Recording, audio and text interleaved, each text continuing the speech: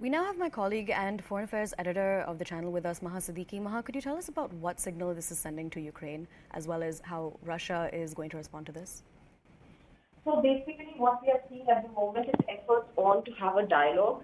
We are looking out now for this dialogue to take place at the Ukraine-Belarus border, though Russia has said that it's not going to stop its offensive during the talks. However, the very fact that talks have been agreed upon and a venue has finally been decided, this comes as some sort of ray of hope that there will be some amount of de-escalation in violence. Belarus, on the other side, has pointed out that they will keep all their artillery. Anything that is being launched from their territory is not going to be active during the time of the talks. Remember, Ukraine has accused Belarus of being used as a territory of attack against them by the Russian side, and therefore they had not considered it a neutral venue, so the two sides are now going to be meeting at the border. The other thing is that a special emergency United Nations General Assembly session has also been called. Now, in this session, the General Assembly session, the US will take the same or largely the same draft that it got in the UNSC. And in this draft, in fact, what we will see is that, as we saw in 2014, Aisha, that there will be a lot more support in the UN General Assembly for this. However, it's not binding on the members. It will be more for messaging and for pressurizing Russia. Former Ambassador Vishnu Prakash is with us. Sir, first of all, how do you see the fact that we are now looking at the possibility of a dialogue between Ukraine and Russia, even as the United Nations continues to discuss this matter? Good morning. I think this dialogue move is tactical at the moment. Neither side actually is ready for the dialogue, and for reasons that are different. For Russia, the whole purpose is to degrade the military infrastructure in Ukraine and bring about a change of regime. They will not stop, I think, till that happens. For Mr. Zelensky, he is caught between the rock and the hard place. He is playing both sides, and rightly so. I mean, he has come across as a very brave leader, as a leader who rose to the occasion. But he's talking about talks at the same time, approaching the International Court of Justice, at the same time seeking more arms. So it is clear that this is tactical. You don't want to lose the PR exercise. You want to be seen to be talking, but perhaps it is premature to show any results. All right, thank you for that. We are now going across to our next guest, defense expert Major General Ashok Kumar. My question for you is, now that Russia has one of the largest stockpiles of nuclear weapons, now that they've put their nuclear forces on alert, what message are they trying to send to the West? First thing, they are just trying to indicate to the rest of the world that they are quite serious about their mission in Ukraine.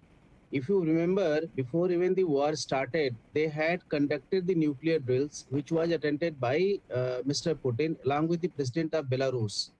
And then thereafter, once the war started, they had hoped that they will be able to seize Ukraine, presumably the capital city of Kyiv, in 24 to 48 hours, which didn't happen. In fact, as the reports which have come, there have been huge losses on the Russian side, and Ukraine is doing a good job to give a good fight. And therefore, they are in a disarray. And in next 24 to 48 hours, depending on how the talks go, which are less likely to fructify for regions which were just stated by our ambassador, they may go in for some kind of tactical nuclear strike, which cannot be ruled out, because more delay they incur, every passing day, the NATO countries are pumping in money, they are pumping in logistics, they are pumping with the arms supply, and they want that the war must continue. The longer war is not in the interest of Russia, and therefore the possibility of any smaller tactical nuclear strike cannot be ruled out. Of course, it has got major connotation for the world over, and let's see how the things progress. All right, thank you so much for that valuable input. Now, I'm going to request that you stay with us. We are getting some more breaking news on this story. CNN News 18 has learned details of the Prime Minister's 2-hour meeting on Ukraine. The Prime Minister said that ensuring the safety of our students and evacuating them is the top priority. It was also discussed to further enhance cooperation with neighboring nations of Ukraine to expedite evacuation. We have my colleague Maria Shakil live with us. Maria, could you please tell us more about what action we can take with neighboring nations of Ukraine to enhance evacuation efforts? Yes, so this meeting that lasted for roughly 2 hours began soon after the Prime Minister returned from his Uttar Pradesh campaign, and the meeting was attended by External Affairs Minister Dr. S. Jaishankar and also Foreign Affairs Secretary S. Harshvardhan Shringla. The message that went from the Prime Minister certainly was to ensure that the students, all arrangements are made for students who are roughly around 14 to 15,000 who are still there in Ukraine to leave Ukraine and return home to here in India. The bigger challenge certainly is that movement or transportation from within Ukraine. Those students who are stuck in Kyiv or say Kharkiv and other cities, how do they move to the border areas? Although at the border, be it with Romania or with Hungary, arrangements have been made by the government to ensure that the students who reach the border areas, they really find a place post that, and then the flights can take them back home. So now what has been decided in that meeting, as per the sources in the government, is that efforts will be made to reach out to more such neighboring countries of Ukraine to have some kind of arrangement so that the transportation becomes easy and students are evacuated. All right, thank you so much for your insight into the situation. Now we are heading over to our guest Vishnu Prakash. Mr. Prakash, could you please tell us more about now Russia's decision to put the nuclear deterrence force on high alert? Is this decision likely to backfire on Vladimir Putin? It is a curious move because the last thing that anybody would think of doing in this time and age is to deploy nuclear weapons, tactical or strategic. I have a slightly different take on this subject from as compared to our colleague, Major General Ashok. If Russia was to use, God forbid, even a tactical nuclear weapon, it would cause untold misery, death and destruction. One of the reasons perhaps why they are bogged down, or not bogged down, but their advance is slow, is that they have been careful of civilian casualties. They have overwhelming firepower, air power.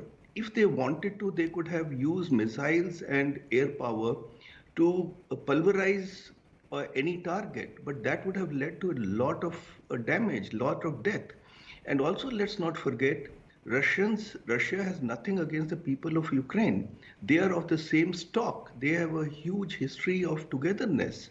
So the game plan was to subdue the defenses, not cause death, civilian deaths.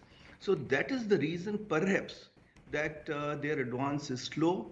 But if they were to resort to even a nuclear threat or use of tactical nuclear weapons, I think all bets are off. Absolutely. Now, all right, so now could you also tell us about what you think about the meeting that is planned between Ukraine and Russia? Again, my feeling is, I hope there is progress, but my feeling is that they are playing to the galleries, both sides. They are not yet ready because Zelensky still believes, and he is putting up a heroic fight. He still believes that he has a chance, because if he did not have a chance, he would have surrendered or laid down arms. But the reason that he is putting on a fight and he is encouraging his forces, I'm sorry, I'm going to have to request that you wait. Now we're getting some more breaking news. The fifth operation flight carrying 249 Indian nationals stranded in Ukraine has reached New Delhi from Romania. We now have my colleague Anvit, who is live with us from the IGI airport. Anvit, could you tell us about the situation at the airport? Where are the families exactly? Are they inside or outside? Yes, Aisha, we are at the Delhi International Airport at the Arrivals International Hall. As you can see, at least 250 students from Ukraine have just arrived a short while ago in an Air India relief flight. It's for the fifth flight from Ukraine arranged by the government. We have some students with us and we'll try to speak to them to know what their experience has been being on that flight. Hi, what's your good name? My name is Tanvi Saini. Okay. Which city were you in, Tanvi, and what was the situation there? I was in Ivano. The conditions, they were quite in Ivano, the conditions were quite safer than the other cities which are in Ukraine.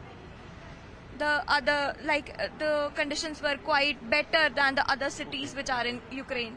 Like, we were safe over there, but not much safer than we were. You are a medical student. You'd be having friends on the eastern side as well. What are they telling you? What is the situation on ground on the cities which are affected by the war situation? Like, my many friends, they are in Kharkiv University, which is in the eastern side of Ukraine. Like, they are presently in bunkers. The conditions, they are quite worst. Everything is uncertain. Even their phones are switched off. No contact with the family members. Like, they are in quite trouble over there. Your friend is also here. You also a medical student, ma'am. When situation got worse there, you were in touch with the family. What was the reaction of the families? How did you manage to arrange and how did you manage to get on this flight? What was the entire situation like? Sir, obviously they were very tensed, okay, and हर एक parent का ये होता है कि उनका बच्चा safe hands में हो, ठीक है, सेफ हो, हर बार सेफ हो, ठीक है, और जब उनको ये न्यूज़ मिलती थी कि अब बम फट गया, ठीक है, अब एयरपोर्ट पे अटैक हो गया, अब हमारे बच्चे बंकर्स में हैं, ऑब्वियसली वो सो भी नहीं पा रहे होंगे और कुछ सोच भी नहीं पा रहे होंगे. So you all had to leave your studies in between. You're telling me you're the first year student. You just went there 3 months ago. How has the college and administrator informed you? How will you continue your studies? Will you be going back after some time? Sir, हमारी studies इस time पे के लिए 15th of March तक schedule कर दी गई है कि आफ्टर 15th of March जब तक सब बच्चे सेफ हैंड्स में होंगे, अपनी अपनी कंट्रीज में वापस जा चुके होंगे, ठीक है, तो साथ में वो स्टडी वापस दोबारा से कर देंगे. So, see, they're telling they're much relieved now that they're back, but definitely uncertainty over studies and over college curriculum is what they're worried about right now. All right. Aisha. Thank you so much for letting us interact with the students as well. Now, we also, CNN News 18 also spoke to some of the students who returned from Ukraine. Let's take a look. Which city were you in and what was the situation there? Sir city तो मेरी इवानो Francis है और वहाँ पे इतना नहीं है, पर मैं वेस्ट बॉर्डर में एक्चुअली, और ईस्टर्न बॉर्डर में बहुत खतरा है अभी और कंडीशन क्रिटिकल होती जा रही है कि वहाँ मेरे दोस्त लोग भी है जो अभी तक बंकर में फंसे हुए, शेल्टर में फंसे हुए हैं लाइक 2-3 दिन. और सुमी एक सिटी है ईस्ट बॉर्डर पे, वहाँ भी 500 बच्चे फंसे हुए हैं. वहाँ मेरा भी दोस्त बोल रहा था कि कुछ हेल्प करो. और हम अपने बच्चों को हिम्मत दे रहे थे कि सब ठीक है, ठीक हो जाएगा, और विश्वास तो था कि हमारे बच्चे आ जाएंगे, लेकिन कब तक आएंगे, कैसे हालात में आएंगे, ये बड़ा वो हो रहा था. लेकिन बस कि हम बहुत लकी समझते हैं अपने आप को कि बच्चे हमारे बहुत जल्दी आ गए हैं. मतलब 5th फ्लाइट है ये और बच्चे मेरे उसमें आ गए. All right, we're now going back to my colleague Anvit, who is live with us from the IGI airport. Anvit, could you please tell us more about the situation around you? What else are students really saying about their journey back to their home country? Yes, see, we spoke to some students who are already here, and they told us how relieved they are because their parents had been worried. They'd been talking to their parents and telling them how internet connections in some cities are not working properly. Also, situation on ground in Ukraine in these cities, they are from Chernovitzy or cities around it where the university is. So situation is not good, but also they told us that their friends who are back, in cities on the eastern border, which is the worst affected side, and because it shares the border with Russia, so on that side the situation is much worse. And they were telling us how their students, some of their friends are still in bunkers. They are all hoping that they'll soon be on a flight, on a relief flight to India. But situation on the eastern border, as they said, remains to be critical. While some of them who landed today, around 250 of them landed today in an Air India relief flight, are saying that they are much relieved. However, some uncertainty over their studies, over the course that have left in between and they've come to Delhi, is what they're worried about right now. All right, we're now getting some more breaking news on this story. Union Minister Anurag Thakur has spoken on Operation Ganga. He has assured that all Indians who are stranded in Ukraine will be brought back.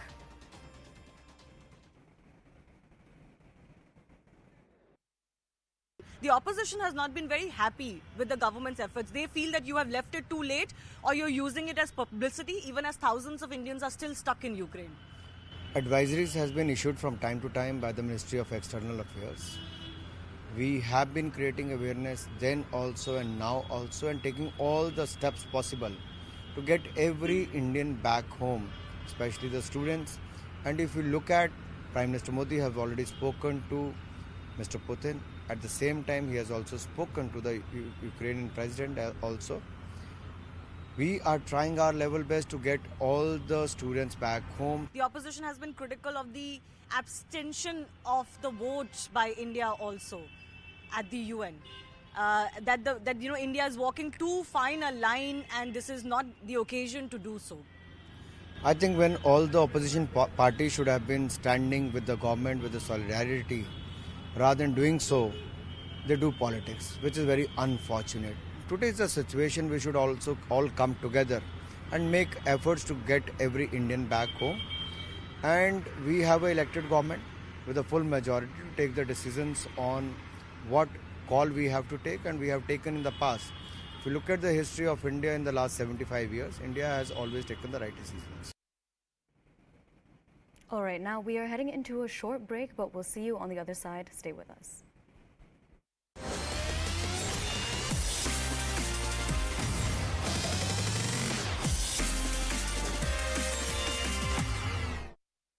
You know, people will make sure, my directors will make sure that, I perform well. They'll make sure that I sound correct. And then I think when that experience ended, and I kind of remember them telling me, I remember Farah and Shah Rukh both telling me that we're always here for you. And I was like, what, like, they're just saying it out of formality. What do you mean you're always here for me? And for me, at that point also, it was like, even if I had a situation in my life, I'm not going to call Farah Khan. I'm not going to call Shah Rukh Khan. Like, I can't be, I'm confused about something. How can I call Shah Rukh Khan and ask him? And then I kind of felt like I was now on my own. And I now had to take my steps forward, just exactly like Rumi says, just as you start to work. Yeah, just discovering it as I went along. And today, when I've walked quite a lot of that journey, it's now easier for me to look back in hindsight and say, wow, I could have gotten lost. I'm sure I got lost along the way. Of course I have, not sure, I have gotten lost along the way. But I think that's what enriched my life. It enriched my mind, it enriched my soul. I was able to understand who I am as a person. I was able to understand the people around me. I was able to understand different experiences and different situations. And all of those experiences and that journey of walking alone and discovering as you go along has brought me to where I am today. Totally. So, yeah. Self-help is the best time. And we were just talking about you were a complete novice when you came into the industry. Irfan Khan had once told me, not on record, but we were just talking, and he said, मैंने जब दीपिका को पहली बार एक calendar पे देखा था, मैंने उसकी आंखें देख के सोचा, यार ये लड़की तो फिल्मों में होनी चाहिए, इतनी expressive eyes फिल्मों में चाहिए.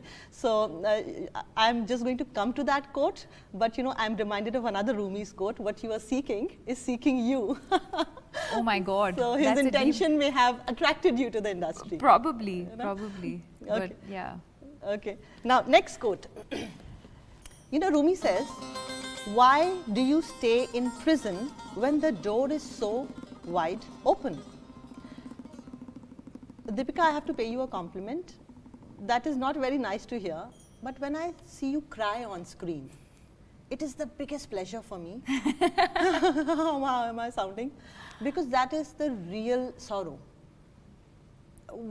I watch thousands of movies. I know when it touches me and everybody watching it. One, do you think your sorrows have been used by yourself to better yourself as an actor, which comes out through your eyes? And secondly, why do people stay in prison when the door is so wide open? Wow. I'm going to try and answer all of these questions as intelligently as possible. But no, I think that as far as the expressing myself is concerned, no, it's not about am I using myself to do what I do. Yeah. But what I do, and the only thing that I do know is to be honest. Yeah. I'm extremely uncomfortable with dishonesty. I'm extremely uncomfortable with filters. I am someone who embraces vulnerability, you know, and I'm also someone who's willing to accept my mistakes. I'm someone who's open to confrontation and having a conversation. Because for me, my heart and my soul has to be very clean. You know, it's not like I'm only doing right things all the time. I'm sure I make mistakes. I'm sure, you know, I faltered along the way. But I think to understand why I do what I do, why I did what I did, why I felt a certain way, if I was disappointed about something, if I was hurt about something, if I've been hurt, I think where I am in my life today is not to just sort of push it away or question it. I think where I am in my life today is to acknowledge it and to embrace it. And the only way I know today, whether it is in my craft or outside of that, is to be honest.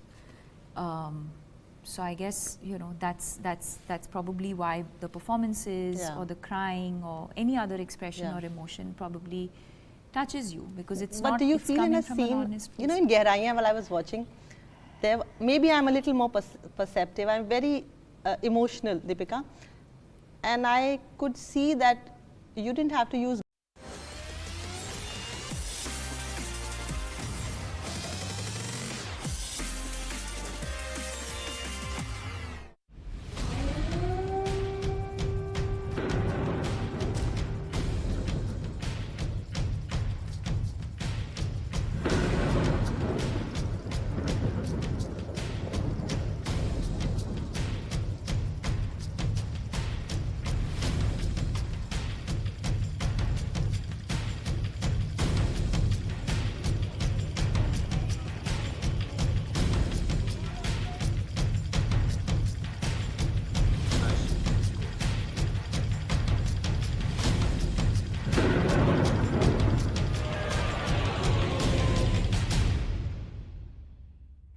Now, amid hostilities in Ukraine, there seems to be a glimpse of hope for a ceasefire. Ukraine has agreed to hold talks with Russia at the Ukraine-Belarus border. Both sides have agreed to meet without any preconditions, and so far they have agreed to a site near the Pripyat River.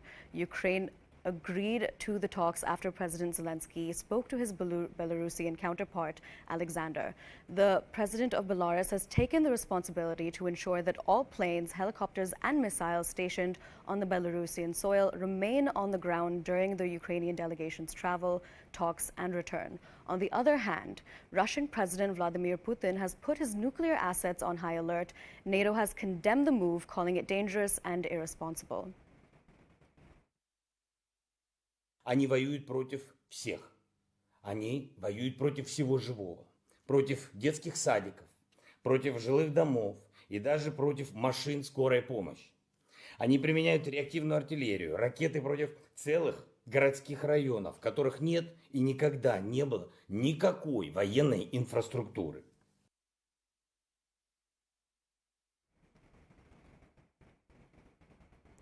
We are now going to take a look at some key details of the meeting. Now, Ukraine has agreed to talks with Russia after Russia invaded them a few days ago. The next point of this is that the talks will be taking place near Belarus. Now, the next point that we are going to take a look at is that these negotiations are without any preconditions, and we do wonder if this poses a risk to the president. Now, the military in Belarus is going to remain grounded.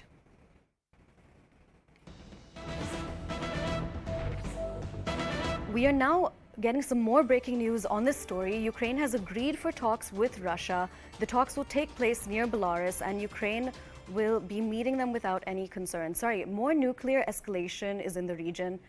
Belarus has voted to give up non-nuclear status, and the Belarusian referendum has renounced neutral status, and this comes as Russia put the nuclear deterrent forces on high alert amid the Ukrainian war. We have my colleague Shreya Dhondial with us on the line now. Shreya, could you tell us more about this latest development?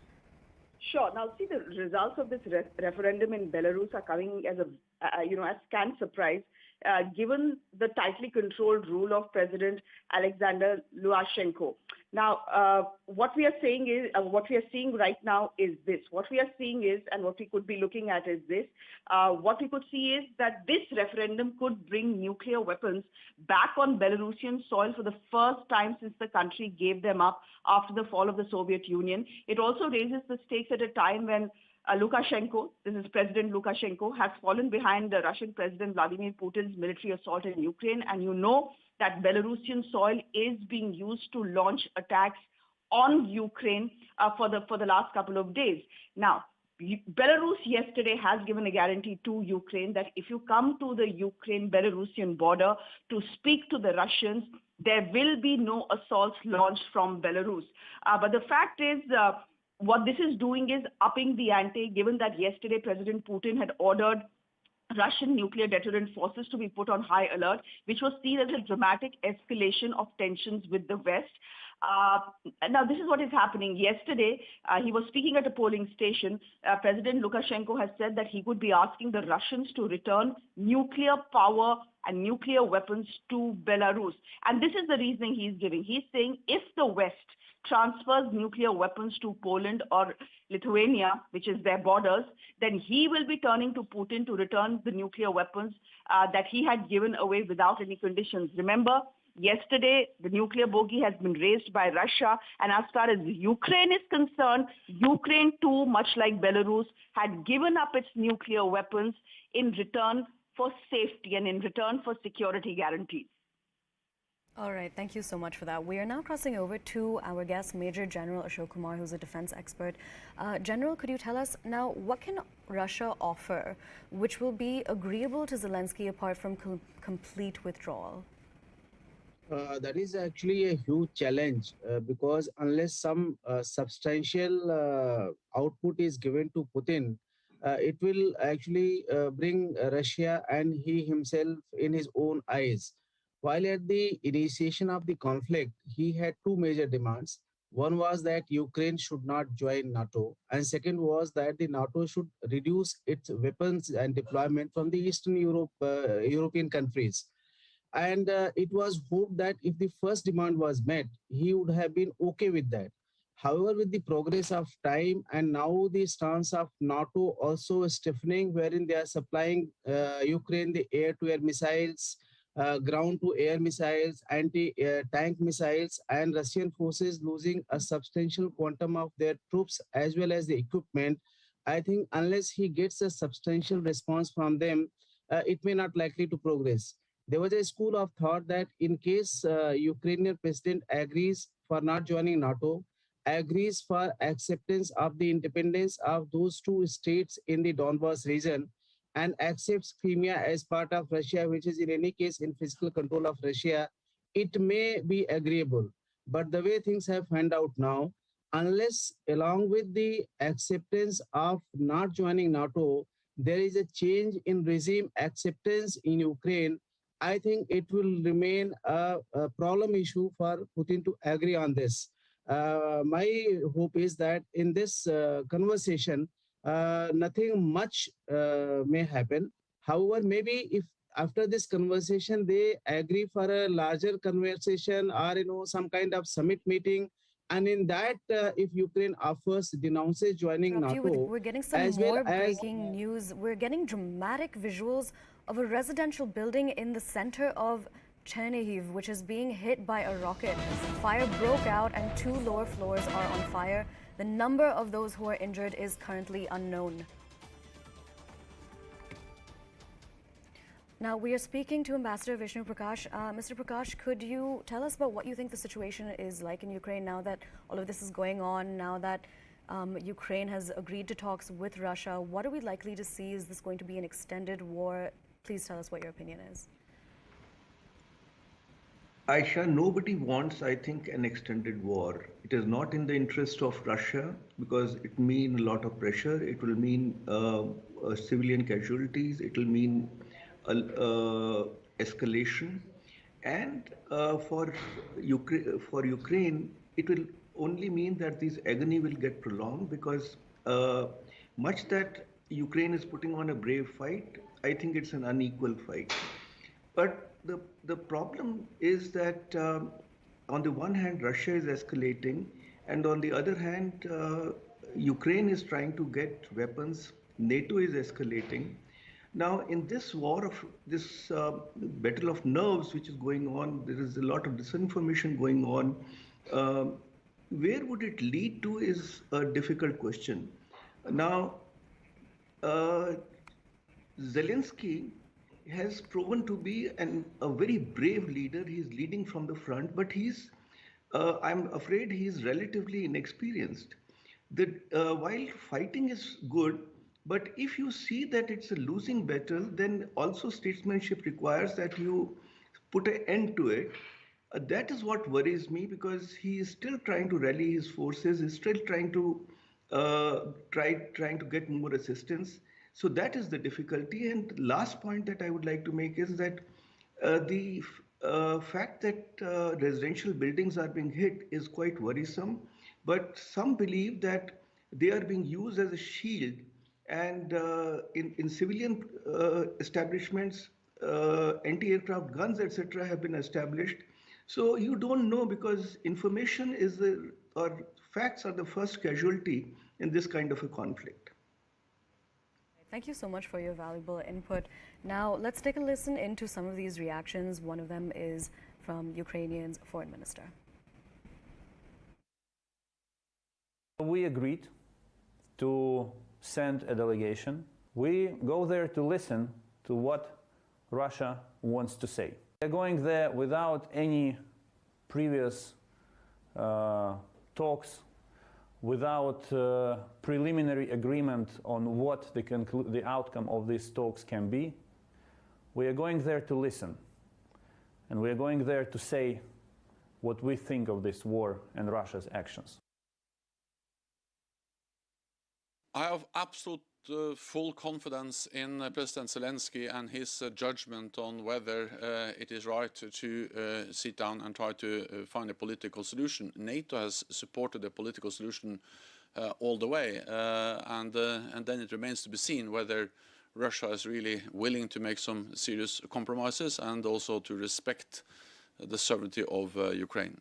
The new statements from President Putin just add to the very aggressive rhetoric we have seen from Russia for many months, and especially over the last couple of weeks, where they are not only threatening Ukraine, but also threatening NATO-allied countries and demanding that we should remove all our forces from the eastern part of the alliance. So this is part of that, and it just highlights the importance of NATO allies standing together, North America and Europe standing together, and that's exactly what we are doing. And I would like to commend the United States for the leadership and also deployment of additional US forces to Europe. Now, as the Ukrainian army goes all out against the Russian troops, Ukrainian citizens have vowed to defend their country. CNN's Matthew Chance gets us this report from capital Kiev. These are Ukraine's civilian defenders, local residents taking up arms and ready to fight. From him. And that's his blood on the ground. Well, it is his blood. Already, here in a suburb of the capital Kiev, there's been blood spilled. One small bullet. My people was here and covered by this. And deadly contact between these volunteers and Russian forces. yeah. I've never been in a, I've never served in the army. You've never served in the Volunteers like Yuri, who was an economic analyst, he tells me, before this Russian invasion made him a fighter. So you shot a gun in school, you work in an office, but now you're defending your city. Correct. I didn't think I would join this unit just 2 days ago. I thought that, you know, I don't know how to handle guns, and yesterday it came to me that, you know, Russians are in the city. I mean, it's close to the point that I have completely changed my mind, and I have decided that, you know, I should do something about it.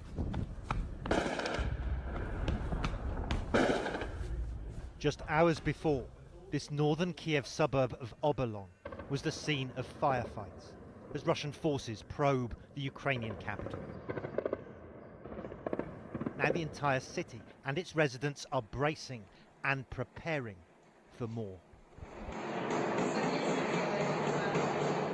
What you can use There's petrol bombs. Yes. There's your Molotov cocktails. Yes. Show me. Покажи меня. This is my javelin. This is what I have to use to stop the tank. These are your Molotov cocktails, your petrol bombs. Right. Yes. And you made these yourself? No. The people from this building bring me this. The people from the from local... this building, they bring me this. And they may be needed soon, very soon. As we left the building, more shots ring out as Russia's assault on the city seems at hand. Now, CNN spoke to Ukraine's former president, Petro Poroshenko, who thanked the West for its support and says it is just the first phase of this war. Thank you very much indeed for supporting us for the 8 years, and thank for ever-growing Western support of Ukraine from the very first sign of invasion. Leadership of the President Biden has been really tremendous. Today, all the West stands united in support of Ukraine. Even those who yesterday were more skeptical and restrained to punish Russia hard, today they're among the first of our supporters. And I thank here Chancellor Scholz, thank you for difficult but brave and right decision. I was admired by yesterday's session of the Bundestag. And now it's clear. Putin has launched the war not only against Ukraine, but against the West. Ukraine is only first phase of this war, and today's Putin decision to put Russian nuclear deterrent forces on the high alert creates a completely new security situation. Somebody said that it is not exist for 80 years. I think that it is never exist in the world history before. With this nuclear madness, Putin posed as much greater threat to the world than Bin Laden. And helping Ukraine to counter invasion, you are helping yourself to minimize potential losses of your countries in the next phase of the Putin madness. And the regime of Putin is driving Russia to abyss. His days, I think, counted. He is simply crazy and adult. And even most of his allies, for example, Kazakhstan and others, have already refused to join his personal war of hatred against Ukraine, against the free, democratic world, against all of us. And not only Ali, who supported crazy, is another crazy self-proclaimed dictator of Belarus, Lukashenko. Because exactly from the Belarusian territory, it was the cruise missile of Iskander, which killing Ukrainian, attacking Kiev, air bomb, and this is a disaster. And all of us just need to stop them together as soon as we can. They are dredging the world into the absolute nightmare. And today the whole territory of Ukraine is aflame, airstrikes, cruise missiles, constant bombardment every single night. Hitting as far as not Dnipro or Kiev, but Lviv, which is just 50 kilometers from the Polish border. They hit both military infrastructure and civilian buildings, hospitals, kindergarten. Now we're heading into a short break next, but stay with us.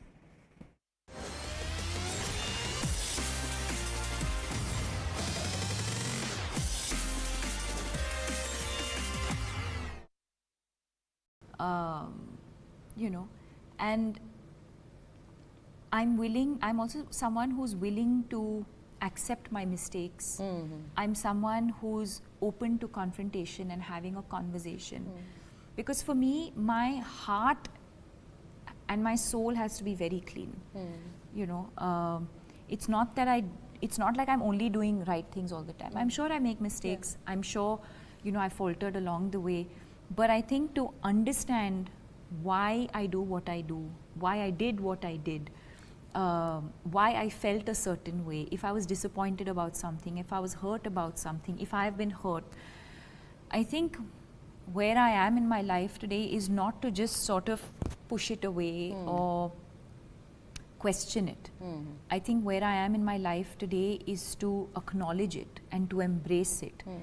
And the only way I know today, whether it is in my craft or outside of that, is to be honest.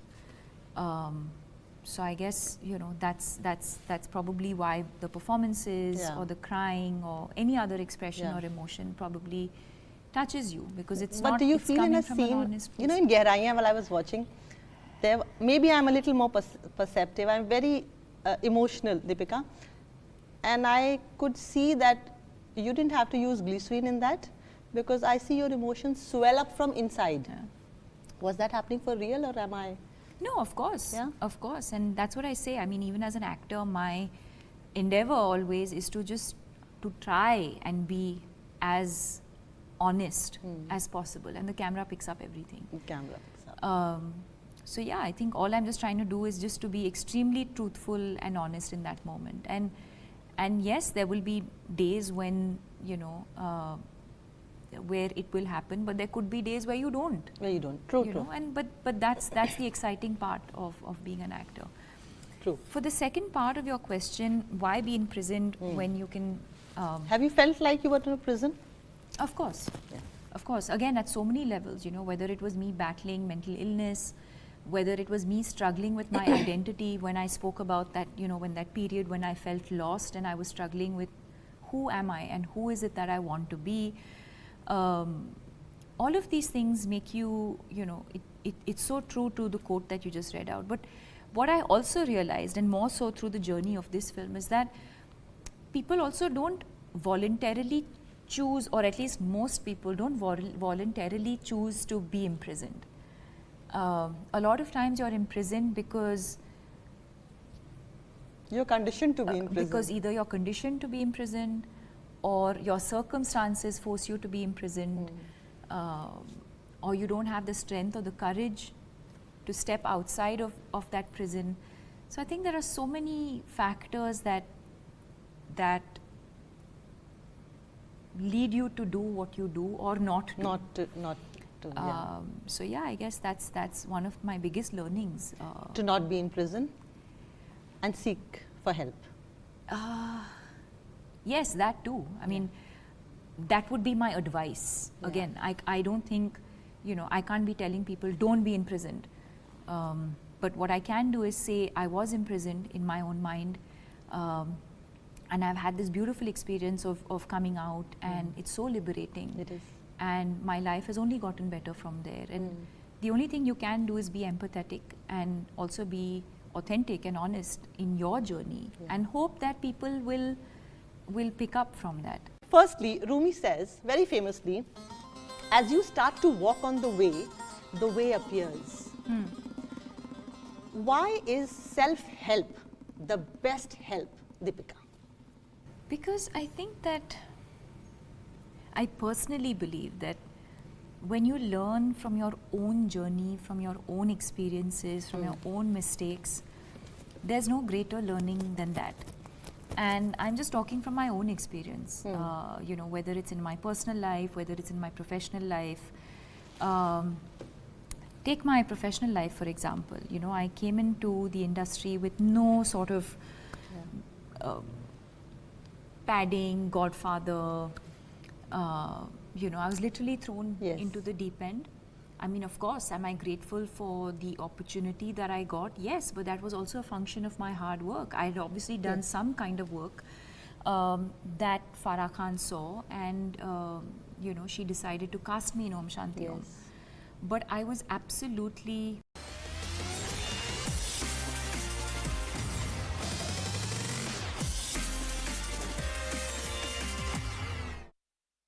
Achievers have no age. Anybody can develop skill with determination and hard work. That's what we saw in this week's episode of Byju's Young Genius Season 2. Let's take a look at some glimpses of this. Namaskar and welcome to Byju's Young Genius Season 2. Byju's Young Genius, News 18 की एक पहल, India को India के young geniuses से मिलवाने की. The world turns to our sun to power our future. I'm Vinisha Umashankar. I'm 15 years old. I'm the innovator of the solar ironing cart. Please welcome the former coach of the Indian men's cricket team, ace commentator and a man who I have great respect for, Ravi Shastri.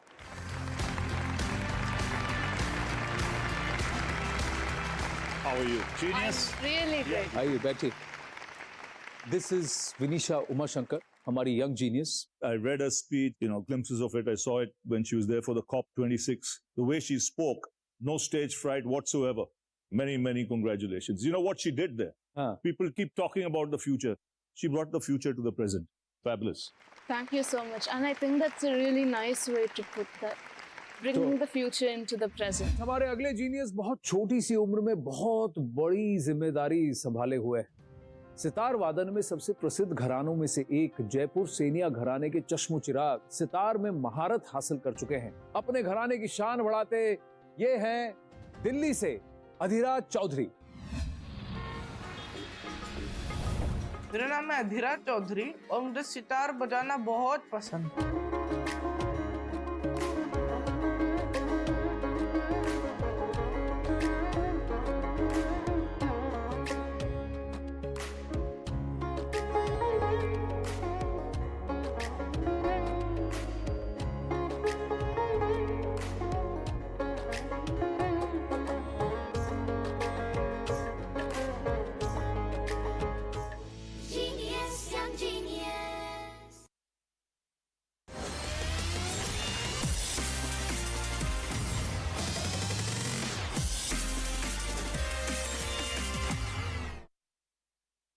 To that quote, but I'm reminded of another Rumi's quote, what you are seeking is seeking you. Oh my God. So his intention may have attracted you to the industry. Probably, probably. Okay. But yeah. Okay. Now, next quote. Rumi says, why do you stay in prison when the door is so wide open? Deepika, I have to pay you a compliment. That is not very nice to hear. But when I see you cry on screen, it is the biggest pleasure for me. How am I sounding? Because that is the real sorrow. I watch thousands of movies. I know when it touches me and everybody watching it. One, do you think your sorrows have been used by yourself to better yourself as an actor, which comes out through your eyes? And secondly, why do people stay in prison when the door is so wide open? Wow. I'm going to try and answer all of these questions as intelligently as possible. But I think that as far as the expressing myself is concerned, no, it's not about am I using myself to do what I do. Yeah. But what I do, and the only thing that I do know is to be honest. Yeah. I'm extremely uncomfortable with dishonesty. I'm extremely uncomfortable with filters. I am someone who embraces vulnerability, and I'm also someone who's willing to accept my mistakes. I'm someone who's open to confrontation and having a conversation. Because for me, my heart and my soul has to be very clean. It's not like I'm only doing right things all the time. I'm sure I make mistakes. I'm sure, I faltered along the way. But I think to understand why I do what I do, why I did what I did, why I felt a certain way, if I was disappointed about something, if I was hurt about something, if I have been hurt, I think where I am in my life today is not to just sort of push it away or question it. I think where I am in my life today is to acknowledge it and to embrace it. And the only way I know today, whether it is in my craft or outside of that, is to be honest. So I guess, you know, that's probably why the performances or the crying or any other expression or emotion probably touches you, because it's but not. do you it's feel in coming a from scene, an honest you know, in Gehraiyan, while I was watching, there maybe I'm a little more perceptive. I'm very emotional, Deepika, and I could see that you didn't have to use glycerin in that, because I see your emotions swell up from inside. Was that happening for real, or am I?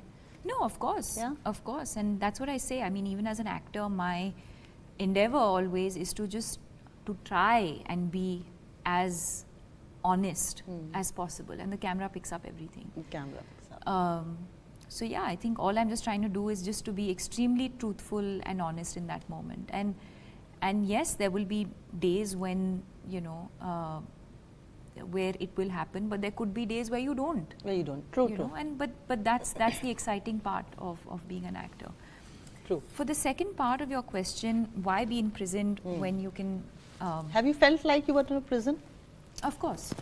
Of course. Again, at so many levels, you know, whether it was me battling mental illness, whether it was me struggling with my identity, when I spoke about that, you know, when that period when I felt lost and I was struggling with who am I and who is it that I want to be. All of these things make you, you know, it's so true to the quote that you just read out. But what I also realized, and more so through the journey of this film, is that people also don't voluntarily choose, or at least most people don't voluntarily choose to be imprisoned. A lot of times you're imprisoned because you're conditioned to be imprisoned. Because either you're conditioned to be imprisoned, or your circumstances force you to be imprisoned, or you don't have the strength or the courage to step outside of that prison. So I think there are so many factors that lead you to do what you do or not do.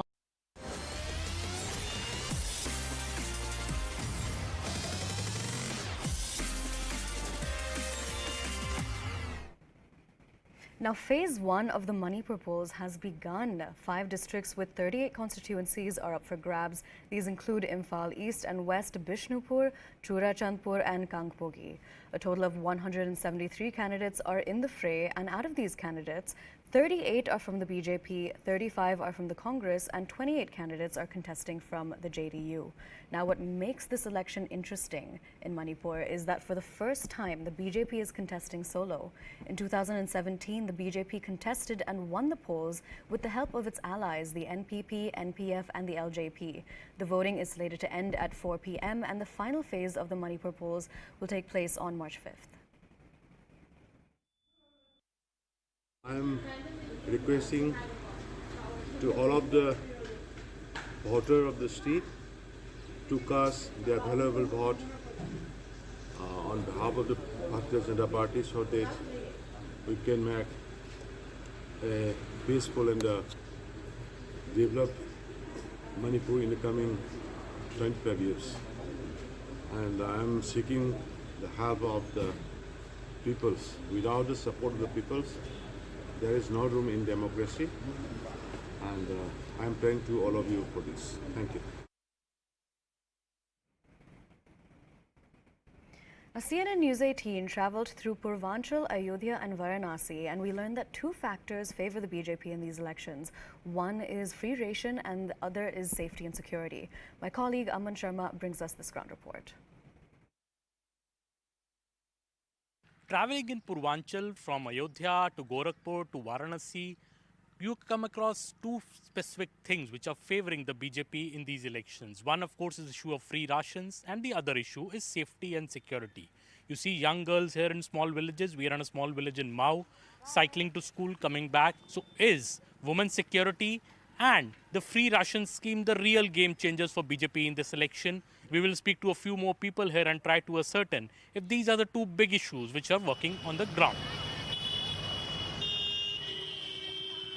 UP में आप young voter भी हैं, आपको क्या लगता है कि लड़कियों के लिए सुरक्षा और सेफ्टी अब ज़्यादा है पहले से? यस सर, योगी जी के वजह से काफ़ी मतलब सेफ्टी महसूस होती है उनकी वजह से जी। हाँ, और पहले काफ़ी गुंडागर्दी होती थी, अब ऐसे सुनने को नहीं मिलता है, देखने को भी नहीं मिलता है जी। तो जैसे माऊ एक बहुत ही छोटा शहर है, बिल्कुल यूपी के एक साइड पे है, आपको लगता है यहाँ भी अब लड़कियाँ रात तक निकल सकती हैं बाहर? आपको कभी माहौल में काफ़ी बदलाव हुआ है? रात में कोई नहीं जाने देता है। अच्छा, रात में भी? नहीं, रात में नहीं, रात में अभी भी वही माहौल है। अच्छा, हाँ। नहीं, माहौल ऐसा नहीं है रात में कि रात में घूम लेकिन सकता है, हम इतना भी सेफ नहीं है कि मतलब रात में घूमे लड़कियाँ। अलाउ करेंगे क्या तुम्हारे पेरेंट्स? करेंगे भी नहीं, वैसे यहाँ पे सेफ भी तो नहीं है कि कोई ऐसे घूमेगा। तो जब तुम घूम के देखी ही नहीं हो तो फिर कैसे बोल सकती हो? कौन सा मुद्दा आपको लगता है ज़्यादा इम्पोर्टेंट है, लॉ एंड ऑर्डर का, जॉब्स का, क्या मुद्दा? सबसे ज़्यादा जॉब्स का ही है।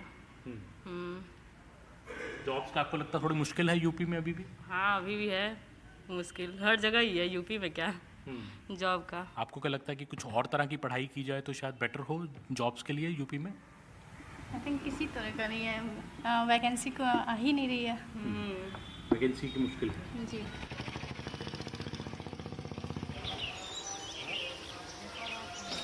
आज तो फोटो खींचे आए है सब हमारा थाने से। Wherever you go in UP, in small villages, in small houses, you will find one thing. Women appreciative of the free rations that they've got from the government in the COVID pandemic. We are in Intama village, a small village on the margins of Chaudi Chada constituency in Gorakhpur. We are here with Sumitra Devi ji, who's showing us this bag in which rations came to a house from the government during the COVID pandemic. Sumitra ji, ration मिला आपको? हाँ, मिला है। क्या क्या मिलता है? आई है, चावल है, गेहूँ है, नीमक है, किराया चना है, हाँ ये सब मिला है। डाई तेल है। तेल है, हाँ। वोट पे क्या मूड है आपका? क्या साइकिल पे वोट देंगी कि कमल पे वोट देंगी कि मोदी को वोट देंगी, कमल को? किसको वोट देंगी? मोदी के। मोदी को देंगी? हाँ। लोकल कैंडिडेट कौन है, कोई फर्क पड़ता है? लोकल प्रत्याशी कौन है, मालूम है आपको? नहीं, हमको नहीं मालूम है। एक मोदी मालूम है बस? हाँ, मोदी मालूम है। हाँ। अकाल में मोदी या योगी हमके खड़ा भला तो दूसरे कम कहा जानी। हाँ? The woman here saying that it was in the times of crisis, it was Modi and Yogi who sent her rations. This is Aman Sharma with Umesh Sharma from Chaudi Chora district in UP for CNN News 18.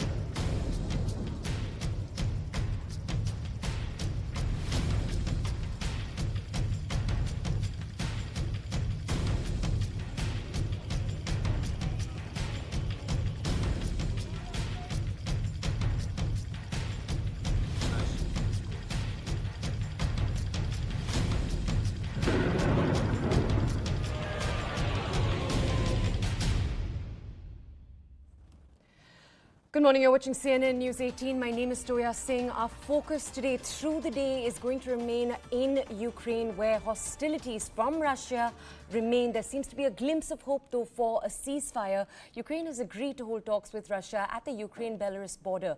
Now, both sides have agreed to meet without any preconditions. So far, they've agreed to a site near the Pripyat River. Now, Ukraine agreed to the talks after Ukraine's President Zelensky spoke to his Belarusian counterpart, that is, of course, Alexander Lukashenko. Now, the president of Belarus has taken the responsibility to ensure that all planes, helicopters and missiles stationed on Belarusian soil remain on the ground during the Ukrainian delegation's travel. Now, on the other hand, you have Russian President Vladimir Putin. He's put his nuclear assets on high alert over the last day. NATO's condemned the move. They've called it dangerous and irresponsible. We're going to take a deeper look at all of this, but first, take a look at some reactions.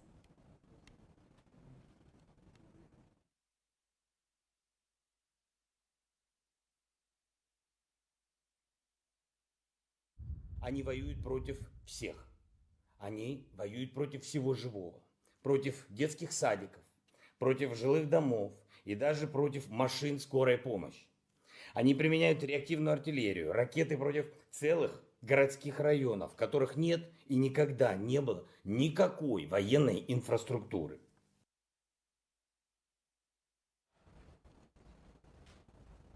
All right, let's now take a deeper look at much of the situation as it currently stands in play. Now, as we were just saying, Ukraine has agreed as we speak to talks with Russia. But what does that mean? What those talks could hold? That's what we're going to take a deeper look at today, especially if Russia doesn't agree to pull out of Ukraine as it currently stands. Then what? What could those talks look like?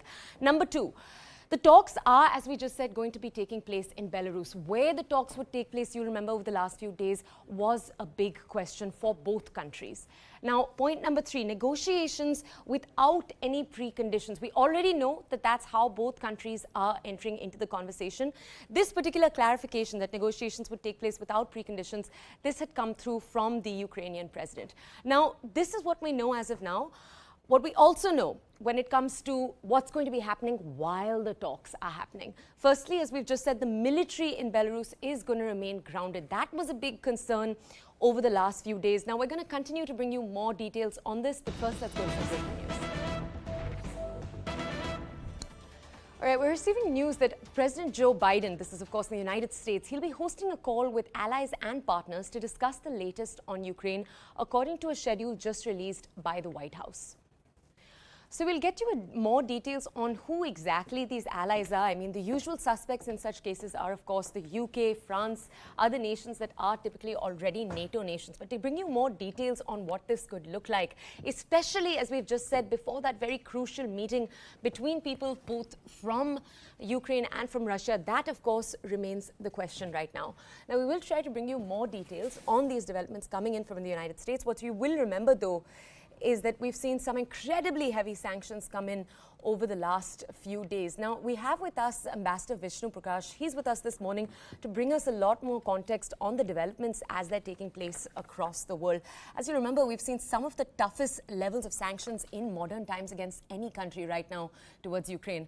Ambassador Prakash, I'm going to come over to you right now with the first question. Now, this is a military question of sorts. You know, we've seen obviously the Russian army have to reassess their own strategy in the last few days.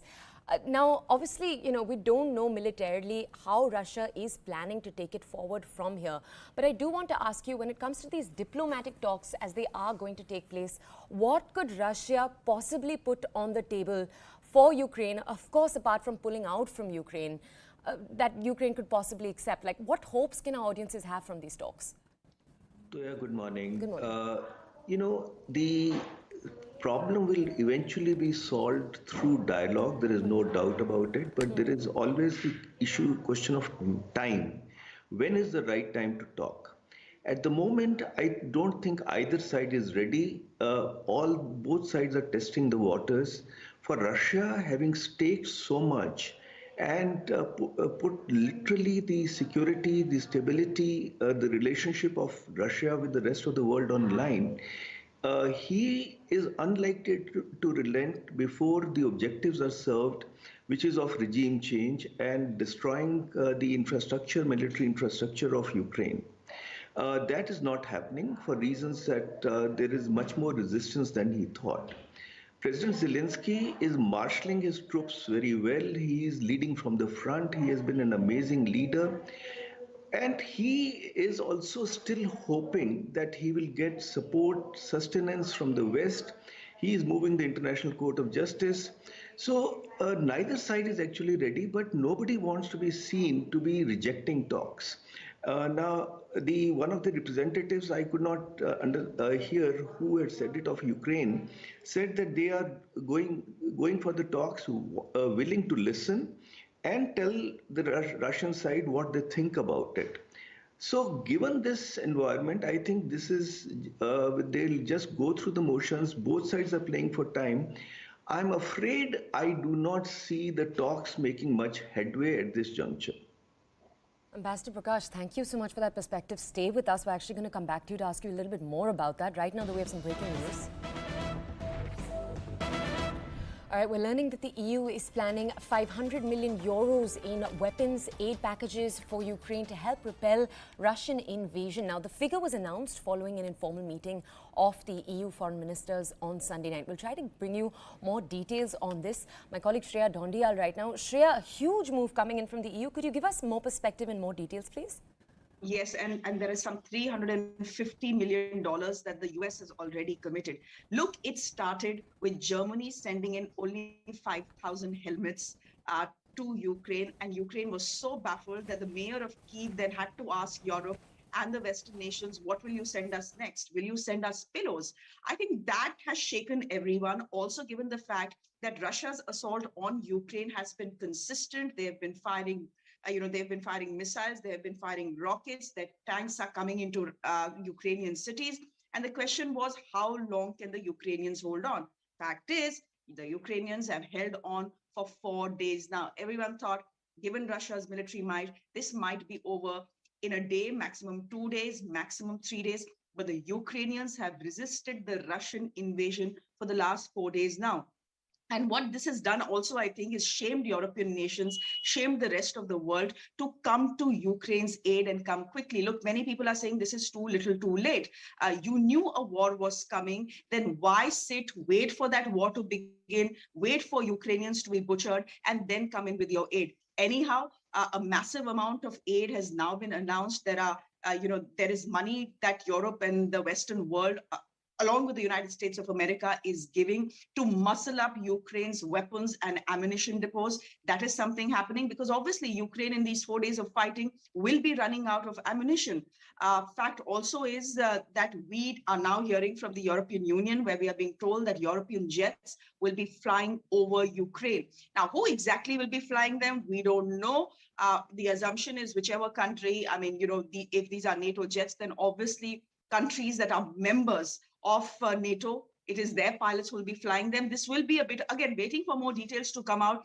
But if this does happen, then this will be a bit of a change because NATO initially had, on day one of fighting, had said, we are not sending any troops to Ukraine. We are not putting NATO boots in Ukraine to fight against the Russians. Has there been a change of heart? In the last 24 hours to 48 hours, there's been a change of heart on many aspects. For example, Germany. Germany has been criticized for far too long for being slow on ramping up its defenses, for not investing enough in its defense, in its defense infrastructure. Yesterday, they said we are now announcing $100 billion fund to modernize our military, to muscle it up for what could be coming. This is unprecedented. Again, Germany is a country that for the last many, many years has had a policy of not sending in weapons to a war zone. They have reversed that policy, now sending in weapons, specialized weapons, defensive weapons to Ukraine. So there has been a change of heart at many quarters. What really has upped the ante, and I think you should speak to Ambassador Prakash about this, what really has upped the ante is that nuclear threat that President Putin has put out yesterday. Is that something that has pushed the Ukrainians to talk?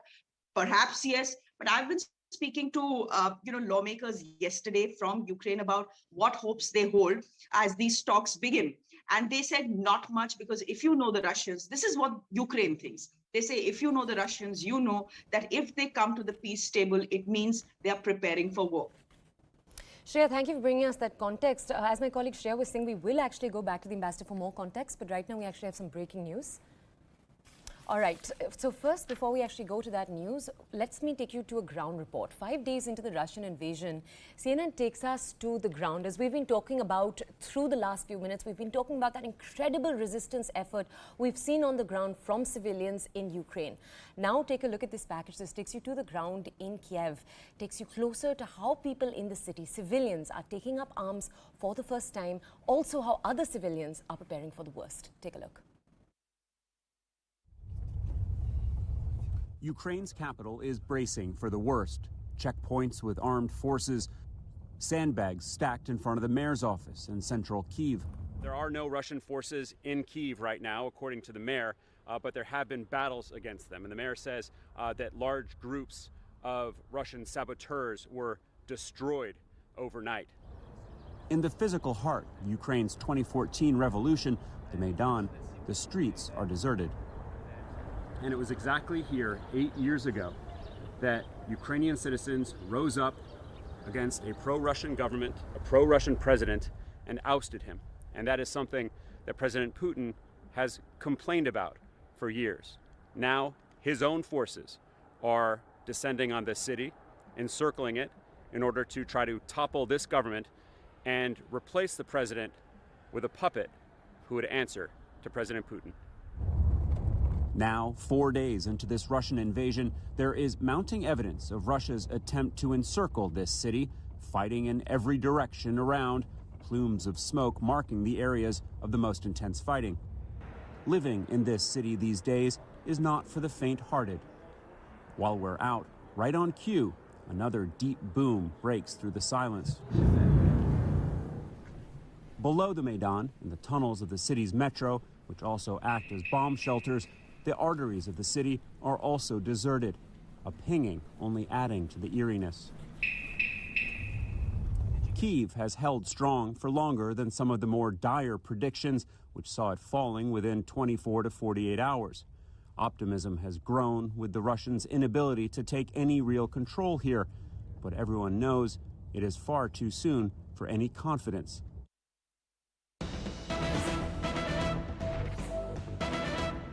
All right, and related very much to the economic space in Russia, we're learning that Russia's ruble has fallen to 117 per US dollar. This is a decline of about 41%. Now, my colleague Shreya is with us live to bring us more context on this. Shreya, could you put this into perspective, please? Well, this is the sanctions working. The fact is that there are some Russian banks, not all, but some Russian banks that have been cut off the SWIFT system, which means that you cannot trade without going back to the dark ages. You cannot conduct any sort of commerce. And this is exactly what was expected by the Ukrainians and the world, that when sanctions come in fully, they hit the Russians on the face. Look, even last week as war began, as the fighting began, the ruble had dropped to a historic low. And that drop was expected on the first banking day of this week as well.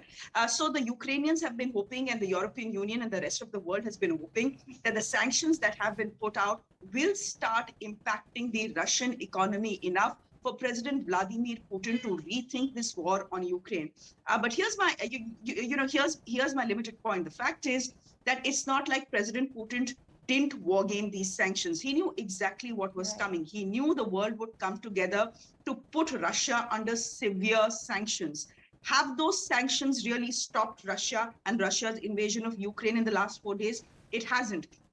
But I can tell you that there is pressure building at home.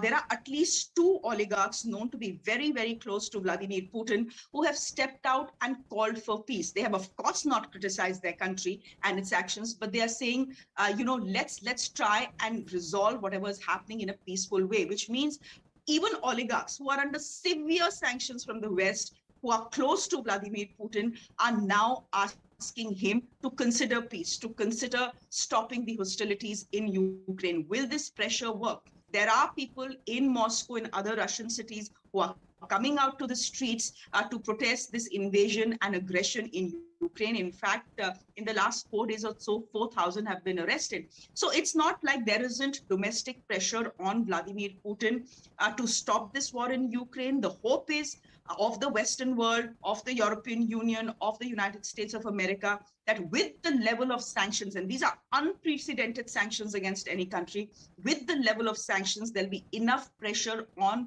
Russia to back off. But again, sanctions are not new for Russia. They know how to deal with them. They have wargamed this thing entirely. They have wargamed the sanctions entirely. Did they expect this sort of reaction from the world? Possibly not. But it seems that President Putin is not backing down before his strategic aim is achieved. Now, what is that strategic aim? Is it to topple Zelensky's government, put a puppet government that is backed by Russia and back off? Or is it a full invasion? No one is quite clear about that. But come to think of it, you have risked all these sanctions. You have risked bad press of the entire world. Russian soldiers right now are being killed in this war. The cost you have paid is too heavy already. The cost that Russia has paid for this invasion, for this aggression, is too heavy already. Will President Putin, after paying all this cost, just go into Ukraine, topple Zelensky's government, put a puppet government, and withdraw? That is a question that has still not been answered, to be fair. And I don't think anyone is aware right now what exactly is in President Putin's mind. Shreya, thank you for bringing us that context. I'm now going to go back to Vishnu Prakash. As our audiences will remember, he is an ambassador. He's with us right now. Ambassador Prakash, I actually want to come over to you and ask you this next question. For our audiences, can you just give us a little bit of perspective here? There's been a lot of talk in the last few days, not just, when it comes to the Ukraine story, also about what this could mean for Putin domestically, politically. Could you give us a little bit more perspective there? About what the next few days could look like, where the war has left him with his own people, but also what these economic sanctions and their repercussions, what that could bring for him, domestically speaking. First of all, I completely agree with the brilliant analysis which has just been given by Shreya, and I would mostly agree with that. I have the advantage or disadvantage of having served in the Soviet Union and immediately in Russia after the breakup of Soviet Union. Russia is a country which is at its best when there is a strong leader at the center. It has seen so much of conflict that Russians like strong leaders, and Putin has given back a sense of dignity, a sense of pride to Russia. You may say whatever you do, that he's a dictator, he's this, he's that, but he's by and large a popular leader. Now, look at how he has framed the issue. He has framed the issue as that of Russian security, Russian territorial integrity, and framed it and presented it in a manner that the West is out to contain Russia, West is out to jeopardize the security interests of Russia. That has a resonance with the people of Russia. Shreya is absolutely right. They must have. Putin knows the power game. He would have war gamed it, and he would have known that this will cause economic pain. But Russians are used to hardship, and they will, if the pain is not excessive, they'll put up with that. The difference is that the Western world is looking at it purely in economic, or mostly in economic terms.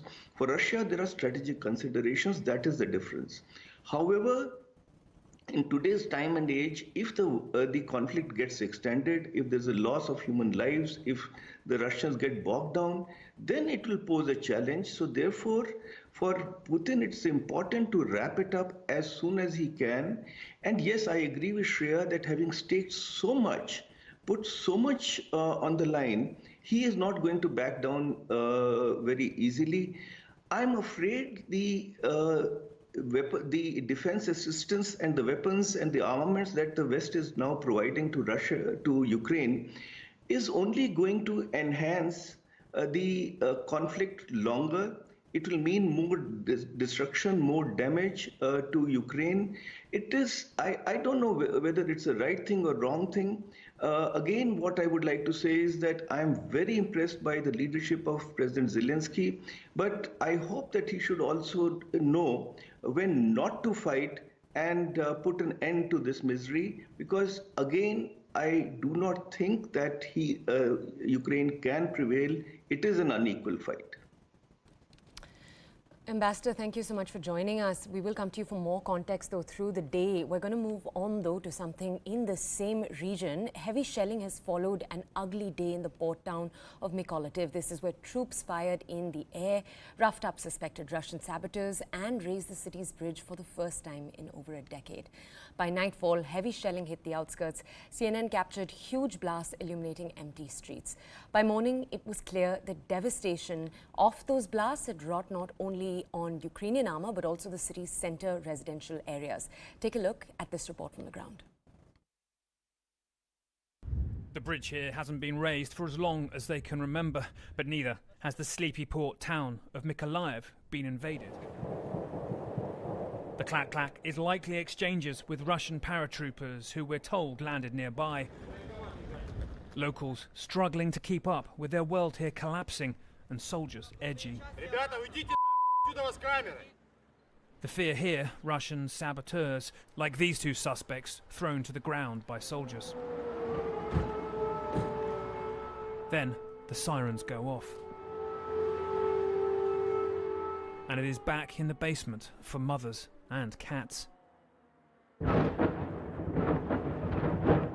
Here, the noise of what Russia would do to these towns in the name of subjugation and geopolitical gain. Police trying to turn lights off, it seems, in businesses that closed in a hurry. Life persisting, caught between hoping this is short-lived and wondering if it may go on forever. Behind it all, in empty streets, the fear they may be overrun. And whether each huge blast will be the decisive strike that lets Putin's troops enter. The shelling just went on and on. The next morning, we saw where it hit. It's likely a missile tore up these Ukrainian tanks, but nobody left feels broken. How you feel? Хорошо, good. Very good. Yeah? Yes. They tried to come into the town. Россия попыталась попасть здесь или как? Попытались попасть, но мы отбили Mykolaiv. Понятно. He's saying the Russians tried to come in last night, but the town of Mykolaiv beat them. And you can see what that looks like here. Машина, дырна. Смотрите. He's saying, look around here. I'm asking him, how do you feel living here, looking at all this? This is where you live, right? He's like, look at this. Look at these windows that are blown out. Те, что говорили гражданские, инфраструктуру не будут они портить и использовать. Сколько гражданских пострадало? Это уму непостижимо. Yeah, so the words of Russian ministers who've been saying that they're not going to hit civilian infrastructure here, he's repeating them back to me saying, look at this. They say they're not hitting civilian infrastructure. Look at this damage around here. Putin's rockets may have shattered glass, but not dented the anger here. As they take stock, you have to ask yourself why Moscow ever thought these towns would gladly be occupied and what Russia's end goal is. Tempers fray here. Blood has been spilled, but despite Russia's overwhelming firepower, they did not pass. We agreed to send a delegation. We go there to listen to what Russia wants to say. They're going there without any previous talks, without preliminary agreement on what the outcome of these talks can be. We are going there to listen, and we are going there to say what we think of this war and Russia's actions. I have absolute full confidence in President Zelensky and his judgment on whether it is right to sit down and try to find a political solution. NATO has supported a political solution all the way, and then it remains to be seen whether Russia is really willing to make some serious compromises and also to respect the sovereignty of Ukraine. The new statements from President Putin just add to the very aggressive rhetoric we have seen from Russia for many months, and especially over the last couple of weeks, where they are not only threatening Ukraine, but also threatening NATO-allied countries and demanding that we should remove all our forces from the eastern part of the alliance. So this is part of that, and it just highlights the importance of NATO allies standing together, North America and Europe standing together, and that's exactly what we are doing. And I would like to commend the United States for the leadership and also deployment of additional US forces to Europe. All right, more perspectives from the ground now as the Ukrainian army goes all out against Russia's troops. Ukrainian citizens, as we've been discussing over the last few minutes, have vowed to defend their country. They've been coming out and joining their military. CNN's Matthew Chance gets you this report from Kyiv. Take a look. These are Ukraine's civilian defenders, local residents taking up arms and ready to fight. From him. And that's his blood on the ground. This is his blood. Already, here in a suburb of the capital, Kiev, there's been blood spilled. My people was here and covered by this. And deadly contact between these volunteers and Russian forces. Oh yeah. I've never served in the army. You've never served in the Volunteers like Yuri, who was an economic analyst, he tells me, before this Russian invasion made him a fighter. So you shot a gun in school, you work in an office, but now you're defending your city. Correct. I didn't think I would join this unit just 2 days ago. I thought that, I don't know how to handle guns.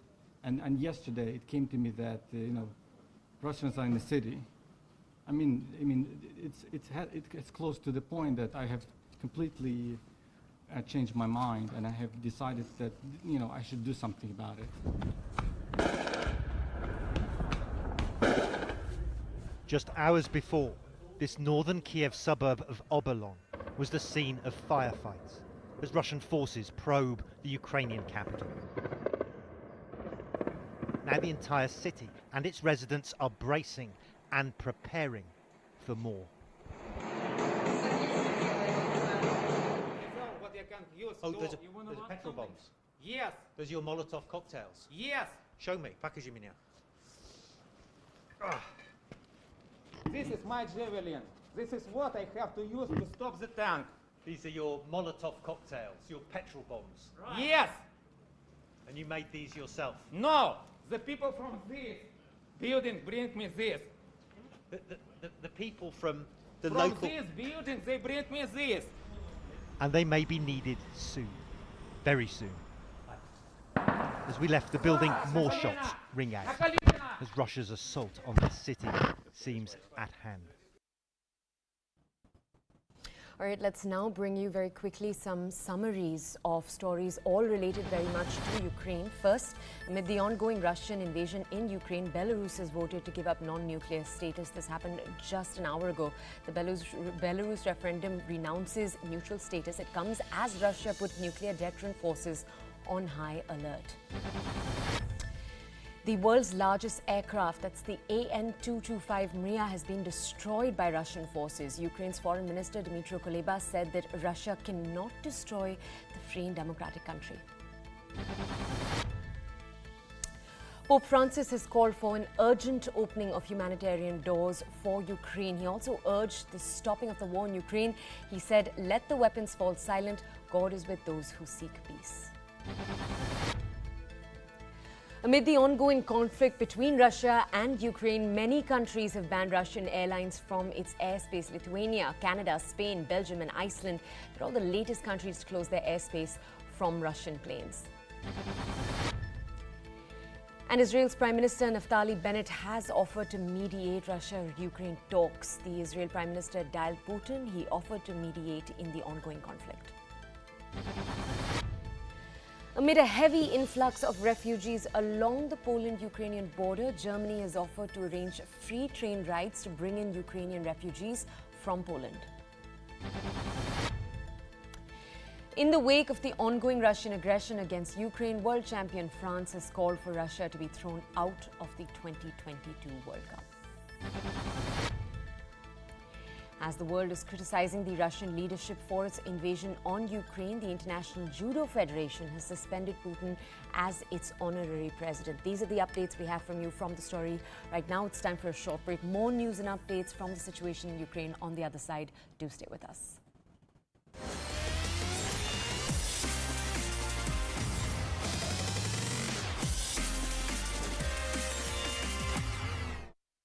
As honest as possible, and the camera picks up everything.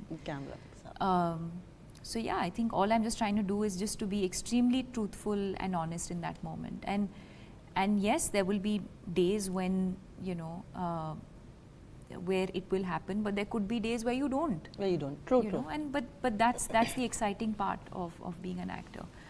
True. For the second part of your question, why be imprisoned when you can? Have you felt like you were in a prison? Of course. Yeah. Of course. Again, at so many levels, you know, whether it was me battling mental illness, whether it was me struggling with my identity when I spoke about that, you know, when that period when I felt lost and I was struggling with who am I and who is it that I want to be. All of these things make you, it's so true to the quote that you just read out. But what I also realized, and more so through the journey of this film, is that people also don't voluntarily choose, or at least most people don't voluntarily choose to be imprisoned. A lot of times you're imprisoned because you're conditioned to be imprisoned. Because either you're conditioned to be imprisoned, or your circumstances force you to be imprisoned, or you don't have the strength or the courage to step outside of that prison. So I think there are so many factors that lead you to do what you do or not do. So yeah, I guess that's one of my biggest learnings. To not be in prison and seek for help. Yes, that too. I mean, that would be my advice. Again, I don't think, I can't be telling people don't be imprisoned. But what I can do is say I was imprisoned in my own mind, and I've had this beautiful experience of coming out, and it's so liberating. It is. And my life has only gotten better from there. And the only thing you can do is be empathetic and also be authentic and honest in your journey, and hope that people will pick up from that. Firstly, Rumi says very famously, as you start to walk on the way appears. Why is self-help the best help, Deepika?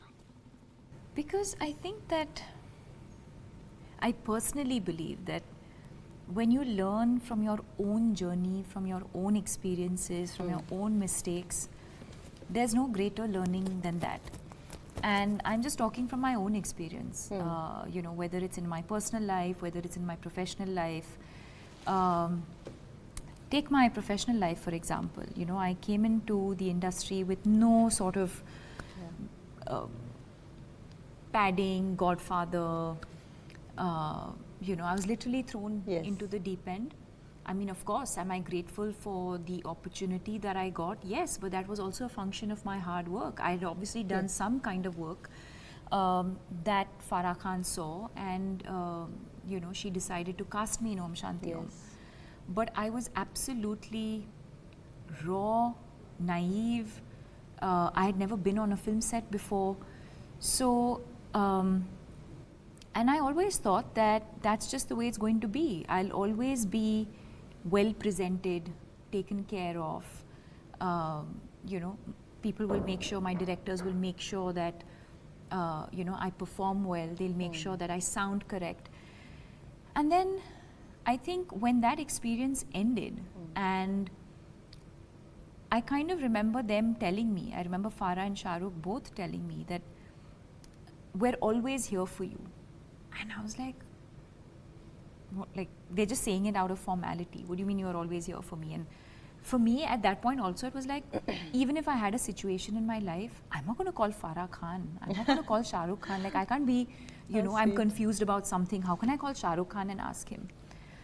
And then I kind of felt like I was now on my own. And I now had to take my steps forward, just exactly like Rumi says, just as you start to work. Yeah, just discovering it as I went along. And today, when I've walked quite a lot of that journey, it's now easier for me to look back in hindsight and say, wow, I could have gotten lost. I'm sure I got lost along the way. Of course I have, not sure, I have gotten lost along the way. But I think that's what enriched my life. It enriched my mind, it enriched my soul. I was able to understand who I am as a person. I was able to understand the people around me. I was able to understand different experiences and different situations.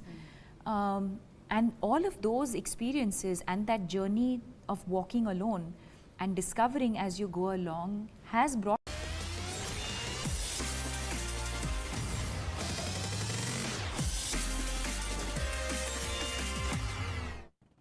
Welcome back. back. You're watching the morning news here at CNN News 18. As we keep an eye on the developments in Ukraine, what's also been of a lot of importance is how India navigates this entire issue diplomatically.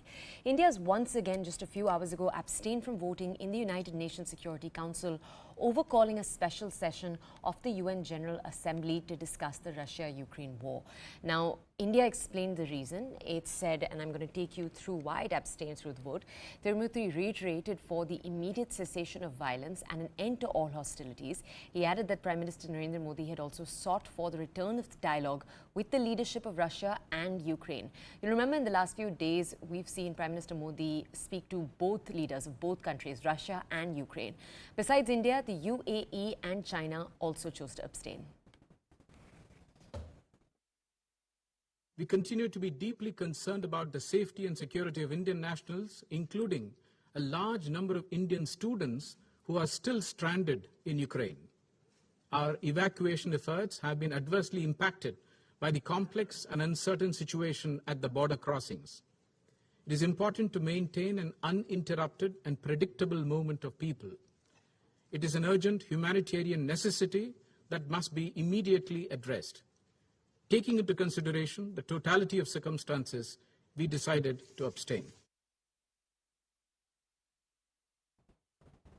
All right, let's take you very quickly through what we're calling that tightrope walk that India is having to walk right now when it comes to its stance towards this issue.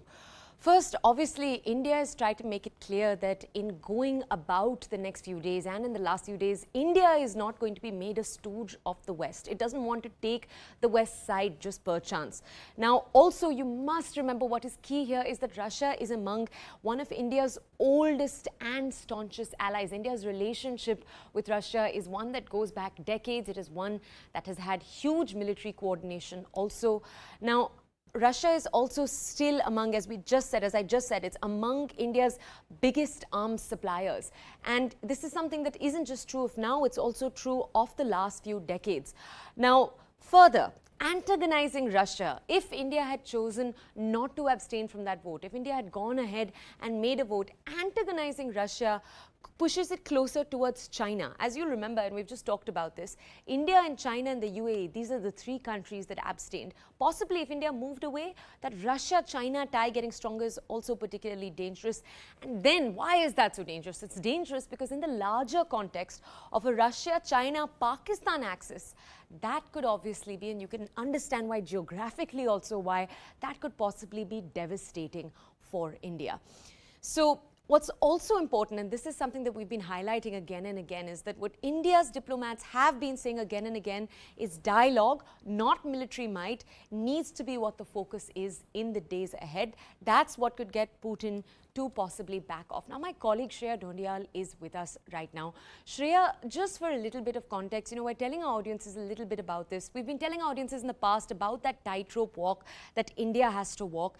Could you, A, tell us a little bit more about the reasoning behind that, but then B, could you also tell us a little bit more about the UN General Assembly session that is going to happen and what we could look forward to there? Well, let me start by India's stand. The fact is that India has made it very clear that it will be neutral in this fight between Russia and Ukraine, because you have Russia that is on one hand, which has been a very good friend to India in the past, and Russia has been putting pressure on us to abstain at the United Nations Security Council. And then you have America, which is another friend, which has been a good friend as well. And India and US defense ties have been growing closer. We are part of the Quad. The United States of America is part of the Quad as well. So, this is a tightrope walk between Russia and America, not so much between Russia and Ukraine. And this is what India feels. India feels that it is in its strategic interest right now to maintain neutrality. The second reason that India has given is this. They said, look, we are neutral. And because we are neutral, we are in a better position to convince both sides to come to the talking table and resolve this conflict and not stretch it any further. So if there is anyone who's in a position to get the two sides together, to talk sense to both sides and put them on the talking table together, it is us. So that has been what has been India's stand. Plus, do remember, that India is also worried about the large number of students who are still stuck in Ukraine. Yes, there is an attempt to bring them back. Operation Ganga is currently underway. 5 repatriation flights have already come in, but there remain a large number of students who are facing difficulty even coming to these border posts from there where they can be taken to the nearest airport and then put onto a flight back to safety to New Delhi. So right now, the priority for India is not to take sides. Right now, the priority for India is to get all its citizens who are stuck in the war zone, for India to get them back and get them back home safely. Sure, thank you so much for bringing us that perspective. Now, as my colleague Shreya was just saying, she was highlighting right now that priority for the Indian government, which is the students. Let's bring you a little bit more in terms of details there. Now, the government continues its repatriation mission to rescue Indians stranded in the war-torn country. There are, as we just said, a small community of about 20,000 people that were originally there. The 5th flight has just come back. This is called Operation Ganga. It's carried back 249 Indians. It landed just a few hours ago. Now, as we've just said, of that 20,000 number, about 1,100 have been brought back. The government estimates that around 15,000 Indians are still very much stuck there. About 4,000 had left before the conflict. Now, Prime Minister Modi just held a 2-hour-long meeting taking stock of the current situation. He has said again and again that he's doing his best and the entire country is doing its best to ensure their safe return, though of course some questions do remain. All right, I want to take you through right now some of the key details when it comes to that repatriation effort as it is coming through. The visuals that you can see right now, obviously, on your screens are students as they were coming through. But let's take a look at some of those details. Firstly, 219 students arrived in Mumbai from Bucharest. There were 5 flights, as we've just said, and over 1,150 evacuees in total. Now, the second flight, 250 students arriving in Delhi from Bucharest. Now we'll take you to the third, 240 students arriving in Delhi from Budapest. As you'll remember, and I just want to pause for a second and remind our audiences, the Indian government has right now highlighted land routes because there are no civilian aircrafts obviously taking off from Ukraine right now. They've highlighted land routes that Indian students, Indian citizens can get to and from there be assisted. But there have been many complaints coming forward about the lack of Indian officials actually being present at those borders. Now, number 4, 198 students arrived in Delhi from Bucharest. And now let's take a look at the 5th one. This one was just a few hours ago, 249 students arriving in Delhi also from Bucharest. Now, of course, as we've just said, the efforts will still continue. And we're going to take you through right now as we speak some student reactions as they came through in the airport, what they had to say about their experience in the last few hours. Take a look.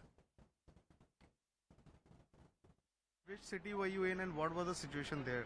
Sir city तो मेरी इवानो Francis है और वहाँ पे इतना नहीं है पर मैं वेस्ट बॉर्डर में एक्चुअली और ईस्टर्न बॉर्डर में बहुत खतरा है अभी और कंडीशन क्रिटिकल होती जा रही है कि वहाँ मेरे दोस्त लोग भी है जो अभी तक बंकर में फंसे हुए शेल्टर में फंसे हुए हैं लाइक 2-3 दिन और सुमी एक सिटी है ईस्ट बॉर्डर पे वहाँ भी 500 बच्चे फंसे हुए हैं वहाँ दोस्त मेरा भी दोस्त बोल रहा था कि कुछ हेल्प करो.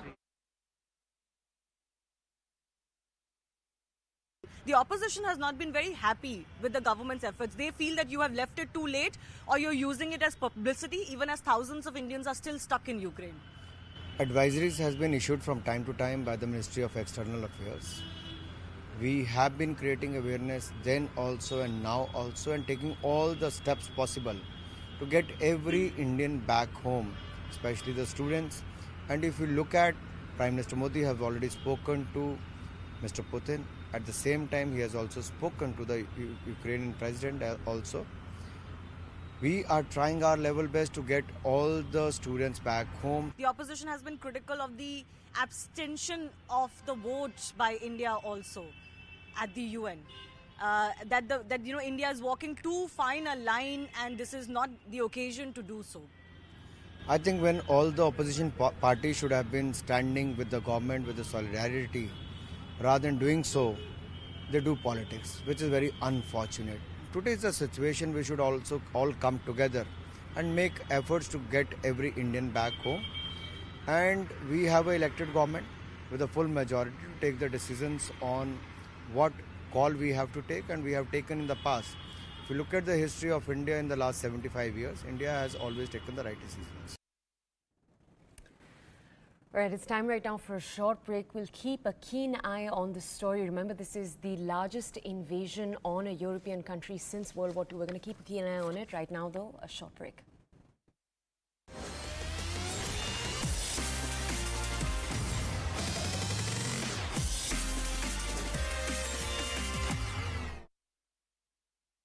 On screen. It is the biggest pleasure for me. How am I sounding? Because that is the real sorrow. I watch thousands of movies. I know when it touches me and everybody watching it. One, do you think your sorrows have been used by yourself to better yourself as an actor, which comes out through your eyes? And secondly, why do people stay in prison when the door is so wide open? Wow. I'm going to try and answer all of these questions as intelligently as possible. But no, I think that as far as the expressing myself is concerned, no, it's not about am I using myself to do what I do. Yeah. But what I do, and the only thing that I do know is to be honest. Yeah. I'm extremely uncomfortable with dishonesty. I'm extremely uncomfortable with filters. I am someone who embraces vulnerability, you know, and I'm also someone who's willing to accept my mistakes. I'm someone who's open to confrontation and having a conversation. Because for me, my heart and my soul has to be very clean. You know, it's not like I'm only doing right things all the time. I'm sure I make mistakes. Yeah. I'm sure, you know, I faltered along the way. But I think to understand why I do what I do, why I did what I did, why I felt a certain way, if I was disappointed about something, if I was hurt about something, if I've been hurt.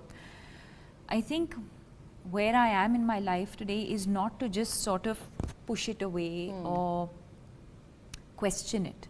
I think where I am in my life today is to acknowledge it and to embrace it. And the only way I know today, whether it is in my craft or outside of that, is to be honest. So I guess, you know, that's probably why the performances or the crying or any other expression or emotion probably touches you, because it's but not. Do you it's feel in a scene, you know, in Gehraiyan, while I was watching, maybe I'm a little more perceptive. I'm very emotional, Deepika, and I could see that you didn't have to use glycerin in that, because I see your emotions swell up from inside. Yeah. Was that happening for real, or am I?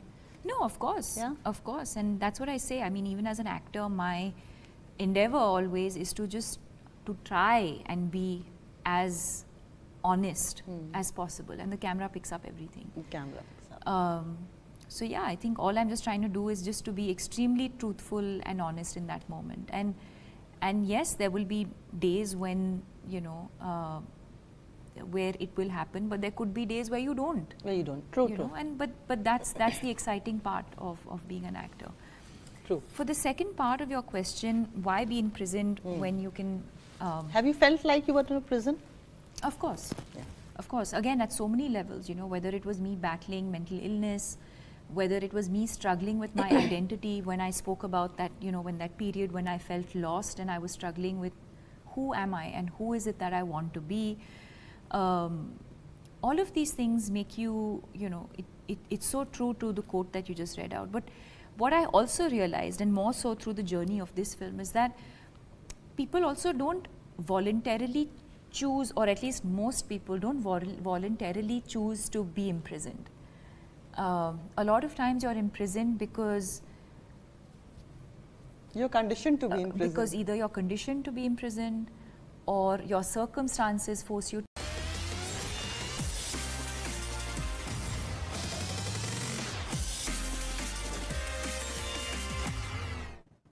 Welcome back to CNN News 18. You're watching the morning news with us. Now, as you know, we're keeping a very keen eye on the Ukraine story through the day today. Right now, though, for a second, we're going to take you to something slightly different. Constructing wetlands and wetlands. That's what the International Crops Research Institute for the Semi-Arid Topics, or the ICRISAT, they've taken up as part of the India-European Union project to treat wastewater and divert it safely for agriculture. Now, it's developed around 30 constructed wetlands around the country, including 3 in Telangana, wherein grey water is filtered through natural layers to reach crops, enabling water and sanitation security at the same time. This is a Mission Pani report about the entire endeavour. Take a look.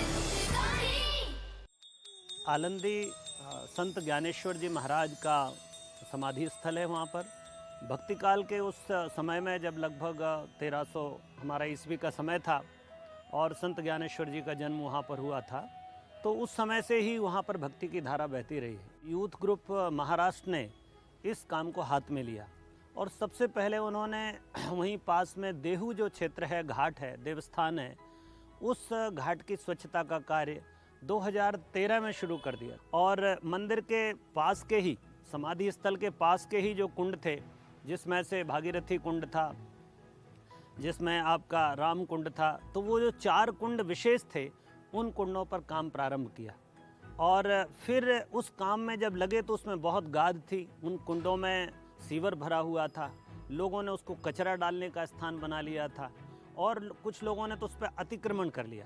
तो धीरे धीरे करके युवाओं ने और जन समर्थन जुटा, रोटरी क्लब से लेकर के और भी हमारे दूसरे जो संस्थान थे, फिर 4 कुंड की सफाई का कार्यक्रम हुआ और ये विश्वास जगा कि ये अगर 52 कुंडों की पूरी जानकारी मिल जाए तो इन कुंडों को पुनर्जीवित किया जा सकता है।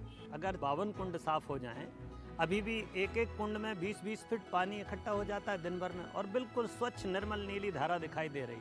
तो आलंदी की बहुत जनसंख्या नहीं है, लगभग मेरे ख्याल से 30,000 के आसपास की पॉपुलेशन होगी। यदि हम उसको कर लें तो ये हमारे छोटे से नगर को पूरे पानी की सप्लाई अकेले कुंडों से संभव हो सकती है। स्वच्छता और पानी, पानी, पानी, हमको बचानी है ये जिंदगानी।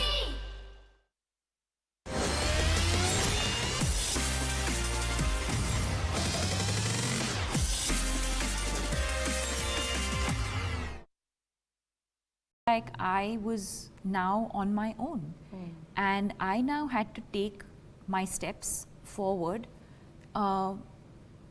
just exactly like Rumi says, just as you start to work. Yeah, just discovering it as I went along. And today when I've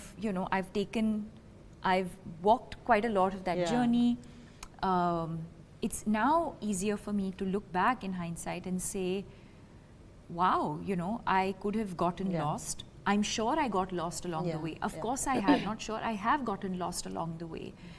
But I think that's what enriched my life. It enriched my mind, it enriched my soul. I was able to understand who I am as a person. I was able to understand the people around me. I was able to understand different experiences and different situations. And all of those experiences and that journey of walking alone and discovering as you go along has brought me to where I am today. Yeah, totally. So, yeah. Self-help is the best help. And we were just talking about you were a complete novice when you came into the industry. Irfan Khan had once told me, not on record, but we were just talking, he said, मैंने जब दीपिका को पहली बार एक calendar पे देखा था, मैंने उसकी आंखें देख के सोचा, यार ये लड़की तो फिल्मों में होनी चाहिए, इतनी expressive eyes फिल्मों में चाहिए. So I'm just going to come to that quote, but I'm reminded of another Rumi's quote, what you are seeking is seeking you.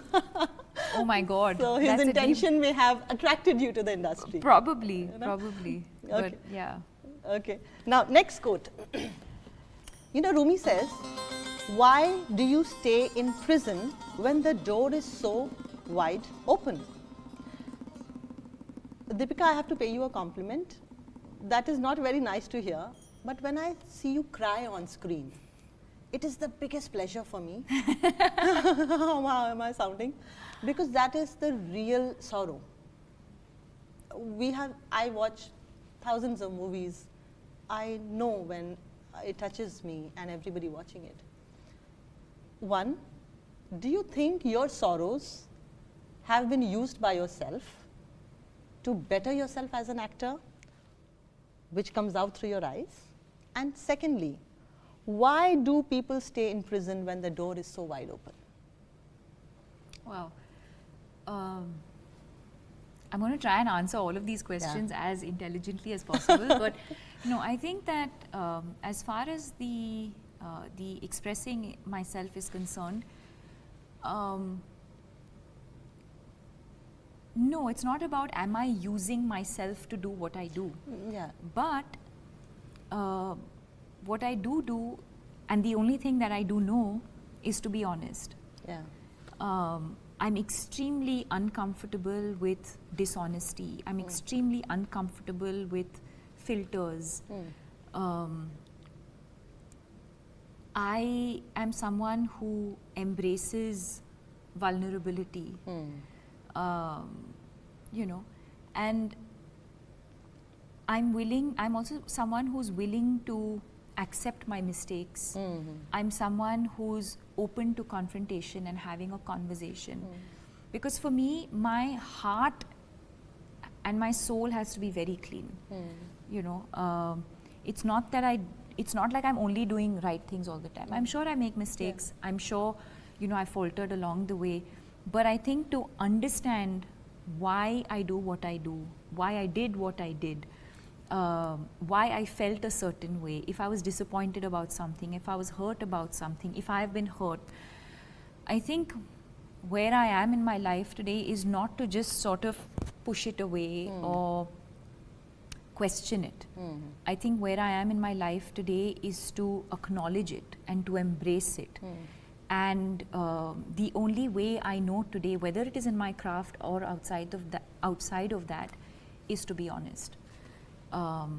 So I guess, you know, that's probably why the performances or the crying.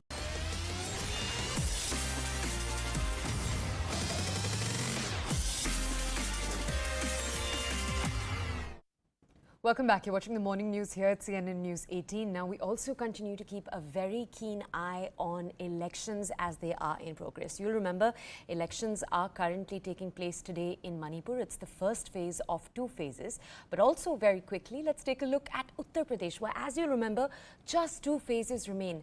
Now, CNN News 18 reached Mirzapur, where Mirzapur is going to be voting on March 7th. And that is actually the last phase of the Uttar Pradesh election. So 7 phases, that's going to be the last phase. Now, there, the historical Vindhya Masini Ma temple, it's finally getting a facelift underneath the Modi government. Have a look at this report. This is by my colleague Anand Narsman.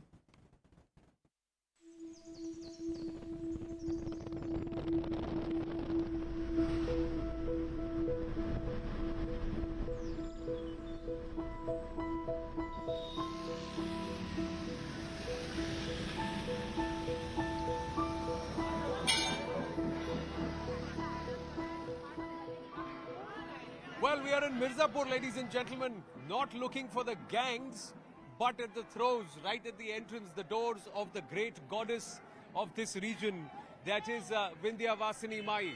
It's a centuries-old temple, which has got plenty of history steeped in it, because it is said that it is at this very spot that it was Durga or Vindhya Vasini who slayed the demon Mahishasura. That's what is mentioned in the Saptapati. But there is also mention of this temple in the Padma Puran. So it's steeped in history, right between Prayagraj and Kashi, on the banks of the river Ganga. Vindhya Vasini is also getting a facelift under the current Modi government. Only recently, a 150 crore project of the Vindhya Vasini corridor was started, inaugurated by the Home Minister Amit Shah. The reason why you see that it's quite open compared to earlier, where it used to be quite sad, closeted, and गली कूचे में से गुजर के आना पड़ता था.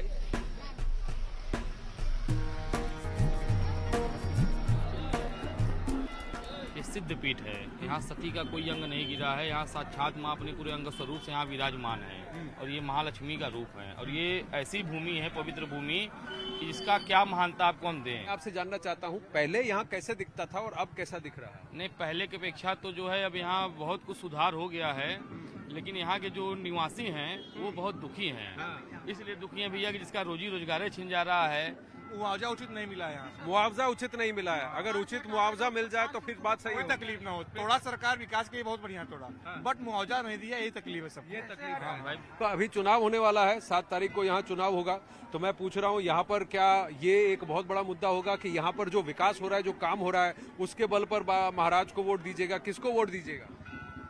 दुविधा में तो इस समय हम लोग पड़े ही हैं कि किसको वोट दें। क्योंकि हमारे विंध्याचल के 2 लोग खड़े हैं, हमारे चाचा ही दोनों लोग हैं, एक राजन पाठक माननीय, एक माननीय विधायक रत्नाकर मिश्र जी, जो अभी प्रेजेंट टाइम में विधायक हैं। अब दोनों चाचा हैं, अब देखिए किसको दिया जाता है। देखिए किसको दिया जाता है। पर काम अगर हुआ है, क्या लग रहा है कि योगी सरकार के अंदर काम हुआ है? पूर्वांचल और विंध्यावासिनी विंध्याचल इस एरिया को भी कहीं ना कहीं थोड़ा सा अटेंशन दिया गया? नहीं, काम तो हुआ है, काम बहुत हुआ है। रोड वगैरह जो इतनी 35 साल से यूपी बेहाल थी, आज उन्हीं की चक्कर में आज बिहार से जो है खुशहाल हो गई है।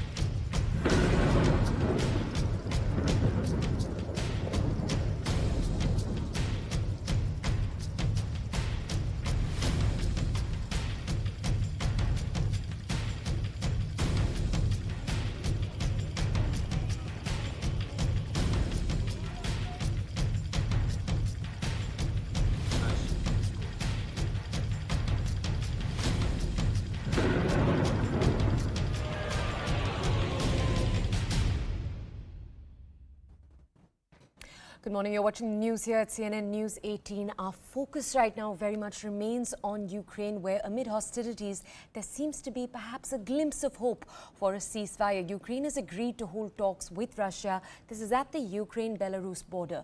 Both sides have agreed to meet without any preconditions. So far, they've agreed to have a site near the Pripyat River.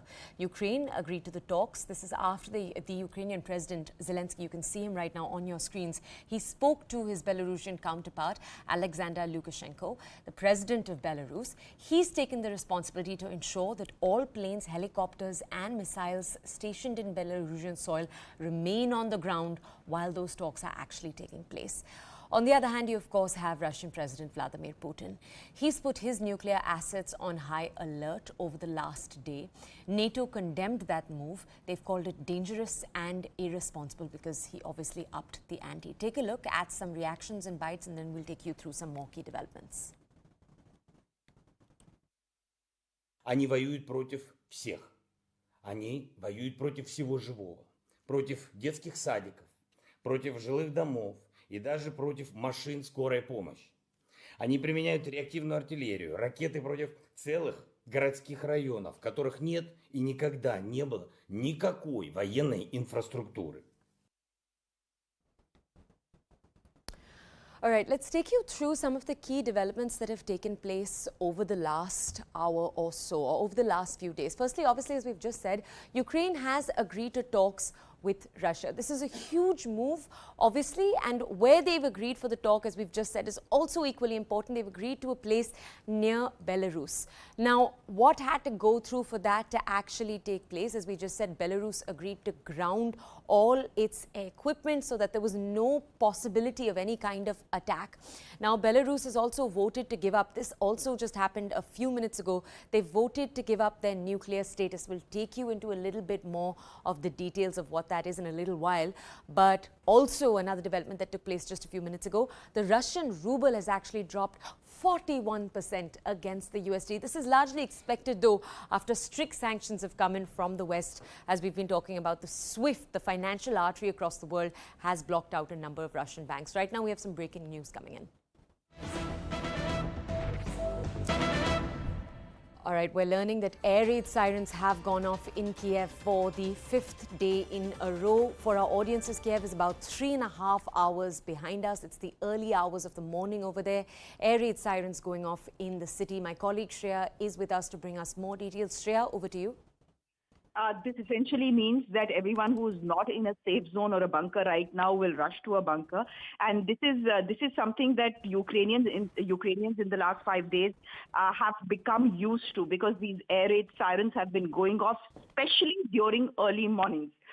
It essentially means that even though Ukraine and Russia will be at the border of Belarus today to hold those peace talks, the fact is that Russia still continues its air raids and the fighting in Ukraine. The invasion of Ukraine continues as it were. In fact, Russia had made it very clear yesterday that while these talks go on, don't think that we are going to cease the fighting, we are going to seize the air raids, or we are going to seize the progress of Russian troops and tanks into Ukrainian territory. All that will continue. In any case, I can tell you this, that no one in Ukraine is holding out too much hope from these talks. Some people have said this is a glimmer of hope, but beyond that, nothing. In fact, a lawmaker yesterday I was speaking to said that when Russia says we want to talk peace, be sure that they are amping up and preparing for war. So as the peace talks, start today, the fact is fighting continues in Kyiv. For the last 4 days, 5 days, most military strategists have been saying that Kyiv will fall today, Ukraine will fall today, but it has not happened. It is day 5 of fighting. Ukraine continues to stand. There are 1,000 reservists who have showed up and enlisted into the Ukrainian army. In fact, there was a picture of an 80-year-old man at a recruitment center, and that picture has gone viral. The man came with 2 pairs of trousers and 2 pairs of shirts and said, "I'm here fighting for my grandchildren." So that's the sort of resilience and the pushback that the Ukrainians are showing. The world has come together to help them out with weapons, with fuel, with ammunition. They've put sanctions on Russia as well. The ruble has stumbled 41%. This is a historic low. Will all this pressure that is being mounted on Russia stop the aggression in Ukraine? Well, so far, the signs are not very encouraging. It is very clear that Vladimir Putin has war-gamed all these sanctions, has war-gamed all this help that is coming from NATO, from EU, from the Americans to Ukraine. He has a strategic goal in mind, and he has risked far too much to pull back now. Shreya, one follow-up question for you. You know, there were reports that over Feb 26th and 27th, so the last 2 days, Russian forces were actually taking a pause of sorts to recalibrate their strategy. I wanted to ask you, what could a recalibrated strategy possibly look like? And when it comes to Kiev, because for a few days now, we've been saying that troops are nearing Kiev, and then we were telling our audiences that troops had started bombing buildings in Kiev. So what about Kiev ground developments? What knowledge do we have there? So first, let me address the first part of your question where you say that on one particular day or 2 particular days, there was a pause in Russian fighting. This was the day when Russia had offered to talk, and Russia had said that we are sending a team to Belarus, and the Ukrainians had not responded to that. That day is when we had seen hostilities go down a bit, because Russia had said that if we are talking, this is what Russia had said on record, that if we are talking, if we are offering to talk, let us cease these hostilities and then let's talk. Of course, Ukraine was not okay with coming into Belarus to have these talks in Minsk, because Ukraine was very clear that if Belarus is being used to send rockets and missiles into our territory, especially in Kyiv, why should we come to Belarus? This is not neutral territory. This is a country that is aligned to Russia and what its aims are. Of course, after yesterday's nuclear threat by Russia, things have changed dramatically. This is Russia upping the ante. No one puts their nuclear strategic assets on standby or on alert this easily. So this is clearly upping the ante, which is something that I think has pushed the Ukrainians also to come and talk to the Russians. So the talks will be happening at the Belarus border. When you ask me about the ground situation in Kyiv, Kyiv is still standing. We've heard from the president of Ukraine, President Zelensky, and at one point of time he had said that Russian troops and tanks had entered Kyiv, but the fighting goes on. And if you look at the reports that CNN is sending to us, there are locals on the ground. There are, the fact is that in Ukraine, everyone who passes out of school and college does get some degree of basic military training. And that basic military training is being put to good use. 1 lakh people have showed up to enlist into the armed forces to keep the Russians at bay. 50,000 of them are reservists. So this really has become a people's war. The fact is that in 4 full days of fighting, and today is the 5th day, Russia has not been able to take Kyiv. They had thought that this would be over in 2 days. It is not over in 2 days. There are pictures that are coming to us from the ground, and these pictures are not specifically from Kyiv. They are from another place where you have a Russian tank stopping to ask for directions, surrounded by Ukrainian people, and then it's the force to push back, go back to where it came from. So that's the sort of courage that the Ukrainians are showing, and I think the world has been shamed into now stepping it and ramping up help to the Ukrainians, whether it's pumping in fighter jets, and we believe that European fighter jets are right now flying over Ukrainian skies, of course, being piloted by Ukrainian pilots, because Romania and Poland do have fighter jets that Ukraine uses. For example, the Sukhois, for example, the MiGs. So so Ukrainian pilots essentially are trained to fly these MiGs. So help is pouring in now. Finally, there are sanctions, but is this enough for Mr. Putin to back off? No. And we do know that Kyiv is the crown jewel of Ukraine. And what Mr. Putin wants is a complete invasion of Kyiv, of Russian troops in control of Kyiv, before he can topple the government in Ukraine and put a puppet government in place. But again, we're still not clear about the end game. Has Mr. Putin risked all this, all of this, the sanctions, the number of Russian troops who are dying, the amount of military hardware and money that has been put in, to simply come into a country, topple the government there, put a puppet regime and go back? So the end game is still not clear. What is clear is that despite these peace talks that are supposed to be held today, Toya, the fact is that the fighting continues, and a proof of that is these air raid sirens that have just gone off in Kyiv. Shreya, thank you so much for bringing us all of that context. Now, for our audiences, to get you more context on this story, we also have with us former diplomat Ashok Sajanar. He's with us here today. We also have Alok Bansal, the director of the India Foundation. Both of them are here with us this morning to bring us a lot more context on both these stories. Good morning first, sir, to both of you. Mr. Sajanar, I'd actually like to come over first to you. Just for our audiences, can you paint for us what the domestic picture is right now for President Putin, especially with these strict sanctions that, particularly with SWIFT, that we've been seeing coming in over the last few hours, over the last few days towards Russia? Has that amped the domestic pressure on President Putin at all? What is the mood like in Moscow? Yes, I think there are a couple of things here that we need to be cognizant of. Number one is, of course, what you have mentioned, the financial pressure that the ordinary Russians are being subjected to. The pushback that is taking place, because we have seen that when the SWIFT possibilities were restricted or were completely eliminated as far as Russia is concerned yesterday, then there were huge lines, huge queues at ATMs to withdraw money, because there was this feeling that it might not be possible going forward for Russia to access all its reserves, the $600 billion plus reserves that it has, because it is not allowed access to the international banking transactions. So that has been there, and I'm sure that would have caused a considerable unhappiness amongst the people. As far as the other aspects are concerned, the decline of the huge precipitous decline of the ruble by about 41%.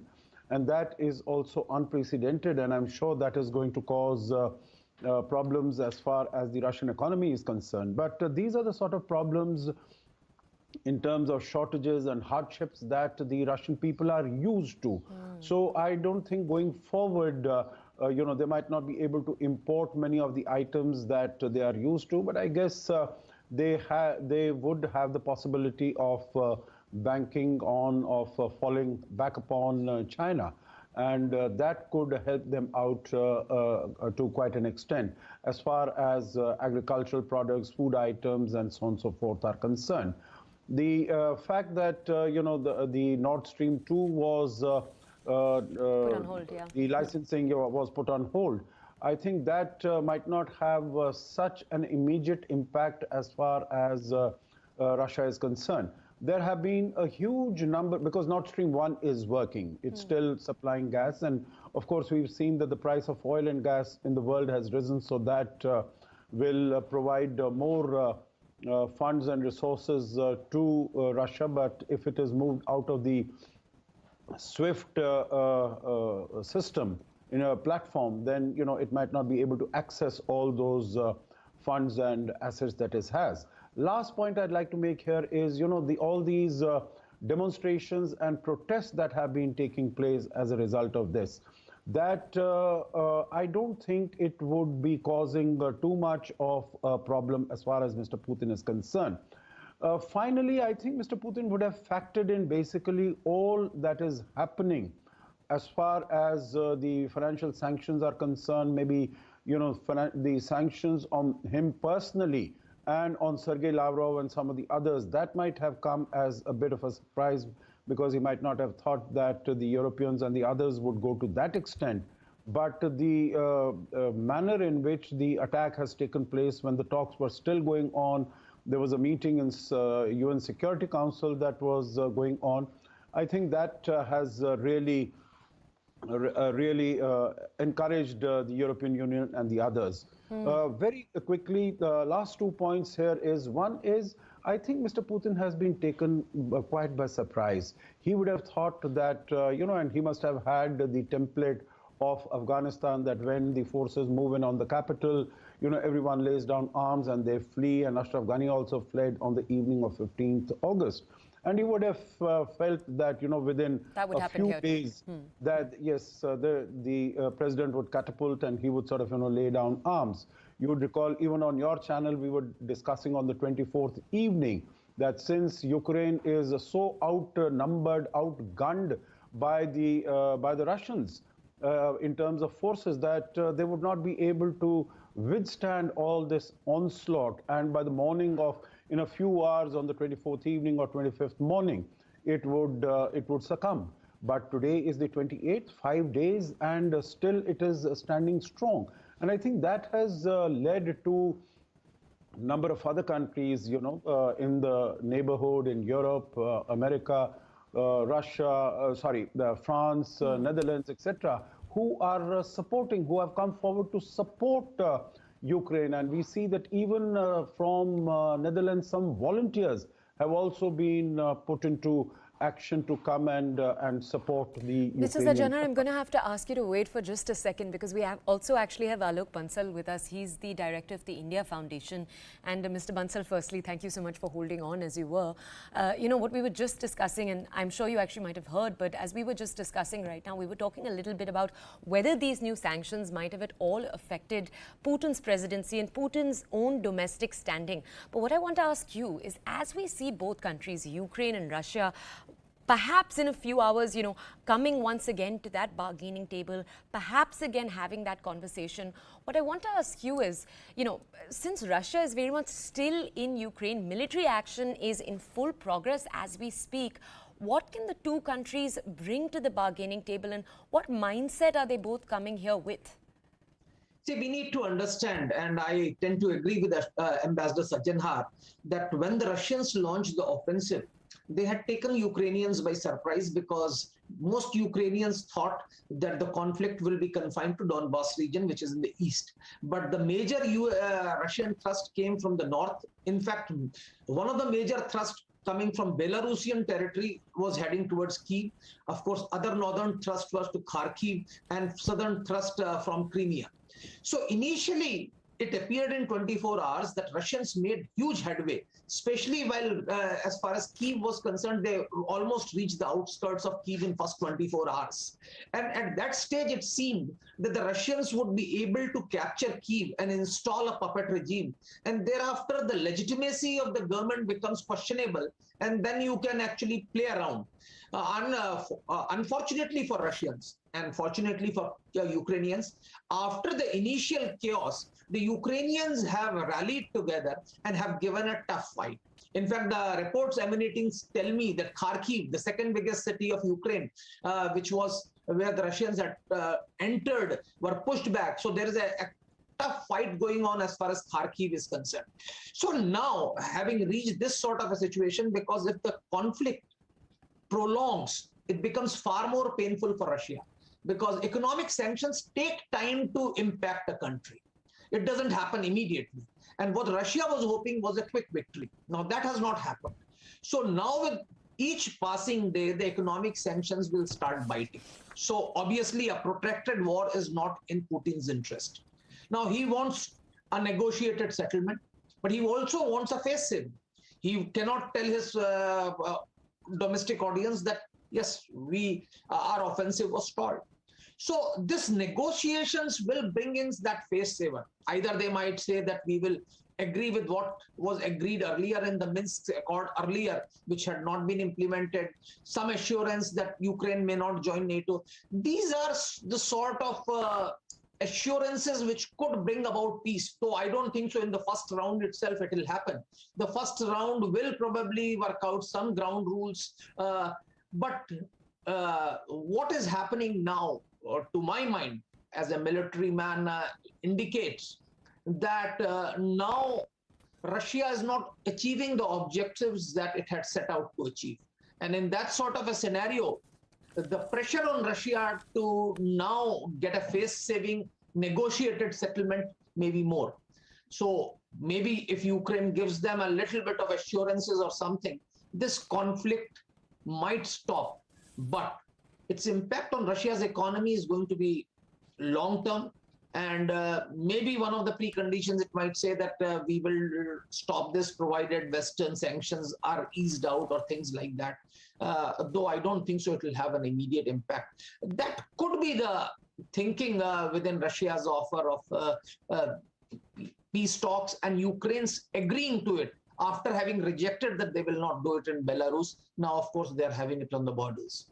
Mr. Bansal, Mr. Sajanhar, thank you, gentlemen, for joining us this morning and bringing us these perspectives. Now, we'll, of course, be having both of them and other experts joining us through the day today for a lot more perspective on this story, particularly when it comes to what the next few hours can hold. But let's move on very quickly. Staying in this story, heavy shelling following an ugly day in the port town of Mykolaiv, where troops fired in the air. They were roughed up, and Russian saboteurs were roughed up also. The city's bridge was actually raised for the first time in over a decade. By nightfall, you had heavy shelling hit the outskirts. Now, CNN actually captured huge blasts illuminating empty skies. And by morning, it was actually clear that the devastation that these blasts had wrought, not only on Ukraine armor, but also on the city's center residential areas, that had been huge. Now, this has been going on for 5 days. Take a look at this ground report. The bridge here hasn't been raised for as long as they can remember, but neither has the sleepy port town of Mykolaiv been invaded. The clack-clack is likely exchanges with Russian paratroopers who we're told landed nearby. Locals struggling to keep up with their world here collapsing and soldiers edgy. The fear here, Russian saboteurs, like these two suspects, thrown to the ground by soldiers. Then the sirens go off. And it is back in the basement for mothers and cats.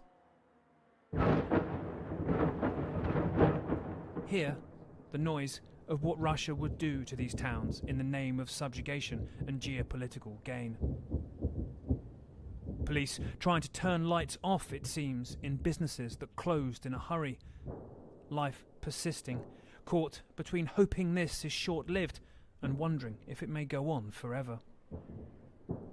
Behind it all, in empty streets, the fear they may be overrun. And whether each huge blast will be the decisive strike that lets Putin's troops enter.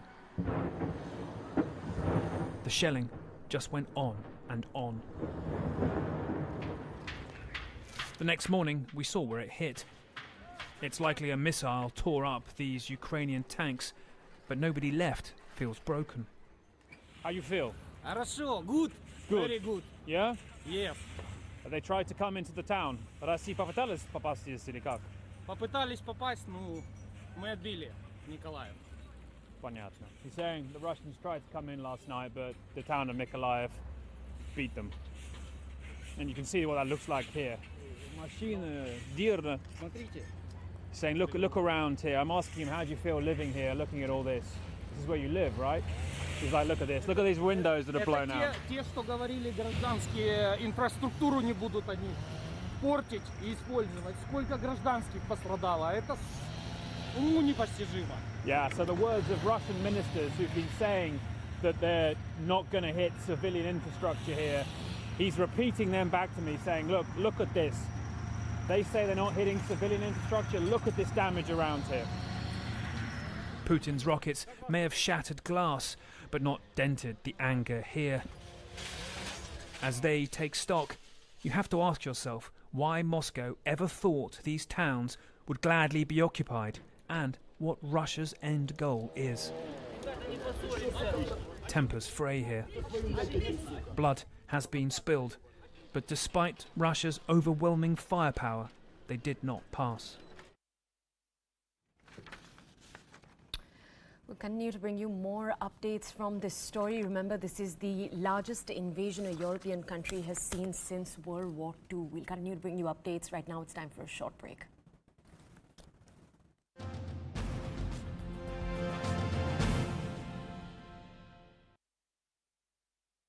Touches you because it's but not. Do you it's feel in a coming from an scene, honest you know, in Gehraiyan, while I was watching, there maybe I'm a little more perceptive. I'm very emotional, Deepika, and I could see that you didn't have to use glycerin in that because I see your emotions swell up from inside. Yeah. Was that happening for real, or am I?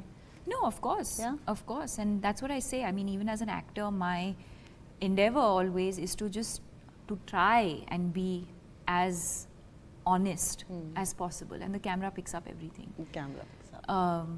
So yeah, I think all I'm just trying to do is just to be extremely truthful and honest in that moment. And yes, there will be days when, you know, where it will happen, but there could be days where you don't. Where you don't. True, you true. know, and but that's the exciting part of being an actor. True. For the second part of your question, why be imprisoned when you can? Have you felt like you were in a prison? Of course. Yeah. Of course. Again, at so many levels, you know, whether it was me battling mental illness, whether it was me struggling with my identity when I spoke about that, you know, when that period when I felt lost and I was struggling with who am I and who is it that I want to be. All of these things make you, you know, it's so true to the quote that you just read out. But what I also realized, and more so through the journey of this film, is that people also don't voluntarily choose, or at least most people don't voluntarily choose to be imprisoned. A lot of times you're imprisoned because you're conditioned to be imprisoned. Because either you're conditioned to be imprisoned, or your circumstances force you to be imprisoned, or you don't have the strength or the courage to step outside of that prison. So I think there are so many factors that lead you to do what you do or not do. Not to, yeah. So yeah, I guess that's one of my biggest learnings. To not be in prison and seek for help. Yes, that too. I mean, that would be my advice. Yeah. Again, I don't think, you know, I can't be telling people don't be imprisoned. But what I can do is say I was imprisoned in my own mind, and I've had this beautiful experience of coming out, and it's so liberating. It is. And my life has only gotten better from there. And the only thing you can do is be empathetic and also be authentic and honest in your journey, and hope that people will pick up from that. Firstly, Rumi says very famously, as you start to walk on the way appears. Why is self-help the best help, Deepika? Because I think that, I personally believe that when you learn from your own journey, from your own experiences, from your own mistakes, there's no greater learning than that. And I'm just talking from my own experience, you know, whether it's in my personal life, whether it's in my professional life. Take my professional life, for example. You know, I came into the industry with no sort of padding, godfather. You know, I was literally thrown into the deep end. I mean, of course, am I grateful for the opportunity that I got? Yes, but that was also a function of my hard work. I had obviously done some kind of work that Farah Khan saw, and you know, she decided to cast me in Om Shanti Om. But I was absolutely raw, naive. I had never been on a film set before. So, and I always thought that that's just the way it's going to be. I'll always be well presented, taken care of. You know, people will make sure, my directors will make sure that, you know, I perform well. They'll make sure that I sound correct. And then I think when that experience ended, and I kind of remember them telling me, I remember Farah and Shah Rukh both telling me that we're always here for you. And I was like, what?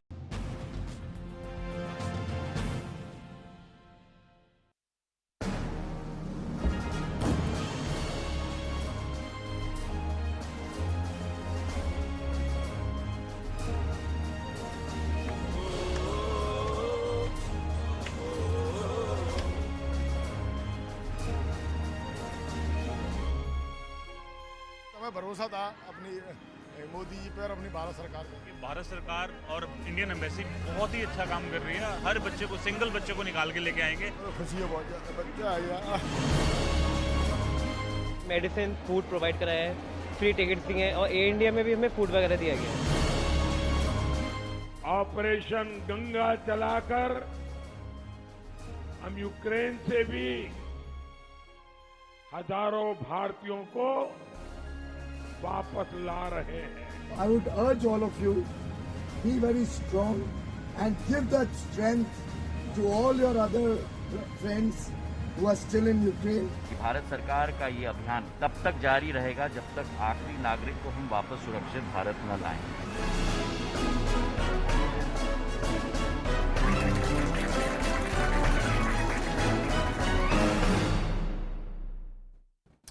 All right, we actually have some breaking news now regarding the story, particularly the coming back of students to our country.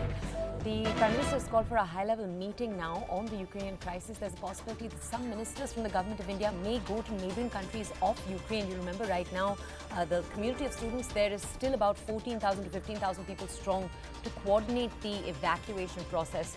We might have some government of India leaders going there. Now, my colleague Maria Shakil is with us right now to bring us more details. Maria, could you bring us more details about this? A, B, I know that there are some unconfirmed reports on the media, of course, of Indian students being harassed at the Poland border, for example.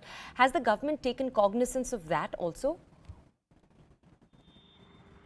Yes, so there are concerns, and that is the reason why, after returning from Uttar Pradesh, the Prime Minister had chaired a high-level meeting last night, which lasted for 2 hours, which was attended by External Affairs Minister S. Jaishankar and also by Foreign Secretary Harshvardhan Shringla.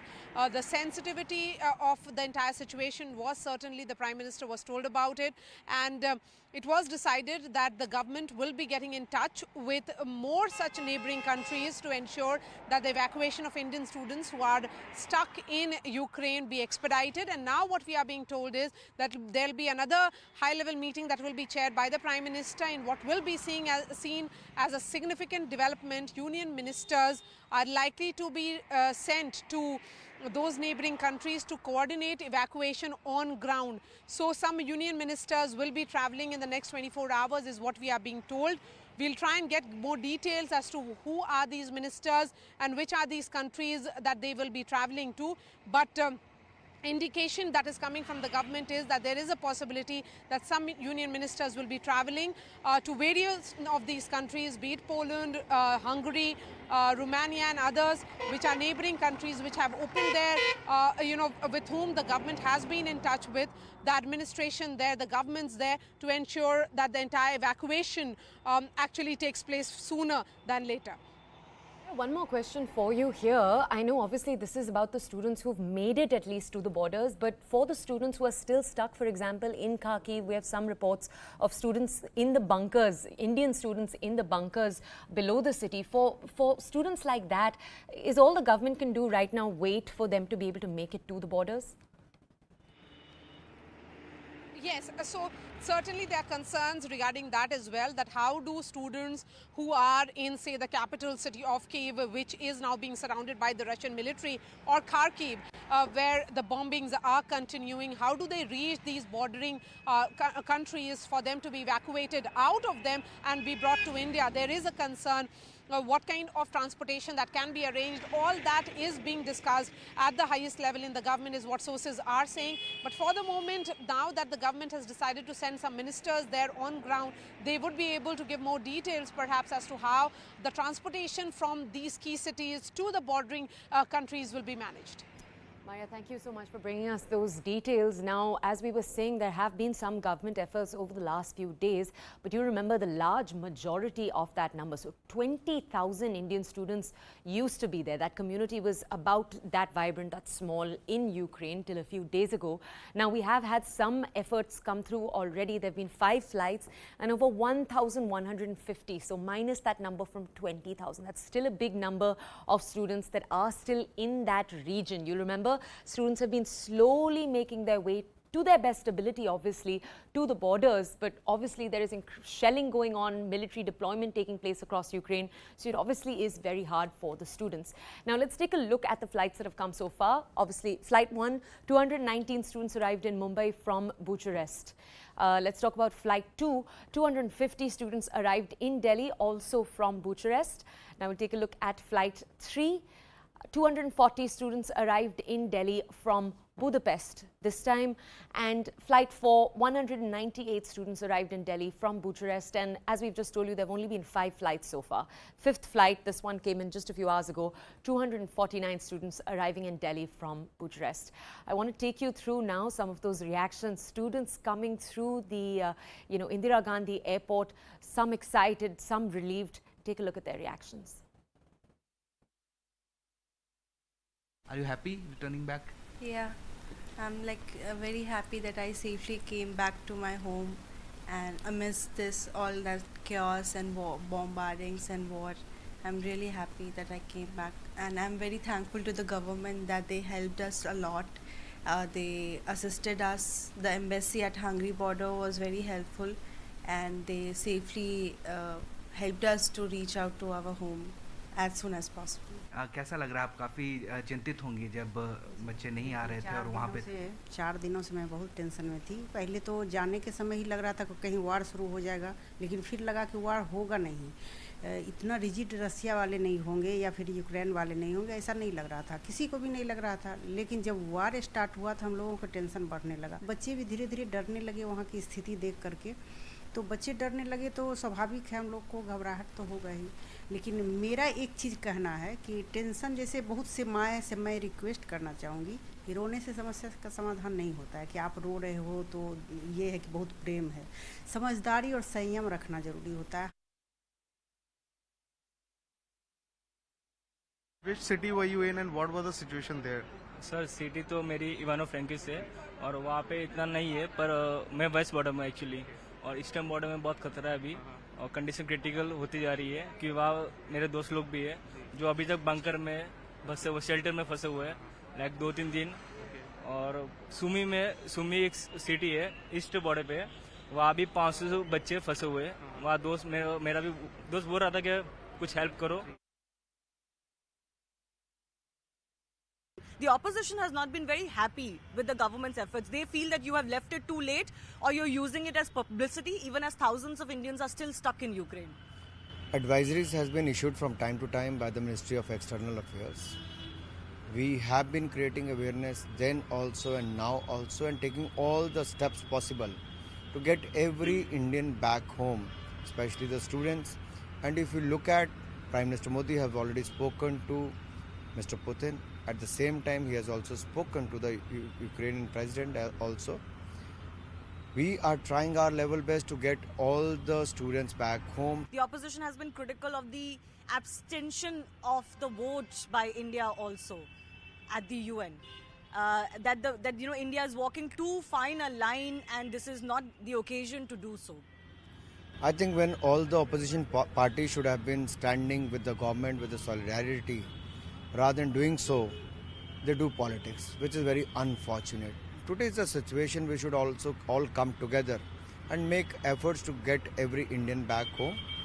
And we have an elected government with a full majority to take the decisions on what call we have to take, and we have taken in the past. If you look at the history of India in the last 75 years, India has always taken the right decisions.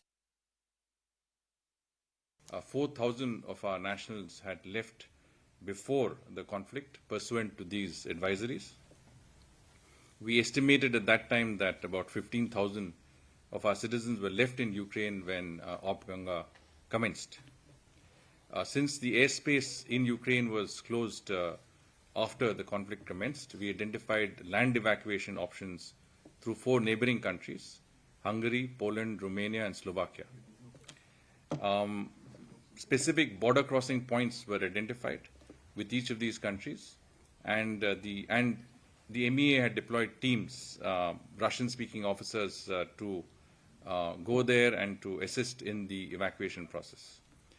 We had also asked our embassy in Kiev, and they established a 24/7 control room, and we have done the same in our ministry in Delhi.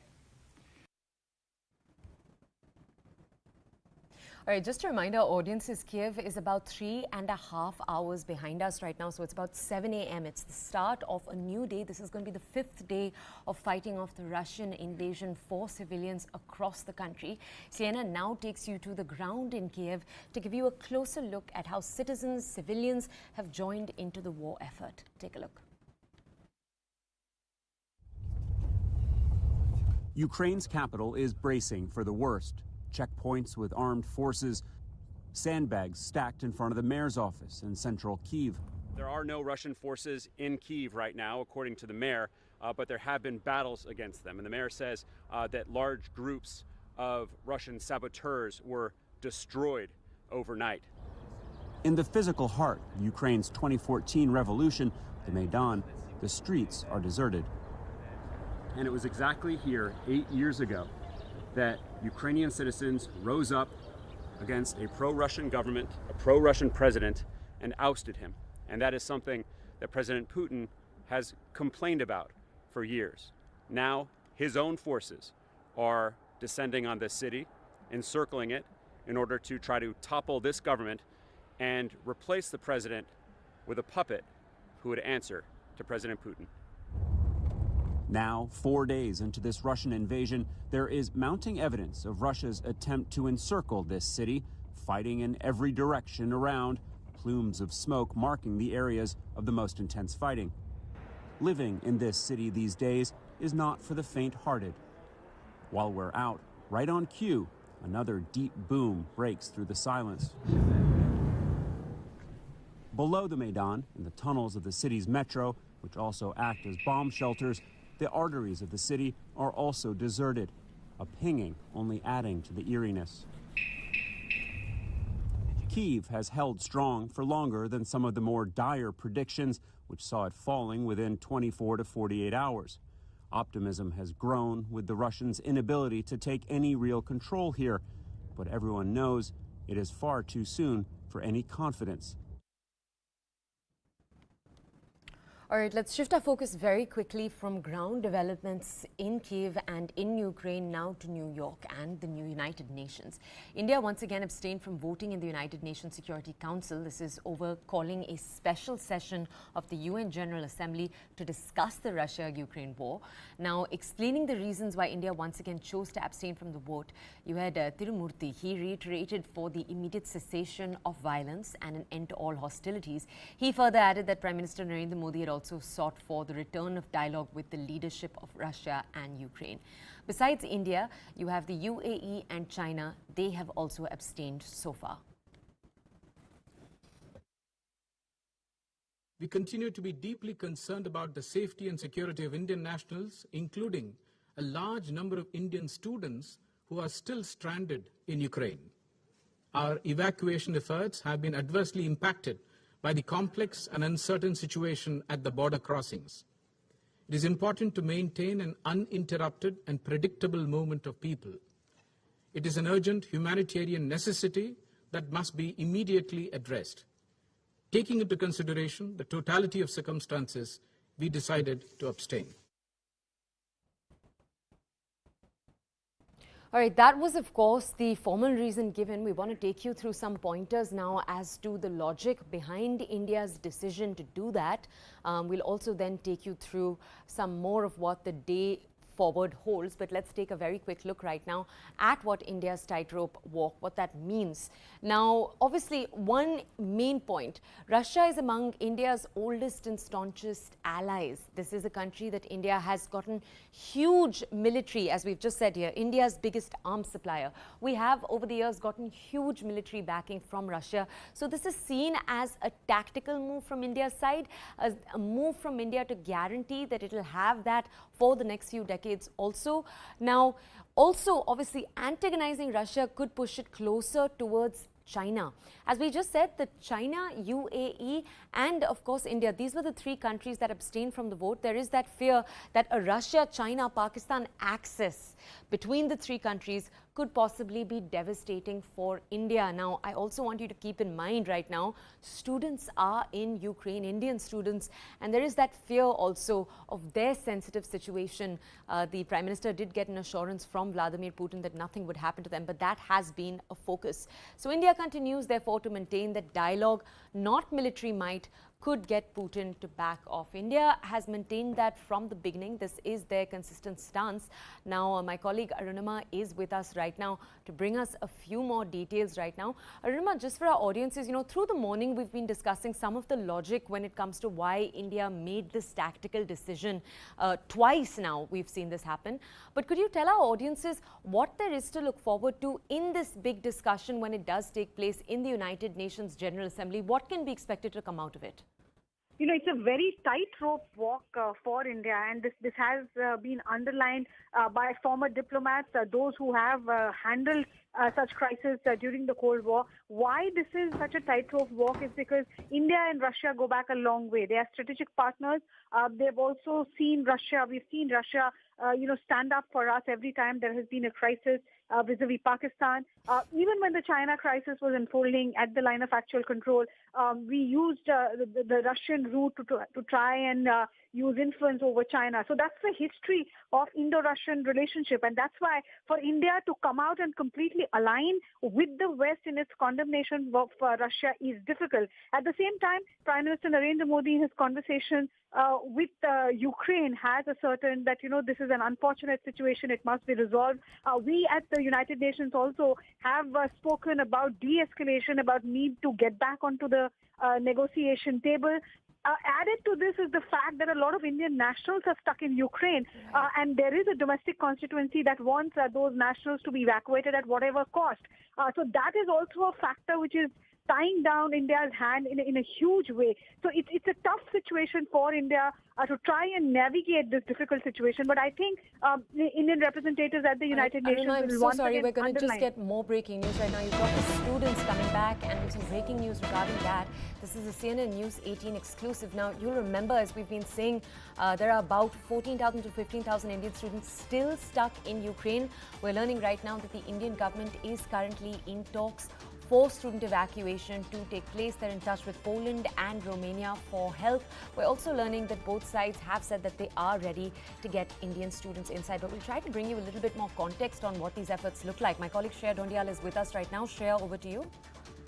Look, do remember that yesterday Poland has stepped down to say that no Indian needs a visa to enter Poland. If you are carrying an Indian passport, you can just step in.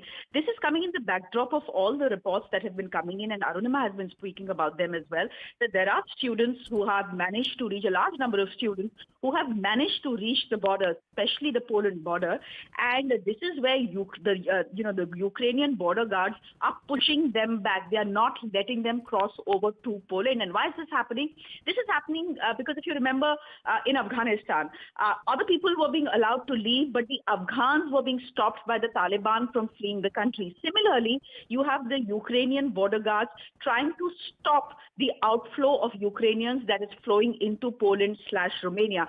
So in this confusion, what Indian authorities are saying is that it's becoming very difficult to tell between who's a Ukrainian, who's an Indian, which is why Indian students are getting pushed back as well.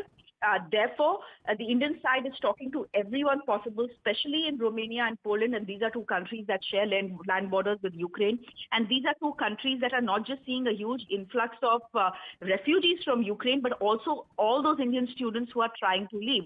So the effort is on to get everyone back. There are 5 repatriation flights that have already come, but there are obviously challenges. The big challenge is how do you even get a student from Kyiv all the way to, say, the Poland border? Because remember, there are air raid sirens, which you have just reported, Toya, going on. You have shelling taking place, you have missiles being fired, you have rockets being fired. In a situation like this, how do you even get onto a street or a road or a highway and get to the border? And yet the streets and the highways and the roads that are leading up to the Poland border are absolutely chock-a-block because there is a refugee crisis that is brewing because of the fact that 3.5 lakh Ukrainians have already left the country, mostly via the Polish border. So it is becoming, because of this huge pressure on the border right now, it is becoming difficult even for Indian students who have reached the border to cross over to Poland, which is why Indian authorities have spoken to governments in Poland, in Romania, to at least try and get these students out. And what we are hearing also is that the Prime Minister chairing a high-level meeting, and the senior Government of India ministers, for all you know, could be on the next flight to Poland and to Romania to try and coordinate this evacuation effort that is currently underway. Shreya, thank you so much for bringing us those details. Now, as we've just brought you those efforts, as they are continuing over the next few days, we'll continue to bring you more details on it. Right now, it's time for a short break. More news and updates for you on this situation on the other side. See you in a bit.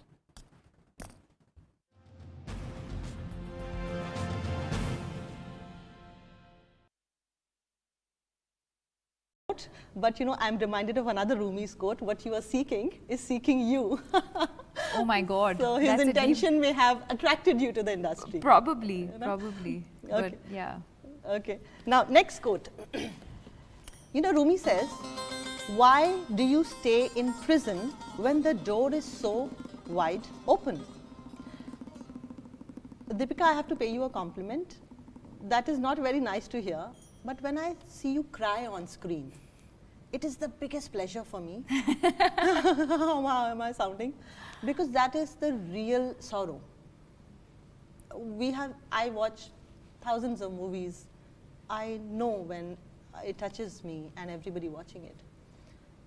One, do you think your sorrows have been used by yourself to better yourself as an actor, which comes out through your eyes? And secondly, why do people stay in prison when the door is so wide open? Wow. I'm going to try and answer all of these questions as intelligently as possible. But I think that as far as the expressing myself is concerned, no, it's not about am I using myself to do what I do. Yeah. But what I do, and the only thing that I do know, is to be honest. Yeah. I'm extremely uncomfortable with dishonesty. I'm extremely uncomfortable with filters. I am someone who embraces vulnerability, and I'm also someone who's willing to accept my mistakes. I'm someone who's open to confrontation and having a conversation. Because for me, my heart and my soul has to be very clean. It's not like I'm only doing right things all the time. I'm sure I make mistakes. Yeah. I'm sure, I faltered along the way. But I think to understand why I do what I do, why I did what I did, why I felt a certain way, if I was disappointed about something, if I was hurt about something, if I've been hurt. I think where I am in my life today is not to just sort of push it away or question it. I think where I am in my life today is to acknowledge it and to embrace it. And the only way I know today, whether it is in my craft or outside of that, is to be honest.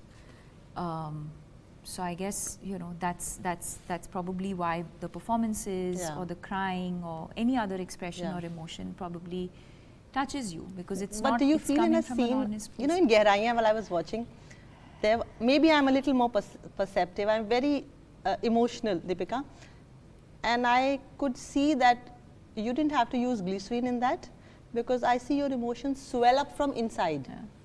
Was that happening for real, or am I? No, of course. Of course. And that's what I say. I mean, even as an actor, my endeavor always is to just to try and be as honest as possible. And the camera picks up everything. So yeah, I think all I'm just trying to do is just to be extremely truthful and honest in that moment. And yes, there will be days when,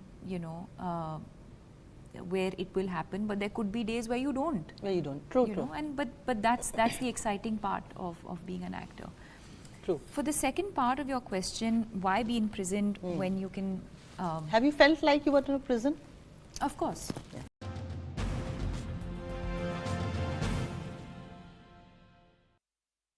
Welcome back. Now, we do have news as we speak right now. Visuals of Prime Minister Modi meeting with ministers, top ministers and leaders from his cabinet. As we've just said, the government is discussing rescue efforts for Indian students who are stuck abroad in Ukraine. Now, as you remember, that amount, 14,000 students right now, 14 to 15,000 students are still stranded in Ukraine. You can see that the visuals in front of you right now. The government has, over the last few hours, made it clear that they are going to be doubling down on efforts to bring back students. It is particularly tricky, though, not just because students are at the borders, but also because a large number of students remain stuck in cities that are currently being bombarded, like Kiev, like Kharkiv. They are stuck in bomb shelters right now.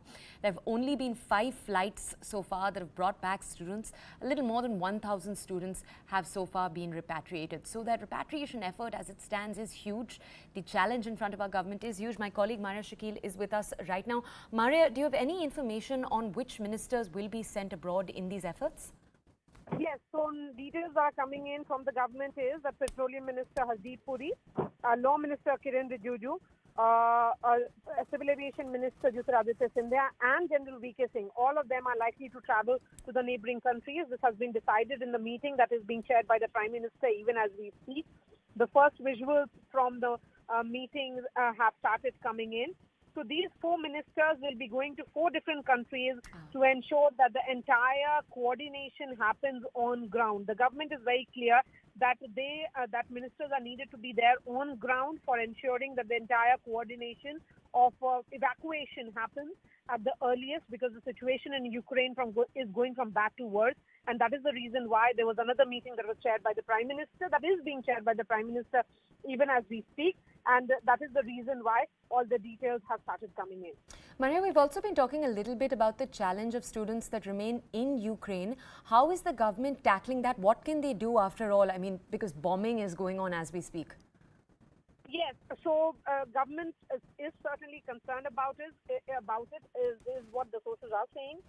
And the reason why 4 ministers, this will be a massive evacuation exercise, and the sincerity, and I should also say that the seriousness with which it is being undertaken is being displayed with the fact that the 4 ministers of the Council of Ministers of Prime Minister Narendra Modi are going to travel to the neighboring countries, Romania, Hungary, and other 2 countries, to ensure that they are on ground to manage the transportation of students who may be stuck in cities, and they have to be brought to various bordering countries, and then from there the evacuation has to be undertaken. So this is the scale of the evacuation and the seriousness with which it is being approached by the government of India, by the Prime Minister in particular, can be assessed by the fact that the 4 ministers are going to travel for this.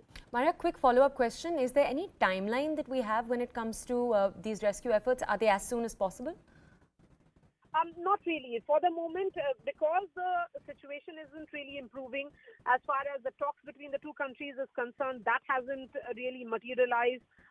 So the government would want that that the Indians stuck there, and most of them are students who have been pursuing MBBS from various universities and colleges in Ukraine.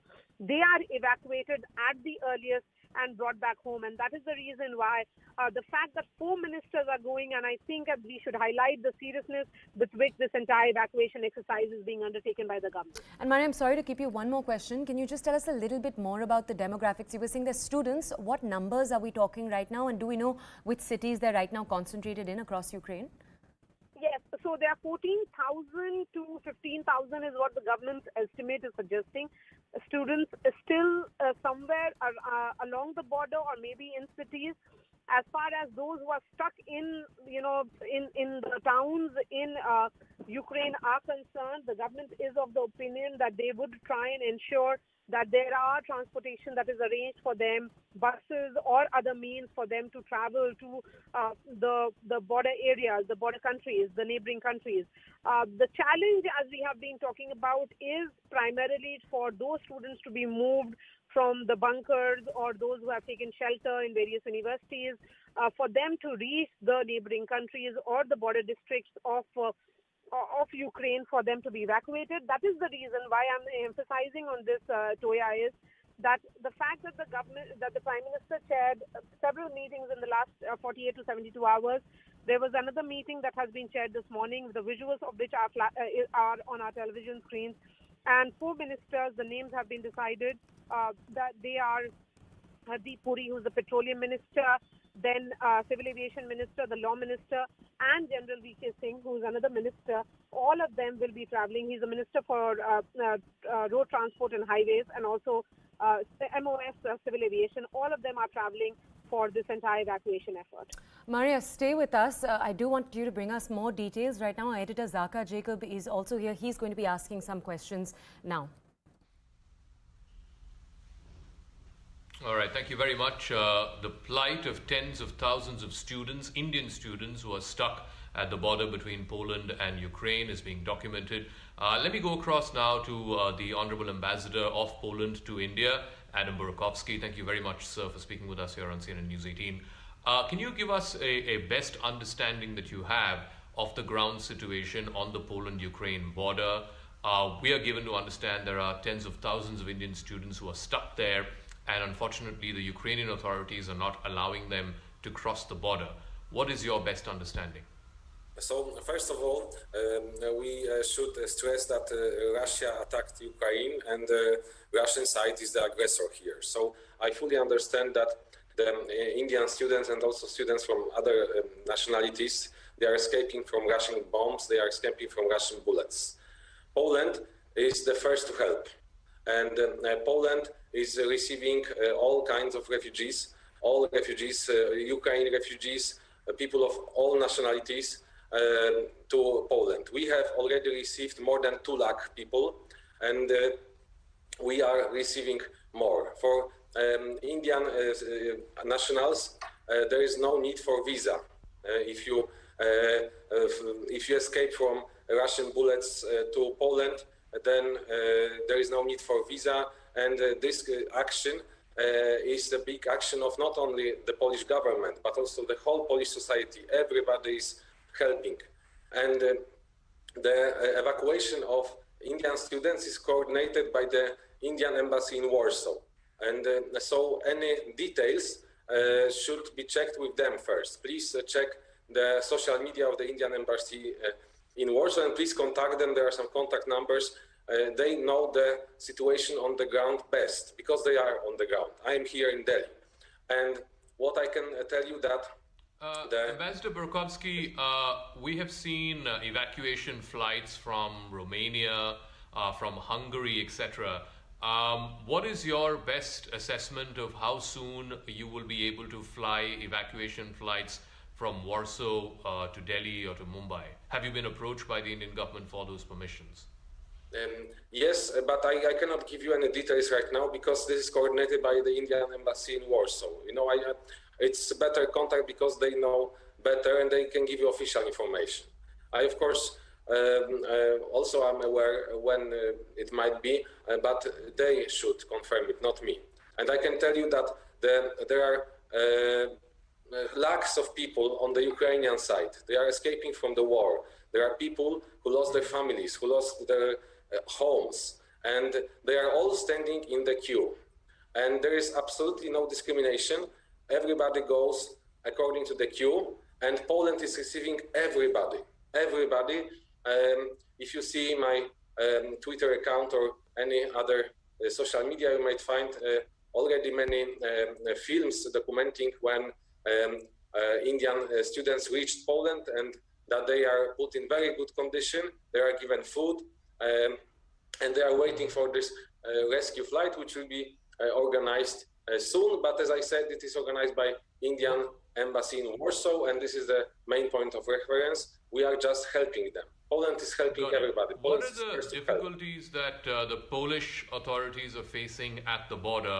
We've been given to understand that that is the one border crossing where a majority of Ukrainians have fled to. And we're also getting these images of tens of thousands of Indian students, as well as I'm sure Ukrainians who are stranded there at the border between Poland and Ukraine. What are the practical difficulties that your government and your authorities are facing in trying to accommodate as many people as you can into your country, into your borders? Okay, so I can tell you that on the Polish side of the border, everything is ready, and people can be accommodated in many places. Also, private persons, they offer their flats, they offer their houses for the refugees, because Poland stands with Ukraine. We are helping Ukraine not only by accepting all refugees of all nationalities, but also by providing ammunition, by providing humanitarian aid to Ukraine. And the whole European Union condemned the Russian aggression in most severe terms. The EU accepted a package of sanctions against the Russian regime, against the people who made this unprecedented and unacceptable aggression.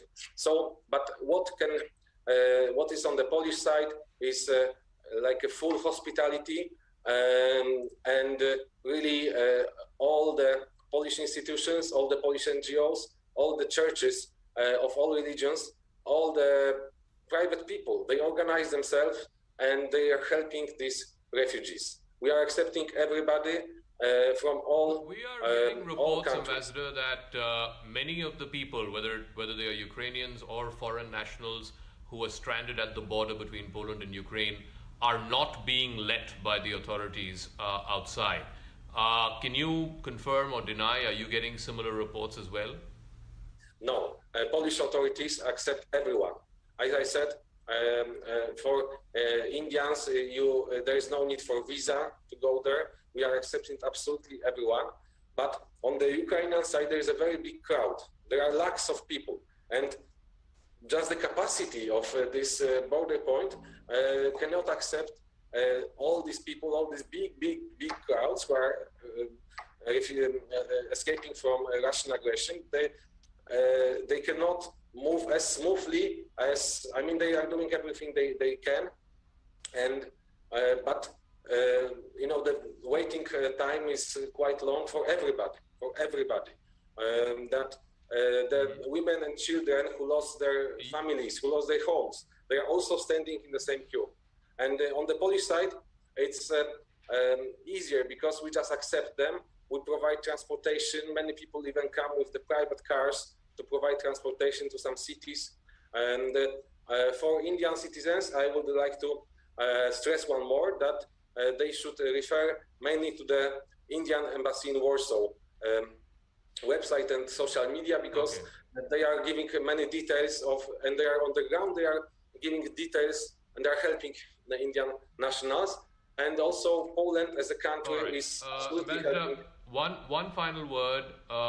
I know you don't comment directly on decisions taken by another sovereign, but what is your general assessment of the position taken by the government of India on this conflict, including the decision to abstain at the United Nations Security Council?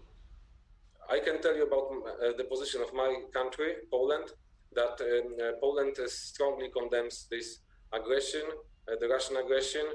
Poland introduced, together with the EU, sanctions against the officials, top officials of the Russian regime.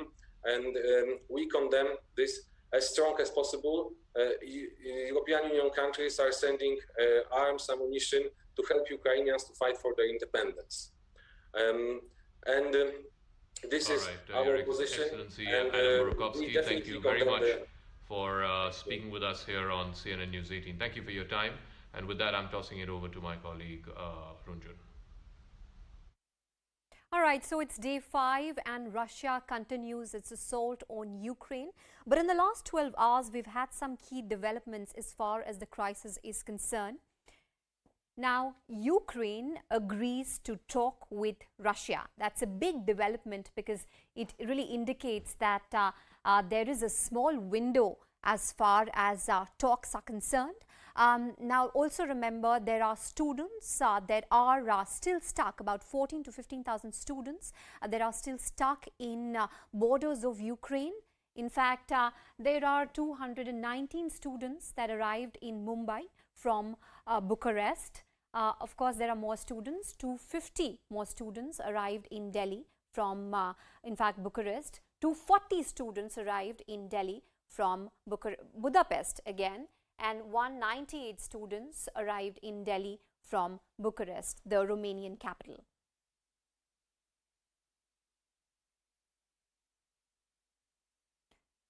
We have Ashok Sajjanar joining us on the broadcast now.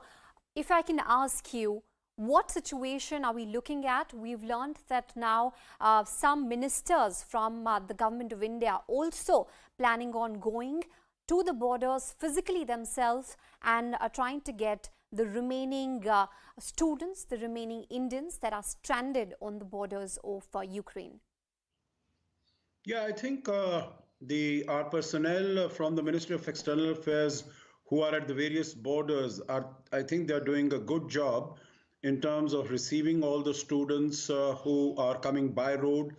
I think the real trouble, the real problem is their commuting through Ukraine, because we know it's not only Kyiv, it's not only Kharkiv, but all the major cities of Ukraine that are under attack from Russia by the firepower. Maybe some of the cities in the western part of the country are not so much under attack, but our students, for instance, we know about 1,500 students are stranded in Kharkiv and in other cities also. So maybe the presence of our members of the political leadership and ministers, that might go in terms of morale boosting, that the Indian government is fully engaged, hands-on as far as the rescue of these students are concerned. But I am not very certain whether it is going to make a very significant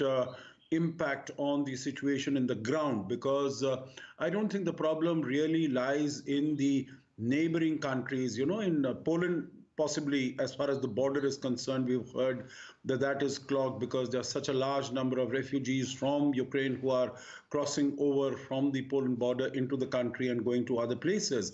But I think the experience of our students coming from the border with Hungary and with Romania has been fairly smooth. So I don't know what additionality that it might be able to bring to the process, except that the presence of the political leadership would be some sort of a morale booster that the government of India as a whole is behind this exercise. So thank you. Maria Shakil now is joining us on the broadcast. Maria, a significant decision by the government of India after Mission Ganga. Now, some of the ministers from the government physically want to go at the borders, in fact, to get the stranded Indians, the stranded students back to the country. Do we have any details as to when we're looking at these ministers to go to the borders of Ukraine?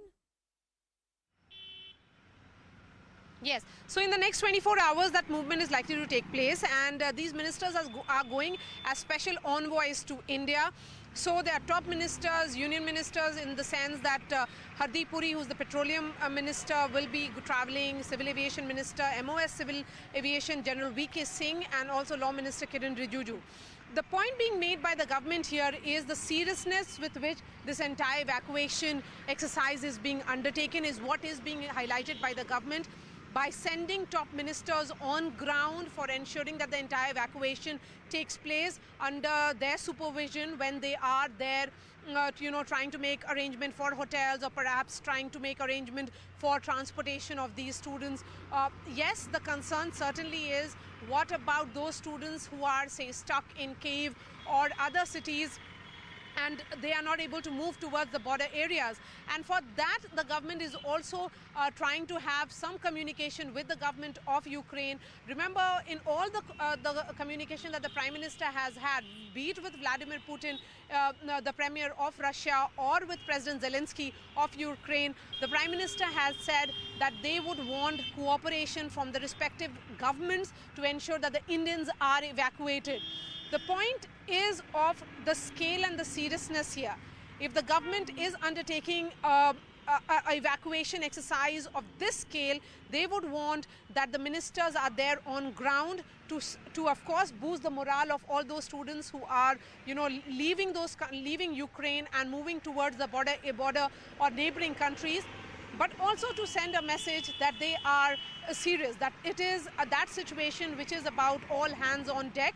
And that is the reason why ministers are traveling. They are traveling as special envoys, is what government is telling us.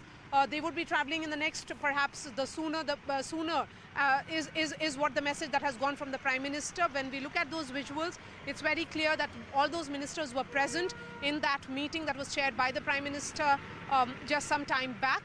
That meeting is still on.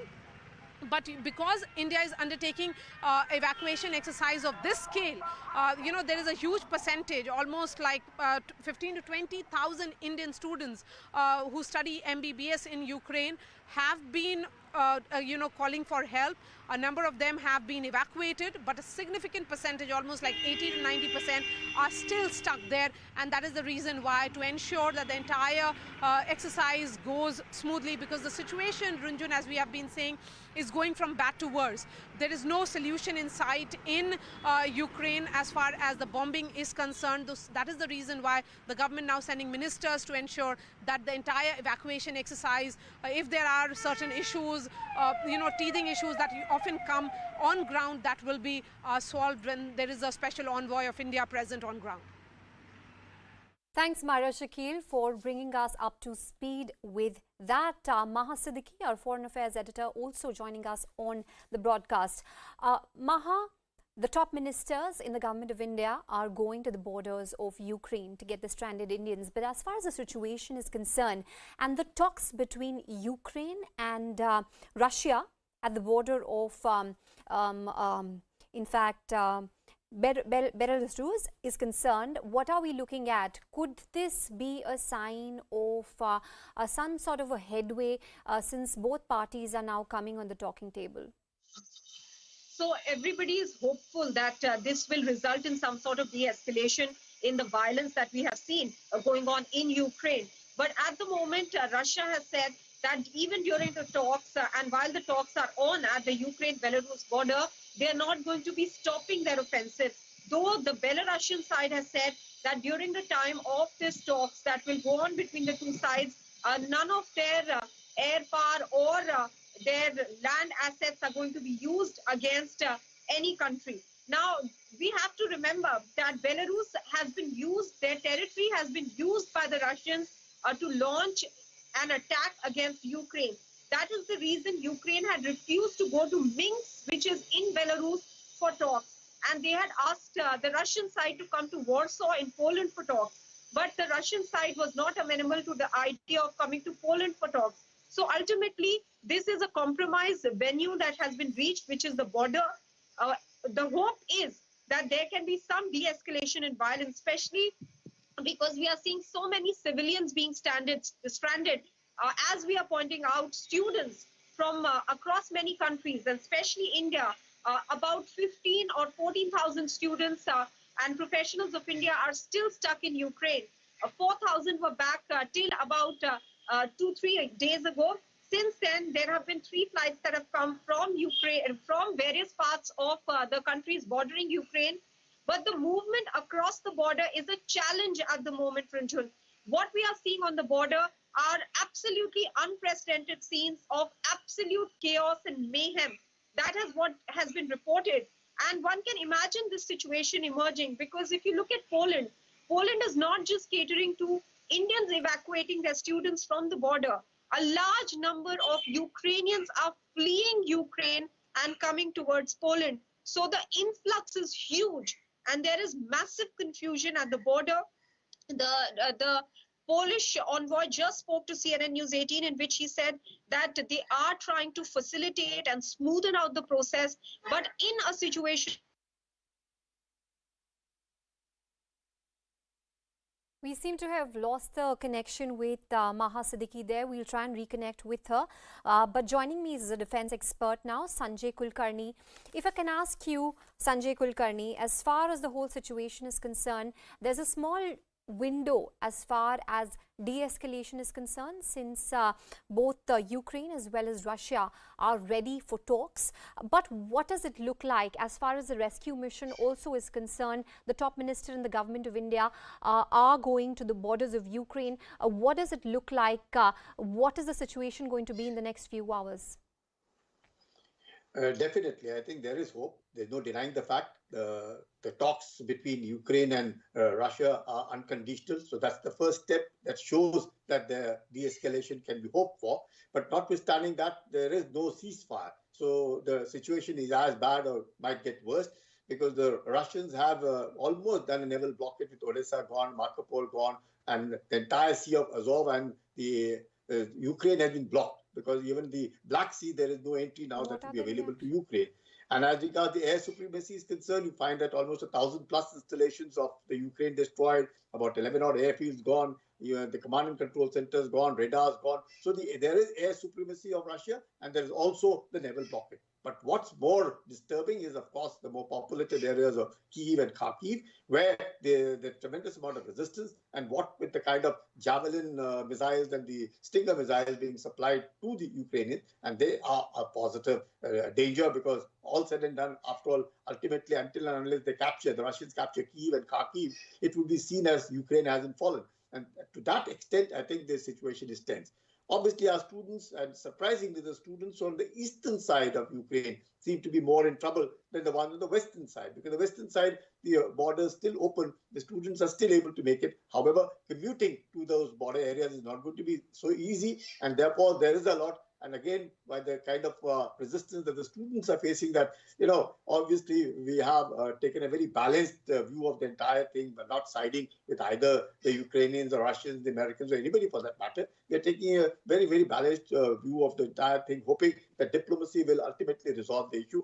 Now, since the government of India is sending senior ministers there that is primarily to ensure that the students don't feel, and at this point of time, expecting anything from the governments over there is very, very difficult, because they themselves are involved in their own issues. So to have your own minister, own senior officials there to handle the thing, so much better it is. It gives a kind of a morale boosting factor to the students, to the parents over here in India, that the children are safe.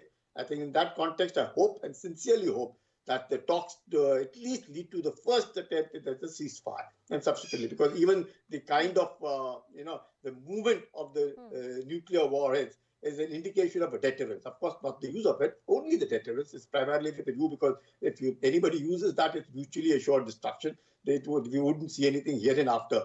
But it's only primarily as a deterrence. But notwithstanding that, obviously it raises the tension on the ground. It raises the tensions across the world as to why the Russians doing what they are doing. But I hope, and as the talks have just about started about 7 o'clock in the morning, I really sincerely, again and again, say hope that at least the first attempt is the ceasefire, and with that ceasefire. But I don't think, again, I would in the same breath, I'll say, I don't think the Russians will now agree with the air supremacy, the naval blockade. The requirement is that Kyiv and Kharkiv must fall, but Kyiv and Kharkiv is giving tremendous amount of resistance. And the javelins missiles, which have a range of approximately 4.5, the Stingers, which have about 4.8 kilometer range, which can bring down, Stingers can bring down aircraft, javelins can destroy tanks. So that kind of situation, and free weapons being distributed across Ukraine, Therefore, the fighting in built-up area becomes all the more difficult, what with the cause of Molotov cocktails to be used by the Ukrainians against the Russians. So things are not going to be as simple.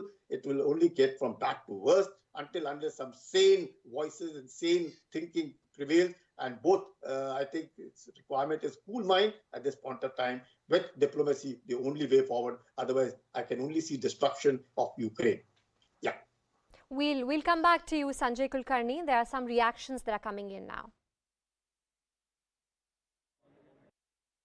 What was the situation there? I was in Ivano. The conditions, they were quite, in Ivano, the conditions were quite safer than the other cities which are in Ukraine. The conditions were quite better than the other cities which are in Ukraine. We were safe over there, but not much safer. हर एक parent का ये होता है कि उनका बच्चा safe hands में हो, ठीक है, सेफ हो, हर बार सेफ हो, ठीक है. और जब उनको ये न्यूज़ मिलती थी कि अब बम फट गया, ठीक है, अब एयरपोर्ट पे अटैक हो गया, अब हमारे बच्चे बंकर्स में हैं, ऑब्वियसली वो सो भी नहीं पा रहे होंगे और कुछ सोच भी नहीं पा रहे होंगे. हमारी स्टडीज़ इस टाइम पे के लिए 15th of March तक स्केड्यूल कर दी गई हैं कि आफ्टर 15th of March जब तक सब बच्चे सेफ हैंड्स में होंगे, अपनी अपनी कंट्रीज में वापस जा चुके होंगे, ठीक है, तो साथ में वो स्टडी वापस दोबारा से कर देंगे. The opposition has not been very happy with the government's efforts. They feel that you have left it too late or you're using it as publicity, even as thousands of Indians are still stuck in Ukraine. Advisories has been issued from time to time by the Ministry of External Affairs. We have been creating awareness then also and now also, and taking all the steps possible to get every Indian back home, especially the students. And if you look at, Prime Minister Modi has already spoken to Mr. Putin. At the same time, he has also spoken to the Ukrainian president also. We are trying our level best to get all the students back home. The opposition has been critical of the abstention of the vote by India also at the UN. That India is walking too fine a line, and this is not the occasion to do so. I think when all the opposition parties should have been standing with the government with the solidarity, rather than doing so, they do politics, which is very unfortunate. Today is a situation we should also all come together and make efforts to get every Indian back home. And we have an elected government with a full majority to take the decisions on what call we have to take, and we have taken in the past. If you look at the history of India in the last 75 years, India has always taken the right decisions. Now, India once again has abstained from voting in United Nations Security Council over a special session in the UN General Assembly to discuss Russia-Ukraine war.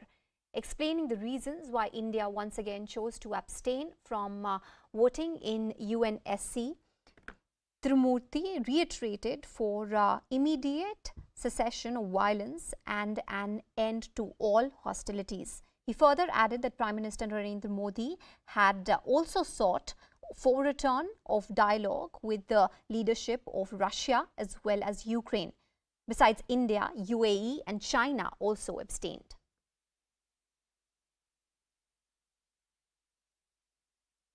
We continue to be deeply concerned about the safety and security of Indian nationals, including a large number of Indian students who are still stranded in Ukraine.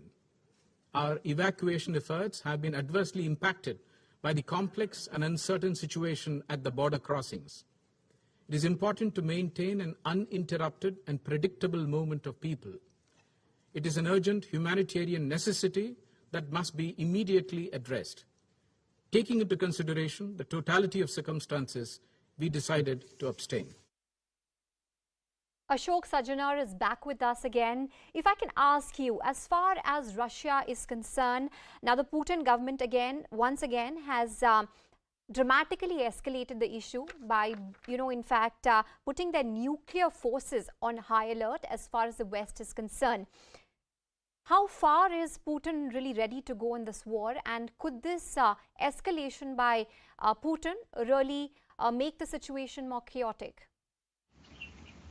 Yes, it does have the potential of making it much more dangerous and desperate.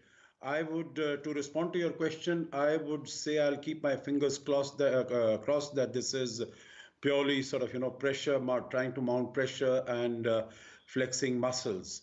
Because in my view, it is a very irresponsible move in the age and world of today. We are not only that we should not be activating our nuclear arsenal, we shouldn't even be talking about it, because the impact of this can be horrific, can be horrendous. No one might wish to use nuclear weapons, but we know that in situations like this, when things are tense, accidents can take place, and accidents do take place. In fact, the First World War started because of an accident. It was not a premeditated reason killing of the Archduke Ferdinand, and that led to the First World War. So accidents can happen. I have been maintaining right from the very beginning that when Putin started even these nuclear war drills along with Belarus, that itself was an extremely irresponsible and uncalled for move, because there is no such provocation. There was no provocation to have those drills at that time, and no such provocation to activate. I think some of the arguments that have been made, that Mr. Putin tries to manufacture pretexts and he tries to respond to them by this aggressive stance. I think this is what he has done as far as the attack on Ukraine is concerned. Again, totally, in my view, it's an unnecessary war, totally uncalled for. There were diplomatic parleys going on, dialogue going on. There was a meeting on the same morning, 24th morning, that was taking place in New York at the UN Security Council, and Putin launched this offensive. I think, meaning his initial game plan could have been, and I think would have been, that this is going to be an easy affair. This is going to be a quick affair. This is going to wrap up the whole thing in just a couple of days. But now that he has found that he is stuck, and the sort of resistance that the Ukrainians, and particularly I think the president of Ukraine, the manner in which he has come forward, and he's been able to rally his troops, his forces, his countrymen, even women in the everyone, they are willing to fight for their liberty and independence. All right, Ashok Sajanar, thank you for putting that in perspective for us, and like you said, keeping our fingers crossed there. Taking a quick break now. More developments on the Ukraine-Russia story on the other side of the break.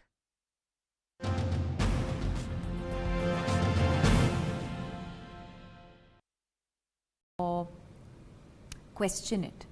I think where I am in my life today is to acknowledge it and to embrace it. And the only way I know today, whether it is in my craft or outside of that, is to be honest. So I guess that's probably why the performances or the crying or any other expression or emotion probably touches you, because it's not. But do you feel in a scene, in Gehraiyan, while I was watching, maybe I'm a little more perceptive. I'm very emotional, Deepika, and I could see that you didn't have to use glycerin in that, because I see your emotions swell up from inside. Was that happening for real, or am I? No, of course, of course, and that's what I say. I mean, even as an actor, my endeavor always is to just try and be as honest as possible, and the camera picks up everything. So yeah, I think all I'm just trying to do is just to be extremely truthful and honest in that moment. And yes, there will be days when where it will happen, but there could be days where you don't. True. And but that's the exciting part of being an actor. True. For the second part of your question, why be imprisoned when you can? Have you felt like you were in a prison? Of course. Of course. Again, at so many levels, whether it was me battling mental illness, whether it was me struggling with my identity, when I spoke about that, when that period when I felt lost and I was struggling with who am I and who is it that I want to be. All of these things make you, it's so true to the quote that you just read out. But what I also realized, and more so through the journey of this film, is that people also don't voluntarily choose, or at least most people don't voluntarily choose to be imprisoned. a lot of times you're imprisoned because you're conditioned to be in prison. Because either you're conditioned to be imprisoned or your circumstances force you to be imprisoned, or you don't have the strength or the courage to step outside of that prison. So I think there are so many factors that lead you to do what you do or not do. Not to, yeah. So yeah, I guess that's one of my biggest learnings. To not be in prison and seek for help. Yes, that too. I mean, that would be my advice. Yeah. Again, I don't think, I can't be telling people don't be imprisoned. But what I can do is say I was imprisoned in my own mind, and I've had this beautiful experience of coming out, and it's so liberating. It is. And my life has only gotten better from there. And the only thing you can do is be empathetic and also be authentic and honest in your journey, and hope that people will pick up from that. Firstly, Rumi says very famously, as you start to walk on the way appears. Why is self-help the best help, Deepika? Because I think that, I personally believe that when you learn.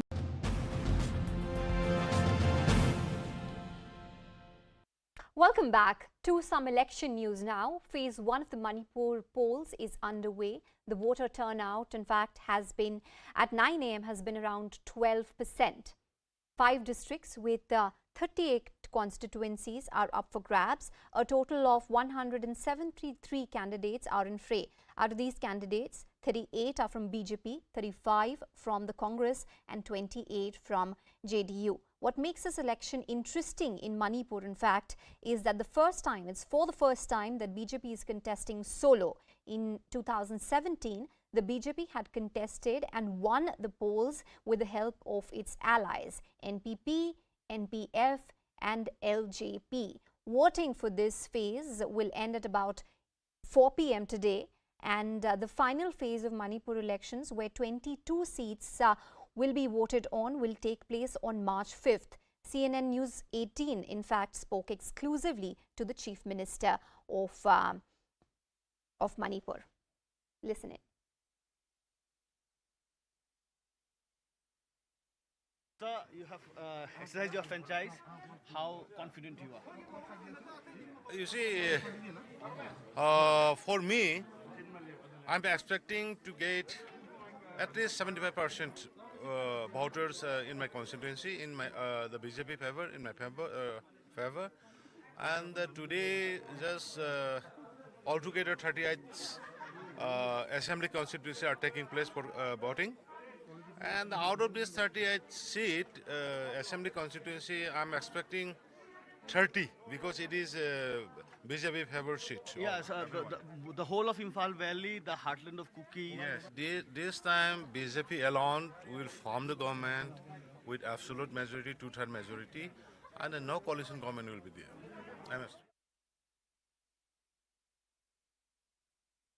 Now, the only way we see each other as equals that'll happen when we truly share the load. That's the message endorsed by the Bollywood power couple Ritesh Deshmukh and Angelina, resonating with women influencers and opinion leaders across the country. This campaign, launched by Airtel India, is raising some critical questions of gender equality within households. Take a look.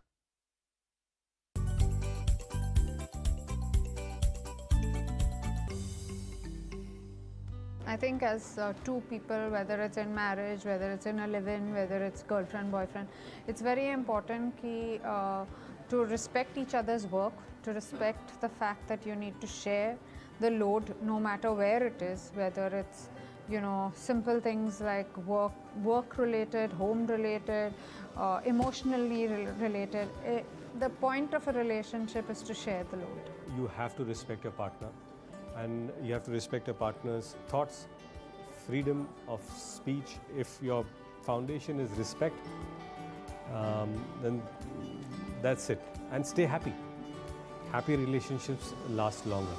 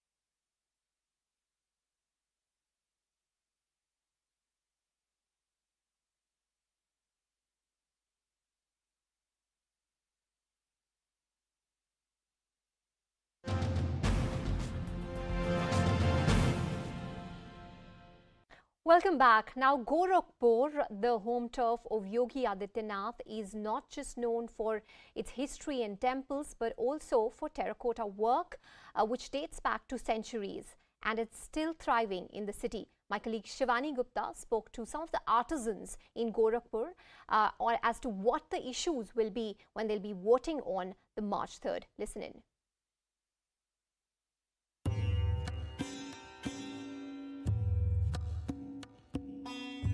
Gorakhpur is known for a lot of things. It's known for its temples, it's known for its ancient history, but it is also known for its arts and crafts, and amongst them, the most prominent is terracotta. The intricate terracotta work from Gorakhpur goes back centuries. In 2018, it was chosen to represent this district in the One District, One Product scheme. And in 2020, this terracotta work from Gorakhpur also earned a geo-identity tag, making it even more unique on the global stage. यहाँ पे किस तरह से जो terracotta का काम है वो आगे आप बढ़ा रहे हैं? जी मैम, हमारे में ये काम तो सर लगभग 6 पीढ़ियों से काम कर रही है ये पे। हमारे दादा परदादा लोग काम करते थे सब लोग। यहाँ पे लगभग हम 17 या 18 नेशनल और स्टेट अवार्डी लोग हैं।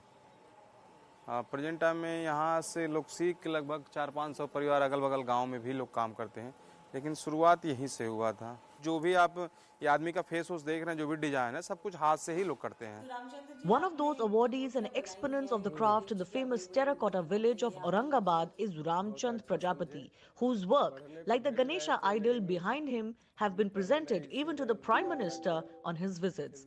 पूरा चुनाव के बारे में पूछना चाहती हूँ कि आपको क्या लगता है कि क्या मुद्दे रहेंगे इस चुनाव में? जो हम लोगों को प्रोत्साहन दिया है, बढ़ावा दिया है, अभी तो दिमाग उधर जा रहा है। किए है तभी हम लोग ने खुश है, इतना तो किसी सरकार ने नहीं किया। जब से यहाँ पे वन डिस्ट्रिक्ट वन प्रोडक्ट्स का काम शुरू हुआ है, स्कीम आई है, क्या टेराकोटा का जो आप काम करते हैं उसमें भी कुछ आपको फायदा हुआ है उसकी वजह से? जैसे यहाँ से व्यवस्था मिल गया काम करने के लिए, जगह मिल गया सरकारी जमीन में, ये सब व्यवस्था मिला, चाक भी मिला हम लोग को। पहले आपकी क्या समस्या आई थी जब आप टेराकोटा का काम करते थे, और वो समस्याएं कैसे खत्म हुई? रोटी के आने के बाद बस समस्या मिट्टी का था और चाक का था, तो वो समस्या तो दूर हो गया। मिट्टी के लिए दिक्कत हो रही है, अभी बारिश की वजह से मिट्टी नहीं निकल पा रही है। आपका प्रोडक्ट जो है, जो आप बनाते हैं मूर्तियाँ टेराकोटा की, पहले कहाँ तक जाती थी, अब कहाँ जा रही हैं? कुछ पहले दुनिया में भी इसका कुछ प्रचार हो रहा है? शुरू से पहले हम लोग दिल्ली, बम्बई, चेन्नई, उन्हें हर जगह माल जाता है। तो जब विदेश तकले सब उठा ले आते हैं। तो आपकी जो इनकम होती है पहले से अच्छी होती है? हाँ, पहले से अच्छा होता है। अच्छा, पहले जो है 2 गाड़ी 3 गाड़ी साल में निकलता है, अब तो जो है 10 गाड़ी 15 गाड़ी एक सीजन में निकलता है। ये मिट्टी वाला काम जो करते थे, पहले पैर से बनाना पड़ता था हम लोगों को, मिट्टी गूंदने वाला काम। अब वो पग मिल गया, उससे होता है। अब वो जो एक आदमी दिन भर में जो काम करता है मिट्टी बनाने वाला काम, वो ये मशीन 1 घंटे में कर देती है। हमारे तो बेस्ट है, चाहे वो सरकार रहे चाहे न रहे, ये तो हम नहीं कह सकते, लेकिन मुझे ऊपर वाले से आशा है कि फिर दोबारा आएंगे, ये तो मुझे पूरा आशा है। गोरखपुर में तो हर जगह योगी जी को बहुत मानते हैं, ऐसा क्यों लगता है कि क्या है खास उनमें?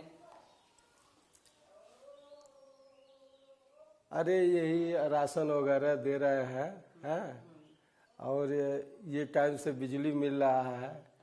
इनके राहत में यही सब चीज़ मेन मुद्दा है। और आपके बिजली हो गया, राशन हो गया, इसके अलावा समझ लीजिए जे क्या नहीं दिए, ये गैस दे दिए, घरे घरे शौचालय बनवा दिए, यही सब मेन मुद्दा है उनका। But even in his Garh, and despite many of his personal interventions in these people's lives, it's not like there aren't divergent voices. Yogi ji के बारे में आपका क्या कहना है? उन्होंने अच्छा काम किया, उन्हीं की सरकार में ओडीओपी शुरू हुई? हाँ हुई है, बाकी तो थोड़ा बदलाव करना जरूरी है। हो सकता बदलाव हो जाता तो कुछ और आगे बढ़ जाता। Whether winds of change blow strongly enough in UP, time will tell. But there is no denying that Yogi Adityanath's connect in Gorakhpur, built over successive decades, will be tough for opponents to overcome. With camera person Narendra Singh, Shivani Gupta in Gorakhpur for CNN News 18. There are 2 more phases to go for Uttar Pradesh elections. CNN News 18's Shivani Gupta spoke exclusively to the state chief minister Yogi Adityanath. Listen in. हम गोरखपुर में हैं, and who else than Yogi Adityanath, the Baba of Gorakhpur, to talk about just exactly how the campaign is going for the BJP. Yogi ji बहुत-बहुत शुक्रिया हमसे बात करने के लिए. धन्यवाद. अभी बस 2 ही फेजेस बचे हैं. बीजेपी बहुत लड़ाई कर रही है, बहुत प्रचार कर रही है, आप भी कर रहे हैं, प्रधानमंत्री भी कर रहे हैं. तो क्या ऐसा है कि पहले 5 फेजों में कुछ कमी रह गई है, इसलिए इतना जोर लगा रहे हैं? देखिए, हमारे लिए हर दिन अपने आप में एक इम्तिहान होता है, एक परीक्षा होती है. और चुनाव तो भारतीय जनता पार्टी वैसे भी जीती हुई है, लेकिन अपने पुराने जो रिकॉर्ड है उसको बनाए रखते हुए उससे आगे कैसे हम जाएं, इसको लेकर के यह महत्वपूर्ण होता है कि हम इसको लेकर के कार्य करें. कल 5 चरणों के चुनाव संपन्न हो गए हैं और 5 चरणों के चुनाव संपन्न होने का मतलब 283 सीटों पर चुनाव संपन्न हो चुके हैं. मैं कह सकता हूं कि 283 में से 225 प्लस भारतीय जनता पार्टी अब तक प्राप्त कर रही है. अब इन 2 चरणों में 6th और 7th फेज में जो चुनाव होने हैं, इसमें हम फिर से 300 पार प्राप्त करें, इसके लिए हमारी लड़ाई चल. एक सीट हमारे लिए महत्वपूर्ण है. हर एक जगह हमारा कार्यकर्ता लड़ रहा है, तो उस कार्यकर्ता को चुनाव जिताना और चुनाव जिता करके एक मजबूत और दमदार सरकार प्रदेश के अंदर बनाना, ये भारतीय जनता पार्टी का लक्ष्य है, जिससे विकास के कार्यों को फिर गरीब कल्याणकारी योजनाओं को पूरी ईमानदारी और प्रतिबद्धता के साथ जैसे पहले कार्यकाल में लागू किया गया था उसको फिर से लागू कर सके. तो वोटर टर्नआउट थोड़ा कम रह रहा है, क्या उससे बीजेपी चिंतित है? देखिए, मुझे नहीं लगता है कि आप लोग किस उससे कह रहे हैं. 2017 में जो वोटिंग हुई थी वही वोटिंग पैटर्न इस समय भी है और कमोबेश वही है, वही ट्रेंड चल रहा, फर्स्ट फेज से वही चल रहा है. मैंने जैसे बोला कि गोरखपुर में आते आते भगवा के रंग पे थोड़ी लड़ाई शुरू हो गई है. समाजवादी पार्टी कह रही है कि ये जंग का रंग है, जो लोहे पे जंग लग जाता है उसका रंग है. कैसे रिस्पॉन्ड करेंगे आप? देखिए, समाजवादी पार्टी और सत्य ये नदी के 2 किनारे हैं. वे न सत्य बोल सकते हैं न सत्य स्वीकार ही कर सकते हैं. सच्चाई यह है कि 2014 में ही प्रदेश की जनता ने समाजवादी पार्टी को पूरी तरह ठुकरा दिया है. मैं भगवाधारी हूं, मुझे भगवा पे गौरव की अनुभूति होती है, हर भारतवासी को होती है. ये भगवा एक वस्त्र नहीं, यह भारतीय संस्कृति का प्रतीक है, हमारा आन बान शान का प्रतीक. हमारा तिरंगा की जो सबसे ऊपर की पट्टी है वो भगवा ही है. सूर्योदय जब होता है तो भगवान सूर्य की जो लालिमा होती है वो भगवा ही होती है. अग्नि जो हमारी ऊर्जा का प्रतीक होता है उसका रंग भी भगवा ही होता है. तो मैं भगवा हूं, मुझे इस पे गौरव की अनुभूति है और हर व्यक्ति बोलेगा कि मैं भगवा हूं, मुझे तो गौरव की अनुभूति है. क्या समाजवादी पार्टी इस बात को स्वीकार करेगी कि आतंकी है या आतंकवादियों के समर्थक हैं? इसको स्वीकार करेंगे? मैं भगवा हूं, इसमें कोई संदेह नहीं. हाँ, संगत का असर होता है उन लोगों का कि जिन लोगों की संगत में रह रहे हैं उनको ये भगवा भी कलर में भी उनको जो है दृष्टि दोष उनको दिखाई देता है. लेकिन मुझे भगवा होने में और भगवा धारण करने में गौरव की अनुभूति होती है. तो क्या बीजेपी के लिए ये चुनाव भगवा की लड़ाई है? हमारे लिए लड़ाई मात्र सत्ता प्राप्त करने का माध्यम नहीं, बल्कि 5 वर्ष के दौरान Bharatiya Janata party double engine की सरकार ने प्रधानमंत्री मोदी जी के नेतृत्व में लोक कल्याण के जिन कार्यक्रमों को, इंफ्रास्ट्रक्चर डेवलपमेंट के जिन कार्यों को, सुरक्षा के जिस बेहतर माहौल को आगे बढ़ाने का काम किया, वह थमने न पाएँ, रुकने न पाएँ, बल्कि अच्छी स्पीड से, उससे भी अच्छी स्पीड से आगे बढ़ सकें। इसके लिए भारतीय जनता पार्टी प्रदेश में आवश्यक है और उसी गति को आगे बढ़ाने के लिए हम लोग चुनाव लड़ रहे हैं। कल अखिलेश जी भी गोरखपुर में प्रचार कर रहे थे, हमने उनका एक नुक्कड़ सभा सुना। उन्होंने कहा कि योगी जी बोलते हैं कि हम दंगेश हैं, समाजवादी पार्टी के लोग दंगेश हैं, दंगे कराते हैं, लेकिन वो आईना साफ करके अपना चेहरा देख लें। ठीक ही बात है। मेरी सरकार में 5 साल में एक भी दंगा नहीं हुआ। समाजवादी पार्टी की सरकार में 5 साल में 700 से अधिक दंगे हुए। कोसी कला से लेकर के और उत्तर प्रदेश का कोई ऐसा शहर, कस्बा नहीं था, गांव नहीं था जहां दंगे न हुए हों। बड़े बड़े दंगे हुए थे, महीनों महीनों तक कर्फ्यू लगा हुआ था। तो ये दंगावादी तो हैं। हमारी सरकार के समय कोई दंगा नहीं हुआ। सुरक्षा का एक माहौल है, निवेश हो रहा है। किसी जाति, मत और मजहब का व्यक्ति क्यों ना हो, हर व्यक्ति अपने को सुरक्षित महसूस कर रहा है। आप भी और प्रधानमंत्री भी प्रचार जो यूपी में कर रहे हैं, तो परिवारवाद पे बहुत ज्यादा आप बात कर रहे हैं। अखिलेश जी ने ये भी कहा कि ये हमें परिवारवादी बोलते हैं, लेकिन अगर महंत अवेद्यनाथ ने योगी जी को ना महंत बनाया होता तो आप भी नहीं बनते मठ के महंत। देखिए, मैं एक गुरु शिष्य की परंपरा है, ये परिवार की परंपरा नहीं है। और भारत की गुरु शिष्य की परंपरा ये बहुत श्रेष्ठ परंपरा है। हमारे यहाँ पार्टी के लिए अगर कंट्रीब्यूशन है तो आप उस पद को प्राप्त कर सकते हैं। यहाँ पे पिता पुत्र की परंपरा नहीं है। यहाँ एक विशुद्ध लोकतांत्रिक व्यवस्था है। एक गुरु अपने कई शिष्य बनाता है और कई शिष्य बनाकर के वह जैविक परंपरा नहीं है। ये तो समाज में अच्छे लोग जो दीक्षा लेने के इच्छुक होते हैं वो दीक्षा लेते हैं, फिर वहाँ पे अपनी परीक्षा देते हैं। जो योग्य होता है वो बाद में फिर आगे बढ़ता है। तो ये उनकी बुद्धि का और दृष्टि दोष का अंतर है। वो समझ नहीं पाएंगे गुरु शिष्य परंपरा के बारे में, उनको समझ नहीं है। उनको बहुत मुझे लगता है कि इसके लिए अभी समय पे एक तो जगने की आदत डालनी पड़ेगी कि ब्रह्म मुहूर्त में जगें, थोड़ा ईश्वर आराधना करें। ये सब जिनको इन सब चीज़ों 12 बजे सो के उठने की आदत है और पूजा कैसे होती है, नमाज कैसे पढ़ी जाती है, जिनको ये अंतर मालूम ना हो, तो उनसे इन गुरु शिष्य की परंपरा में बातचीत करना बेकार है। चलिए, गोरखपुर की हम बात कर रहे हैं, तो आपका नाता तो मठ से और गोरखपुर से, ये आपकी कर्मभूमि रही है बहुत दशकों से। आप 5 बार MP भी रहे हैं और घूम फिर के अब आप यहीं से MLA का इलेक्शन लड़ रहे हैं। तो गोरखपुर में ही आप एक नई शुरुआत कर रहे हैं एक तरह से, विधानसभा का इलेक्शन लड़के। कैसा लगता है आपको? मेरे लिए कोई नया अनुभव नहीं है। गोरखपुर हमारा अपना शहर है। गोरखपुर के माध्यम से प्रदेश की सेवा करने का अवसर प्राप्त हो रहा है। भारतीय जनता पार्टी माध्यम बनी है और 5 बार मैं यहाँ से सांसद हूँ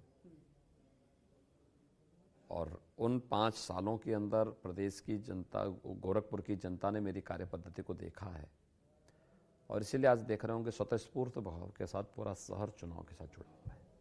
तो आपको नहीं लगता कि आपने कहा कि गोरखपुर में क्या रिजल्ट होने वाला है ये तो सबको पता है, इस पे कोई सवाल ही नहीं है, तो आपको लगता है कि यहाँ पे बिल्कुल बीजेपी एकदम स्वीप करेगी, साफ करेगी? और ईस्टर्न उत्तर प्रदेश में, पूर्वांचल में ऑपोजिशन जो है वो कास्ट को बहुत देख रहे हैं। भारतीय जनता पार्टी ने प्रधानमंत्री मोदी जी के नेतृत्व में जातिवाद, वंशवाद की राजनीति को 2014 में ही पूरी तरह खारिज करवा दिया है। आज प्रदेश में जातिवाद के आधार पर नहीं, राष्ट्रवाद, विकास और सुशासन के मुद्दे पर चुनाव होता है। 2014, 2017, 2019 को अगर आप देखेंगे, पूरा पैटर्न एक जैसा है। जो करेगा पब्लिक उसके साथ खड़ी होगी। ये सब परिवारवादी इसीलिए परेशान है, ये वंशवादी लोग इसीलिए परेशान हैं कि ये आखिर ये क्या हो गया है।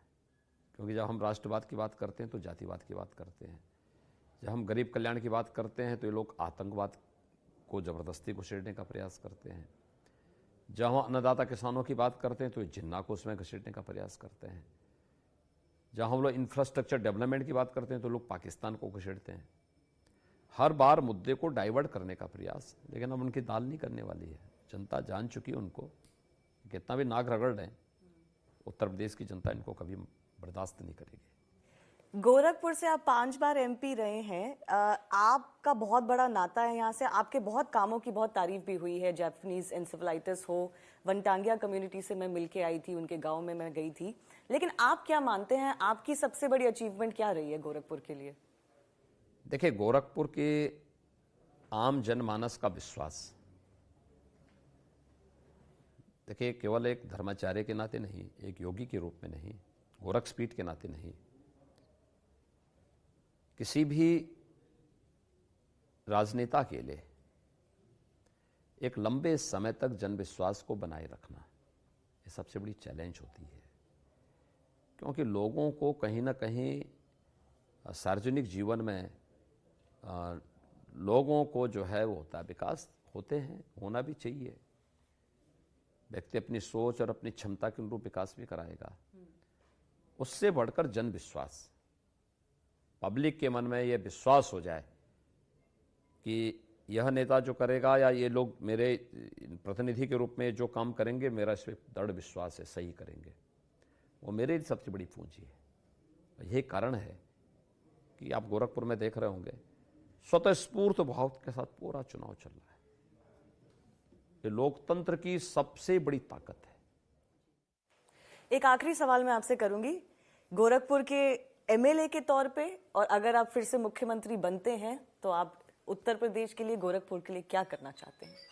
देखिए, जो कार्यक्रम बढ़े हैं, चले हैं पिछले 5-7 वर्षों में, उसमें एक गति देना, उसको निरंतरता दे करके आगे बढ़ाना। योगी जी, हमसे बात करने के लिए बहुत बहुत शुक्रिया। धन्यवाद। So that's Chief Minister Yogi Adityanath, who's busy campaigning in the final stretches of the UP election. Only phase 6 and 7 left. But the BJP feels confident that they will not only meet the mark of 2017, they can even better it. Hello everyone, good afternoon. I'm Shreya Dhondial. The government of India is stepping up efforts to evacuate Indians from Ukraine as fighting enters day 5. It is our top focus at 12 o'clock.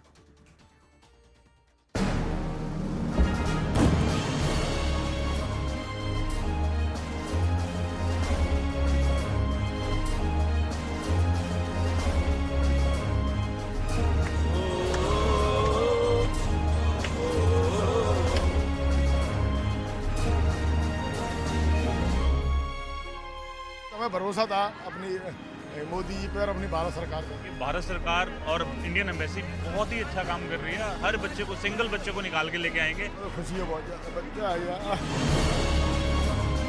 Medicine, food provide कराया है, free tickets दिए हैं और air India में भी हमें food वगैरह दिया गया है। ऑपरेशन गंगा चलाकर हम यूक्रेन से भी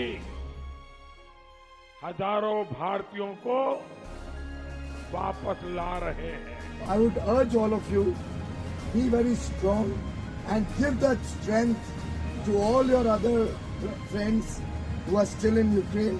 भारत सरकार का ये अभियान तब तक जारी रहेगा जब तक आखिरी नागरिक को हम वापस सुरक्षित भारत न लाएं।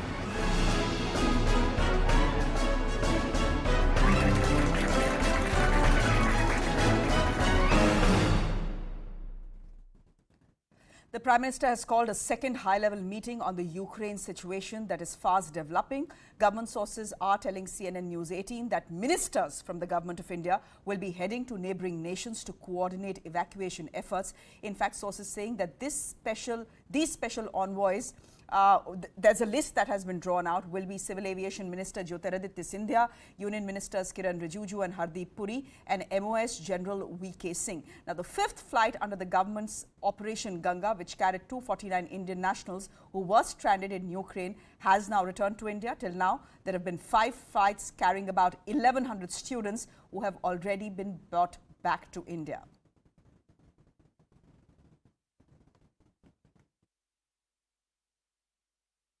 What was the situation there? I was in Ivano. The conditions, they were quite, in Ivano, the conditions were quite safer than the other cities which are in Ukraine.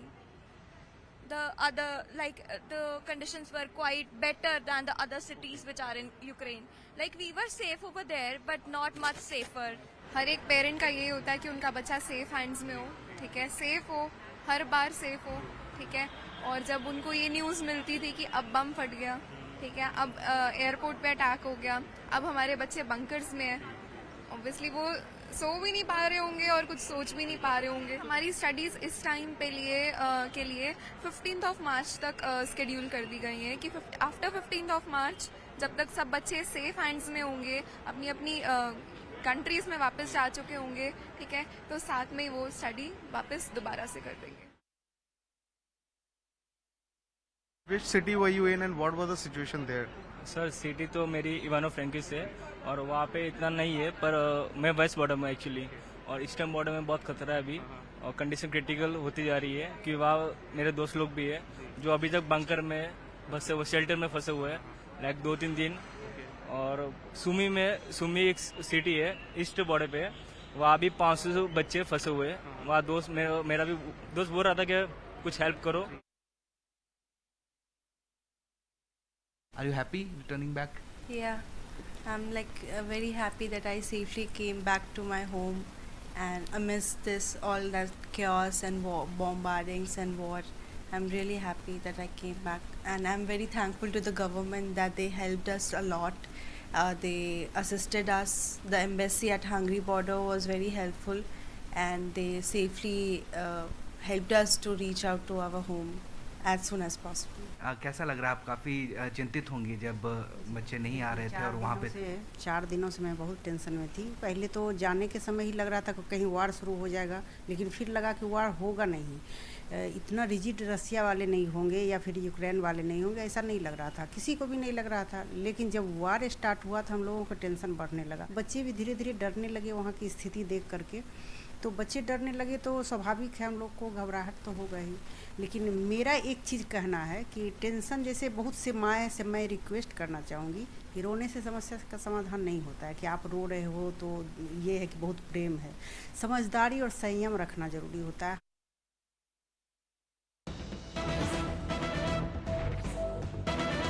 Reports coming in of Indian students who are without food and water. So now the MEA has stepped up efforts to provide humanitarian aid to them. Take a look at these. These are pictures of humanitarian aid and relief that is being sent by the MEA to Ukraine's Shayani post, which is along the Polish border, to help stranded Indians along the border who are possibly here waiting to cross over. Let me go straight across to Maha Siddiqui, who is joining us live on the story.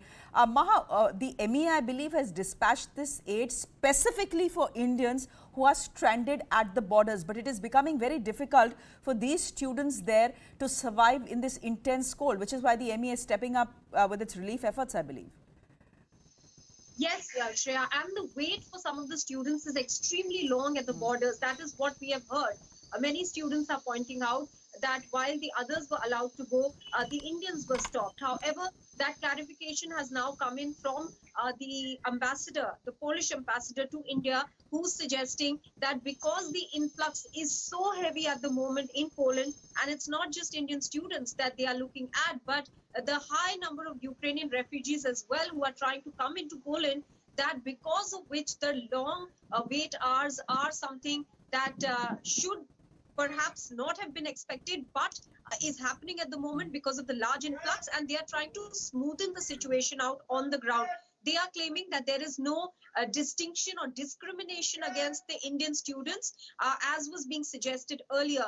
But because the students are waiting out there in the cold for a very, very long time, the Ministry of External Affairs has reached out to the embassy asking for these basic amenities to be made available to them, because many of them did not even have enough food to be able to stay there for the 5-6 hours that they were expected to in the intense cold.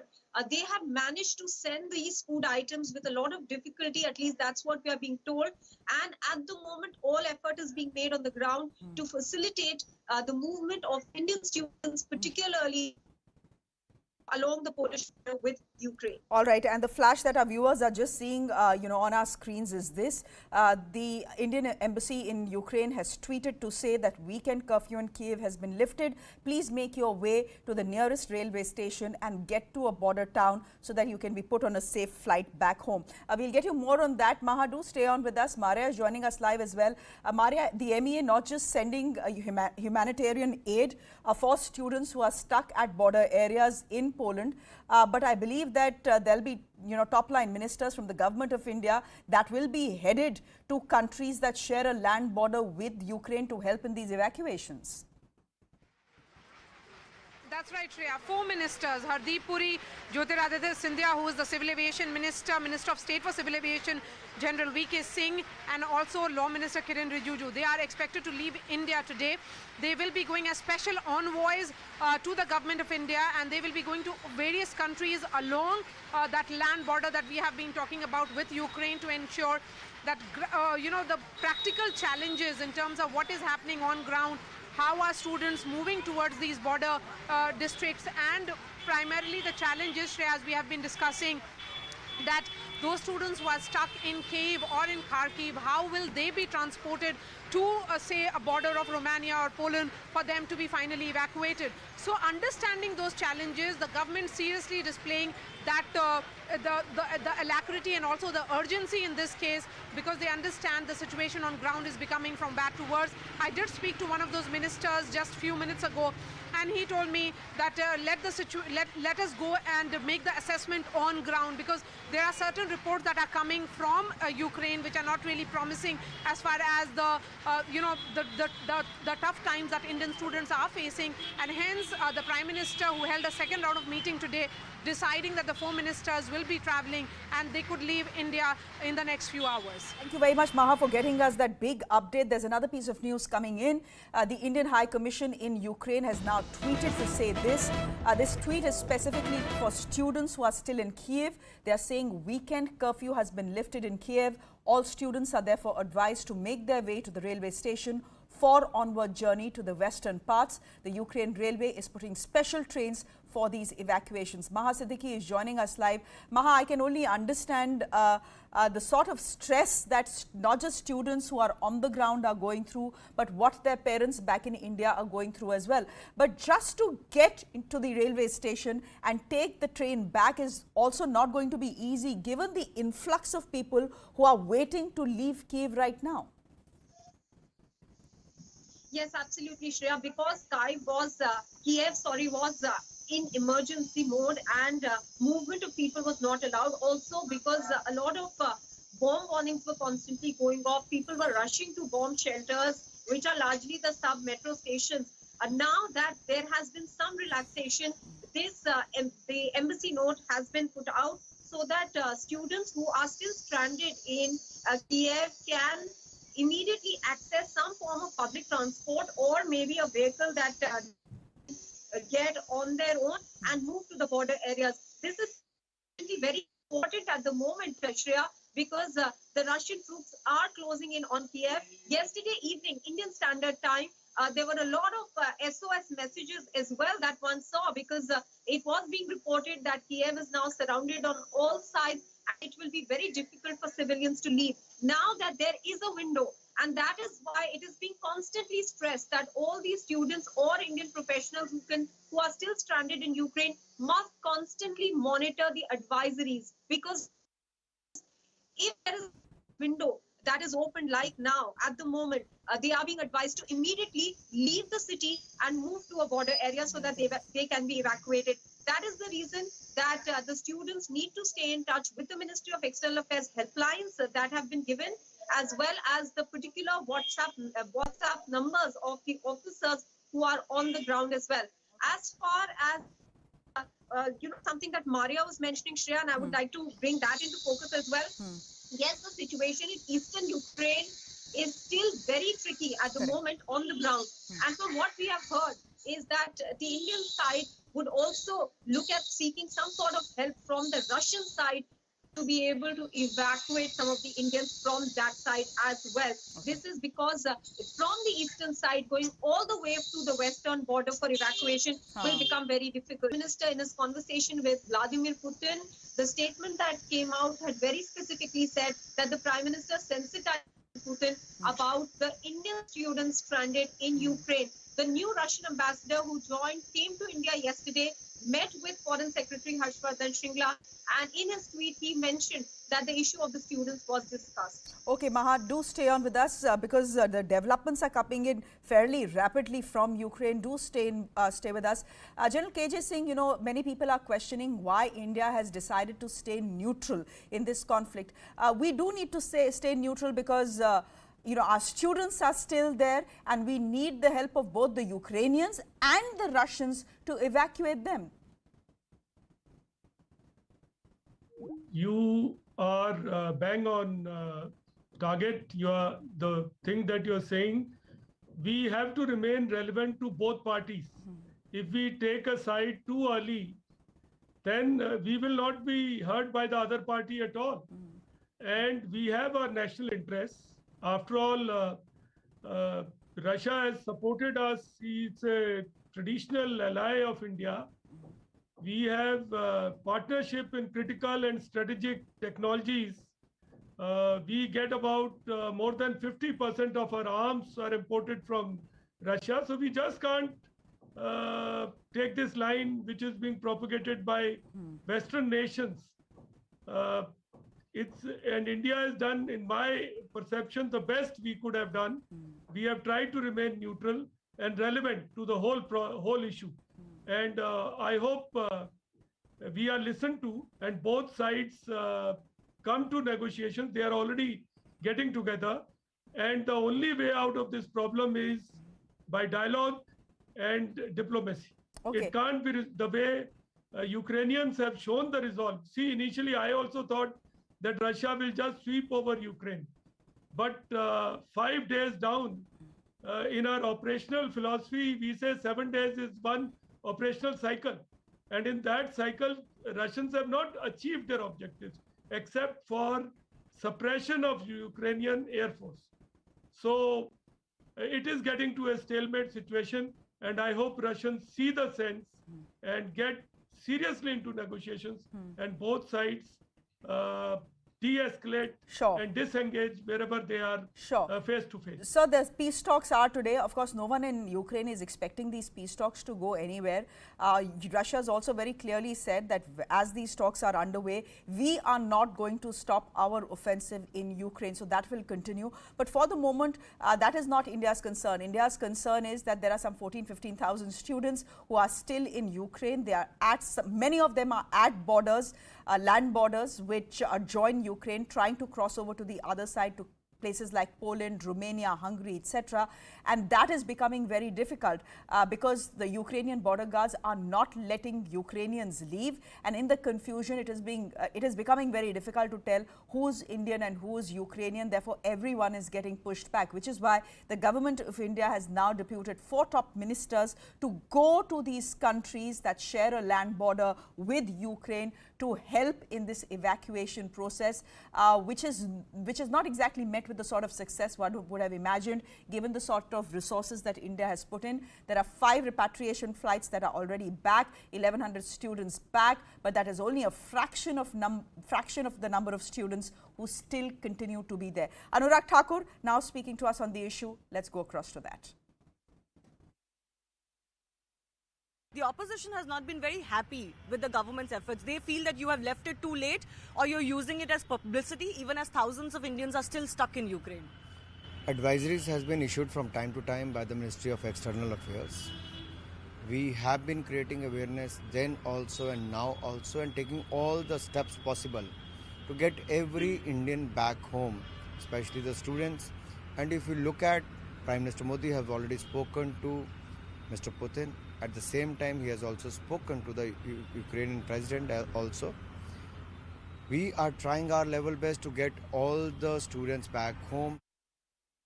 I'm going across to two students now, Indian students who are joining us from Kharkiv, which is the second largest city in Ukraine. Also, the country's financial capital has come under heavy fire from the Russians. But the Ukrainian authorities have claimed that they have reclaimed Kharkiv from the Russians yesterday. Musharraf, आप हमारे साथ जुड़ रहे हैं, अकरम आप हमारे साथ जुड़ रहे हैं और आपके एक और दोस्त हमारे साथ जुड़ रहे हैं, तो उनका भी नाम बता दीजिएगा. सबसे पहले मुशर्रफ, मैं आपसे पूछना चाहूँगी कि अभी आप खारकीव में हैं, तो यहाँ से निकलने का प्लान क्या है? क्योंकि आप वहाँ रहने की सोच रहे हैं या भारत आने की सोच रहे हैं? नहीं, इंडिया आने के लिए सोच रहे हैं सर. मैम, एक्चुअली यहाँ पे बहुत दिक्कत हो रही है. ना तो खाना का कोई प्रबंध है, ना तो पानी का. कुछ नहीं है यहाँ पे हम लोग के साथ. अभी रात में हम वहाँ से भाग के आए हैं एक सीनियर भैया के पास. कुछ नहीं था खाने के लिए. तो आप मुझे रात में जबकि कर्फ्यू था, उस कर्फ्यू का टाइम में शूट आउट कर देता मुझे. 1:30 बजे रात में हम भाग के आए यहाँ पे भूख की वजह से. अच्छा, तो मुझे आप जल्दी से मुशर्रफ बता दीजिए कि आप स्टूडेंट हैं, तो आप क्या पढ़ रहे हैं वहाँ पर खारकीव में? और अभी बोलिए. MBBS 5th ईयर स्टूडेंट है खारकीव नेशनल मेडिकल यूनिवर्सिटी से. अच्छा, आप खारकीव मेडिकल यूनिवर्सिटी में स्टूडेंट हैं. तो मुझे बताइए, अकमल आप भी हमारे साथ जुड़ रहे हैं, कि यहाँ से निकलने का प्लान क्या है? मतलब क्या फाइटिंग हो रही है जहाँ आप हैं, आपको बमबारी सुनाई दे रही है, और निकलने का क्या प्लान है? मतलब कैसे निकलेंगे यहाँ से?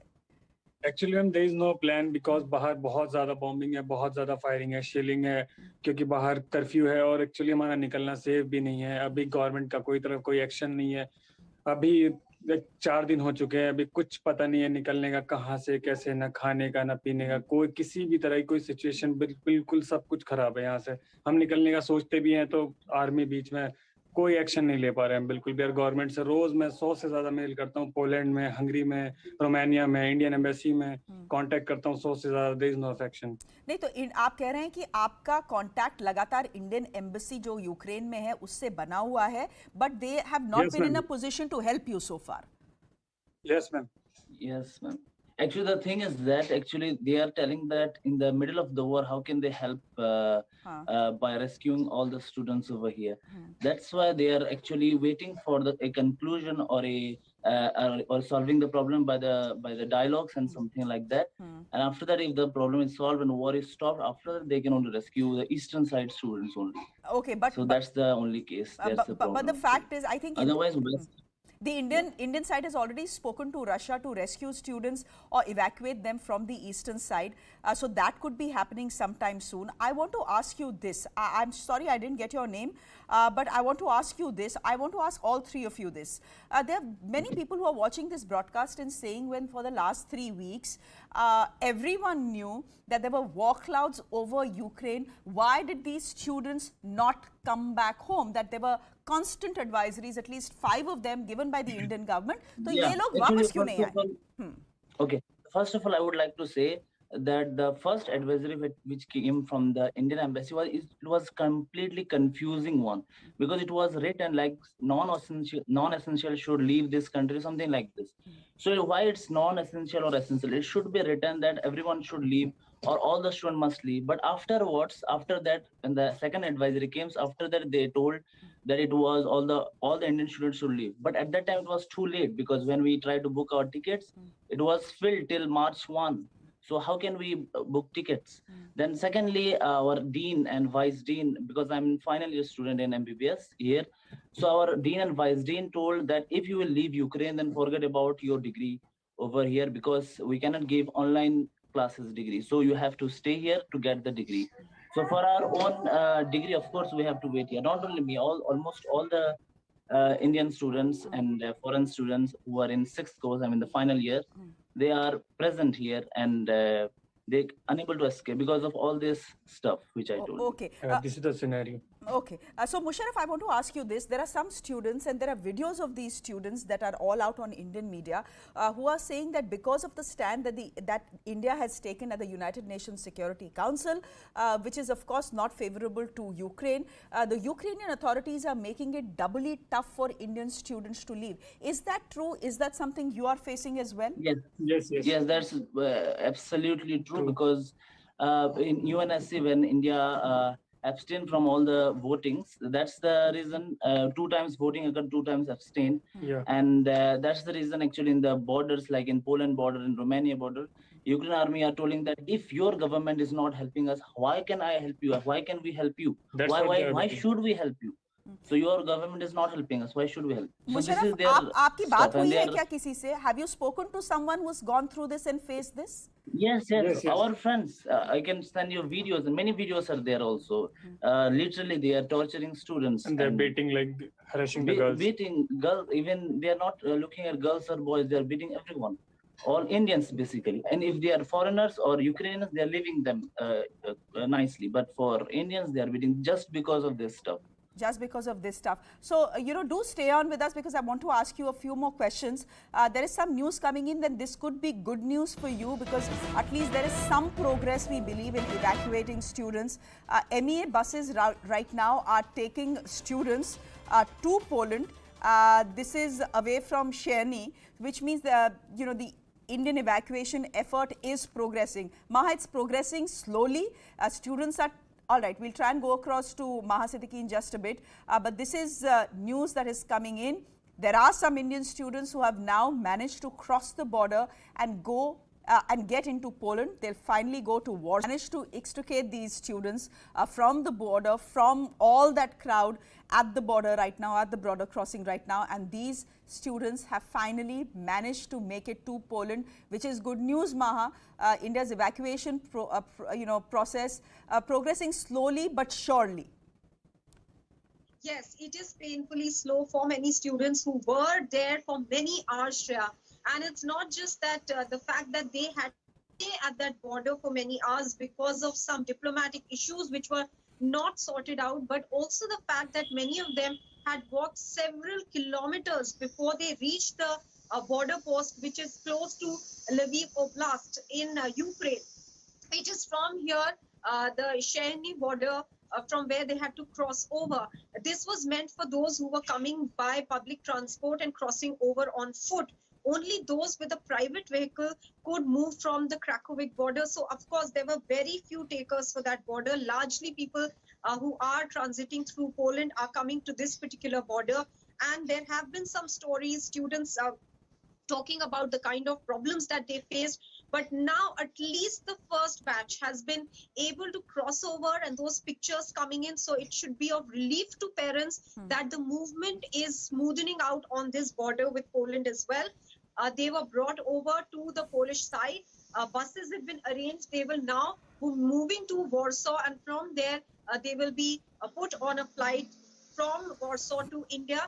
That flight, of course, as we have pointed out earlier, is going to be free of cost. But I think right now the cost issue doesn't arise. That was an issue with the students when they were still contemplating whether or not they should be leaving Ukraine. But now, since there is a full-blown conflict that has reached many parts of Ukraine and not just limited to eastern Ukraine, that question of cost doesn't arise now. They just want to get out of Ukraine. So some sense of relief now for parents and students who are seeing these pictures of students being able to move across the Polish border as well. So we are hoping that it will be smoothened out now for the others too. Others as well. And the one piece of news that could aid in this evacuation process, and we had those students who are joining us from Kharkiv as well, is that the Ukrainian military is saying that Russian troops have slowed down the pace of the offensive. So if citizens, foreign citizens have this window for us, if Indians who are still stuck in Ukraine have this window,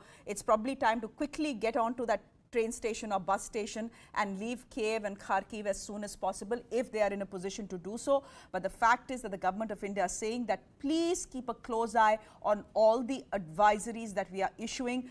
Don't just walk out on your own without taking a look at these advisories. A piece of news that is now coming in.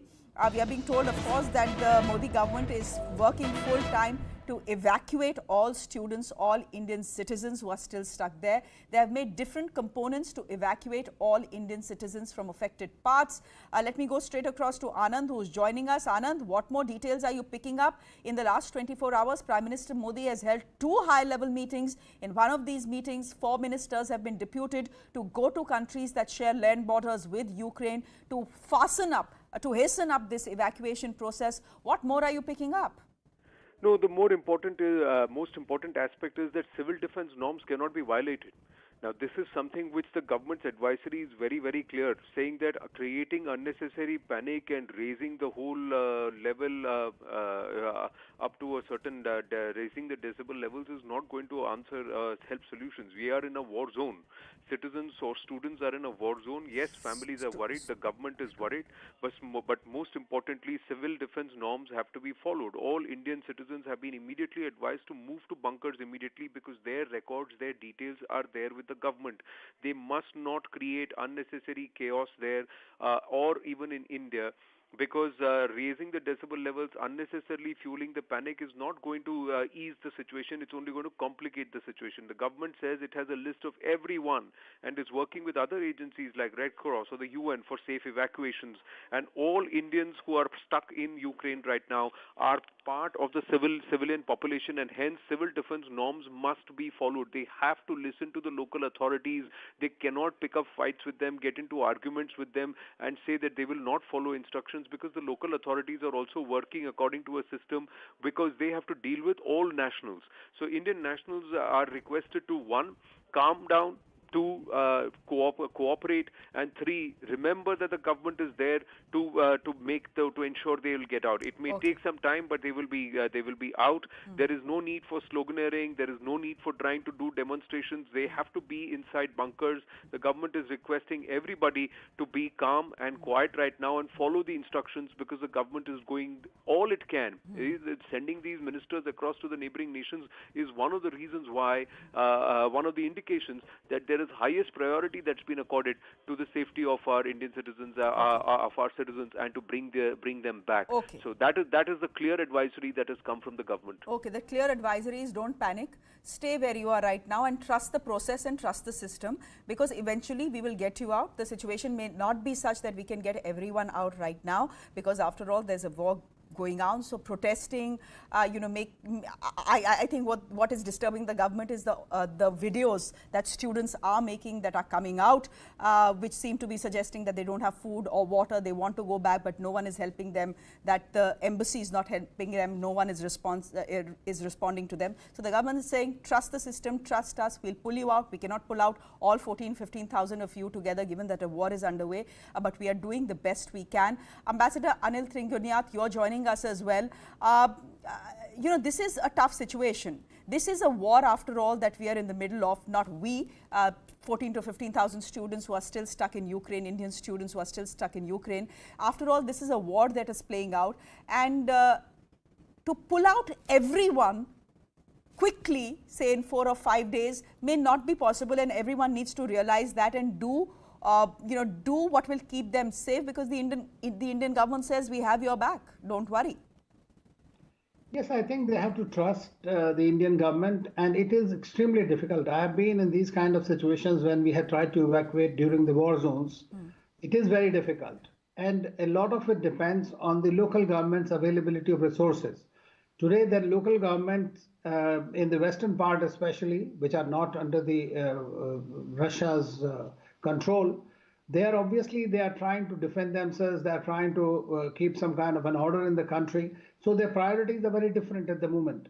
But then we have also seen some very disturbing incidents about some students getting into altercation or whatever with the border checkpost people. So I think that in this kind of situation, they should clearly go by what the Indian government or the Indian embassy has been telling. I'm telling you, our embassies are working 24/7. And India has never failed anybody in evacuating its citizens. In fact, we are the only country which has brought out all its citizens. The problem happens that when in the beginning, a month ago, when you are issuing advisories, we are telling people to leave, they don't go. They wait till the last minute. And when the war actually happens, it becomes an extremely difficult situation. But that is why the Prime Minister has decided to send 4 ministers and things like that. I mean, just to do it. We have tremendous experience. Lakhs and lakhs of people have been brought back, not only our own, but from 48 countries, 50 countries. So we have done that, and there is a tremendous experience in India, and this is our utmost priority. That is something that has shown repeatedly in our Security Council statement, Prime Minister's discussions with both Zelensky and Putin, as well as with the other European countries. So I think that this is just a matter of time, but putting them in the harm's way or coming out and trying to do something is not going to help. Of course, it's a very difficult situation for the people who are really stuck. Correct. And in most situations, even to provide them food and this becomes increasingly difficult because resources are becoming limited. There is no air supplies from anywhere. It's only through the borders.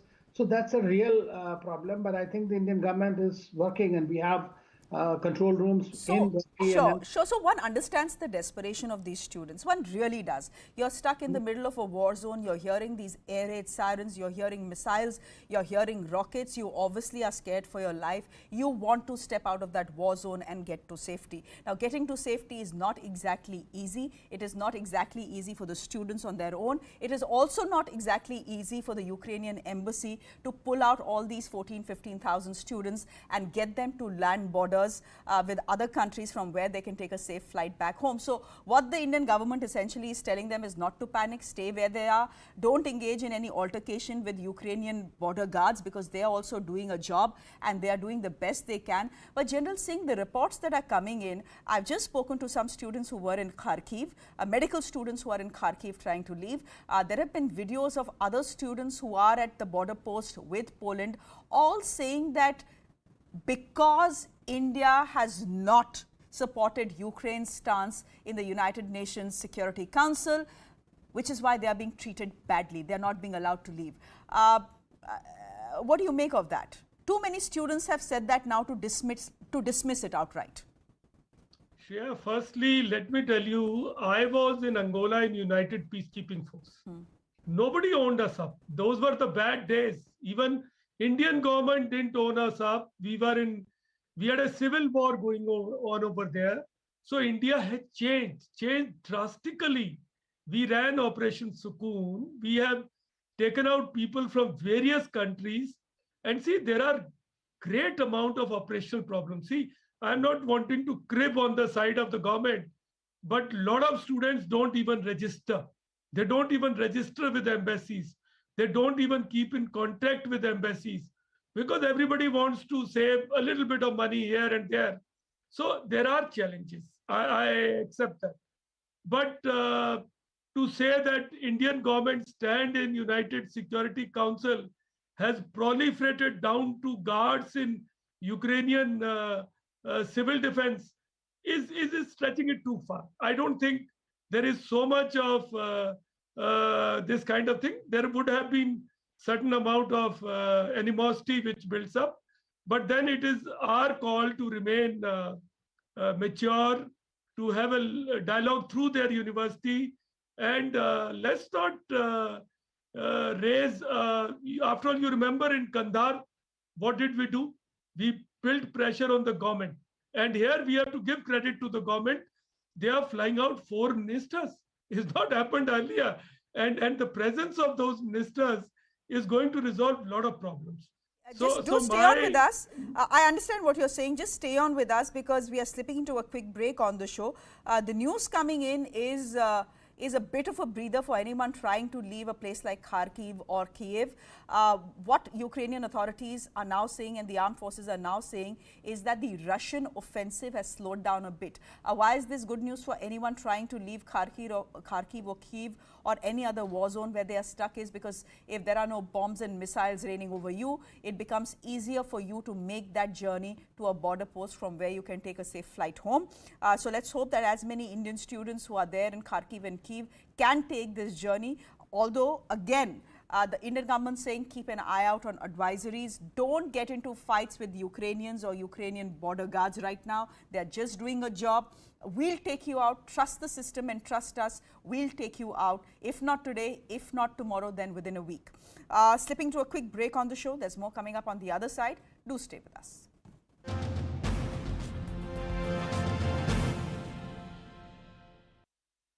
As far as the expressing myself is concerned, no, it's not about am I using myself to do what I do. Yeah. But what I do, and the only thing that I do know is to be honest. Yeah. I'm extremely uncomfortable with dishonesty. I'm extremely uncomfortable with filters. I am someone who embraces vulnerability, you know, and I'm also someone who's willing to accept my mistakes. I'm someone who's open to confrontation and having a conversation.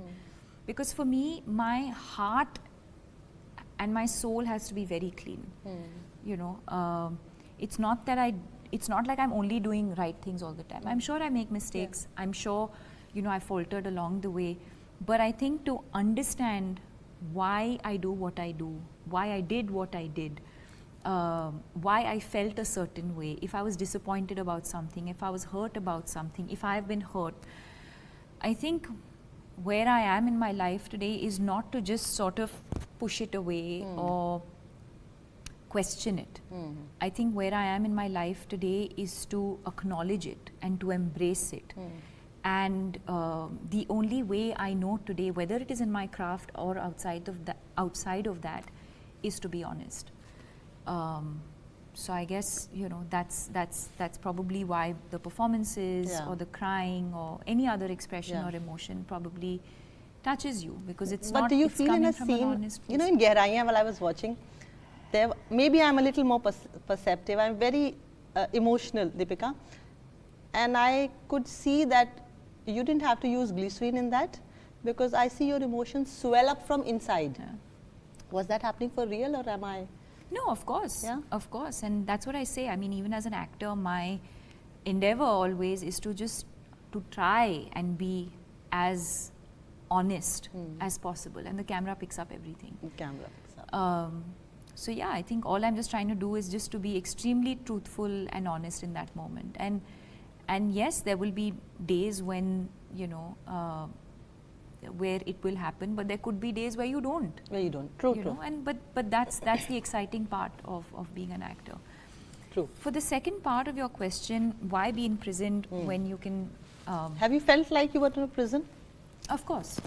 Of course. Again, at so many levels, you know, whether it was me battling mental illness, whether it was me struggling with my identity, when I spoke about that, you know, when that period when I felt lost and I was struggling with who am I and who is it that I want to be. All of these things make you, you know, it's so true to the quote that you just read out. But what I also realized, and more so through the journey of this film, is that people also don't voluntarily choose, or at least most people don't voluntarily choose to be imprisoned. A lot of times you're imprisoned because you're conditioned to be imprisoned. Because either you're conditioned to be imprisoned, or your circumstances force you to be imprisoned, or you don't have the strength or the courage to step outside of that prison. So I think there are so many factors that lead you to do what you do or not to. Not to. So yeah, I guess that's one of my biggest learnings.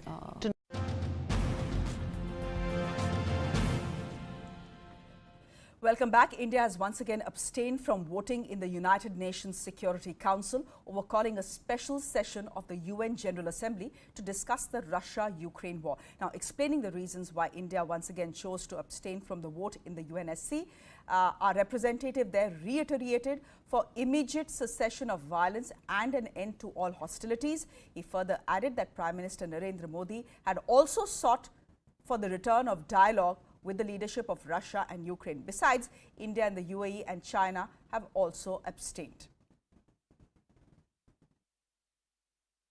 We continue to be deeply concerned about the safety and security of Indian nationals, including a large number of Indian students who are still stranded in Ukraine. Our evacuation efforts have been adversely impacted by the complex and uncertain situation at the border crossings. It is important to maintain an uninterrupted and predictable movement of people. It is an urgent humanitarian necessity that must be immediately addressed. Taking into consideration the totality of circumstances, we decided to abstain. The opposition has been critical of the abstention of the vote by India also at the UN. that India is walking too fine a line, and this is not the occasion to do so? I think when all the opposition parties should have been standing with the government with the solidarity, rather than doing so, they do politics, which is very unfortunate. Today is a situation we should also all come together and make efforts to get every Indian back home. And we have an elected government with a full majority to take the decisions on what call we have to take, and we have taken in the past. If you look at the history of India in the last 75 years, India has always taken the right decisions. Now, clearly, this is a tightrope walk for India because you have Russia on one side, and Russia has been a very good friend to India all these long years. 50% of our arms come from Russia. And then you have America on the other side. America and India's closeness has been growing in the last few years. We are part of the Quad as well. So who do you choose? These are two friends, and you need to choose between two friends, which is why India right now is being neutral at the UNSC and in this entire conflict. This is in our strategic interest, say experts, and this is the stand that India should be taking. Now, the fact is, a couple of reasons why India has decided to stay neutral. Fact is that, again, who do you choose? Who do you choose between America and Russia? Russia has been an old ally, has supplied you arms, has supplied you with strategic know-how when no one was willing to do that for you. Will you vote against Russia in a scenario like that? Any case, there has been pressure from Russia on India to take the right stand, as it were, at the UNSC. On the other hand, as we said, there is, of course, America. There is America because America and India's defense cooperation has been growing in the last 10 years or so. We now buy far more arms than we used to from America.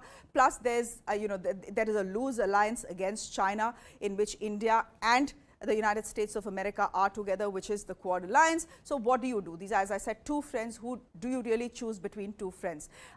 Also, you cannot afford to antagonize Russia for another reason. In any case, Russia is equally close to China and to India. Do you really want to push the Russians into the arms of the Chinese? That is a situation India does not want, given the fact that China has been an aggressor as far as India is concerned. They are sitting on our territory in eastern Ladakh, and they have been fairly aggressive all along the LAC, including in areas like Arunachal Pradesh.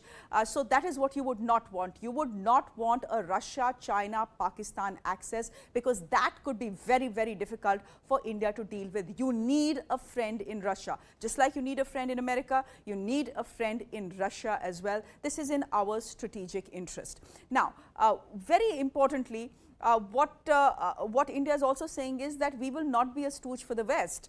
We need to take care of our strategic interest, and in any case, we feel that, this is what India is saying, in any case, we feel that the military offensive that is currently underway will lead to nowhere. There needs to be a dialogue. It is dialogue ultimately that will sort out the crisis in Ukraine. And if you want a dialogue, then you want countries like India that are neutral, that are not taking the side of Ukraine, that are not taking the side of Russia, who can ask these two countries to come to the talking table or negotiate when things really go out of hand. In any case, just to tell you that within an hour or so is when the peace talks between Russia and Ukraine will begin. And Ambassador Anil Tringunyat, you continue to be with us. I want to ask you this. The peace talks are going to start in the next 1 hour or so. Ukrainian authorities are saying that there has been a slowdown in Russia's offensive. But as far as India's stand is concerned, is this really a neutral stand, Ambassador Tringunyat, given the fact that, we have abstained for voting? Isn't abstaining essentially taking a pro-Russia, anti-Ukraine stand? Actually, Shreya, you gave a very long narrative, which is a standard narrative. That we are doing because of this, because of that. But I think this is the right decision that India has taken today. And exactly we had abstained when the Libyans and the NATO went into Libya and started bombing there. We were not happy about the Iraq invasion. So what you do is, at that time, today, what is India is the only sane voice which is trying to tell the Russians that you stop. And if you were to read our last statement, which was the statement which very clearly spoke about the key takeaways from there, the diplomacy and dialogue are the only way to move forward in this. Secondly, what we said was that India is playing.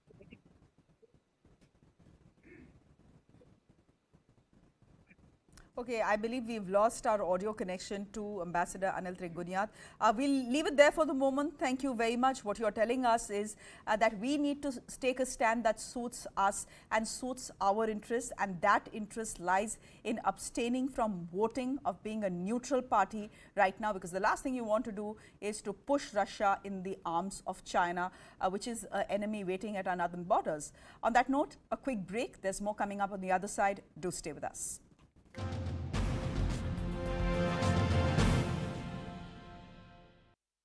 Acknowledge it and to embrace it. And the only way I know today, whether it is in my craft or outside of that, is to be honest. So I guess, you know, that's probably why the performances or the crying or any other expression or emotion probably touches you, because it's not. But do you it's feel in a from an scene, honest you know, in Gehraiyan, while I was watching, maybe I'm a little more perceptive. I'm very emotional, Deepika, and I could see that you didn't have to use glycerin in that, because I see your emotions swell up from inside. Was that happening for real, or am I?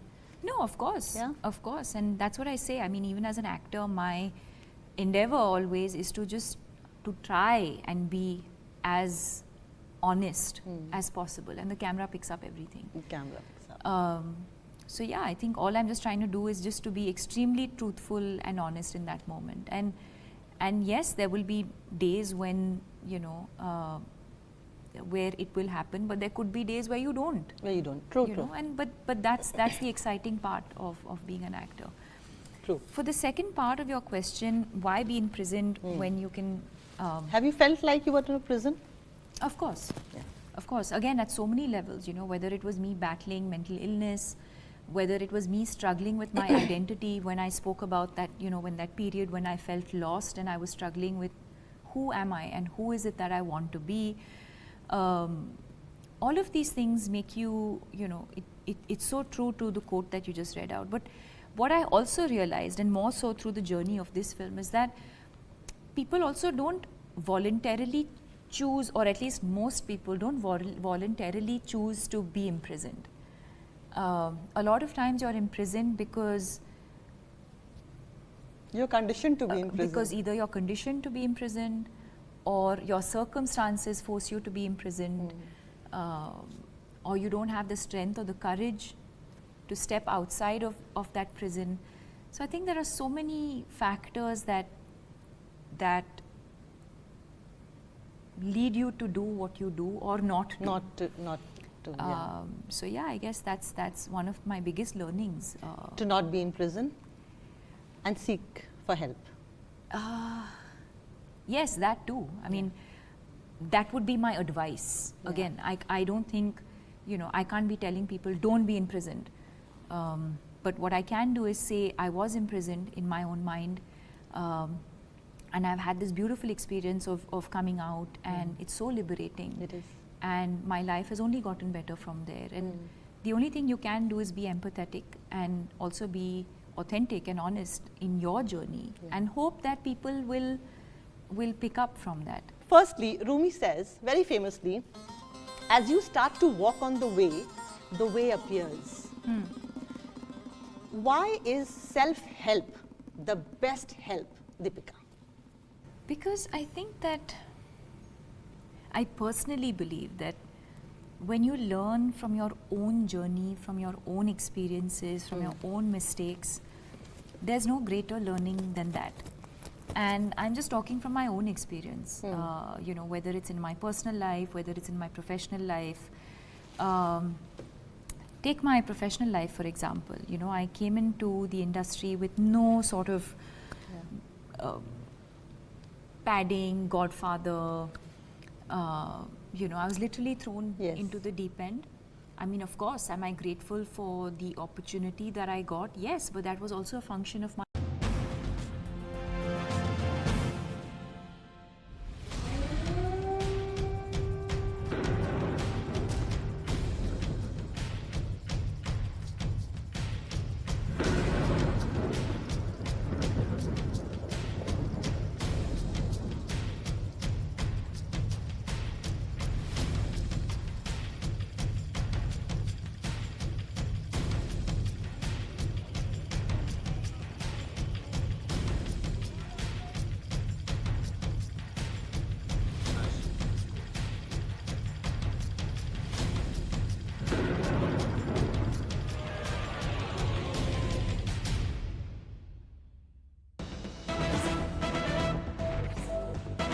This is big news coming in. Negotiations between Russia and Ukraine will be starting at the Ukraine-Belarus border within an hour from now. You have Russian authorities and Ukrainian authorities tweeting out the picture and saying this is where it will be held. So there'll be a fairly large delegation from both sides, judging by the number of chairs that are in place. Also, Ukrainian authorities are now saying, and the Ukrainian military is now saying, that Russian troops have slowed down the pace of the offensive. Let me go straight across to Maha Siddiqui, who is joining us on the phone line. Maha, we are seeing these pictures come in of the venue of where these peace talks will be taking place.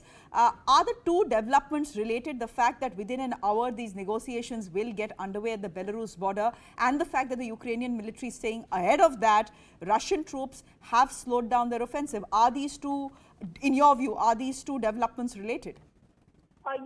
It is hard to say that, Shreya, because yesterday the Russian side had said that even during the time of the talks, their offensive will not stop, because the Belarusian side had promised that during the period of the talks, none of their military actions will be displayed. Which is clearly because the Ukrainian side had great distrust in the Belarus land anyway being used for any sort of talks. That's why they refused to go to Minsk. And as a compromise, the border location has been chosen, which is the closest for both the delegations from the Ukrainian side as well as from the Russian side. But the slowing down could also be because of the manner in which the Ukrainian side has shown resistance. Although even day before yesterday, when there was a slowdown from the Russian side, they had issued, their defense ministry had issued a statement suggesting that because the dialogue was possible, therefore the Russian side had temporarily decreased the offensive, and it will go back to normal because the venue of the talks has not been decided and the talks have failed to materialize so far. So it is quite possible that they have brought down their offensive because the talks will be underway any time now. But there have been contradictory statements, so we can't really be sure if that is the reason. You're right. There have been contradictory statements, because when the first peace offer was made, the Russians said they will stop fighting. When the second offer was made and the Ukrainians agreed, they said don't expect us to stop fighting. But Ukraine is saying that the Russian advance has slowed down. So are the two developments related? Maha is saying it's difficult to say right now, given what Russia has said in the past. But we are hearing from Ukraine's president, who's become a national hero, President Zelensky, comedian turned president, who's, as I said, now a national hero. Russia, for all this while, has been saying that they are being very conscious about what areas they are targeting, that they are targeting only military installations, and they have targeted and destroyed and decimated some 1,000 military installations and Ukrainian assets.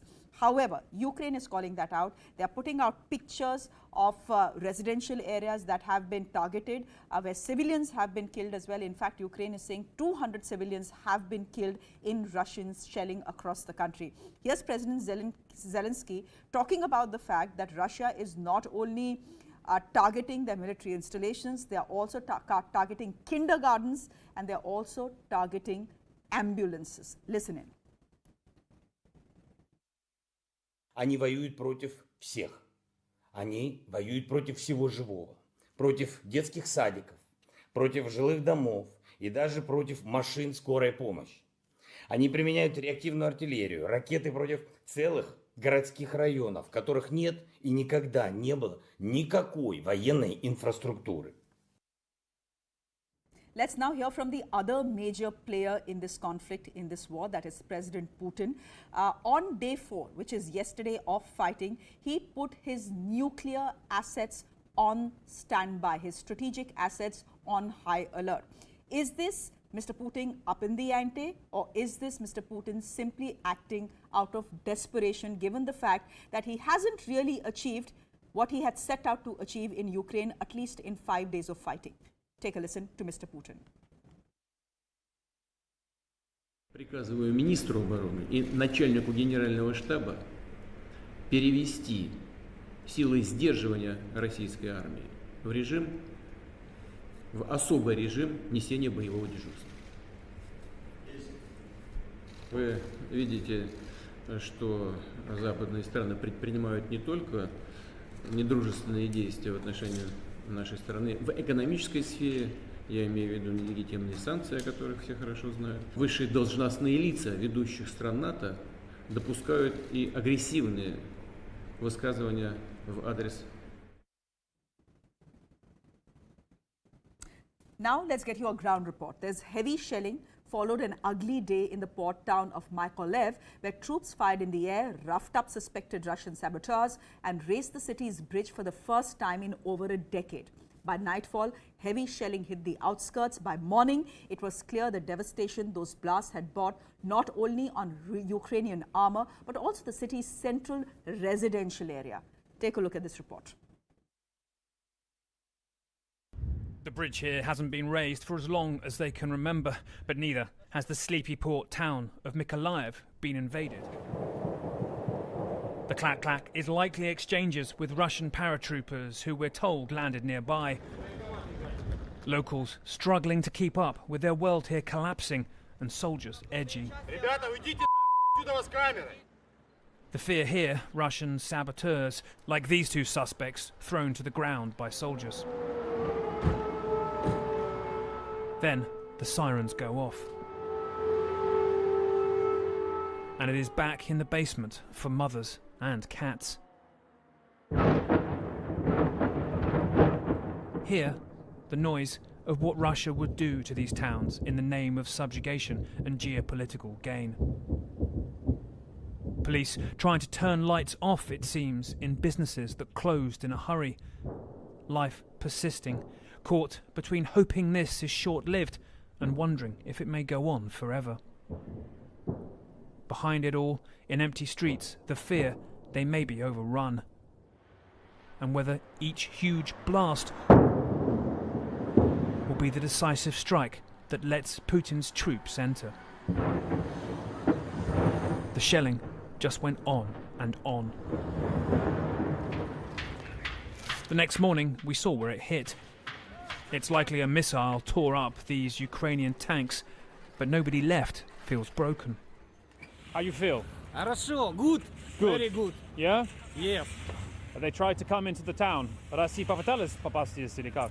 Попытались попасть, но мы отбили Mykolaiv. Понятно. He's saying the Russians tried to come in last night, but the town of Mykolaiv beat them. And you can see what that looks like here. Машина, дирна. Смотрите. Saying, look around here. I'm asking him, how do you feel living here, looking at all this? This is where you live, right? He's like, look at this. Look at these windows that are blown out. Те, что говорили гражданские, инфраструктуру не будут они портить и использовать. Сколько гражданских пострадало? Это уму непостижимо. Yeah, so the words of Russian ministers who've been saying that they're not going to hit civilian infrastructure here, he's repeating them back to me, saying, look at this. They say they're not hitting civilian infrastructure. Look at this damage around here. Putin's rockets may have shattered glass, but not dented the anger here. As they take stock, you have to ask yourself why Moscow ever thought these towns would gladly be occupied and what Russia's end goal is. Tempers fray here. Blood has been spilled, but despite Russia's overwhelming firepower, they did not pass. Several events here in Moscow that may indicate that the Kremlin is more and more concerned that this military operation in Ukraine is not going as they expected. Number one, President Putin ordering his military to put his nuclear deterrence forces on high alert, what he called special combat regime. The Russian president saying he was doing it because of aggressive rhetoric coming from NATO and also from these draconian sanctions that have been leveled by the United States and by Europe. The White House did respond, but in a much more measured fashion, saying simply that the Kremlin is manufacturing threats that do not exist. And there was no indication, at least at this point, that the United States is changing its nuclear posture. Then another sign, the military, the daily briefing by the Russian military admitting for the very first time that Russian soldiers have been killed and wounded in battle in Ukraine. There were no numbers given, and the military spokesman saying that it was fewer than the Ukrainians had suffered, but still significant. That first example of their admission that people are dying in this military operation. And then finally, another statement, this time from a former Russian president, Dmitry Medvedev, saying that there is no need, no particular need to have diplomatic relations anymore. He said, we might as well padlock the embassies and we can look at each other through binoculars and gun sights. Hello everyone, good afternoon. I'm Shreya Dhondial. It is 1 o'clock. The government of India now stepping up efforts to evacuate Indians from Ukraine as fighting entered days 5. And these are the big developments that we are expecting in the next 45 minutes or so. Ukraine is set to hold talks with Russia at the Ukraine-Belarus border in the next 20 minutes or so. Both sides, as you know, have agreed to meet without any preconditions. Now, Ukraine has agreed to the talks after President Zelensky spoke to his Belarusian counterpart. The president of Belarus has taken responsibility to ensure that all planes, helicopters and missiles stationed on Belarusian soil remain on the ground during the Ukrainian delegation's travel, talks and return. Essentially what this means is that till the talks are on, there will be no missiles or rockets fired from Belarusian land. On the other hand, Russian President Vladimir Putin has put his nuclear assets on high alert. NATO has condemned the move, calling it dangerous and irresponsible. I'm going straight across to Moscow. This is where CNN's Vasco Kotivio is joining us from. Vasco, thank you very much for your time here on CNN News 18. The talks between Ukraine and Russia begin in a short while from now. The voices that we are getting from Ukraine seem to suggest that they aren't expecting too much out of these talks. What about the Russians? I guess it's fundamentally the same thing on both sides. The Russians want to put up this idea that they're looking out for peace, that they are proposing talks. They're trying to come up with a diplomatic solution. But the delegations from both sides that are attending these talks, they're very low-level delegations.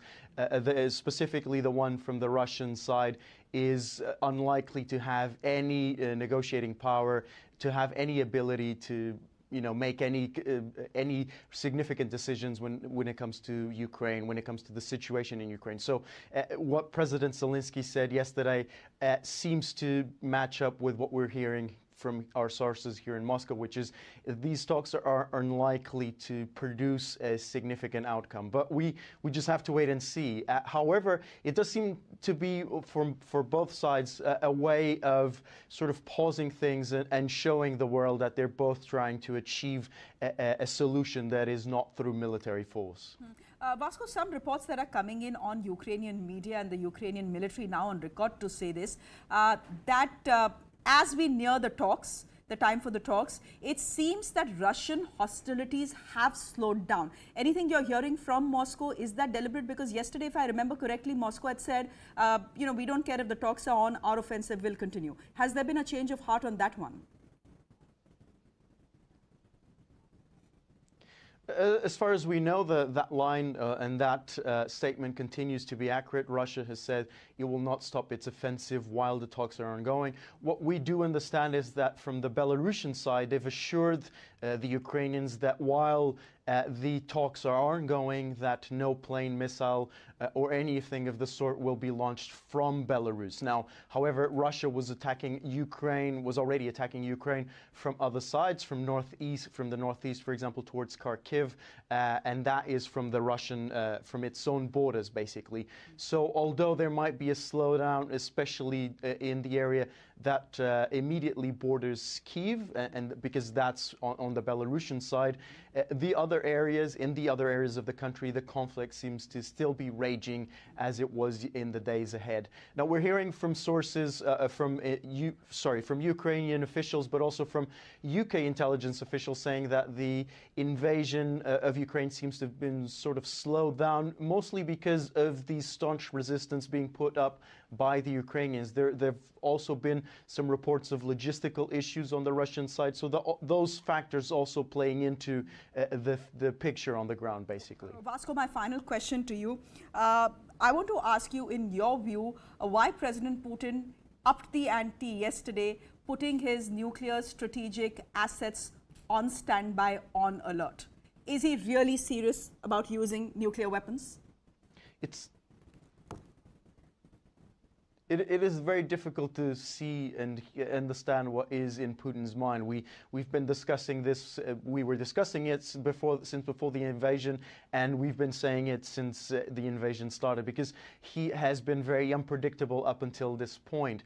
Now, what analysts are suggesting is that this is a bit of posturing in a reaction to the deployment of U.S. troops and NATO troops to allies in the eastern flank, basically Russia showing that it's also ready if the NATO alliance is putting troops on its border. So it seems to be some sort of posturing. It is dangerous, is what some analysts have suggested as well, because of the reference to the nuclear deterrent here.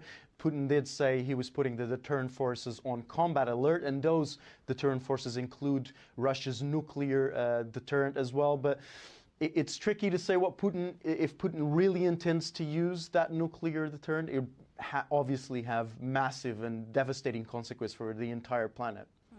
Vasco Kotovio, thank you very much for joining us from Moscow with that quick update. Good to have you here on the show. Meanwhile, back in India, the Prime Minister has called a second high-level meeting on the Ukraine situation. Government sources telling CNN News 18 that 4 ministers from the government of India will be heading to countries that share a land border with Ukraine to coordinate evacuation efforts that have slowed down. Sources say that these special envoys consist of Civil Aviation Minister Yogi Adityanath, Union Minister Kiren Rijiju and Hardeep Singh Puri, and MOS General VK Singh, who has some experience in evacuating Indian citizens. Sources also saying that the Prime Minister is personally monitoring the situation, and the External Affairs Minister and the National Security Advisor are updating Prime Minister Modi on a regular basis on Indian nationals. Now, Indian nationals on their part who are in Ukraine are being advised to move to bunkers immediately and remain on the ground floor. Now, till now, there have been 5 flights carrying over 1,100 students that have brought them back to the country, but there are some 13 to 14,000 students who are still in Ukraine waiting and struggling to get out. यहाँ से निकलने का plan क्या है? मतलब क्या fighting हो रही है जहां आप हैं, आपको बमबारी सुनाई दे रही है, और निकलने का क्या प्लान है? मतलब कैसे निकलेंगे यहाँ से? Actually ma'am there is no plan, because बाहर बहुत ज़्यादा बॉम्बिंग है, बहुत ज़्यादा फायरिंग है, शेलिंग है, क्योंकि बाहर कर्फ्यू है और एक्चुअली हमारा निकलना सेफ भी नहीं है। अभी गवर्नमेंट का कोई एक्शन नहीं है। आपका कांटेक्ट लगातार इंडियन एम्बेसी जो यूक्रेन में है उससे बना हुआ है, but they have not been in a position to help you so far. Yes ma'am. Yes, ma'am. Actually, the thing is that they are telling that in the middle of the war, how can they help by rescuing all the students over here? That's why they are actually waiting for a conclusion or or solving the problem by the dialogues and something like that. And after that, if the problem is solved and war is stopped, after that they can only rescue the eastern side students only. The first advisory which came from the Indian embassy was completely confusing one, because it was written like non-essential should leave this country, something like this. So why it's non-essential or essential? It should be written that everyone should leave or all the students must leave. But afterwards, after that, and the second advisory came, after that they told that it was all the Indian students should leave. But at that time it was too late. So our dean and vice dean told that if you will leave Ukraine, then forget about your degree over here, because we cannot give online classes degree. So you have to stay here to get the degree. So for our own degree, of course, we have to wait here. Not only me, almost all the Indian students and foreign students who are in 6th course, I mean the final year, they are present here, and they're unable to escape because of all this stuff which I told. Okay.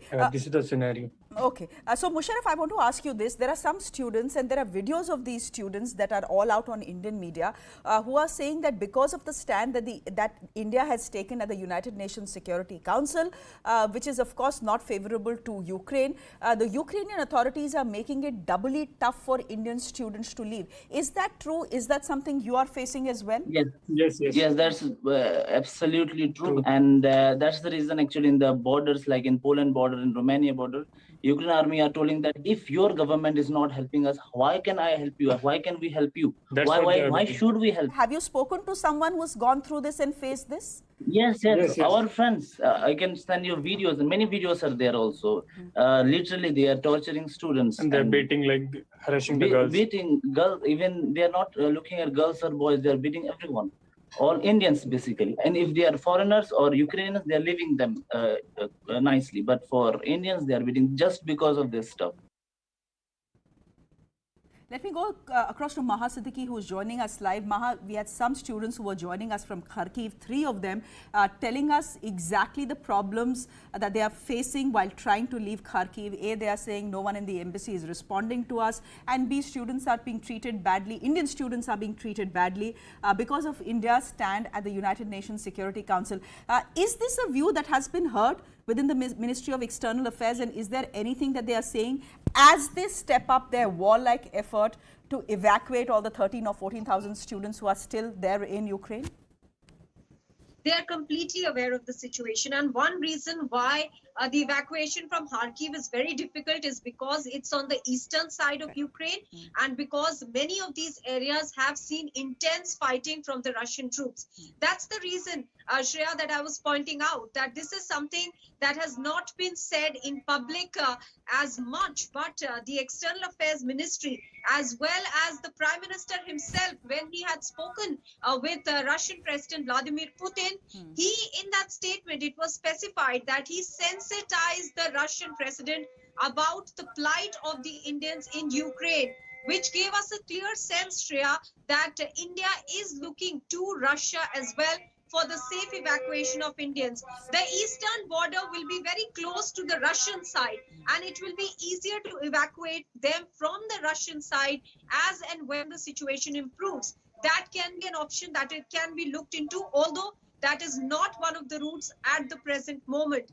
For the western side, for these people in Kharkiv to reach the western border is a very long journey within Ukraine, and therefore they have been asked, largely those in the eastern side, to remain where they are, to look for a place which is familiar to them and continuously be in touch with the embassy. The concern now is also about the manner, as one of the students was pointing out, on how Indians are perhaps being treated because of India's stand at the United Nations Security Council, where we have abstained on voting on the Ukraine issue. That is the reason that we are now seeing stepped up efforts from the Ministry of External Affairs and the Government of India, where we are seeing some of the top ministers going on the ground to facilitate the movement. This will largely be a diplomatic exercise, really, to convince the sides that Indians need to evacuated and all help is required. Okay, I'm going to request Maha for you to stay with us. We are being joined by a student, Indian student, Mariam Raza, who's stuck in Kiev. Mariam, thank you very much for joining us here. First of all, we all hope to see you come back home safely. Can you hear me? Yes, I can hear you. Okay, so Mariam, I want to ask... This is my friend Ashwini, and these are the students in the hostel. We are still waiting to leave the hostel. I don't know, they're not letting us leave right now. I don't know what they're saying about the official letter, about the official call or the buses. We don't really know, but they're not letting us leave right now. So some people are, most of the people are still waiting here. So that whenever they let us leave, we'll run. And some people are going back upstairs and waiting upstairs because it can get suffocating over here. It can get suffocating over here, which means you are where? You're in your institution. I mean, I'm assuming that you're a medical student. You are in your medical college and you're in the basement, yes. Is it? I am in the hostel, in the Gomel hostel number 7. We are on the ground floor, not in the basement right now. Oh. Okay, and how many students are there? How many Indian students are there with you, Mariam? There are approximately over 1,000 Indian students in this hostel. They're not all from our university. They are all around from Kyiv. Okay, and what is the situation as far as food and water is concerned? I know it's very cold. I know you are desperate to leave. I know that you've been hearing, missiles and rockets go off anytime and air raid sirens go off anytime. But I want to ask you, what's the situation with your food and water, etc.? We have very limited supply. We don't know if it's going to last for 2 days even. Us specifically, me and my friends, we have very limited supply. We're not sure if it's even going to last a day. It's all junk because we cannot make anything. We cannot cook anything. So it's all junk, chips, juices, etc. Mariam, can I ask you this? You told me a few minutes ago that as soon as you get the permission, you and your friends will run from your hostel and try and make it to a border post. The whole hostel will run, not just me and my friends. All of us will run from here. But you can't run and get to a border post. You can't run and get to a border post. Obviously. Are you in touch with the? Are you in touch with the Indian embassy in Ukraine? What are they telling you? We got the official letter from them that you all are supposed to reach to the Vokzalna station and their help will be provided to you all. You guys can get into a train.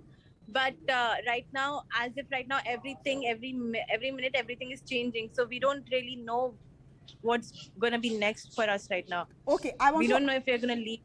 Okay, I want to ask you whether you're still here fighting around Kyiv, where you are. Are you hearing gunshots? Are you hearing missiles? Are you hearing rockets being fired? We heard it last night, but in the daytime, it's mostly stabilized. We mostly hear it in the nights. Okay.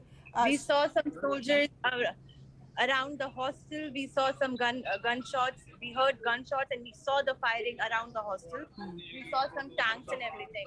You saw some tanks as well. I want to ask you this. The Indian embassy in Ukraine has said that weekend curfew in Kiev has been lifted and everyone who wants to be evacuated should be leaving for the railway station. Is your hostel not allowing you to go? And if that is the case, why? What is the reason they are giving you? We actually don't know. Actually, they're saying that there is a bus or something. We don't really know if there is a bus or what is the reason that they are not letting us leave right now, or maybe it's because of the huge crowd. Some people are even saying that go back to your rooms and make a group of 10 or 5 people. But we don't really know the reason why they're not letting us out right now. They told us to wait for 10 to 20 minutes, then we're going to ask them again. So, Mariam, I want to ask you, are you guys, I believe there's another gentleman who wants to come and speak. I want to ask you, Mariam, if you and your friends there, are you scared, or do you have confidence in the Indian government that eventually Joe Biho, the Prime Minister, is monitoring everything that is going on and you will be pulled to safety? Do you have that confidence in the government of India? Because the government is saying, wait, stay where you are, we'll pull you out. Don't worry, trust us, trust the system. Can't trust anyone. This is war. Do you really think you can trust anyone? This is a war situation. Do you think you can trust anyone? But you can trust your own government, right, to pull you out to safety? I have my faith in God. We all have our faith in God. We all are just praying that we will get out somehow. We have hope from the government. Of course we do.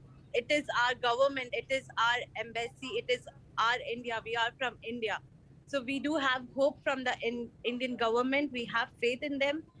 But if you're asking about trust, yes, 50% yes, but anything can happen. It's a war situation. Anything can happen. It's a war situation. I understand that. Be safe. Don't panic. And Mariam, I hope that you and all your friends, 1,000 of them who are there in that hostel, all of you can quickly make it back to safety. But you do realize that many people from Ukraine are moving towards these border towns. Go ahead. Okay, thank you so much. Okay, bye-bye, Mariam, and be safe. I hope you get your bus there to get to the railway station, so be safe. I hope all of you can be evacuated in time, because the government of India is making an effort to evacuate all students, 14,000 of them who are there to safety. It's a painful process. It's going to be a slow process, but it will eventually be done. Meanwhile, Zaka has exclusively spoken with Poland's ambassador to India. Listen in to what he's saying about helping Indian nationals leave Ukraine.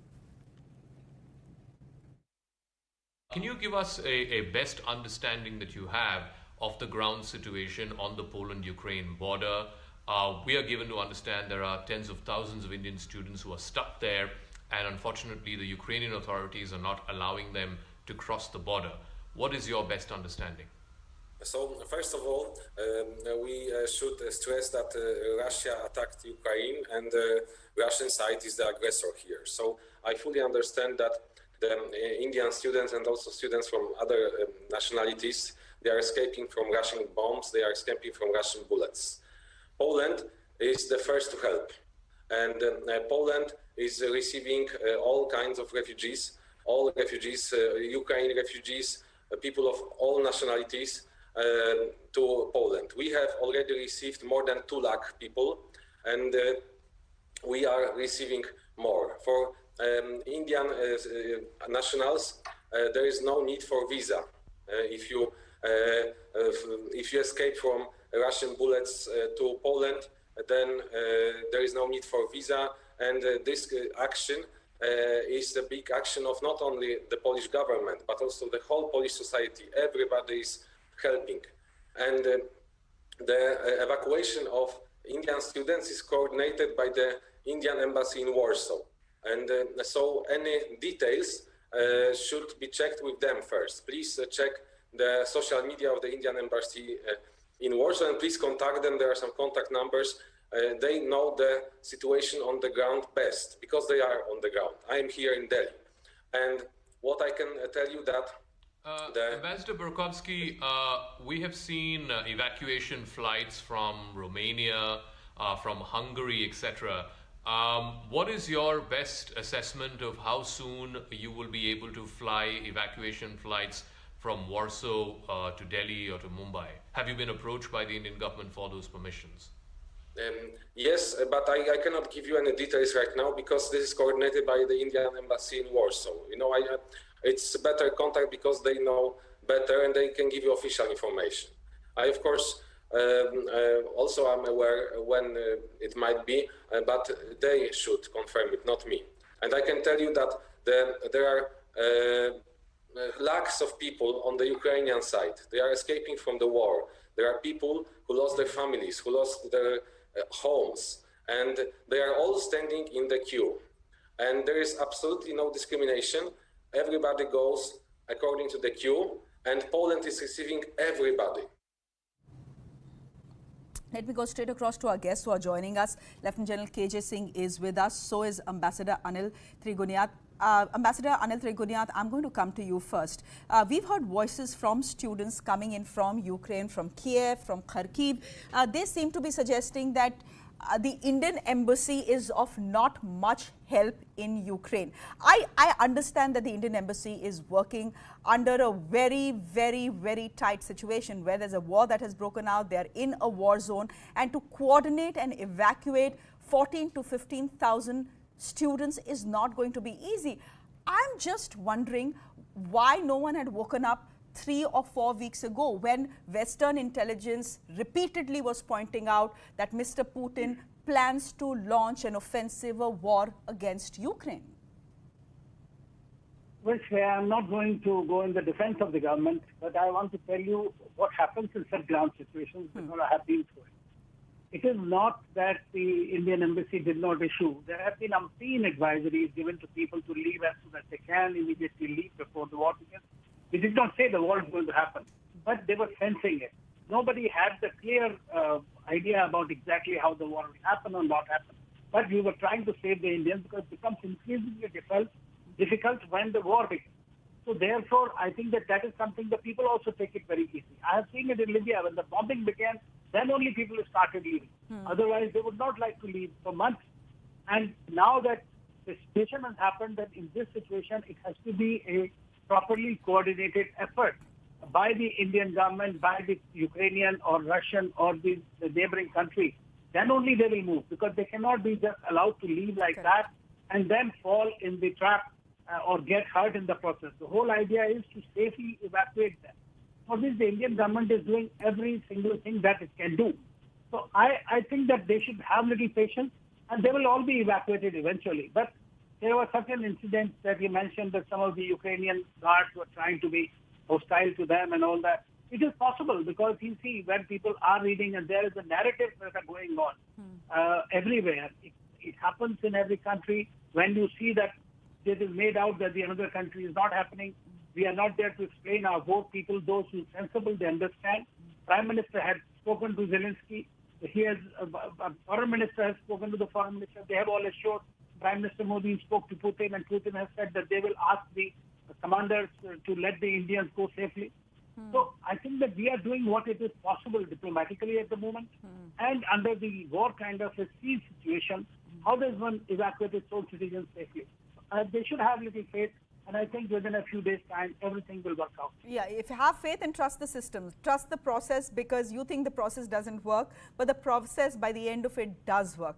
General KJ Singh, I'm going to turn our focus away from the students now to something else, something that is about to happen in the next 15 minutes or so. These are peace talks between Russia and Ukraine that are set to start at the Belarus border. In fact, there's a picture that has been tweeted out. We'll request our producers to put out that picture of the venue that has been set as this peace talk venue, as it were. Lots of chairs there, which means a large delegation is coming. But our reporter, CNN's reporter from Moscow, was pointing out that the delegation that Moscow is sending is a very low-level delegation, and they are hardly in a position to decide whether the war should stop, and if it does stop, what are the conditions it should stop at. After all, this is Mr. Putin and Russia we are talking about, and all decisions get taken by one man, and that is President Putin. So in that scenario, what hopes, realistic hopes, should we have from these peace talks? And as we speak, that's the picture that I was talking about, which has been tweeted out by the Belarusian authorities as well, to say this is the venue.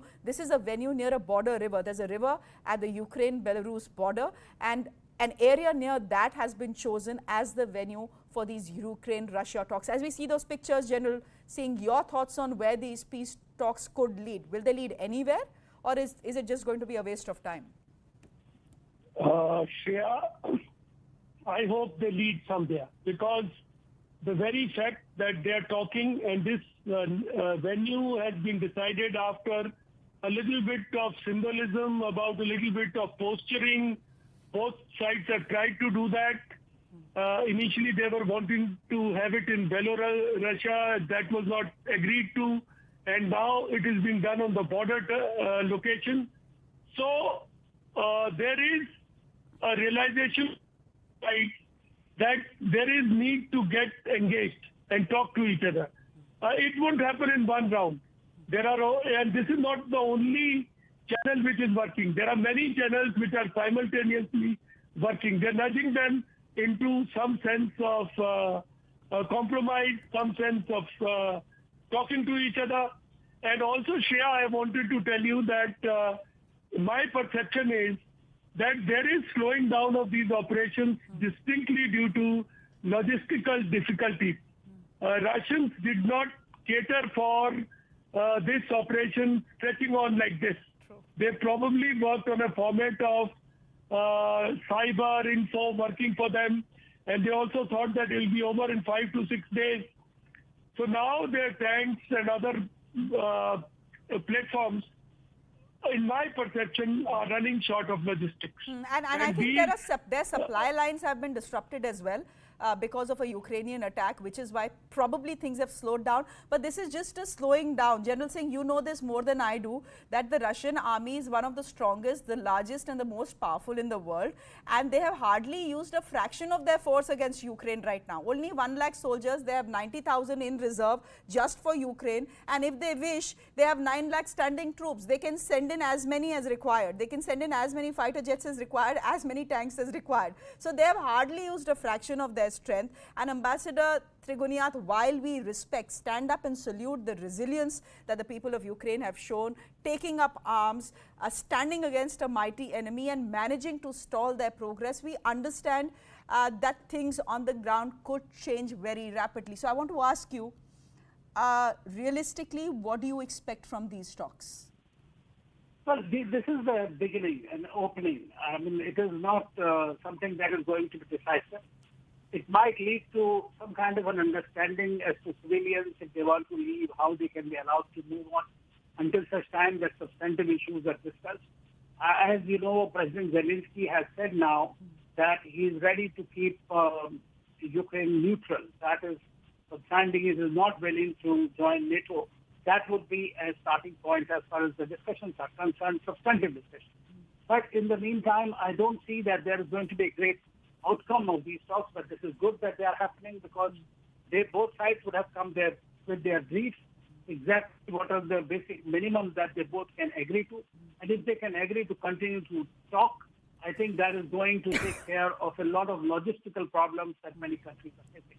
And I fully agree with the general that, it is, the Russians have not used their might. And I just received some message from Ukraine itself, in which very clearly it is said that this is the initial just measuring the response and those kind of things the Russians have done. They have not even used their proper forces. And then a lot of psyops are going on between the two sides. So that is also creating a lot of mischief, a lot of reports that are being manufactured or fake reports that are going around. That is part of New Age warfare.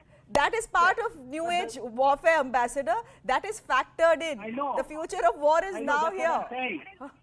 So we all get very excited with those kind of things. But what I have got the message is from the ground situation. I'm telling you, from the people who are there very much in the place. So I can just advise, I can only say that I hope that the sanity prevails. India stands for the sanity, and I hope India also takes the lead in bringing the two sides together. That's precisely what our statement was. When we talk about the abstention does not mean that we are not concerned about it, or about the situation, about the civil strife, about the carnage that can happen. So India wants to avoid that and want to focus basically on diplomacy and dialogue. That's the only way it can go. Yes. General, a quick last question, and I'd really request you to keep it short. We are seeing psychological warfare playing out as well. Statements and counter statements that are coming in from both sides. I want to ask you this. You're a military man, and therefore the military tactics of the Ukrainians. Look, they are a battle-hardened force. They know what they are doing. This is not Afghanistan, where the first instance the Afghan armed forces laid down their arms and fled. The Ukrainian armed forces have a history of fighting Russian-backed insurgency since 2014. Everyone in their country gets some sort of military training. Reservists have been called in. 80-year-old men are showing up at recruitment centers to take up arms against the Russians. I want to ask you about the military tactics that the Ukrainians have employed so far and what is strengthening. And if you think what is strengthening their hand is this massive support that they are getting from their civilian population, where everyone wants to turn soldier, hold on to a Kalashnikov to defend their streets, to defend their city, to defend their country. Shreya, it is David and Goliath situation, and the world stands with the one who is underdog. They have great amount of support, and Russians need to wrap it up or negotiate, because once it gets into the urban warfare format, it's going to become very difficult for Russians. And you see, Sweden has released a lot of anti-tank weapons. Stinger missiles, so these etc., huge, big platforms have no value if you have those kind of anti-tank platforms or missiles. The German missiles are already proving very effective over there. Drones are being applied. Ukraine has got Bakhtiar drones from Turkey. Correct. So I think Russians will be well advised, in my perception, that take what Ukraine is giving you, and if they are agreeing to stay neutral, get back to path of sanity, because don't test you might be very mighty, but if it gets to fighting urban warfare, anybody can be brought down. We've seen enough examples in the world. But here's the thing, has Russia... Here's the thing, General. Has Russia risked so much, forget investing, risked so much, risking all the sanctions, SWIFT, which has cut off their banking system from the rest of the world, which means that essentially it's like not having internet.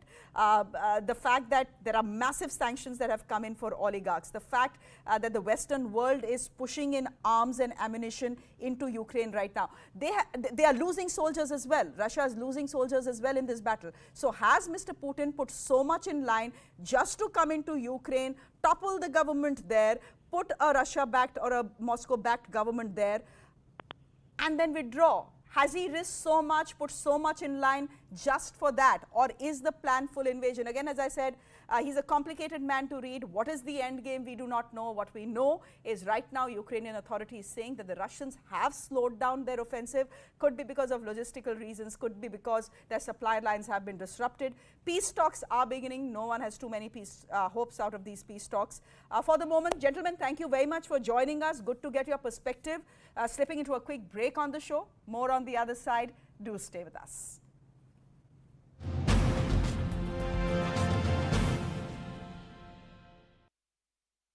Хорошо, good. Very good. Yeah? Yes. They tried to come into the town. Россия попыталась попасть здесь или как? Попытались попасть, но мы отбили Mykolaiv. Понятно. He's saying the Russians tried to come in last night, but the town of Mykolaiv beat them. And you can see what that looks like here. Машина, дирна. Смотрите. Saying, look around here. I'm asking him, how do you feel living here, looking at all this? This is where you live, right? He's like, look at this. Look at these windows that are blown out. Те, что говорили гражданские, инфраструктуру не будут они портить и использовать. Сколько гражданских пострадало? Это уму непостижимо. Yeah, so the words of Russian ministers who've been saying that they're not going to hit civilian infrastructure here, he's repeating them back to me saying, look at this.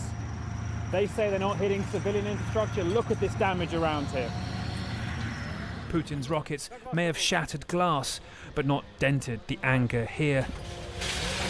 As they take stock, you have to ask yourself why Moscow ever thought these towns would gladly be occupied, and what Russia's end goal is.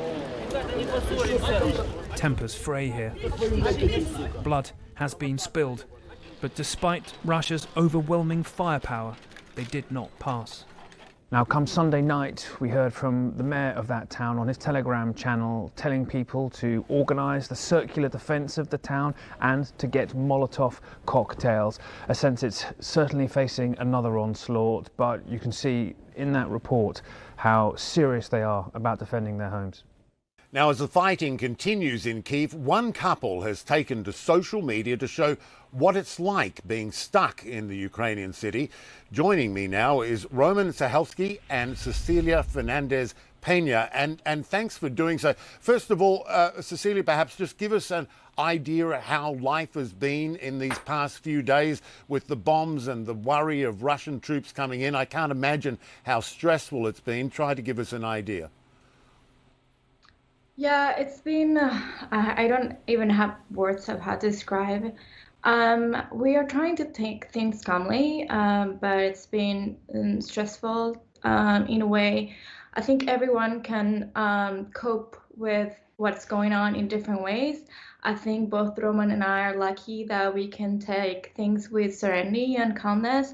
But even though you're calm and you know that you're trying to take things stoically, or like process it, you know, in the way that this is what's happening, let's try to keep calm and make the best decisions, your body's still stressed out. I don't know if it makes sense, but you can eventually, like yesterday, we could finally feel it. I could finally feel it that I had like this overall accumulated stress. But overall, like, we are keeping positive. We are positive, like in our household or as a couple. We truly like believe that this is going to be over, and we hope the best for Ukraine. But it doesn't mean that we're not saddened by what's happening, of course. Yeah. News just coming in. We now know which Indian minister is headed to which country that shares a border with Ukraine to aid in the evacuation process. So Mr. Jyotiraditya Scindia, the Civil Aviation Minister, will be looking at Romania and Moldova. Kiran Rijiju will be going to Slovakia. Hardeep Singh Puri will be going to Hungary. And VK Singh will be at Poland to manage the evacuation process there. He has some experience as far as evacuating Indian nationals is. And a large chunk of people are actually showing up at the Poland border, at the Polish border with Ukraine. Let me go across to Maha Siddiqui, who is joining us on the phone line. Maha, how exactly are these ministers expected to help out in the evacuation process, given that India's diplomats are already at the job? That are already at the job, but there are some, problems that have occurred, especially in Poland. And this problem is because of the large influx of refugees from the Ukrainian side that is also coming in. And even Poland is finding it hard at the moment to manage the situation. There were quite a few complaints from students that because of this, they said, quote, unquote, that Indians were being discriminated against and that they were being made to wait very long. That is the reason that these high-level ministers are going. Now, this, as you are rightly mentioning, why are they going when the embassies are already doing their job, when the ambassadors are also on the ground? This is just to, give a message to the other countries that India is according highest priority to the evacuation of its students, and that is why top ministers have come. So largely these steps are also taken for the purpose of messaging.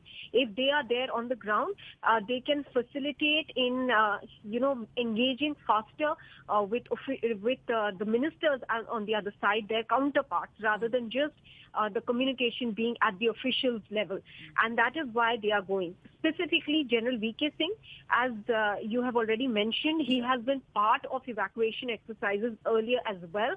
And therefore, he is going to the place which is most challenging at the moment, Poland. And therefore, it is expected that once he is also there on the ground and he can talk to his counterparts, his level of people there in the Polish government, things will be smoothened out for the Indians. Maria, I'm coming to you as well.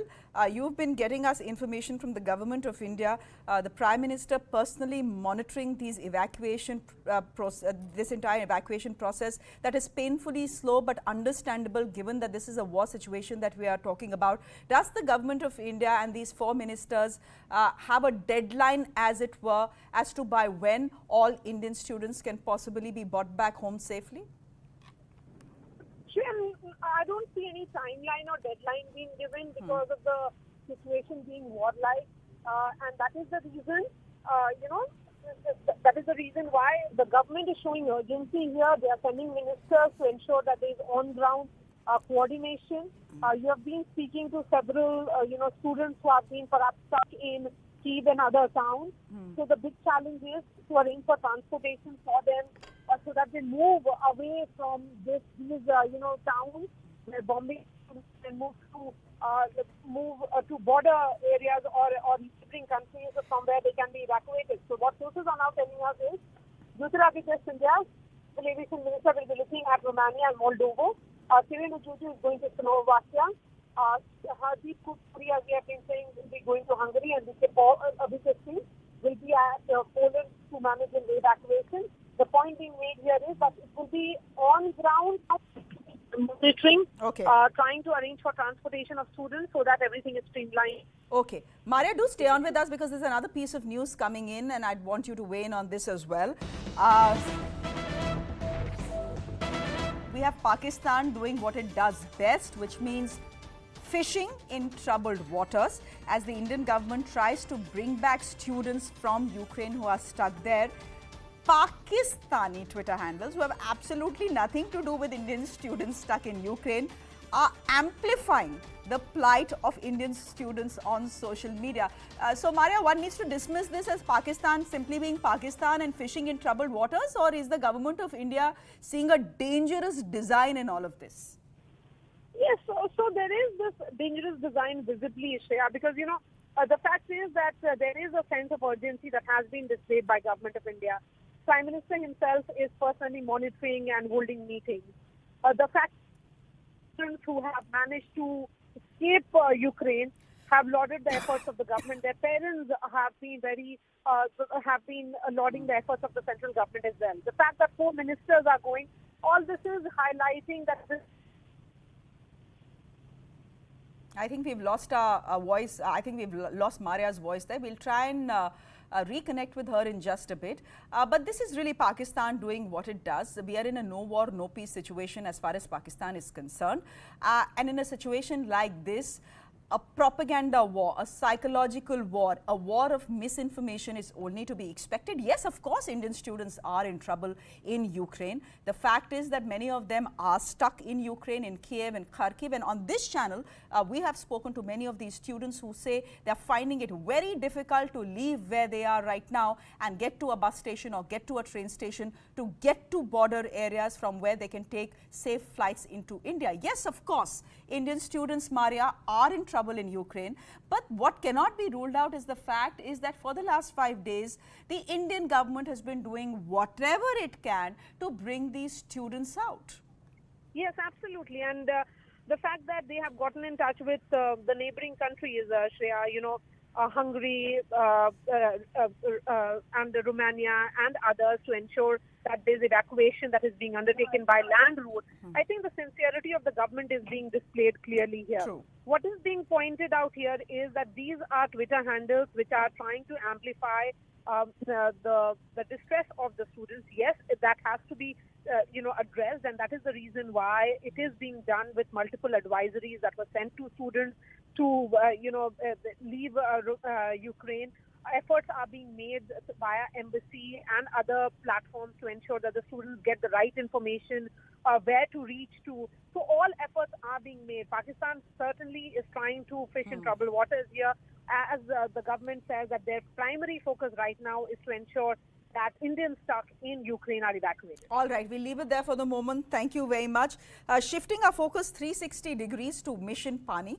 Now, constructing wetlands, that's what the International Core Research Institute for Semi-Arid Tropic does. It has taken that up as part of an Indo-European Union project to treat wastewater and to divert it safely for agriculture. It has developed around 30 constructed wetlands across the country, including 3 in Telangana, where grey water is filtered through natural layers to reach crops, enabling water and sanitation security at the same time. Here's a Mission Pani report on that.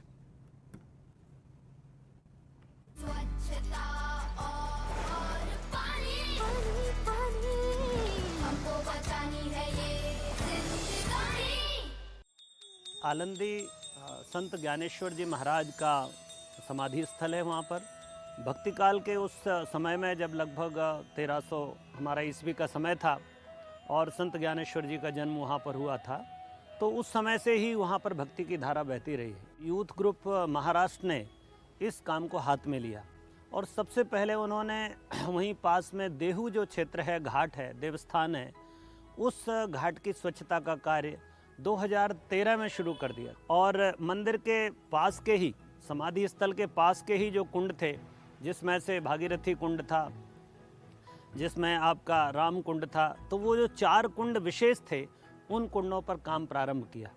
और फिर उस काम में जब लगे तो उसमें बहुत गाद थी, उन कुंडों में सीवर भरा हुआ था, लोगों ने उसको कचरा डालने का स्थान बना लिया था और कुछ लोगों ने तो उस पर अतिक्रमण कर लिया। तो धीरे धीरे करके युवाओं ने और जन समर्थन जुटा, रोटरी क्लब से लेकर के और भी हमारे दूसरे जो संस्थान थे, फिर 4 कुंड की सफाई का कार्यक्रम हुआ और ये विश्वास जगा कि ये अगर 52 कुंडों की पूरी जानकारी मिल जाए तो इन कुंडों को पुनर्जीवित किया जा सकता है। अगर 52 कुंड साफ हो जाएं, अभी भी एक कुंड में 20-20 फीट पानी इकट्ठा हो जाता है दिन भर में और बिल्कुल स्वच्छ निर्मल नीली धारा दिखाई दे रही। तो आलंदी की बहुत जनसंख्या नहीं है, लगभग मेरे ख्याल से 30,000 के आसपास की पॉपुलेशन होगी। यदि हम उसको कर लें तो ये हमारे छोटे से नगर को पूरे पानी की सप्लाई अकेले कुंडों से संभव हो सकती है।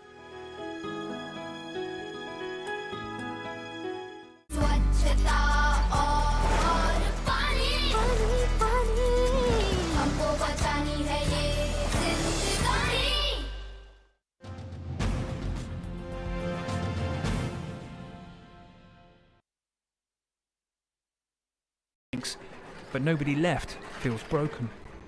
How you feel? Хорошо, good. Very good. Yeah? Yes. They tried to come into the town. России попытались попасть здесь или как?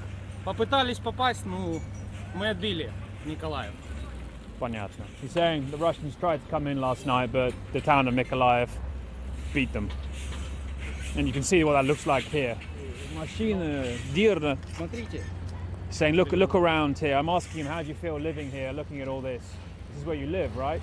He's like, look at this. Look at these windows that are blown out. Те, что говорили гражданские, инфраструктуру не будут они портить и использовать. Сколько гражданских пострадало, это уму непостижимо.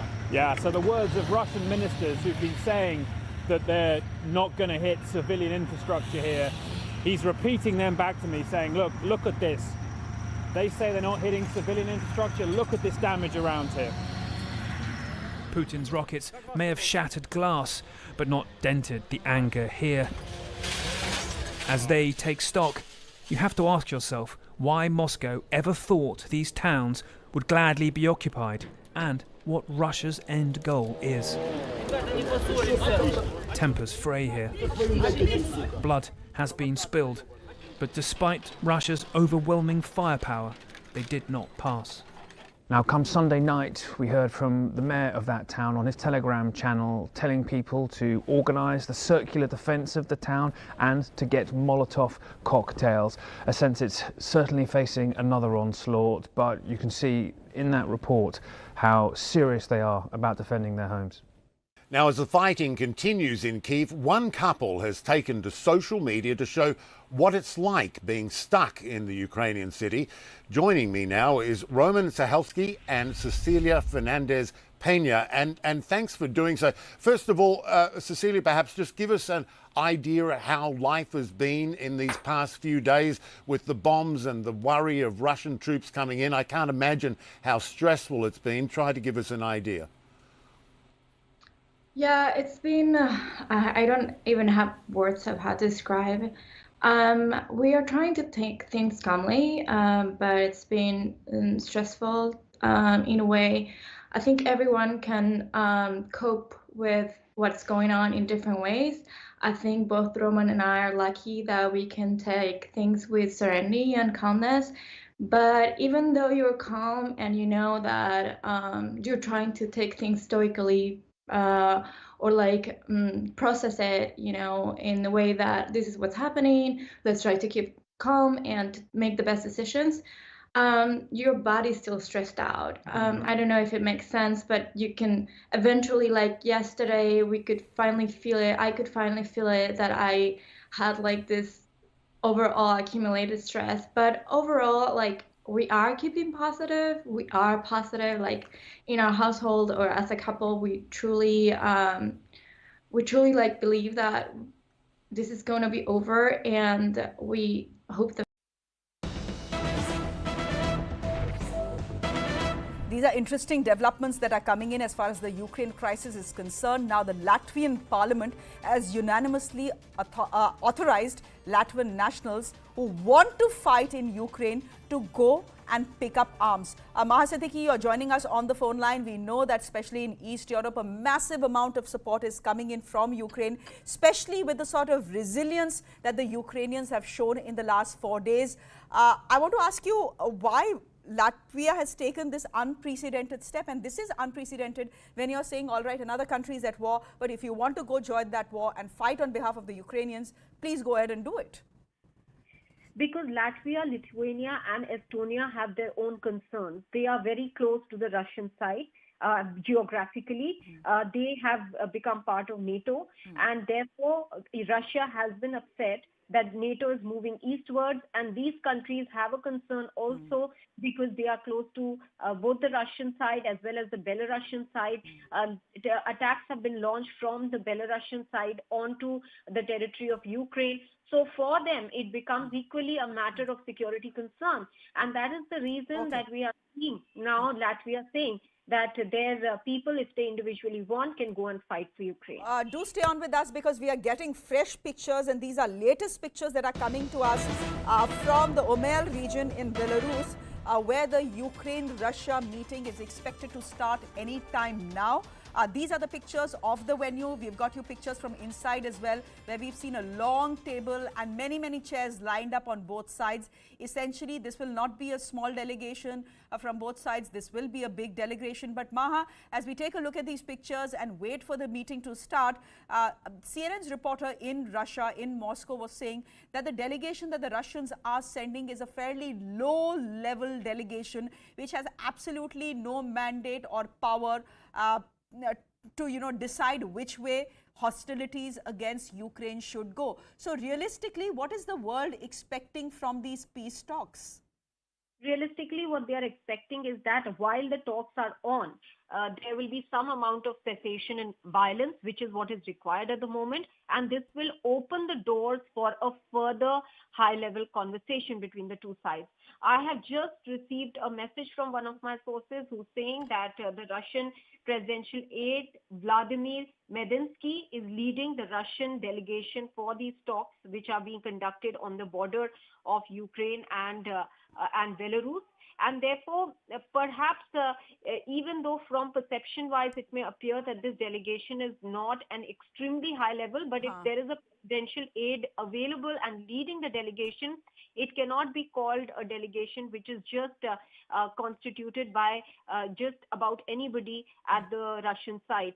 This person is a presidential aide, so at least the one who's leading has a direct inroad to the president, giving him a feedback of what they have gathered from these dialogues. All right, Maha, we'll leave it there for the moment. Thank you very much. Heading now to a ground report. 5 days into the Russian invasion, CNN is now taking us inside Kiev to take a closer look of how the city is preparing for the worst, because the worst is still to come. Russia has not even used a fraction of its military force, and for the moment, the Ukrainians are managing to hold off the Russians, but that could largely be because of logistical issues and their supply lines getting affected. Take a look at this report that is being filed from Kiev.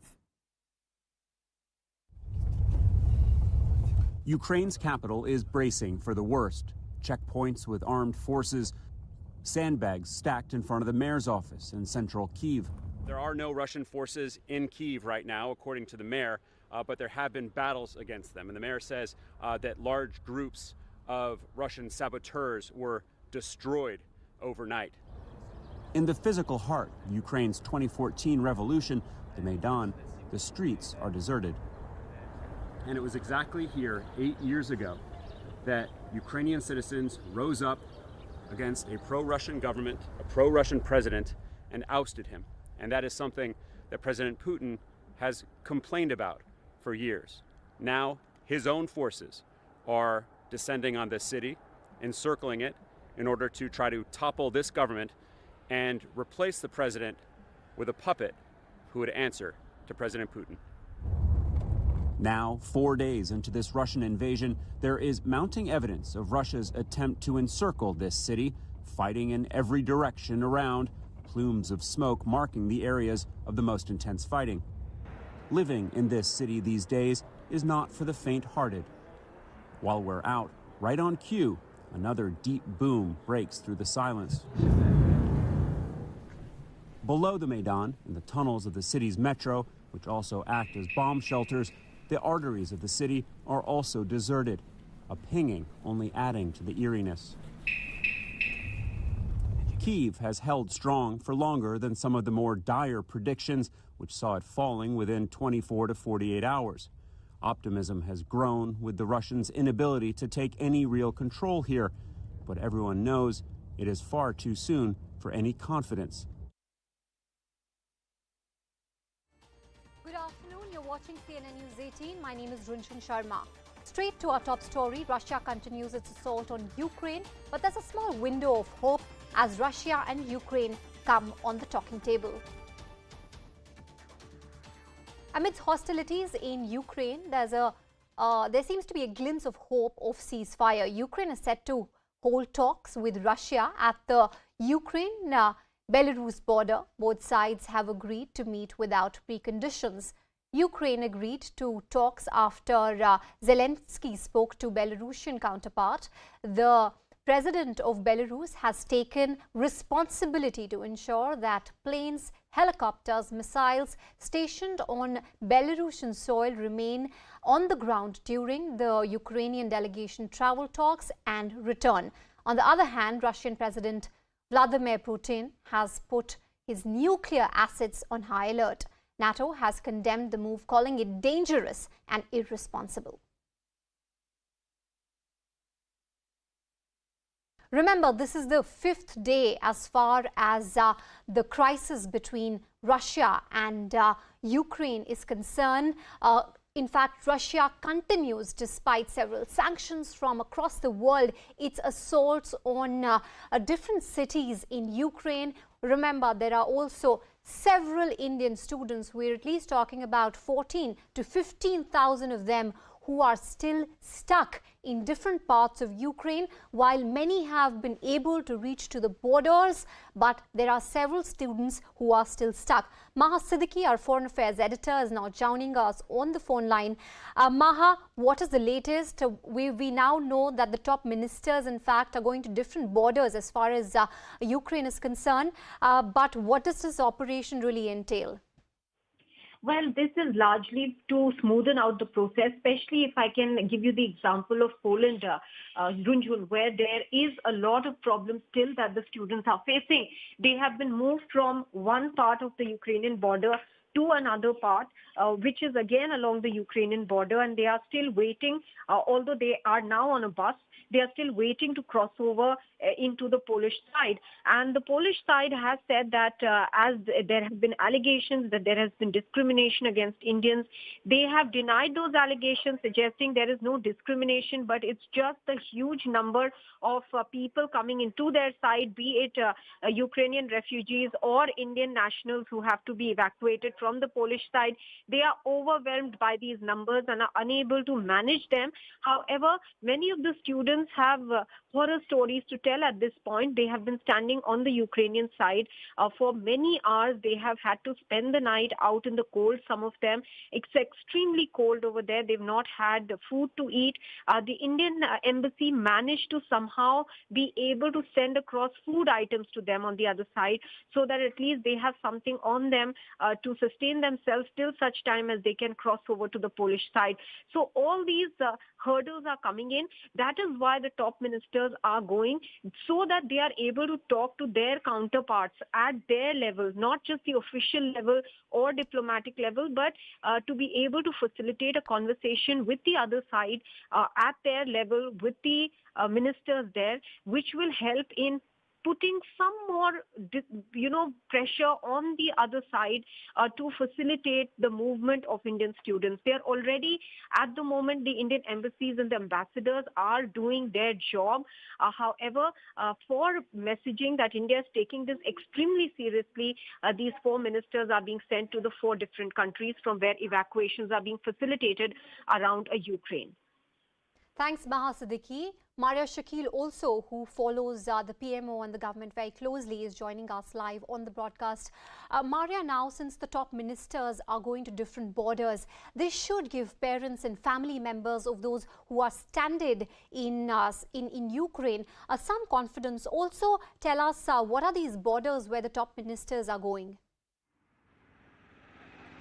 Yes, that's right. Certainly, this is unprecedented, I would say, with ministers going on ground to oversee rescue, evacuation exercise. The fact is that these are unprecedented times, and in these times, if the government is showing sincerity, is something that the parents would have wanted, is something that the students who are currently stranded in Ukraine would have wanted, and that sincerity is being displayed. And talking specifically about who is going where, Jyotiraditya Scindia, as we have been flashing on our ticker as well, Jyotiraditya Scindia will be looking at Romania and Moldova, is what we are being told. These are being sent as special envoys of India, and hence that need for communication, as Maha was highlighting, with their counterparts in those countries will be key in this regard. Kiren Rijiju, who is the law minister, will be travelling to Slovakia. Hardeep Puri will be going to Hungary, and VK Singh is going to Poland. The fact is that the government is saying that they are sincere, that 6 flights of Air India have left from Ukraine and the bordering nations to ensure that the Indian students who are stranded there return home. As far as other students are concerned, there are efforts being made to arrange for food and what else they may need in various places that they are stranded in. So certainly, when you're on ground, you understand the situation. This is war that we are looking at, and the fact that these countries have been spoken to ensure that the evacuation could be undertaken from any of these land routes is something that the government is highlighting repeatedly. So these ministers will be leaving by tonight, and perhaps in the next 12 hours they will be on ground to ensure that the students get that kind of moral support, and at the same time the logistic support that they need from the government of India to ensure that they reach also the border areas, because as we have been saying, that we have been speaking to students who are perhaps stuck in Kyiv, which is the capital city, or stuck in Kharkiv or other towns in Ukraine. How do they really move towards that? What is the kind of bus arrangement or transportation arrangement that the government is doing, the embassy on ground is doing? All that and much more will be perhaps the logistical teething issues that are there will be sorted out when the ministers reach and speak to the embassy officials, speak to their counterparts, and speak to the support that is needed from other countries.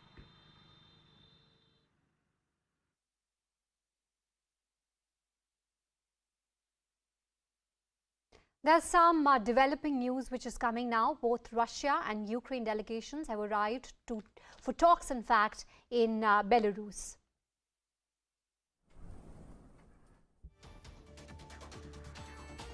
In fact, remember, this is the big meeting we are talking about. There's a breakthrough perhaps that could be expected, because this is a small window we're talking about where they could be a breakthrough. This is the 5th day, remember. Russia continues its assault as far as Ukraine is concerned in several cities, through land, through sea, and through air as well. Shreya Dondial is joining us on the broadcast now. Shreya, this is a big meeting. In fact, this is a meeting we've been waiting for.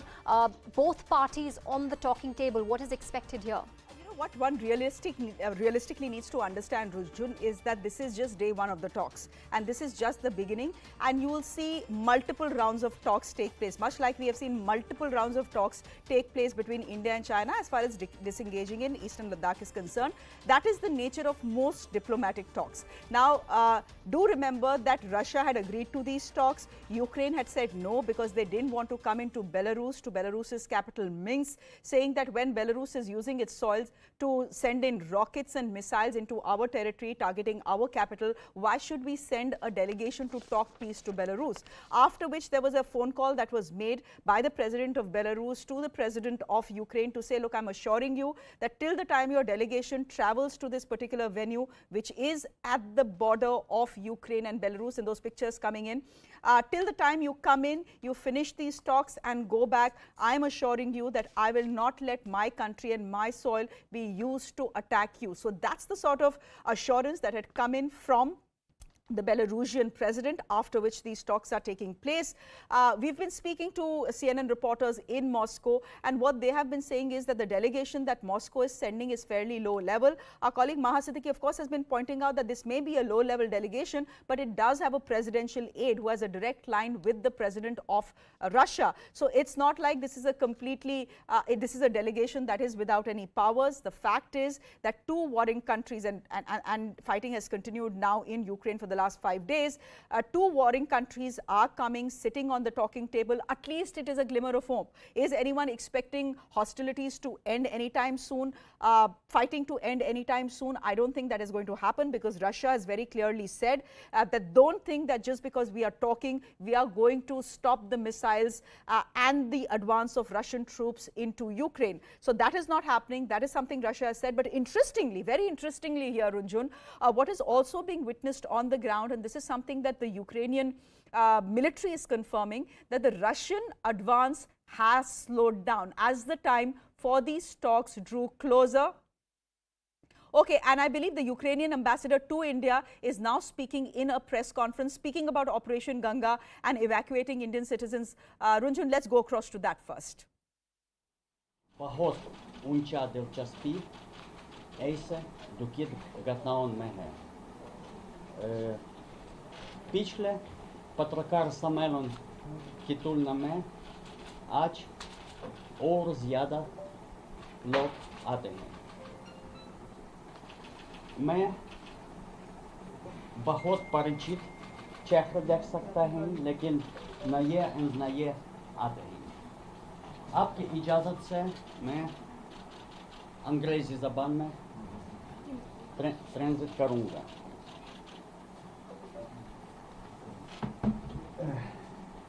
It's the 5th day of Russian aggression into Ukraine.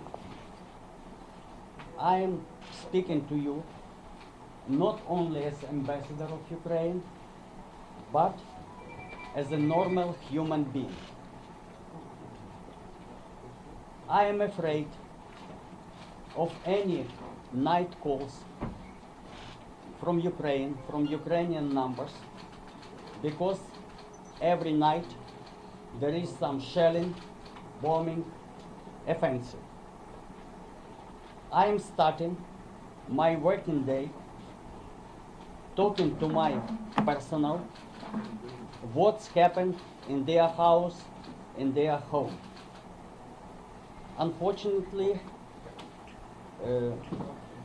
some people got their houses damaged, even people which are from the embassy staff. Shelling is going from all sides. It's not only direct Russian aggression, but the shelling is very active from the territory of Belarus, from Belarusian Chamcha regime.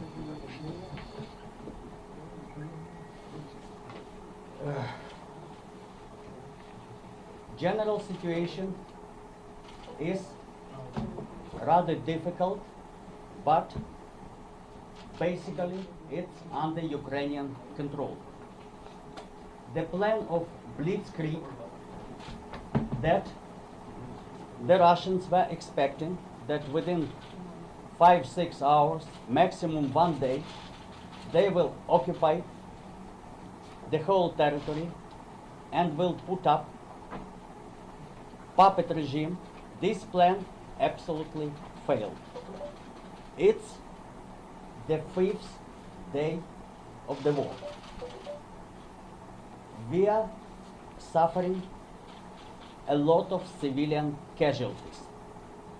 According to official information of our Ministry of Health, already 16 children were killed from bombings, shellings, and so on, as a result of Russian peace fighting operation. Only during last 2 days, Russian missiles hit orphanage, oncological center, children polyclinic, kindergarten. The latest our casualties was one museum which was burned down, and yesterday we had also very tragic event when the only in the world the biggest transport plane, Mriya An-225, was destroyed by Russian shelling. It was unique plane, the biggest in the world. Now, even with modern technologies, it's very difficult to build something like this. Taking into account all these tragic events, shellings, killings, Ukraine applied to Hague Court, International Court of Justice. I mean these military crimes and so on. Just 1 hour before this meeting, I received a report that missile hit ambulance. All the people in this ambulance were killed. You saw, I am most grateful to our Indian friends, to the majority of diplomats here. You saw that in front of embassy, there is the show of solidarity with Ukraine. People are voluntarily bringing flowers, toys, because as I mentioned, 16 children were killed, lighting candles. Every evening at 7 o'clock, we are holding commemoration ceremony with lit candles. Situation, I think that you also monitor the general international situation. Every day, new and new sanctions are imposed upon Russia. You saw that yesterday airspace was closed for the Russian airplane. Today, Russian side was information that Minister for Foreign Affairs of Russia, Mr. Lavrov, cannot get to Geneva for the UN conference on disarmament and human rights. And United Nations claimed that they cannot help him to get there.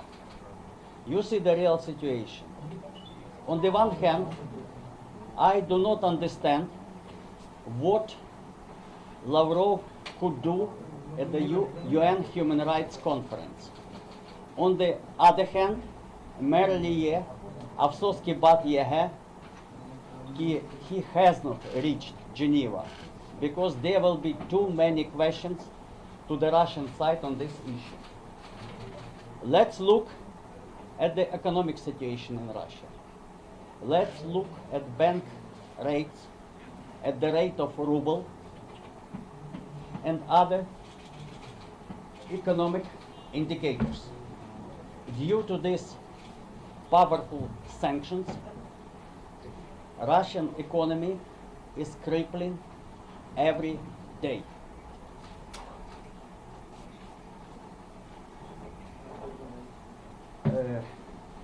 Ukraine already set up hotline for the parents and the relatives of the Russian soldiers fighting in Ukraine, for those who got lost in Ukraine. There are thousands of calls. You saw today on all major newspapers, on the front page, the real pictures, what is going on. Burning houses, burning Russian tanks, burning Russian armored vehicles. Russia is having absolutely unpredictable for them and unprecedented casualties. According to official estimate, the military casualties killed and wounded of the Russian soldiers is approximately 5,300 soldiers and officers. A lot of prisoners of war.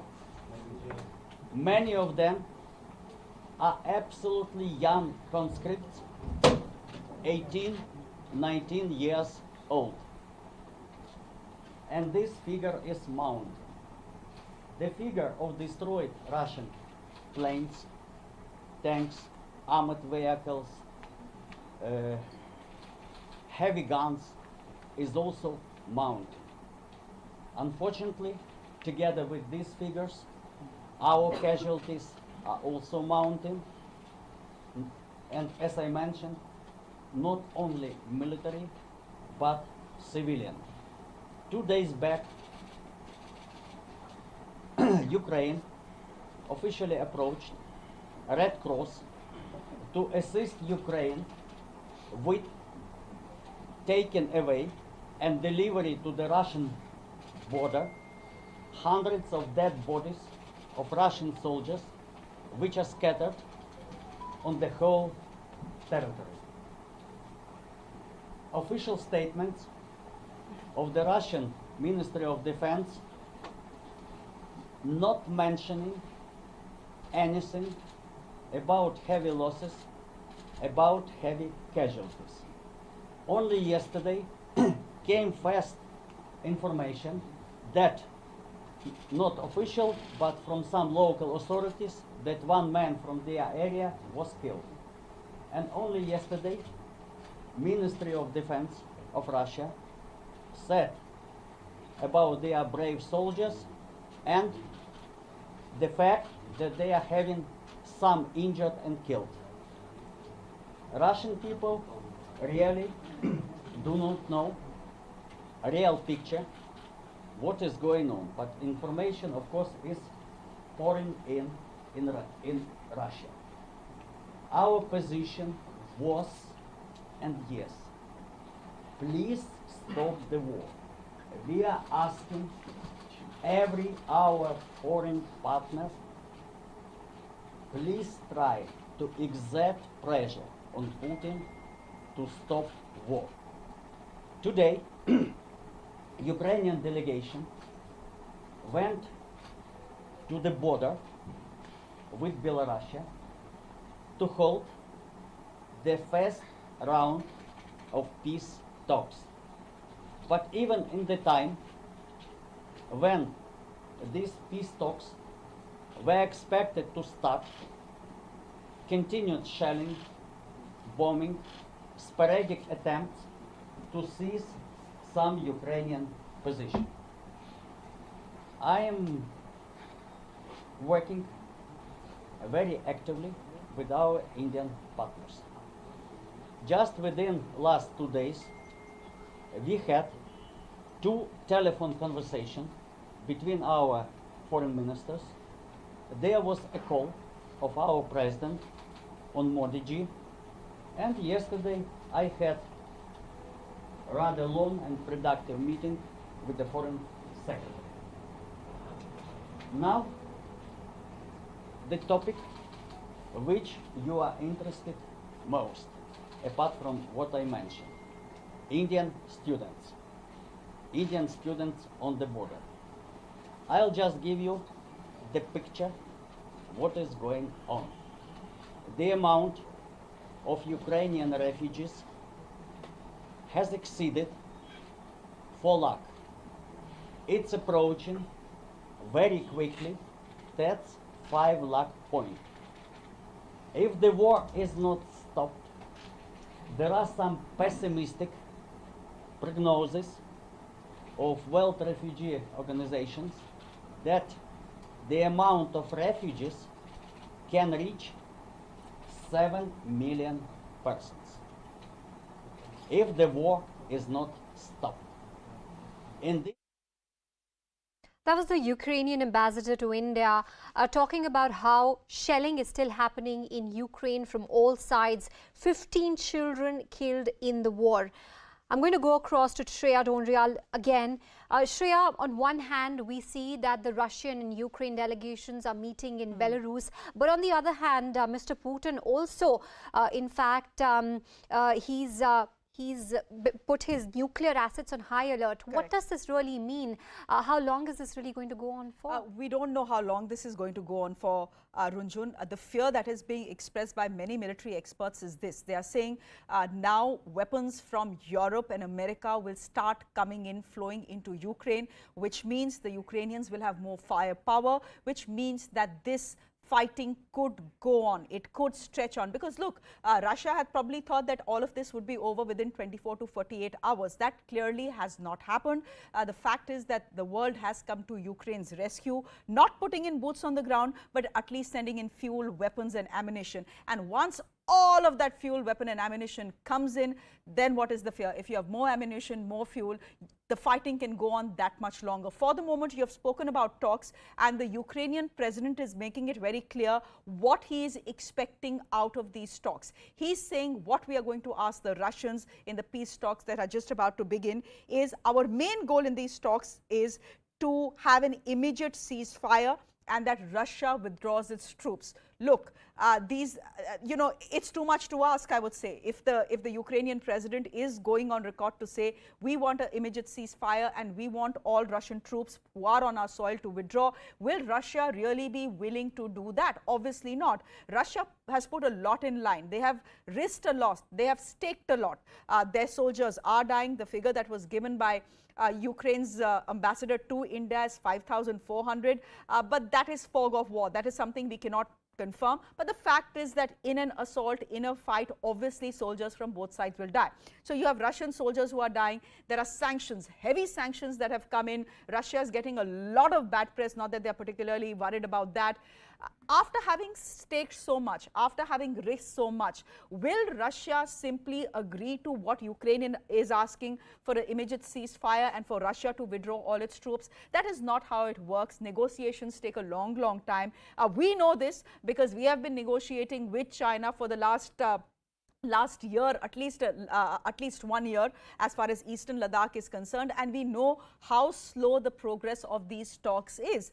But there is one view also, Runjhun, that seems to suggest that if Russia needs to be given a face saver to stop this war, given the amount of pressure it is facing with these sanctions, given the fact that SWIFT has kicked in, SWIFT has actually kicked out Russian banks from their systems, it essentially means it has left them without an internet, which sends them back to the dark ages. So Russia, on the first banking day after the assault started and the sanctions came in, is really beginning to feel the pinch.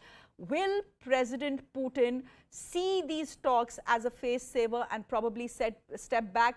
Too early to say, but I would say, Runjhun, that he's come too far to pull back this easily. So as those peace talks start, there is a glimmer of hope, but not too many people are expecting too much out of these talks, at least immediately. Shreya, thank you so much for putting that into perspective. I have with me an Indian student who is stuck in Ukraine, Roshan, who is joining us live now. रोशन, अगर आप मुझे सुन सकते हो तो आप मुझे बताइए आप कहाँ पर हैं और आपके अराउंड आई होप आप सेफ हैं, सब कुछ ठीक है?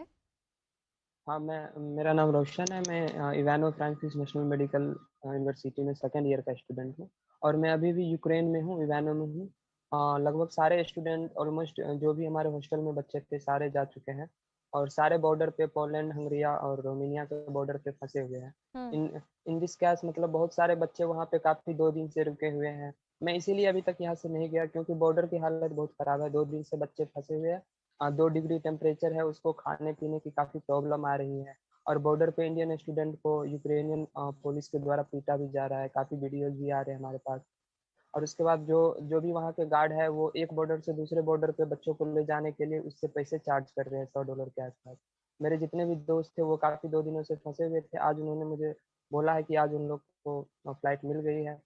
अब मैं देखता हूँ अगर वहाँ की हालत सही होती है तो मैं भी यहाँ से निकलने की कोशिश करूँगा। रोशन, अभी आप जहाँ पर हो आपको खाना पानी सब मिल रहा है या उसमें भी मुश्किल हो रही है? नहीं, मुझे खाना पीने तो सही मिल रहा है क्योंकि मैं खाने पीने की स्टॉक पहले से कर चुका था 2-3 दिनों की स्टॉक। अभी मेरे पास खाने पीने की स्टॉक है और मैं यहाँ पे हॉस्टल में हूँ जो यहाँ हमारे यूनिवर्सिटी की जो गवर्नमेंट हॉस्टल है, मैं अभी यहीं पे रुका हुआ हूँ। रोशन, पता नहीं आपके पास शायद न्यूज़ देखने का कोई जरिया ना हो, लेकिन इंडिया से अब 4 टॉप मिनिस्टर्स खुद एक बॉर्डर पे जा रहे हैं ताकि वो बच्चों को, आप जैसे बच्चों को रेस्क्यू में मदद कर सकें। आपको ये सुन के क्या तसल्ली मिलती है कि गवर्नमेंट के खुद के रिप्रेजेंटेटिव टॉप मिनिस्टर्स आ रहे हैं ग्राउंड पे मदद करने के लिए? क्या ये काफ़ी है या आप और चाहते हैं? नहीं, इतना तो सही है, लेकिन मैं गवर्नमेंट से यही कहूँगा कि जितना ज़्यादा फ्लाइट वो भेज सके ज़्यादा बेटर होगा क्योंकि 1-2 स्टूडेंट तो है नहीं, बहुत सारे स्टूडेंट हैं और गवर्नमेंट सिर्फ कुछ बच्चों को देख पाते हैं क्योंकि बॉर्डर पे बहुत स्टूडेंट हैं जो फंसे हुए हैं। सारे स्टूडेंट को वो नहीं देख पाते हैं।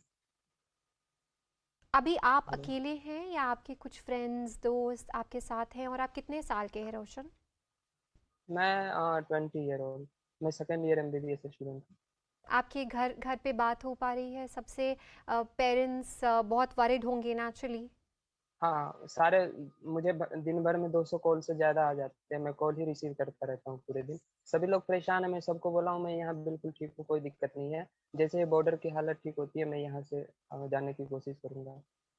अभी आपने बोला कि आपने खाने पीने का स्टॉक रखा हुआ है अपने पास, कब तक का स्टॉक रखा हुआ है, आप कब तक सर्वाइव कर सकते हैं? और आपने बोला कि आप एक बार आपको गो अहेड मिले तो आप निकलना चाहते हैं यहाँ से।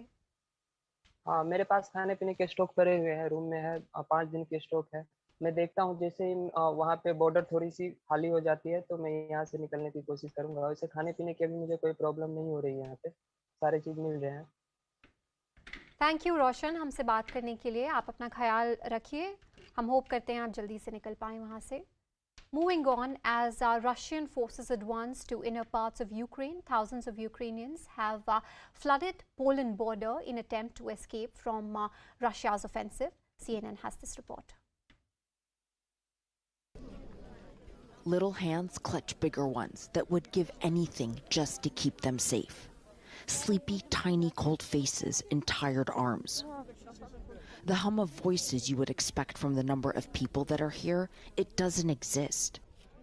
It's as if the shock and disbelief has brought with it an odd silence.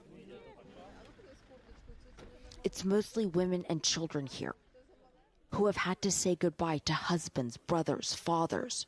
Men aged 18 to 60 are not permitted to leave. How were you able to say goodbye to your father? I think that it was the most awful thing to say. Yes. She was crying. And then there is the sheer hell of getting here. Walking for hours, waiting in some cases for days, out in the bitter cold, hungry, thirsty. We meet Ajmal and his family. They fled Afghanistan last May, getting asylum in Ukraine. His 7-year-old daughter barely made it here. Marwa. Marwa. Oh, I'm Arwa. Arwa? Yeah. Oh, is it similar? Hi, Marwa. It's very, very cold. And my daughter become too shocked. We calling, she not answer. And finally, we tried to contact with the ambulance. We found the ambulance. The doctor comes, just check him. And after that, they gave us a chance. You must have been so Yeah, scared. to go the first. She clutches one of the donated stuffed animals, replacing a similar one she left behind. But who is going to give her the rest of her life back? But I don't know with the unknown future. Again. At least this time, unlike in years past, Europe is welcoming refugees. There is a massive, inhumane backlog on the Ukrainian side, but once finally here in Poland, an army of volunteers. At the train station, 7-year-old Maxim buries his face in his mother's legs. He's not used to the crowds. It's all scary and confusing. They waited for 2 whole days. Your mother's in Kiev. My mother's It's tearing her apart, but at least her husband, who is not Ukrainian, is out with her. For how do you say goodbye to the love of your life, the father of your children? This woman is not the only one in tears. Others as well, understandably, not wanting to talk. We can't take it. It makes us cry too much, they say. Slipping into a short break now, more developments on the Russian-Ukraine crisis on the other side.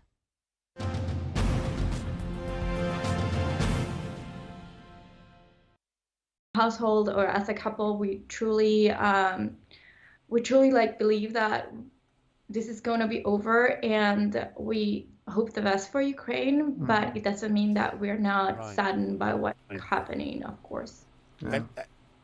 And Roman, in this country now, if you are aged between 18 and 60, you can't leave, and I assume that's part of the problem for you. How are you feeling?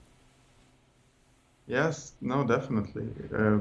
Since the first day, right, the borders got closed for people from 18 to 60, and feeling stressed, honestly. I mean, and saddened by the situations that is happening, by the destruction, by unnecessary suffering, and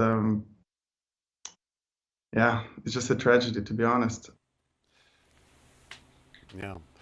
Cecilia, back to you, because I want to read for people. I read on your Instagram something you posted, which is actually very hard to read, and I'm just going to read it now. You said to family and friends, quote, "I have to be honest with you all. It no longer feels right to tell you that we are safe, that we are okay."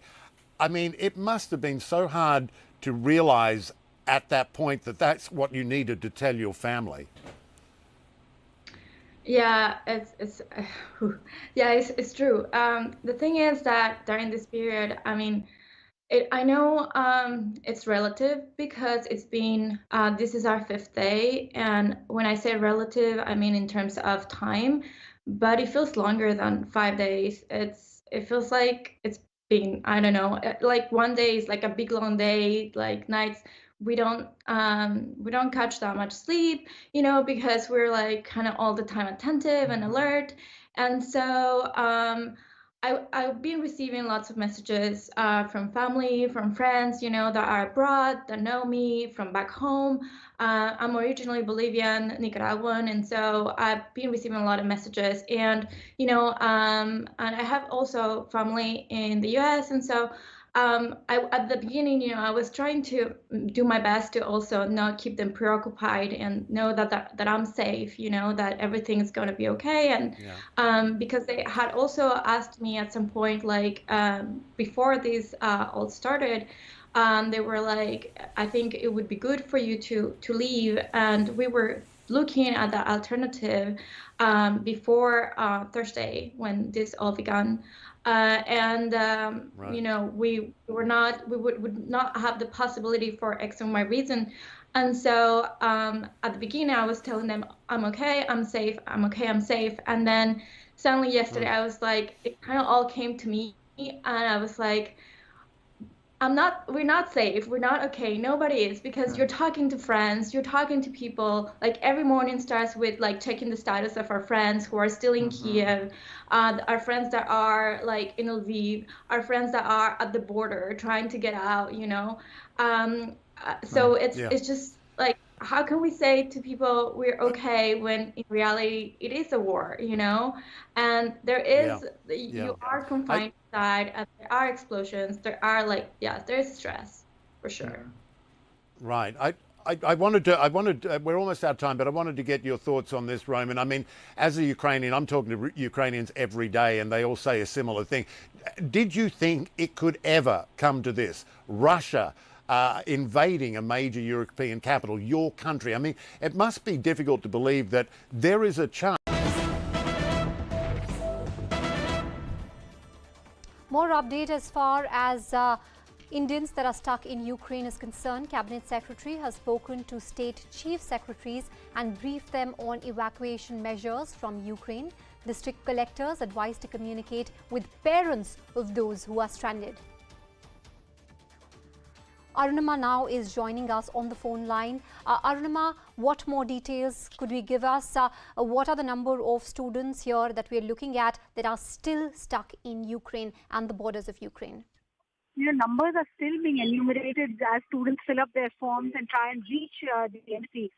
Thousands is the number that is estimated. Many have come back, but that's just a trickle as per official estimates. Meanwhile, across the country, there are panicky voices from family members because they are now unable to get in touch with their wards. Some of them are unable to charge their phones, being stuck at borders. Others do not have proper internet connectivity to communicate with their folks. So parents and families were hitting the panic button. In that light, this initiative by the central government is meant to calm down nerves. CAPSEC himself has dialed the chief secretaries of various states, briefed them about the measures that the central government is taking. We've already reported that union ministers like V.K. Singh, Yogi Adityanath, Kiran Rijiju, Hardeep Singh Puri, they are being dispatched to various countries bordering Ukraine. Those measures have been communicated to the chief secretary. Also, the local district collectors have been asked to find out, identify family members of students who are stuck and communicate with them that the government is seized of the matter. All steps are being taken. Also, you've just put out the information that the mandatory RT-PCR test, the COVID protocol, even that is being relaxed. So those are the measures that the central government wants the states and the families to know. Arunima, thank you for bringing us all those details.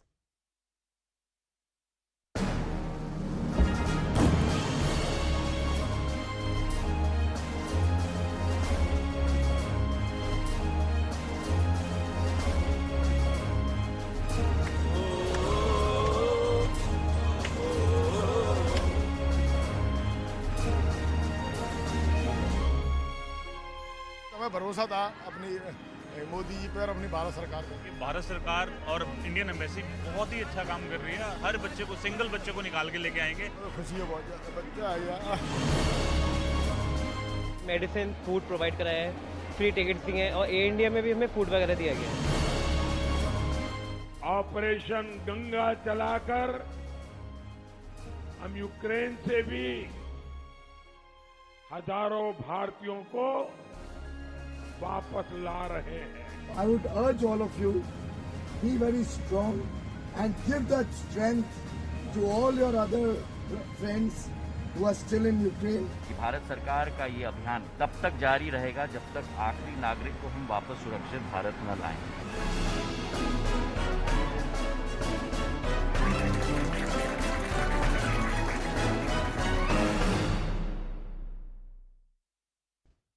Prime Minister Narendra Modi called a second high-level meeting on the situation as far as Ukraine is concerned. During the meeting, he decided that 4 ministers will be sent to neighboring nations in Ukraine to coordinate the evacuation operations for Indian nationals who are stranded. Civil Aviation Minister Yogi Adityanath is going to go to Romania and Moldova. Union Minister Kiran Rijiju is heading to Slovakia. Union Minister Hardeep Singh Puri will be going to Hungary, and MOS General VK Singh will be going to Poland to manage the operations. Sources have told CNN News 18 that Prime Minister is personally monitoring the situation while the External Affairs Minister and the National Security Advisor are updating Prime Minister Modi on a regular basis. Indian nationals are advised to move to bunkers immediately and remain on the ground floor.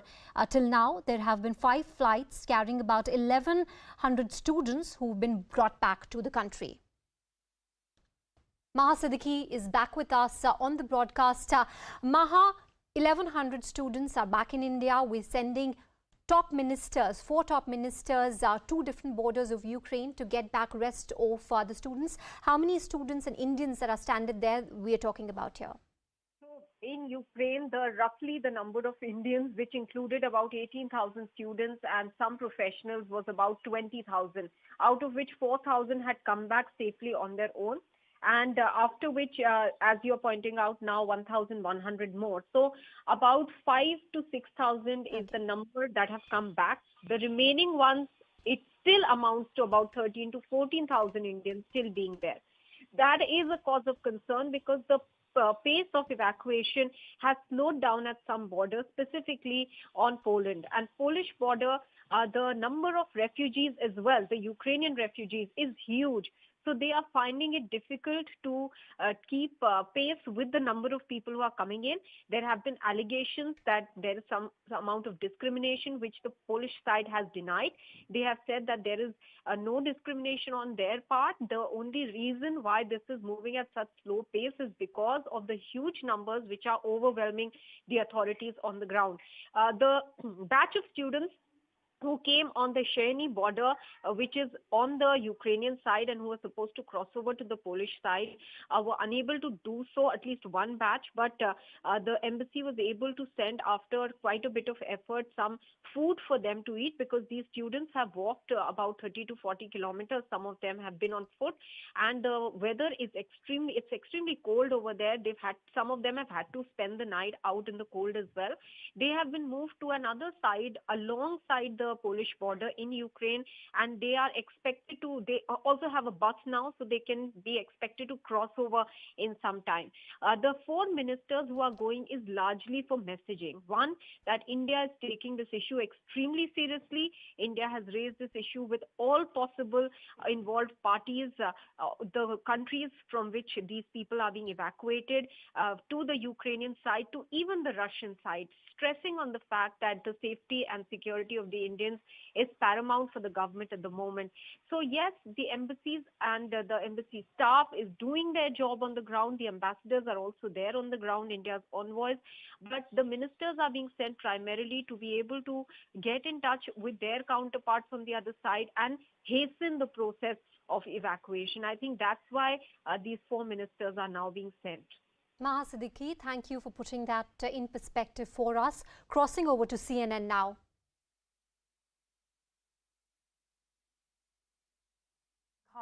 not working. That absolutely could be a reality. The fear is there's going to be a run on banks in Moscow. The central bank has already pumped $9 billion worth of liquidity into the market. But here's the wider story as well, Michael, and you've got to keep in mind these sanctions are going to be calamitous for the Russian economy, but it's going to have a contagion and spillover effect to global markets. I want to take a look at what European markets are doing right now. They are deeply in the red.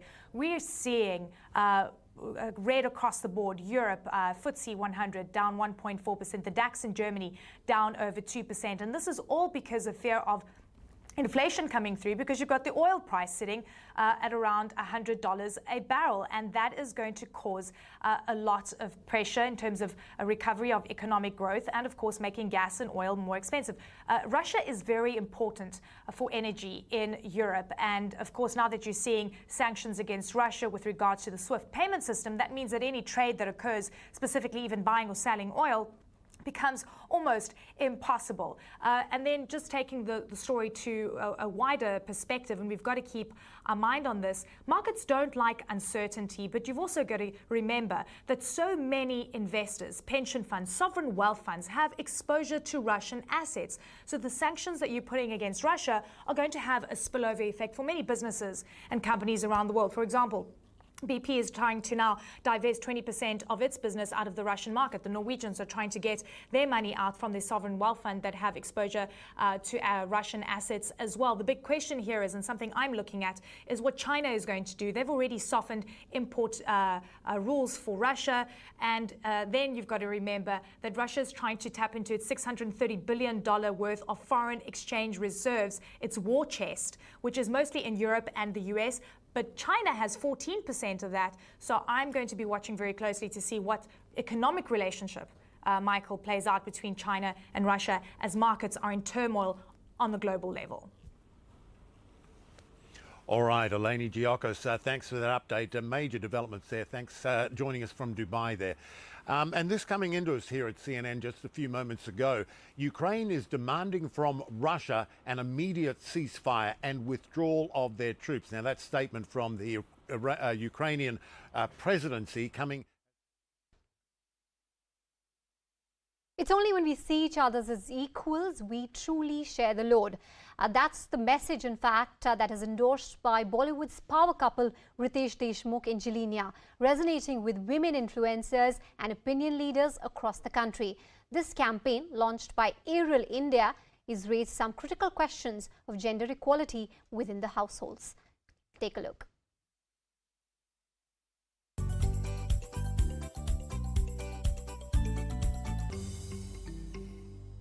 I think as two people, whether it's in marriage, whether it's in a live-in, whether it's girlfriend, boyfriend, it's very important to respect each other's work, to respect the fact that you need to share the load no matter where it is, whether it's, you know, simple things like work-related, home-related, emotionally related. The point of a relationship is to share the load. You have to respect your partner. And you have to respect your partner's thoughts, freedom of speech. If your foundation is respect, then that's it. And stay happy. Happy relationships last longer.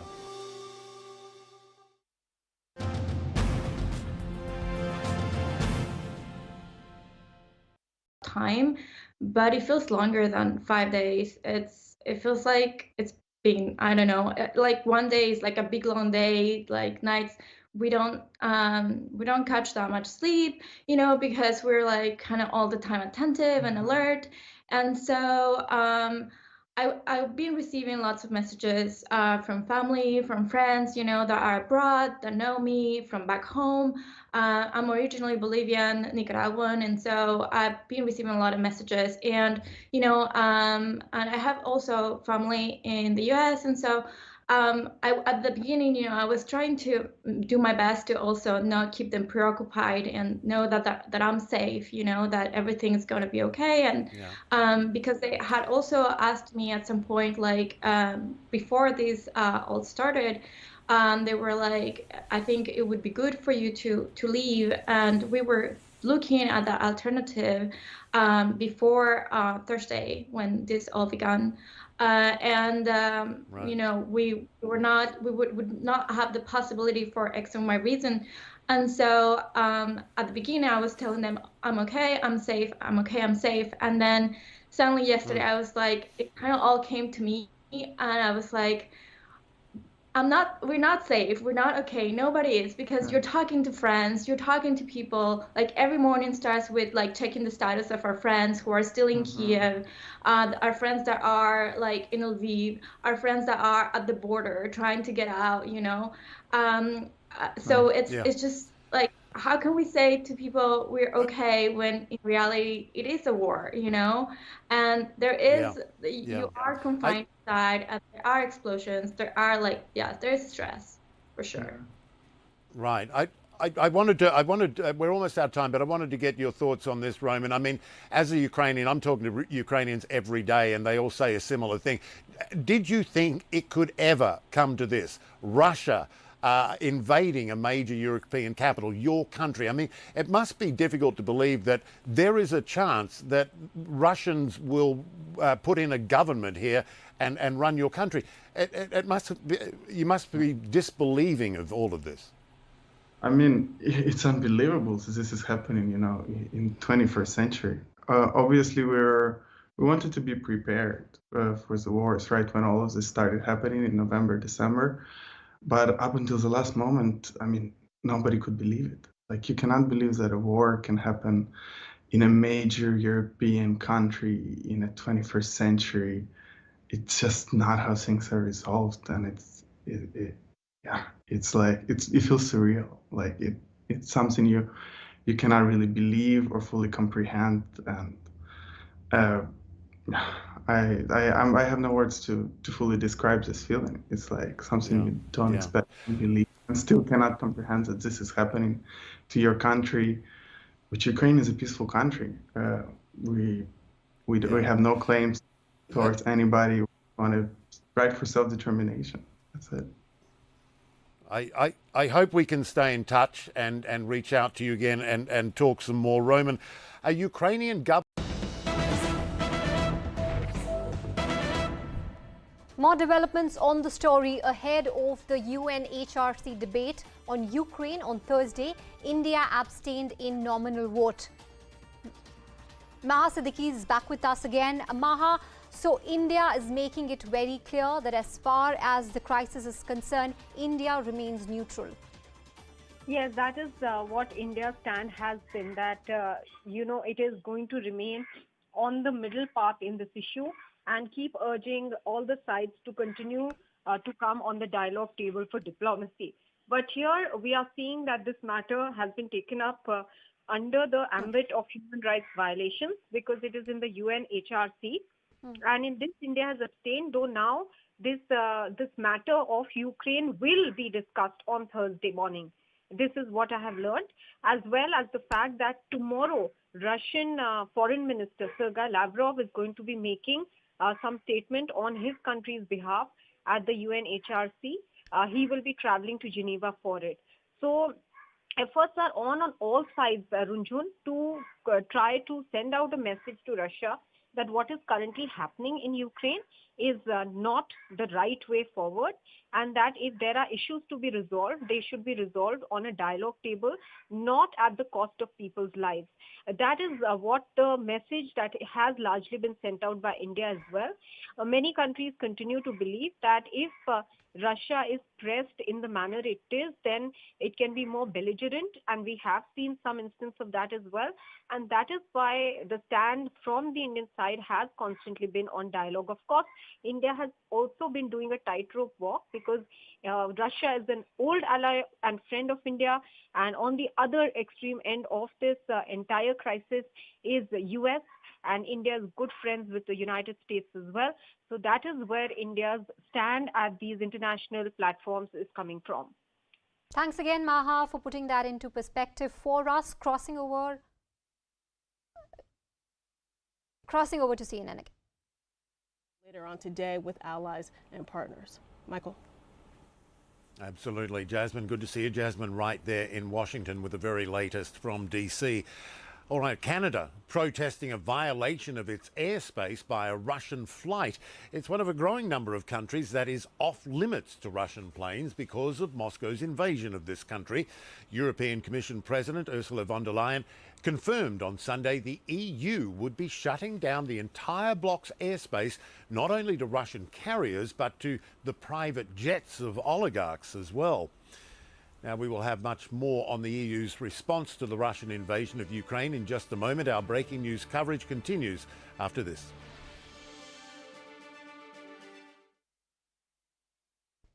As the world witnessed the Russian offensive against Ukraine, many countries have refused to play with Russia in the upcoming Football Cup. FIFA has also barred the use of Russian anthem and the flag at the matches. Next month, the Russian national team is due to compete in a World Cup qualification playoff against Poland, and FIFA has decided that they will play under the name Football Union of Russia, and that the match and others should be played on neutral territory without fans or the use of the Russian flag or national anthem. But Poland has made it very clear that they won't play under any circumstances. On social media, the president of their football association wrote, "We are not interested in participating in this game of appearances. Our stance remains intact. Polish national team will not play with Russia, no matter what the name of the team is." Sweden and the Czech Republic could also face Russia in that World Cup playoff, and they have expressed similar views. So FIFA must now decide, kick Russia out of the tournament or give them a free pass to the World Cup in November. This will be a difficult decision for FIFA because they've become rather cosy with Russia in recent years. Despite Russia's hostilities with Georgia in 2008 and Ukraine in 2014, they were still allowed to host the World Cup in 2018. And the FIFA president, Gianni Infantino, accepted an Order of Friendship medal from President Vladimir Putin the next year. He has not said if he will give it back. FIFA now finds itself in a similar position to the International Olympic Committee. When Russia hosted the 2014 Winter Games in Sochi, they were subsequently found to have been doping their athletes in a state-sponsored program. Russia now compete at the Games as the ROC, the Russian Olympic Committee. There is no flag and no anthem, but everybody knows it is still Russia. And this month in Beijing, the Games were marred by another Russian doping allegation. Meanwhile, some football players are capturing the global sentiment, calling for the violence in Ukraine to end and supporting those players whose family and friends are caught up in the chaos and uncertainty. On Sunday, Benfica's Roman Yaremchuk from Ukraine was moved to tears by the reception he was given when he came onto the field as a substitute.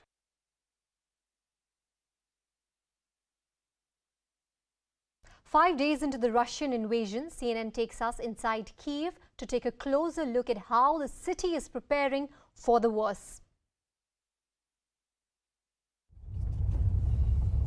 Ukraine's capital is bracing for the worst. Checkpoints with armed forces, sandbags stacked in front of the mayor's office in central Kyiv. There are no Russian forces in Kyiv right now, according to the mayor, but there have been battles against them. And the mayor says that large groups of Russian saboteurs were destroyed overnight. In the physical heart of Ukraine's 2014 revolution, the Maidan, the streets are deserted. And it was exactly here 8 years ago that Ukrainian citizens rose up against a pro-Russian government, a pro-Russian president, and ousted him. And that is something that President Putin has complained about for years. Now, his own forces are descending on this city, encircling it in order to try to topple this government and replace the president with a puppet who would answer to President Putin. Now, 4 days into this Russian invasion, there is mounting evidence of Russia's attempt to encircle this city, fighting in every direction around, plumes of smoke marking the areas of the most intense fighting. Living in this city these days is not for the faint-hearted. While we're out, right on cue, another deep boom breaks through the silence. Below the Maidan, in the tunnels of the city's metro, which also act as bomb shelters, the arteries of the city are also deserted, a pinging only adding to the eeriness. Kyiv has held strong for longer than some of the more dire predictions, which saw it falling within 24 to 48 hours. Optimism has grown with the Russians' inability to take any real control here, but everyone knows it is far too soon for any confidence. You're on CNN News 18. I'm Anand Navsaman. And stay with us right through on our continued coverage of the Russia-Ukraine crisis. A very important development right now at the Belarus-Ukraine border. The two delegations, the Russian delegation and the Ukrainian delegation, are sitting face to face. And will the outcome of this be peace? Will this bring to a close or perhaps a pause of this 5-day war already? That's the big question. Now, there seems to be this glimpse of hope for a ceasefire. Ukraine and Russian delegations are currently holding these key talks at the Gomel region at the Ukraine-Belarusian border. Both sides agreed to meet without any preconditions. Ukraine is likely to demand for a ceasefire and withdrawal of Russian troops from the country. Russia, meanwhile, would want an assurance that Ukraine will officially declare that it will never be a part of NATO, and would also want to sit on the territory, continue to squat on the territory that it already has occupied. General situation is rather difficult, but basically it's under Ukrainian control. The plan of blitzkrieg that the Russians were expecting that within 5-6 hours, maximum 1 day, they will occupy the whole territory and will put up puppet regime. This plan absolutely failed. Already 16 children were killed from bombings, shellings, and so on, as a result of Russian peace fighting operation. Shreya Dhondial, our defense editor, with us, tracking all the details. Shreya, both sides are claiming that they are inflicting heavy losses on the other, so it's claim versus counterclaim. But for Russia, has this war gone on longer than they expected it to? Absolutely. When it comes to military operations, usually there's a 7-day operational cycle. And Russia had anticipated that maximum 48 hours is what it would take to flatten Ukraine and bring it under subjugation. And why did the Russians estimate that? Obviously, because there is a massive power differential between the two countries. Anand, if you just look at the standing troops, just the standing troops, I'm not even talking about fighter jets or tanks here, but if you look at the fighting force that both countries have, 9 lakh when it comes to Russia and hardly 3.5 lakhs when it comes to Ukraine. But what I think Russia hadn't anticipated was the pushback by the Ukrainians, and not just the pushback by the Ukrainian army, but also the citizens of Ukraine. Kiev, Kharkiv, you've had citizens, reservists who have showed up at recruitment centers to pick up arms against the Russians. In fact, Anand, you remember that one picture that is now going viral of an 80-year-old man who showed up at a recruitment center with 2 pairs of trousers to say that he wants to be in this fight to protect the future of his grandchildren. So the pushback by the Ukrainians has, by the way, surprised not just the Russians, but the entire world as well. And in the last 48 hours, the world, I think, has been shamed into sending more military aid and weapons to the Ukrainians. However, Anand, now the fear is, what most military analysts are saying is, if there's so much ammunition, weapons that are being pumped into Ukraine, does it mean that the war will go on much longer? Because if it does, then casualties and fatalities on both sides will mount. Any hopes from the peace talks right now? We know this, Anand. We've been holding these negotiations with China for more than a year now, and we know how slow these military diplomatic negotiations can be. Ukraine is asking for a ceasefire. They are saying we want Russian troops to immediately go back. But has Mr. Putin risked so much money, weapons, men, sanctions just to come this far and go back? I don't think so. Well, clearly, Russia will want to protect its interests because it's been pushed. Many analysts who've been studying Russia's defense strategy believe that it has moved from a position of deference to compellence because of the fact that NATO's moved eastward, and Ukraine also wanted to be a part of NATO, which would bring America and the Western forces right at Russia's doorstep. Now, this is a conversation that's been happening for more than a decade and a half now, and Crimea was perhaps an indication that Russia is very, very serious about protecting its interests. There are other layers to this, but the larger issue seems to be this one. But focusing on what's happening in Gomel, Maha Siddiqui is with us. Shreya, thank you for your inputs. There will be stories, ladies and gentlemen, that will come from both sides of defiance, of commitment, of resilience. Clearly, Russia does not want to capture Kyiv, or perhaps at the moment to not say that it has totally clearly dominated and taken control of Kyiv. The others would say Russia wanted to do it, that we've denied them, and the Ukrainian people are now standing up. But more importantly, who is going to be sitting on either side? Maha Siddiqui, is Russia sending a very low-level officer at this point to tell Ukraine that this is the level at which I will engage with you?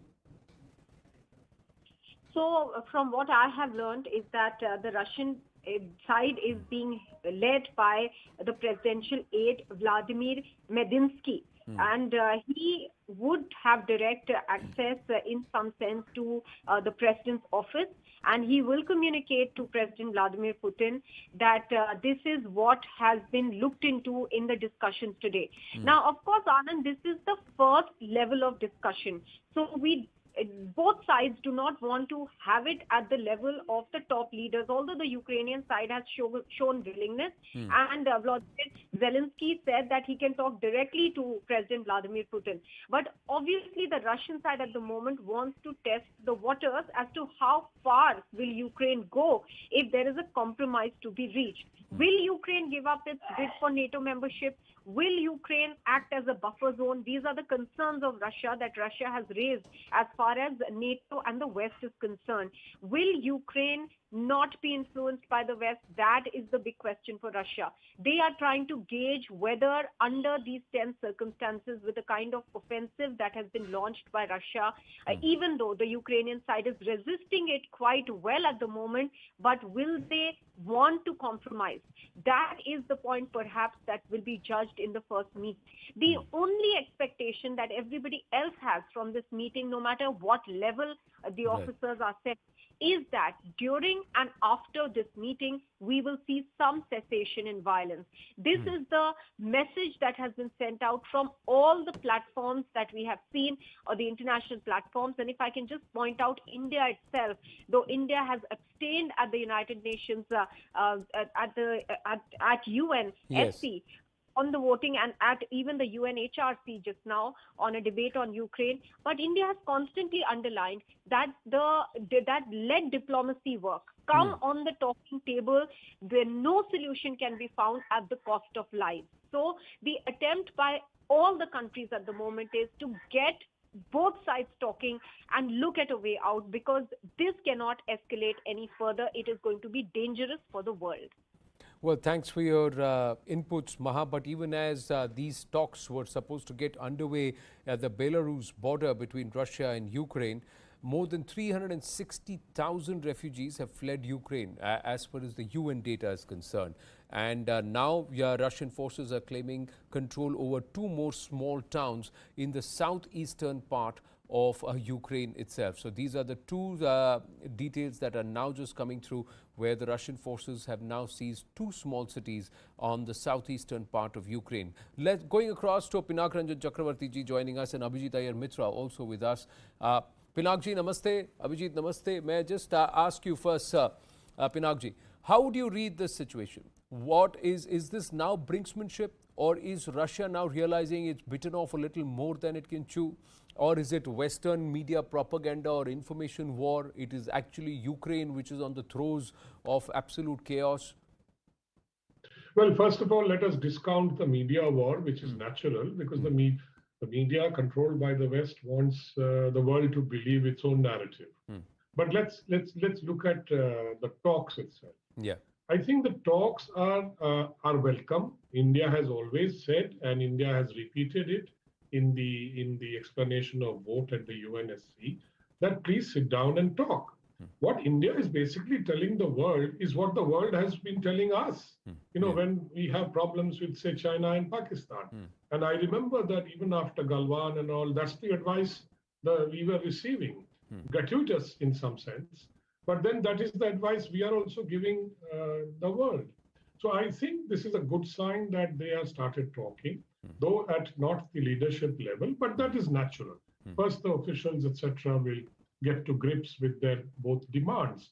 I think this at this stage, both countries will place their demands on the table, and then there can be negotiation. That is how diplomacy works.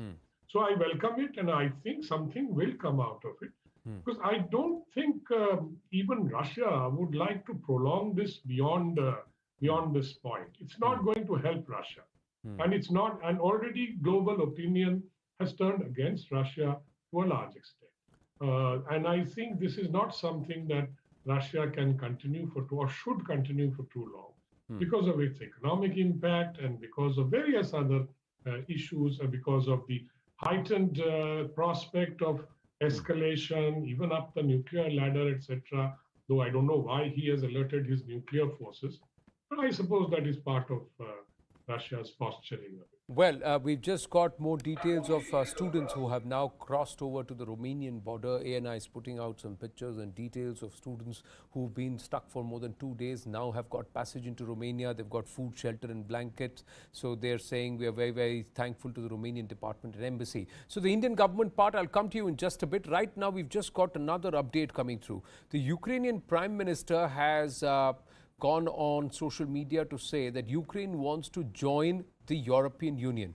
Denis Simhal has tweeted, Ukrainians have long proved that we are an integral part of the European community. Time to put it down on paper has come. Ukraine is applying for EU membership under a special procedure. We are grateful to our partners for their support and quick decisions. What does this imply at a time when Denmark says that they will officially join Ukraine in the fight?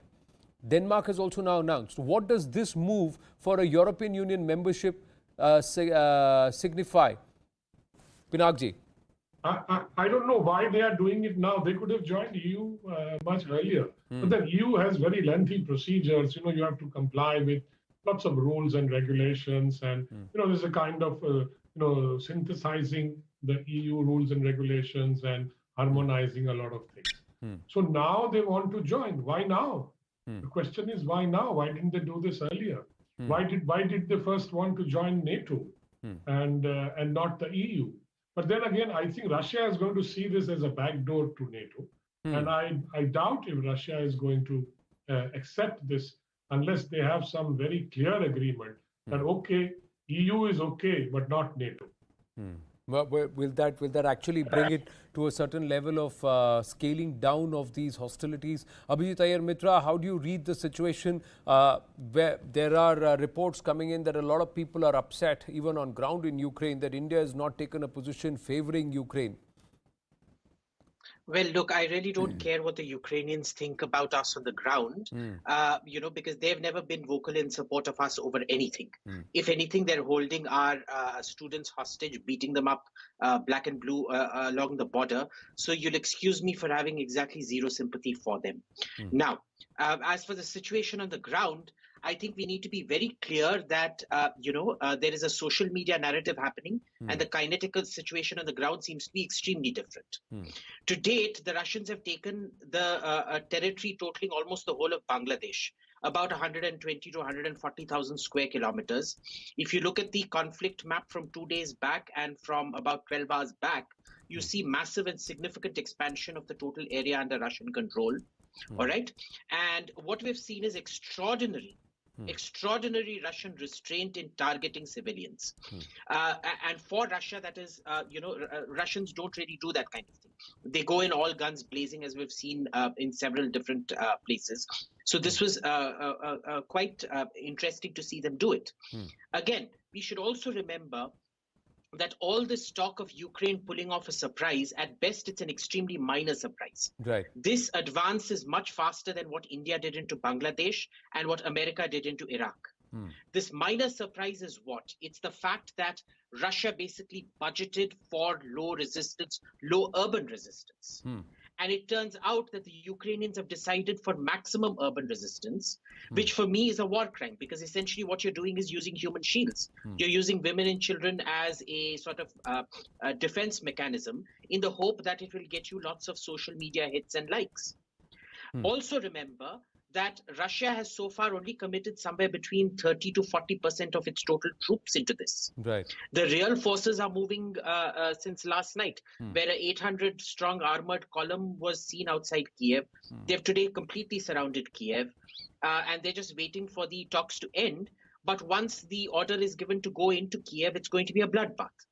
Again, we need to be very careful of not getting swayed by social media narratives, because I can tell you honestly, the Ukrainians are killing it on social media. They're if you look at social media, you think, the Ukrainians are winning, oh, brave little tigers standing up to the bear and all of that.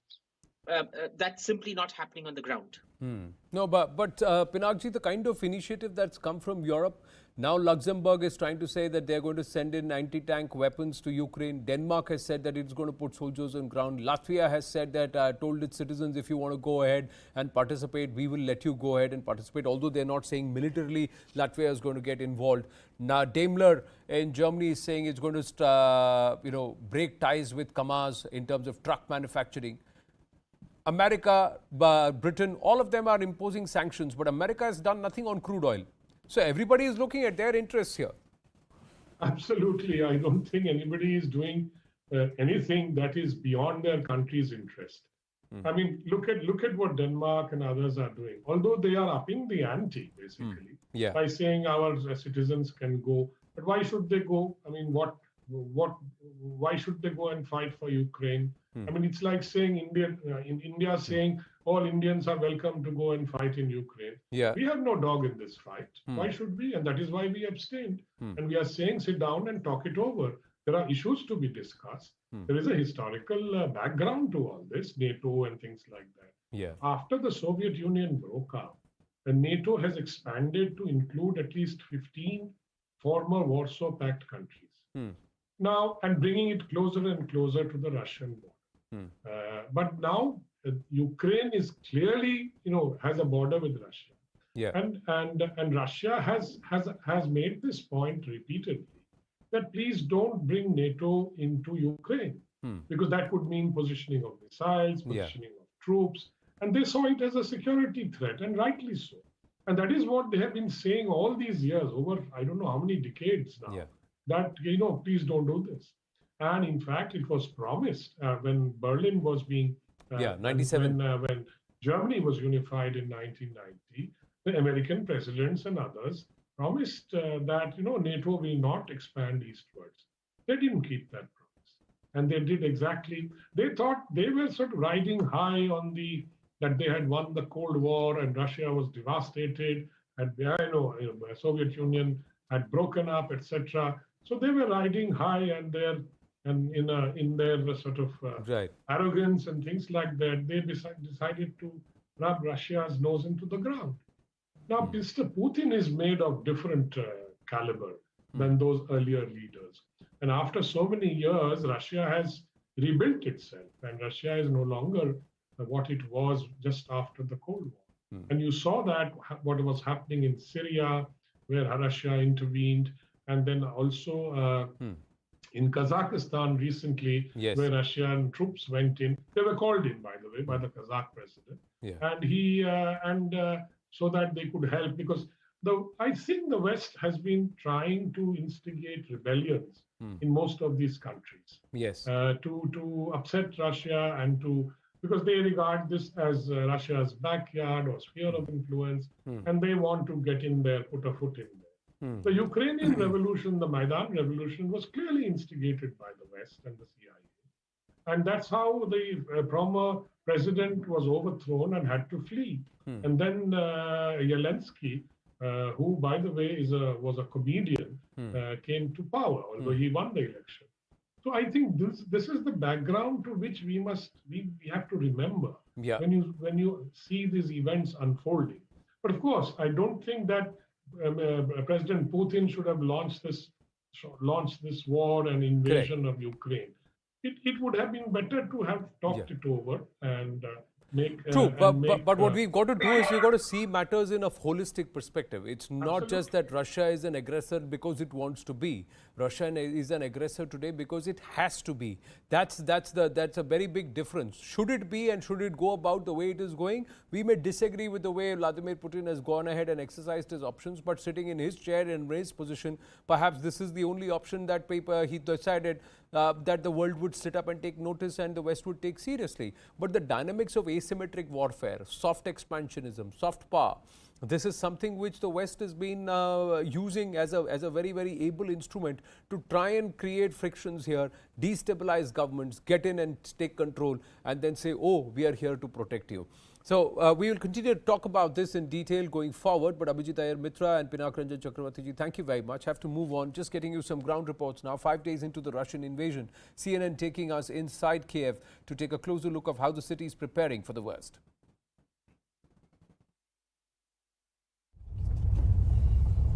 Ukraine's capital is bracing for the worst. Checkpoints with armed forces, sandbags stacked in front of the mayor's office in central Kyiv. There are no Russian forces in Kyiv right now, according to the mayor, but there have been battles against them. And the mayor says that large groups of Russian saboteurs were destroyed overnight. In the physical heart of Ukraine's 2014 revolution, the Maidan, the streets are deserted. And it was exactly here 8 years ago that Ukrainian citizens rose up against a pro-Russian government, a pro-Russian president, and ousted him.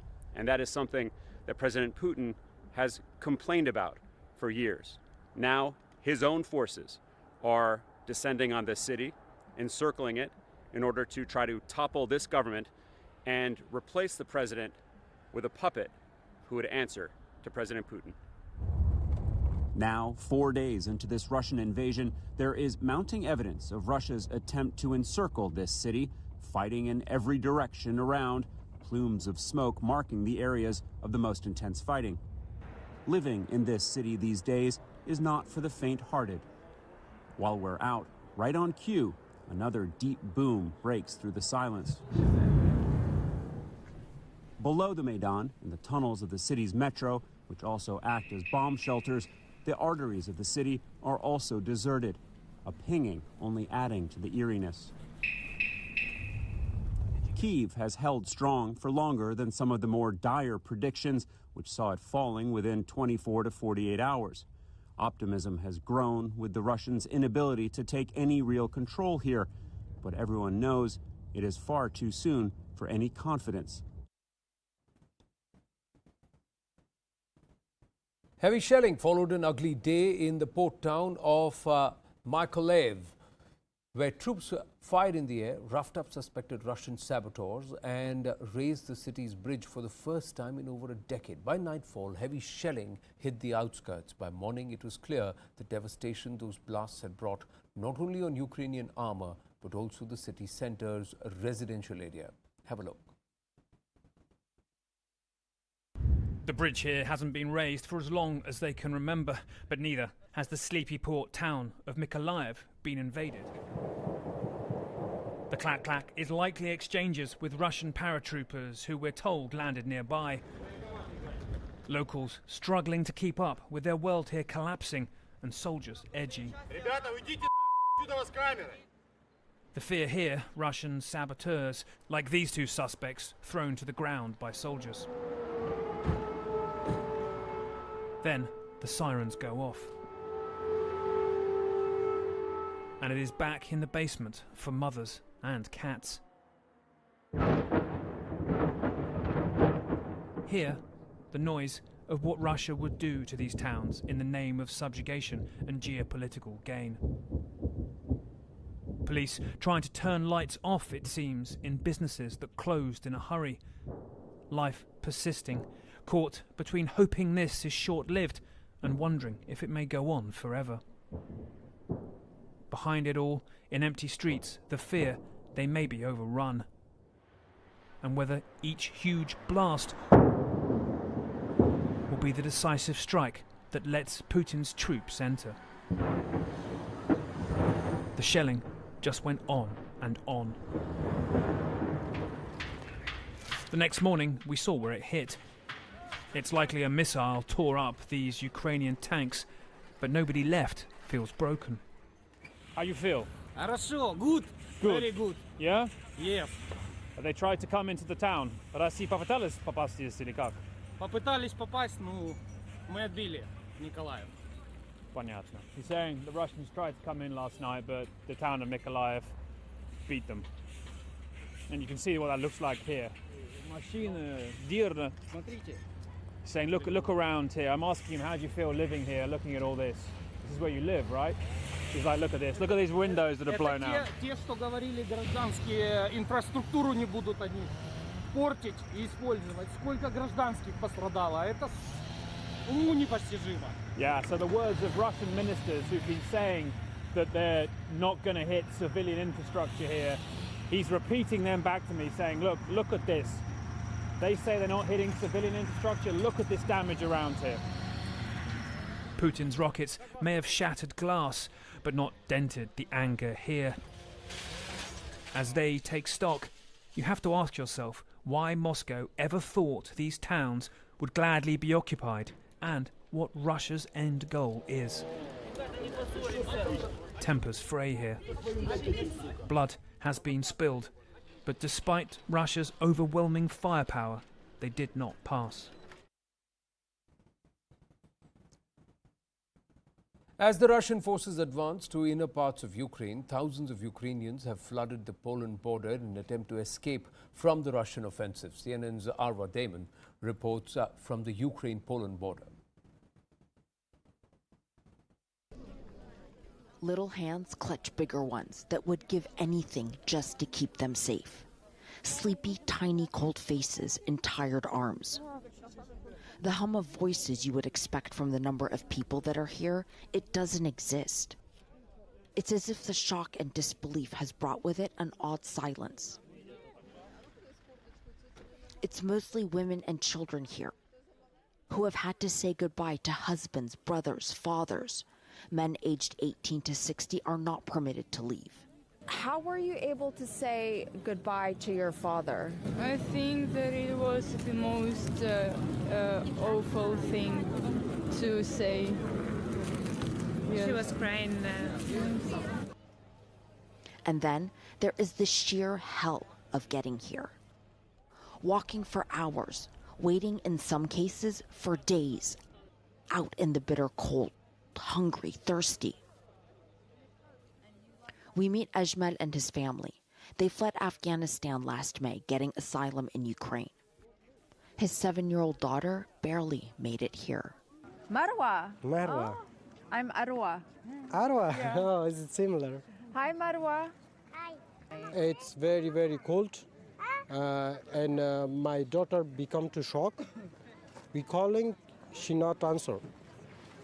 And finally, we tried to contact with the ambulance. We found the ambulance. The doctor comes, just check him.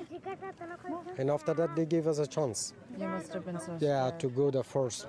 She clutches one of the donated stuffed animals, replacing a similar one she left behind. But who is going to give her the rest of her life back? But I don't know with the unknown future. Again. At least this time, unlike in years past, Europe is welcoming refugees. There is a massive, inhumane backlog on the Ukrainian side, but once finally here in Poland, an army of volunteers. At the train station, 7-year-old Maxim buries his face in his mother's legs. He's not used to the crowds. It's all scary and confusing. They waited for 2 whole days. Your mother's in Kiev. My mother's in Kiev. It's tearing her apart, but at least her husband, who is not Ukrainian, is out with her. For how do you say goodbye to the love of your life, the father of your children? This woman is not the only one in tears. Others as well, understandably, not wanting to talk. We can't take it. It makes us cry too much, they say.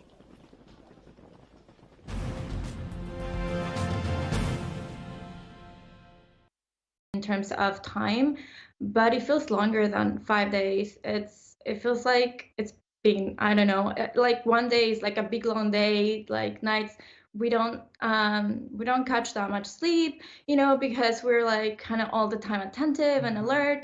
And so I've been receiving lots of messages from family, from friends, you know, that are abroad, that know me from back home. I'm originally Bolivian, Nicaraguan, and so I've been receiving a lot of messages. And, you know, and I have also family in the US, and so at the beginning, you know, I was trying to do my best to also not keep them preoccupied and know that I'm safe, you know, that everything is going to be okay. And because they had also asked me at some point, like before this all started, they were like, I think it would be good for you to leave. And we were looking at the alternative before Thursday when this all began. You know, we would not have the possibility for X and Y reason. And so at the beginning, I was telling them, I'm okay, I'm safe, I'm okay, I'm safe. And then suddenly yesterday, I was like, it kind of all came to me. And I was like, we're not safe, we're not okay, nobody is, because you're talking to friends, you're talking to people, like every morning starts with like checking the status of our friends who are still in Kiev, our friends that are like in Lviv, our friends that are at the border trying to get out, you know. So it's just like, how can we say to people we're okay when in reality it is a war, you know? And there is, you are confined inside, and there are explosions, there are like, there's stress for sure. Right. I wanted to, we're almost out of time, but I wanted to get your thoughts on this, Roman. I mean, as a Ukrainian, I'm talking to Ukrainians every day, and they all say a similar thing. Did you think it could ever come to this? Russia invading a major European capital, your country. I mean, it must be difficult to believe that there is a chance that Russians will put in a government here and run your country. You must be disbelieving of all of this. I mean, it's unbelievable that this is happening, you know, in 21st century. Obviously, we wanted to be prepared for the wars, right, when all of this started happening in November, December. But up until the last moment, I mean, nobody could believe it. Like, you cannot believe that a war can happen in a major European country in a 21st century. It's just not how things are resolved, and it's like it feels surreal. Like it's something you cannot really believe or fully comprehend. And I have no words to fully describe this feeling. It's like something you don't expect to believe, and still cannot comprehend that this is happening to your country, which Ukraine is a peaceful country. We have no claims towards anybody. We want to fight for self-determination. That's it. I hope we can stay in touch and reach out to you again and talk some more. Roman, a Ukrainian government official telling CNN that Ukrainian intelligence indicates Belarus is prepared to join the Russian invasion. Now, that comes as Ukrainian and Russian delegations will meet for talks in the coming hours near Ukraine's border with Belarus, which is, of course, a key Russian ally. But as bitter fighting continues, Ukraine's president appears to have little hope the conflict will be resolved. As always, I don't really believe in the result of this meeting, but let them try. So then later on...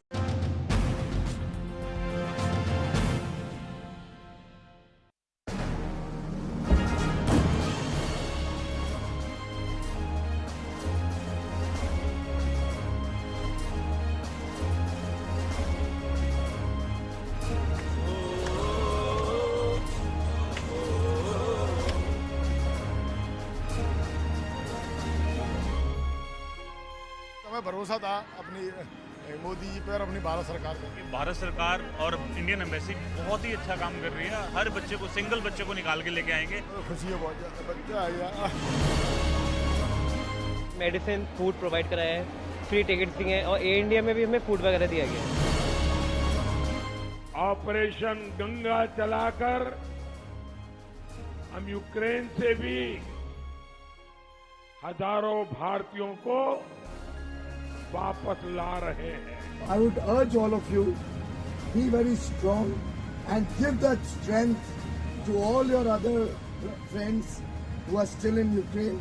Bharat सरकार का ये अभियान तब तक जारी रहेगा जब तक आखिरी नागरिक को हम वापस सुरक्षित भारत न लाएं।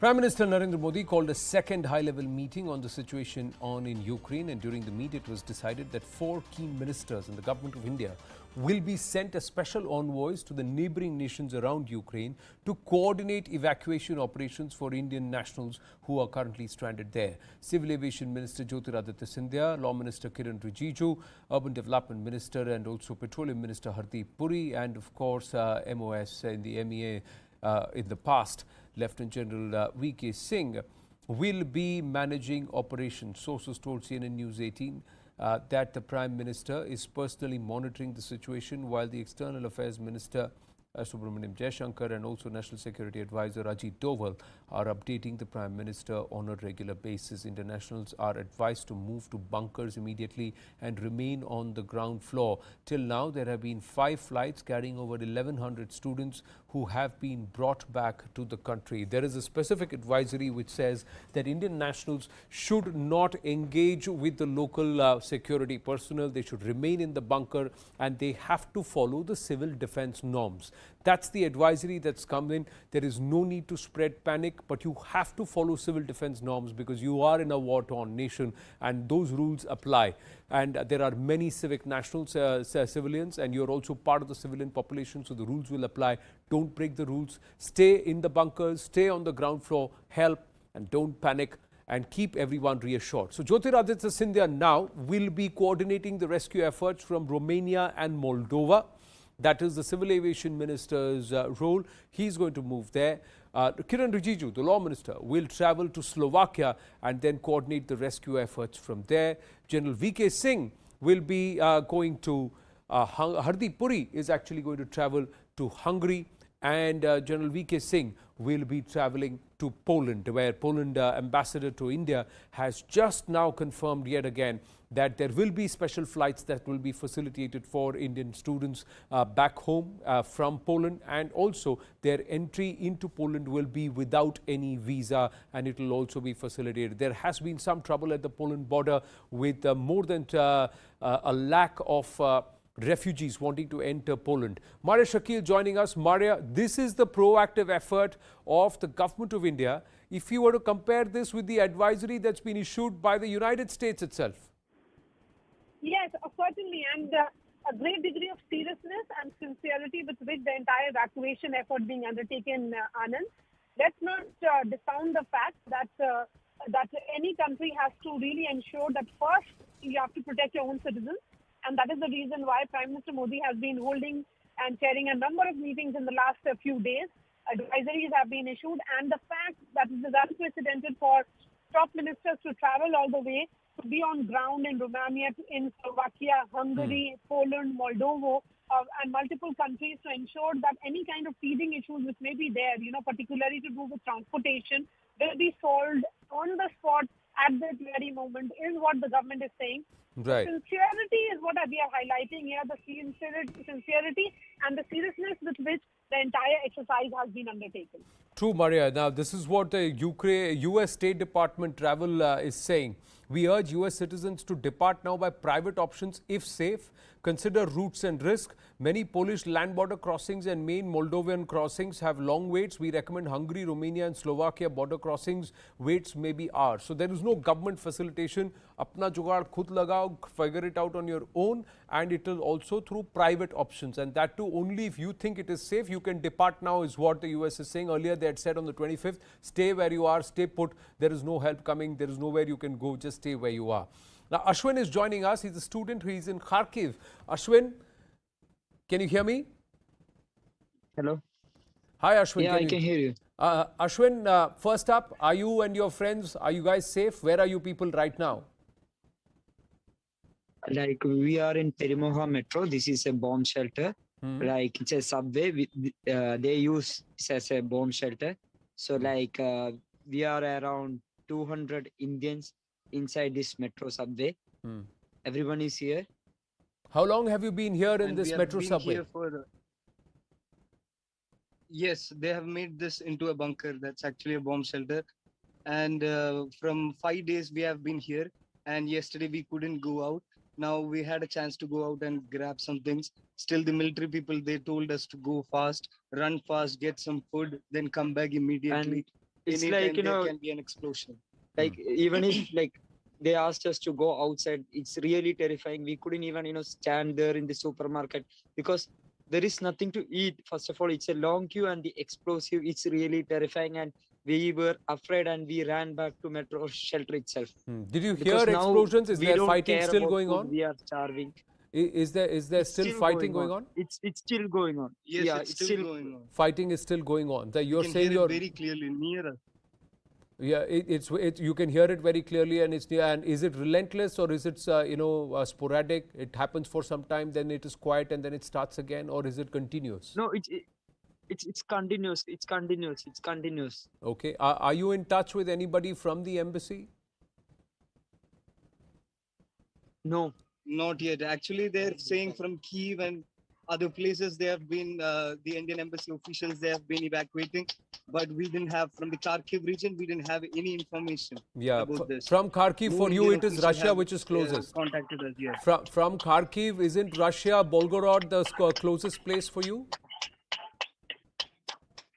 Is Russia closer to Kharkiv? Is Russia closer to Kharkiv compared to Kiev itself? Just 40 to 50 kilometers. Okay. So do you think that it makes sense for you people to be, if your movement can be facilitated towards Russia rather than towards Kyiv? What have you been discussing amongst you? Are all of you safe? When I say safe, healthy, is any of you ill? Yes, there are people. There are getting people ill. because, you know, you can just imagine, like, there are more than 800 people. Not just Indians, there are civilians, like older people, there are children. Everyone is here inside from past 5 days. There are many And sick people too. They don't have medicine. so many people are suffering from asthma, you know, panic attacks. Yeah. And even there is a bout of viral fever also. So The we are corona is, you know, we are in a situation, we are facing coronavirus situation, and see, as the cases were increasing in Kharkiv, at the same time this war also the communicable diseases there was are a spurt spreading. in cases Yesterday, because I remember 2 of the Indian girls cases become worse because they were, you know, suffering from severe asthma attack. And then what happened? How are they now? Was there any? They are fine. We used some. We ourselves used some inhalers and all. So I'm glad to know they are fine. I know everybody is worried. We are also worried for you. I can only say right now that the government of India has decided that there will be 4 ministers who will go to the neighboring countries. There is also a conversation happening with the Russians to see if they can facilitate any movement for you who are part of closer to the Russian border towards Russia, and you can be evacuated. I can only say prayers are with you. There are efforts being made. Just hang in there. We can only let me tell you something, you know, Yeah. because see, please help us from the eastern part of India, I mean eastern part of Ukraine, because you know we are suffering a lot. It's really terrifying. Compared to western part, they don't, you know, they don't see bombs or the jets, you know, the artillery firing and everything we could hear from this metro. It's really terrifying. Please help us from this eastern part. Please, begging you. We can only say, It's really Ashwin, and to you terrifying. and your friends, just hang in there, and there is help that is around the More than- corner. It will come. More than 2,500 Indians in Kharkiv. In Kharkiv, Please help us, everyone. 2,500 Indians in Kharkiv. More than that. Yeah. There are efforts which More are than on. 2,500. I can only tell you there are efforts to see, and there have been parents also who have made the request to the government to try and facilitate your exit out of Russia. Right now, the situation still, like you can say, is war-torn. You're right in the middle of the conflict zone, right at the heart of the entire fight zone. So it is going to be tough for you. I can only request you and your entire friends and group, hang in there. Don't lose hope. Continue to be hanging there. I know it's terrifying. Just have some courage and some heart. India is there to help you out. So we will ensure all of you are coming out from there safe. We'll track these developments very carefully. See, please, we don't care about food or something else. We just want to reach home safely, please. Right. We also want you all back home safely. We are not able to sleep properly from we also 5 want days. you to come back safely. Everyone. It's tough, so this is the time that you also have to show your mettle and also remain a little tough. Show some courage, have some heart. You've got to fight these fears, and we'll make sure that the government is also apprised of the situation in Kharkiv. There are efforts which are on, ladies and gentlemen, to try and also see if those who are very close to the Russian border, their exit can be facilitated. Safety of Indian nationals, India's interests, that's a priority for the government. And we're given to understand here at CNN News 18 that the Prime Minister is personally monitoring the situation with very, very frequent updates on the situation on ground, especially the evacuation of Indian nationals. An update coming through again. The Health Ministry now has come out and said that the entire restrictions on travel and the protocols that have to be followed, they have now been revised. These are especially for Indians being evacuated from Ukraine. Mandatory pre-boarding negative RT-PCR test and vaccination certificate. There is an exemption that's been given. Uploading documents before departure on Air Suvidha portal has also been exempted. Runjun Sharma now joining us with more details. Runjun, given the situation and what is prevailing on ground, a welcome move by the government. Yes, Anand, the welcome move also on the expected lines, considering these are unprecedented times. And at this point, the Health Minister, Mansukh Mandavia, in fact, has taken a decision. The Health Secretary also writing out that notification where it's now not mandatory before pre-boarding to give a negative RT-PCR certificate and uploading it on the Air Suvidha portal, which was compulsory before. Remember, this notification which has come out also says that if you're not even doubly vaccinated, that's okay. The priority for the government of India first is to get back its students, its nationals back to the country. Once they land into the country, then of course these students as well as other nationals who are coming into the country will be tested. This will be an RT-PCR test which will be done in fact at the airport, and then of course they will have to monitor themselves for at least 14 days. These are the new guidelines. But yes, on the expected lines, and a big decision there really taken by the Health Ministry, exempting all sorts of rules that were put in place for the longest time as far as international travelers are concerned. So now for all the students, there is no need to get an RT-PCR done before they come into the country. Well, thanks for your inputs, Runjun. And Zaka Jacob spoke exclusively with the Polish ambassador to India, Adam Burkowski. Listen into what he had said about helping Indian nationals leave Ukraine. Can you give us a best understanding that you have of the ground situation on the Poland-Ukraine border? We are given to understand there are tens of thousands of Indian students who are stuck there, and unfortunately the Ukrainian authorities are not allowing them to cross the border. What is your best understanding?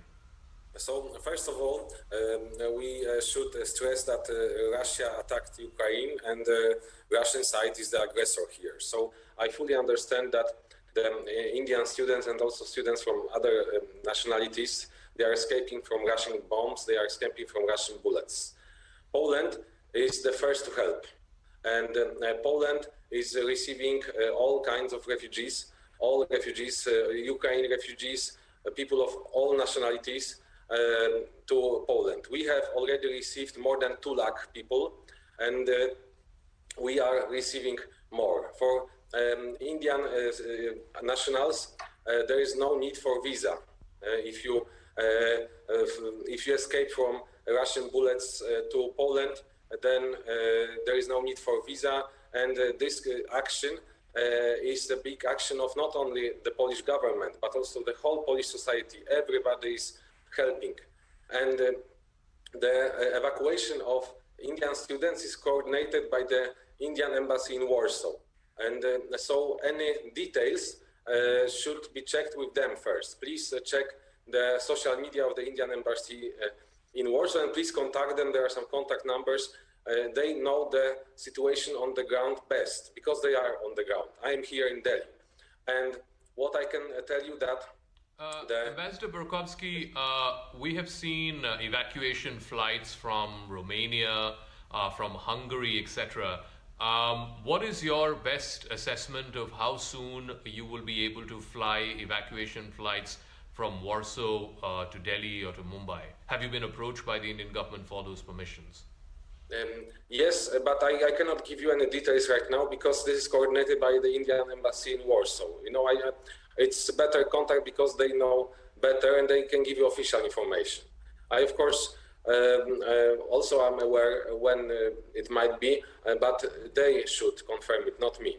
And I can tell you that there are lakhs of people on the Ukrainian side. They are escaping from the war. There are people who lost their families, who lost their homes, and they are all standing in the queue. And there is absolutely no discrimination. Everybody goes according to the queue, and Poland is receiving everybody. Well, plenty of updates coming through, but our focus will be on the negotiations. Both sides are sitting face to face on the Belarus-Ukraine border. Is there something positive that will come out? Will there be some ceasefire and cessation of violence? Will foreign nationals be allowed to leave Ukraine safely? We'll keep close tabs. Stay with us.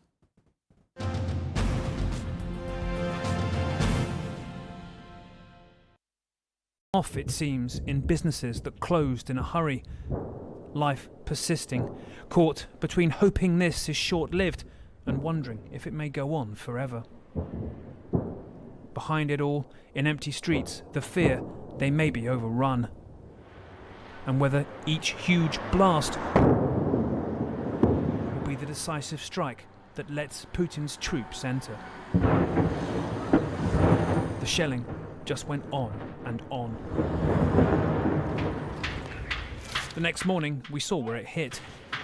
It's likely a missile tore up these Ukrainian tanks, but nobody left feels broken.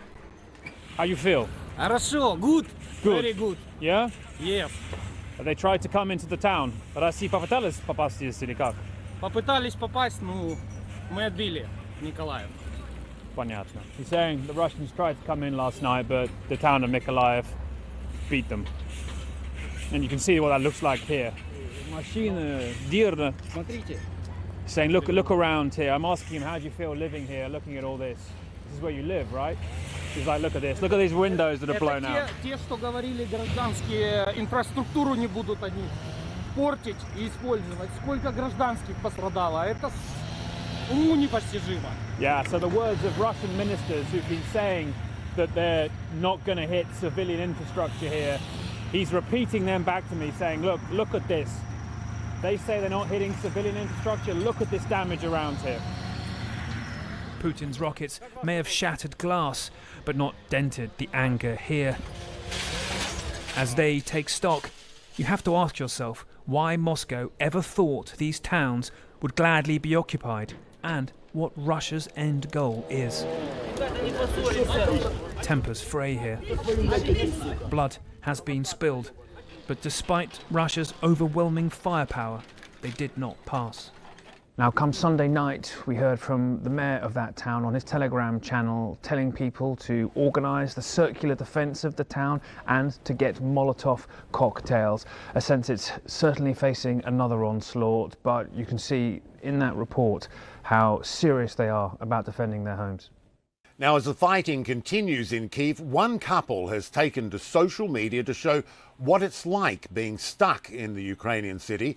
Joining me now is Roman Sahelski and Cecilia Fernandez Pena, and thanks for doing so. First of all, Cecilia, perhaps just give us an idea of how life has been in these past few days with the bombs and the worry of Russian troops coming in. I can't imagine how stressful it's been. Try to give us an idea. Yeah, it's been, I don't even have words of how to describe. We are trying to take things calmly, but it's been stressful in a way. I think everyone can cope with what's going on in different ways. I think both Roman and I are lucky that we can take things with serenity and calmness. But even though you're calm and you know that you're trying to take things stoically or like process it, you know, in a way that this is what's happening, let's try to keep calm and make the best decisions, your body.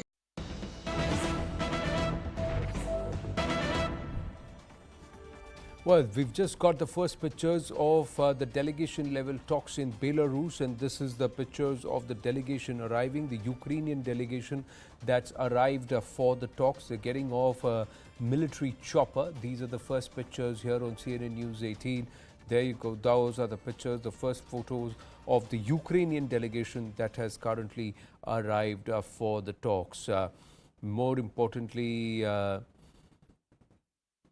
Russia will, there is also other developments that are coming through, but here is the first aspect. The dialogue is in Belarus at the border region of Gomel. There is an assurance that there will be no military presence in the skies or on the ground, and it will be done in a very, very neutral atmosphere with no preconditions. Maha Siddiqui now joins us with more details. So the Ukrainian delegation is there.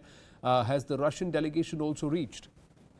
So the Russian delegation was already in Minsk in Belarus, and they had to take their way to the border. So the last we heard was that they are about to reach the border as well. So both sides now will be at the border. The Ukrainian side has used a chopper to get there. Pictures are coming in of them landing there. The expectation now, Anand, clearly is that while they are meeting and after they meet, there will be some cessation in violence. Now, what the Belarusian side had said, because Ukraine had a lot of reservations about engaging anywhere close to Belarus, since the Belarusian territory was used by the Russian side to launch some attacks on the Ukrainian side. The Belarusian side, in a call to the Ukrainian side, had made it clear yesterday itself that while these talks are on, none of their ammunition or artillery will go off. The Russian side, though, did not promise that during the talks, when the talks are underway, their offensive is going to stop. But today, the Ukrainian side has said that there has been some level of decrease in the offensive by the Russian side. Now, could this indicate that Russia has reduced the offensive because the talks are on? We do not know, because there have been contradictory statements with regards to that. However, the first time when the issue of talks came up about 3 days ago, then the Russian side had claimed, their defense ministry spokesperson had put out on a press note suggesting that they had brought down their offensive because there was a talk about a dialogue, and since that the venue did not materialize, they are going to go full throttle again. But now the expectation is that since both sides are finally meeting at whatever level, the message will go across to President Vladimir Putin as to what the Ukrainian side is willing to offer, whether there is any compromise, what compromise Russia is going to do under these circumstances as well. And then the world hopes that with this, there will be some management of the crisis.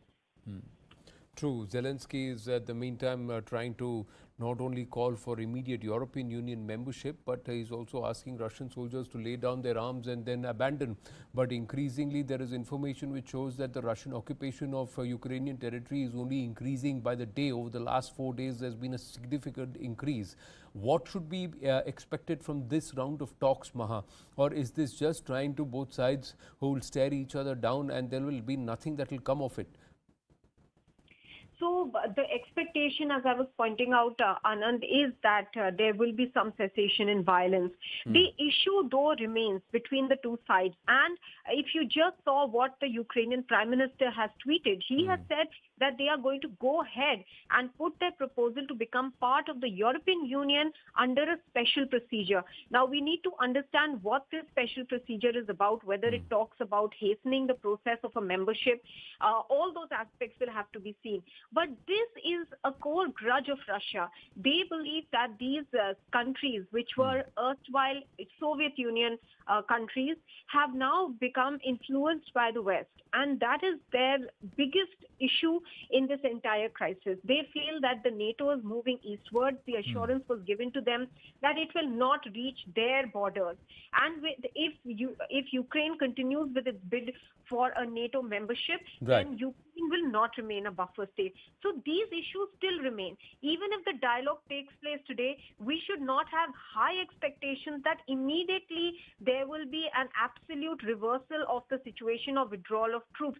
But the only hope is that it will give space for more dialogue and there will be a bringing down of violence, certainly. True. Maha, stay with us on the phone line. The Russia-Ukraine talks have actually begun, and to take you forward, Ritangshu joins us. Thanks indeed, Anand. This could probably be the most impactful and the most crucial talks in the history of the world. But first, let's take you through what's happening right now in Ukraine.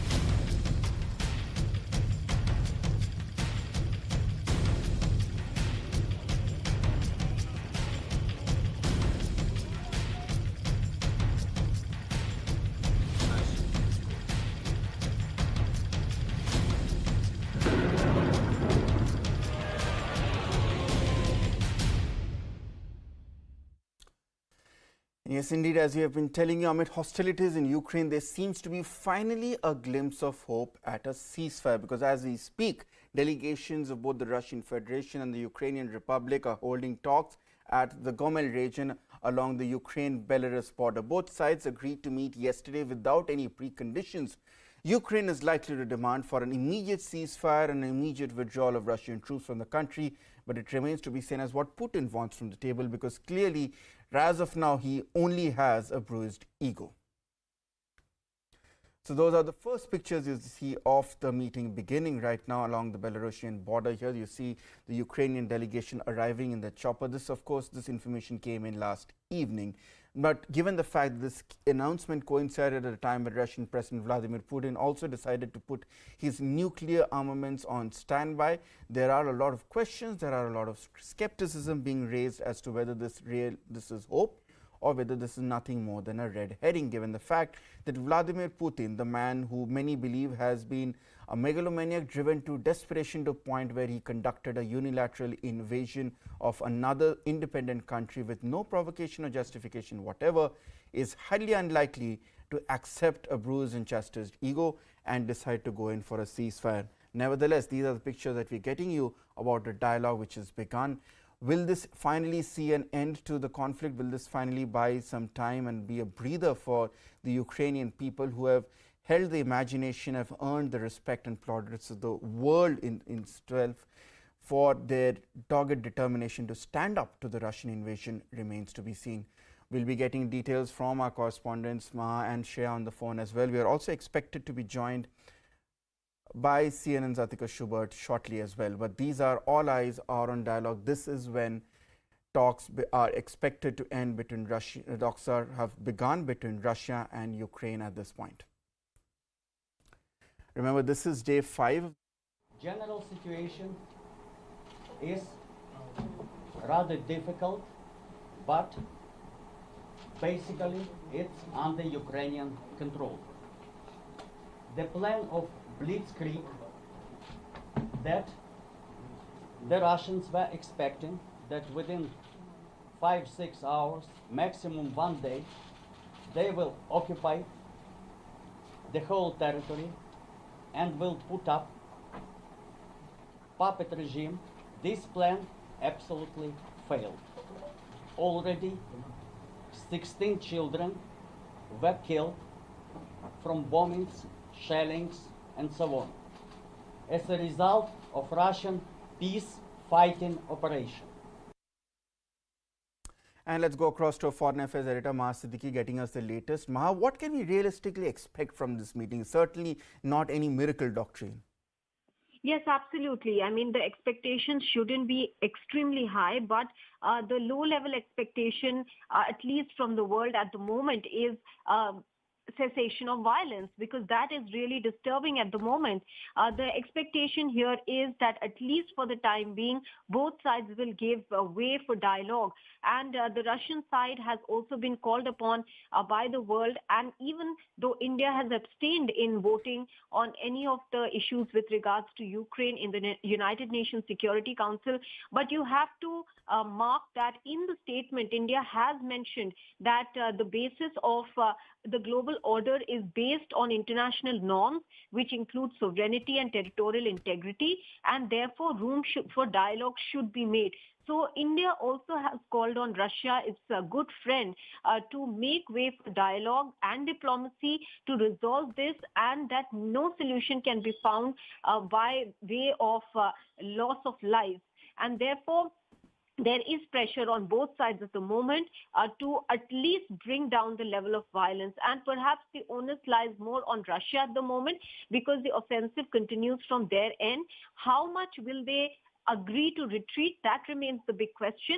We shouldn't expect immediate withdrawal after this first round of talks, but certainly while the talks are on and after the talks are on, we can expect, or at least that is the hope, that there will be some reduction in violence. Ukraine is already pointing out, Ritanshu, that the Russian offensive has come down. We do not know whether this is because the talks were to be slated today, because Russia, on the other hand, yesterday had made a statement that even while the dialogue is on, they will not bring down their offensive. But did they change their stand?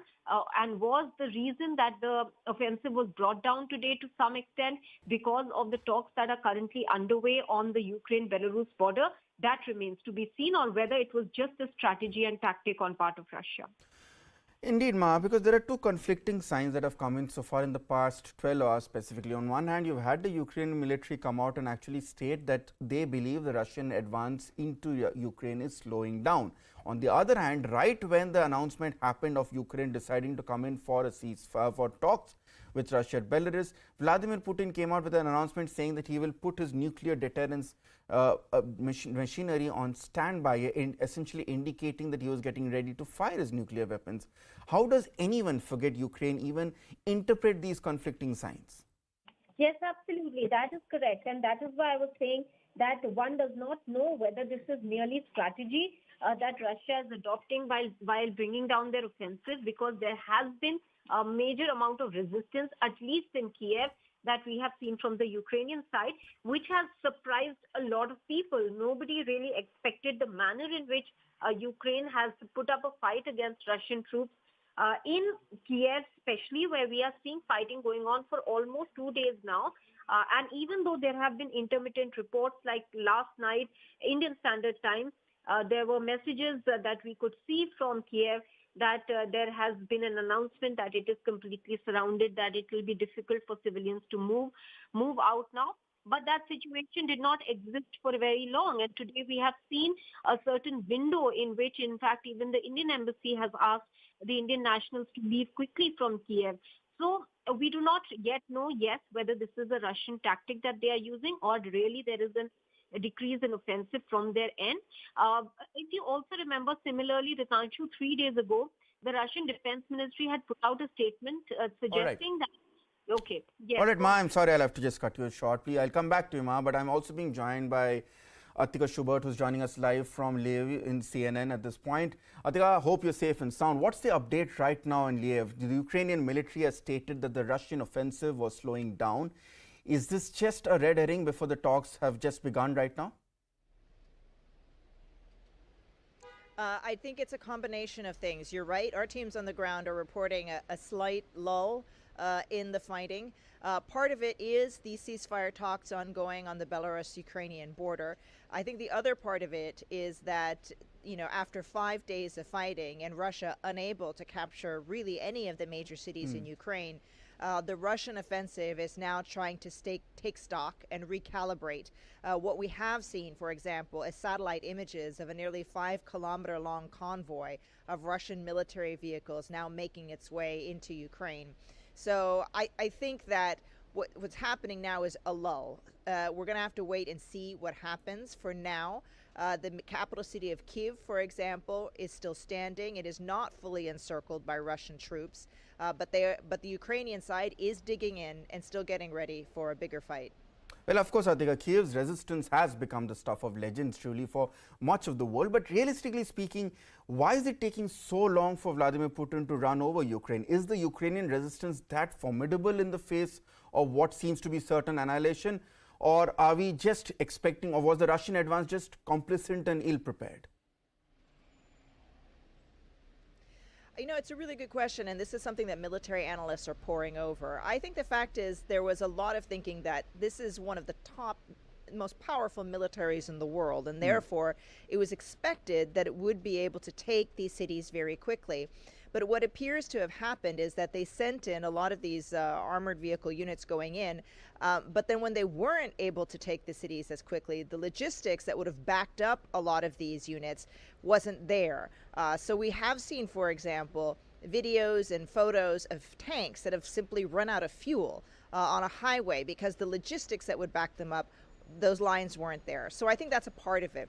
I think the other part of it is that the Ukrainian military has fought a very tactical defense. So in some places they did allow them to cross through the border, for example, but then chose locations to, for example, blow up bridges and slow the advance of Russian troops, and then waited until there was a good point to make the most impact with a defensive attack. So for example, in the western part of Kiev yesterday, we saw an armored vehicle unit trying to come in, a Russian column, but Ukrainian military was able to pretty much decimate it. We have seen the actual aftermath of it, and it's really astonishing to think that a Ukrainian military that's literally less than half the size of Russia's army was able to tackle a column like this and really tear it apart.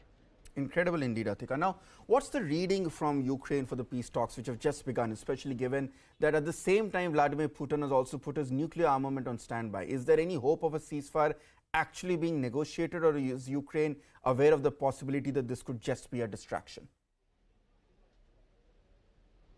Well, the Ukrainian president, Volodymyr Zelensky, in a video message said he doesn't put much faith in these talks at all, but he wants to keep the window open for any possible ceasefire. And he said they would accept nothing less than a complete ceasefire and a return of all Ukrainian territory. I don't think it's likely that we're going to see a breakthrough today or any stop in the fighting. But it is a positive sign that at least what we have now are, people sitting at a table talking about a possible way out of this conflict, out of this crisis. But it's not going to come within the next few hours. It will take more time. And Atika, what is the morale amongst the people, amongst the Ukrainian locals? Is it slightly emboldened in the fact that, frankly, they were probably expecting to be dead by now, and the fact that they've survived a Russian invasion for now 5 days and counting, does that give them hope that perhaps they may just survive this war? Absolutely. I would say morale on the Ukrainian side is very high, in part because people thought if there was such a full-scale invasion that the Russian troops would advance across the country. That clearly has not happened. The fact that none of the major cities have been taken is incredible, and in some instances the Ukrainian military has even managed to give the Russian offensive a bloody nose. So morale is high, and I think what's important is that the entire population seems now to be geared towards the defense of the country. There are no schools open at the moment. Shops are closed here, so are the restaurants and cafes. What you find is that young men are volunteering for the civil defense forces. A lot of the women have signed up as well. In addition to that, doing medical training now in bomb shelters. And even local businesses are cooking for a lot of these civil defense forces. One brewery I spoke to is making Molotov cocktails, and other factories are starting to weld together anti-tank barricades. So it's as if the entire country is now mobilized for its defense. These are fascinating times we live in. Atika, thank you so much for joining us with all those updates live from Lviv. Let's now go back to these visuals which you've just got from our producers, and we have put them out on your screen. This is the talk table, a table for two nations which are at war that has been set up along the Belarusian border. in a short time from now, you're going to see delegates from both Ukraine and Russia be seated on both sides of this table as they try to negotiate what perhaps could be the most critical peace negotiation in recent history, because on the right of your screens is what is at stake. Ukraine has survived the might of one of the world's biggest armies for almost 5 days now, but how long can it sustain it is the question here. Is Ukraine looking at an imminent devastation, or honestly has Vladimir Putin really whetted his risk appetite and he doesn't want to get into further conflict? We are going to get more updates from Siddiqui as well, but these are first visuals that are joining us. These are on our screens. And let's go across meanwhile also to our managing editor Zaka Jacob was joining us. Zaka, realistically speaking, what can Ukraine and Russia try to salvage out of this peace talks, assuming of course that Russia for one is even interested in negotiating a ceasefire? So yeah, look, I think ultimately the objective of these talks will have to be a ceasefire. I think that would be the most immediate, most pressing priority, because ultimately, you know, any talks in the middle of ongoing conflict, in the middle of ongoing maneuver such as this, the ultimate objective would be for a ceasefire. If you remember in 2014, when the Russian invasion of Crimea took place, the ceasefire got negotiated in a few weeks' time. Now, this is, of course, much bigger than the invasion of Crimea because the entire country has been invaded.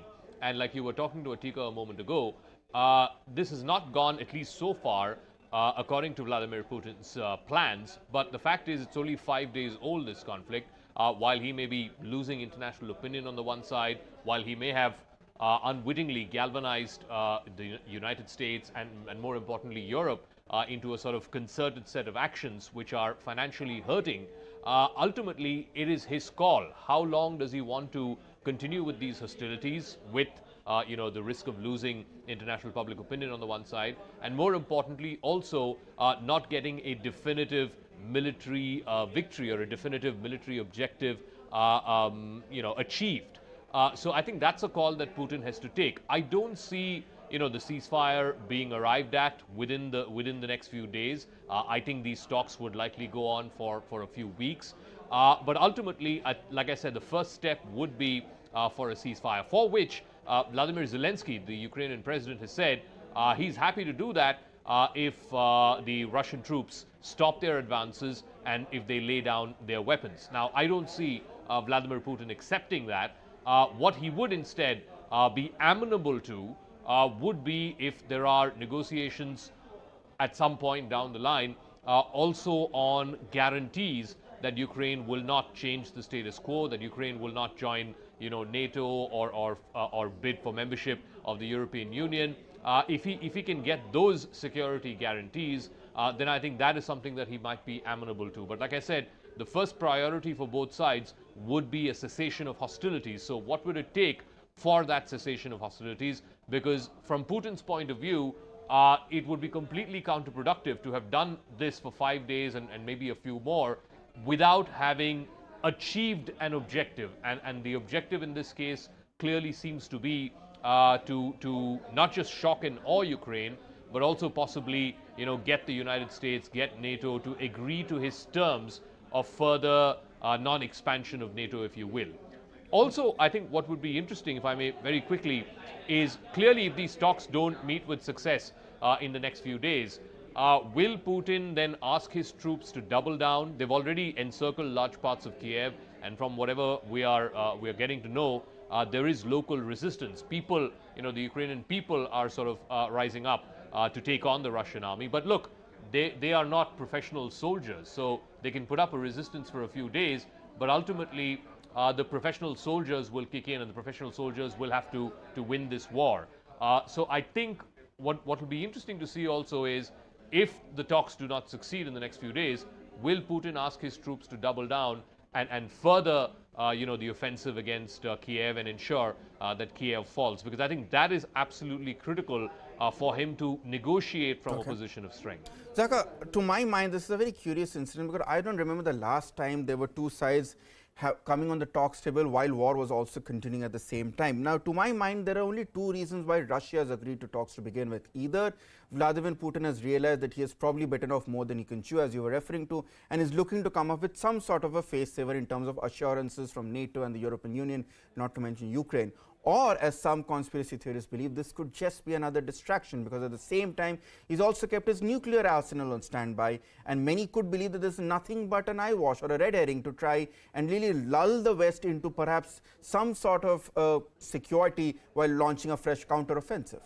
Yeah, so see, the nuclear armament being put on standby, I think is part bluff, part bluster.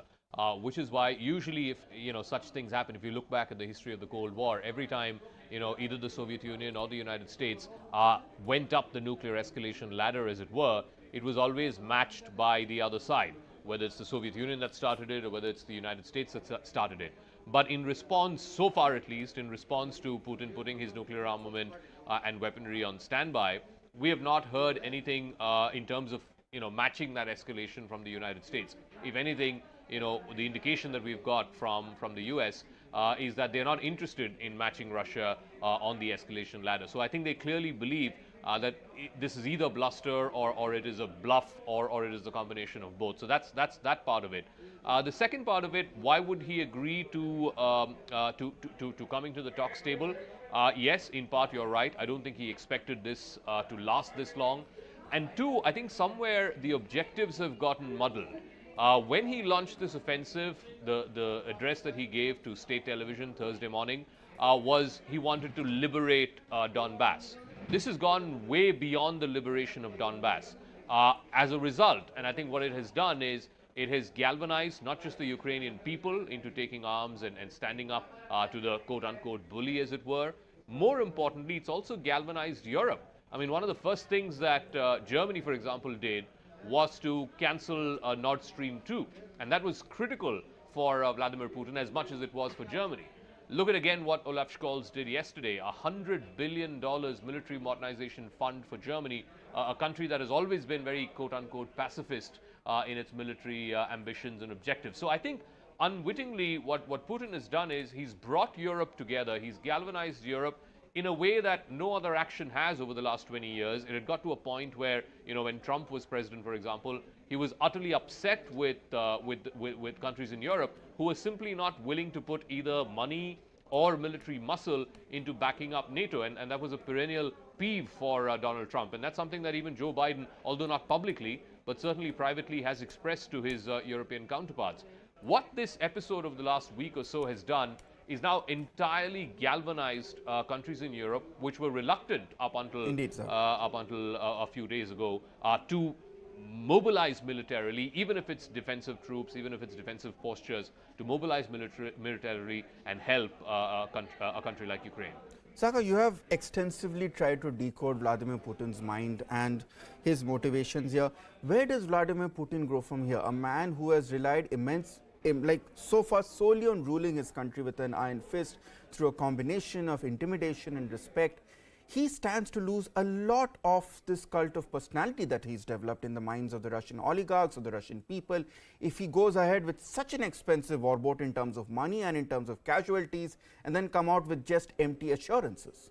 Well, first of all, look, I think where Putin is coming from into this war is he believes that Russia's security interests are compromised. He believes that NATO has not kept its word. He believes that they have been clawing into what he feels is the Russian sphere of influence, and therefore something drastic needed to be done. So he's done this. The problem, though, for Putin is twofold.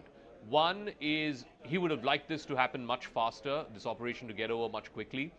He would have, of course, bargained and wagered for NATO really not doing much. Some economic sanctions, some financial sanctions, that is something that Russia can very well deal with. But I think when they took the action of taking Russian banks off SWIFT, I think that was a big move. When they took the action of freezing the Russian central bank's ability to tap into reserves, I think that was a big move. I'm not quite sure that Putin had anticipated those moves, which will hurt Russia. It'll definitely hurt Russia, and he knows that. As a result, what can happen is, and what would likely happen is, that Russian businesses, Russian banks will be all the more so forced into the Chinese embrace, because that's the only country which is willing to do business with Russia. So I think that is again a situation that Putin would not have bargained for or wagered for when he started this campaign. So two things. I think it's a combination of factors. One, the local resistance that the people of Ukraine have put up. And I think part of that also comes from what seems to be muddled objectives as far as Russia and Putin are concerned. I mean, I still have not got a justification for why Kiev is being attacked and why air raid sirens are going off as far out west as Lviv. I mean, the liberation of Donbass is one thing, and had he focused his energies, his military might on just that, I think we would have finished with the military operations. Now, even Crimea, which is bigger than Donbass, I think the entire fighting, the actual fighting, was about 2 to 3 weeks, and it got over. So I don't see, for example, Putin being able to overrun a country of 40 million people in a matter of a few days or weeks. So I think the longer this goes on, clearly it's going to be harder for Putin. But domestically, to the question you asked, domestically, is it going to prove costly for him? Already we've seen some sporadic reports of about 5,000-6,000 people who are demonstrating against war being put in jail and so on and so forth. Look, I don't think the domestic opposition issue is something that would perturb or worry Putin. I don't think he's going to get sleepless nights because of that. What is going to be a very deep concern for him is he's launched a big military offensive against a smaller nation. He's losing the moral high ground. He's losing the international narrative on this. And most importantly, he's not able to win the war on the ground. And you can only win the war on the ground if, troops from the opposite side, the so-called enemy country, the adversary country, lay down their arms and agree to a surrender. That has not happened so far, and I doubt if you will see that in the next few days or weeks. All right, thanks a lot, Zaka, for getting us your perspectives. Let's also get in Ambassador Anil Trigunath into the discussion. Ambassador Trigunath, as we look at these contrasting visuals on your screens, on one hand, you have a table decked up for two sides to come and sit and face to face and sort this issue out like civilized men. On the other hand, we are seeing these absolutely horrific visuals of war in Ukraine for the past 5 days. One has to ask this question. By coming to the talks table, has Russia tacitly accepted that yes, perhaps things didn't go as per our plan, or is there a more devious design to this move? Well, I quite agree with what Zaka said in general about the way things are moving and the way it has gone. I think you are right, absolutely, to some extent, that Russia did not wanted it quick, and so that it can quickly establish a new regime and get out of it. It does not want to go there. It went in because it thought that the current regime of Ukraine was very much pro-Western and could create a complication with regard to its security overall, which it perceives as it is. In the bargain, whether it has pushed Ukraine more towards the European Union and the NATO or to the Americans is a question that needs to be seen exactly depending on what will be the outcome of this war. At the same time, the Putin is also... Ambassador Trigunath, if I could just interrupt you for a second, because I think the meeting has begun. Let's listen in, if we can, to any natural audio coming in. Просил встретить вас, приветствовать и обеспечить максимально вашу работу. Как было договорено с президентами Зеленским и Путиным, вы можете чувствовать себя в полной безопасности. Это наша святая обязанность. Президент Лукашенко искренне надеется, что сегодня, в ходе сегодняшних переговоров, удастся найти пути решения всех кризисных вопросов. И все белорусы молятся за это. Любые ваши просьбы и предложения, касающиеся организации сегодняшней встречи, будут приняты и беспрекословно исполнены. Ждем результата. Спасибо.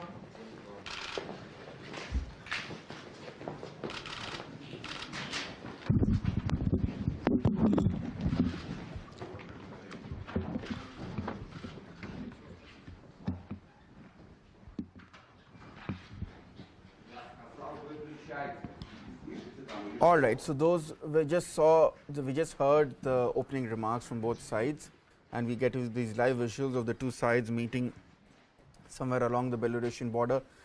Ambassador Trigonath, while our viewers continue to look at these live visuals, please continue with the point. I'm sorry to have cut you short. No, it's fine. I mean, what I'm saying is that it is a good development, actually. And why Putin would have come on the table is because in the beginning, Putin did not probably take into account that there will be such a large-scale resentment and the public uproar, and they will have to get into the urban kind of warfare. He knows it. But he does not also probably bargaining for any large-scale civilian casualties. And that is something I think that is, he's not looking for it. Secondly, he also has, I mean, they can definitely will be able to eventually occupy if they wish to. And that's why from the very beginning, he has been saying he does not wish to occupy Ukraine for the simple reason that it is impossible to hold on to it. Eventually, one has to go out. We have seen what happened to the Americans in Afghanistan, Iraq, every theater of war. It is so easy to wage a war, but it's extremely difficult to win the peace. And therefore, anybody who's a strategist would like to see that you achieve your objectives without getting into a war by itself to that extent. And so, therefore, I feel that he also thought that he's getting these signals from India, from China, from Israel, from all its friends who have stood by his UAE, everybody is saying that dialogue and diplomacy should be given a full chance. And whether the other side is serious enough, one does not know. But Zelensky himself has also understood that he has been shortchanged in the bargain by his benefactors in the West. And therefore, he's also willing to go an extra mile to see to it that his people are not, become a fodder in this bargain, at this kind of a war which will happen. Because if it becomes a war of prestige, war of attrition, then obviously we are going to see a much bigger escalation that will take place, and that will be the worst, both for the Russians, Ukrainians, Europe, and everywhere. And then the war can go anywhere.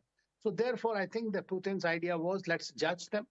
And many people are saying that in 4 days they couldn't get in, 5 days they couldn't get in. Frankly, in my view, I'm not a military strategist or a specialist, but at the same time, this was not what he was intending for, that he'll just go out in the whole country. But then in one go, you wanted to sort out the situation. And I hope that this particular discussion may not yield much because there are junior level officials there. Of course, from the Ukrainian side, the defense minister, the advisor to the president, and others are there, and from the Russian side also. But they have their own briefs. So this will be basically trying to find some kind of a minimum program where they can work together, starting with some kind of a ceasefire where a lot of people can go. As you know, the Russians have already said that many of from the areas that they cover. All right, I think we lost Ambassador Trigonath, and we'll come back to in a short moment. We're going to head into a short break, but on the other side, we're going to come in to these visuals, try and get you the latest from what's happening on the talks table, and at the same time also focus on the impact it's having on India. Stay on with us.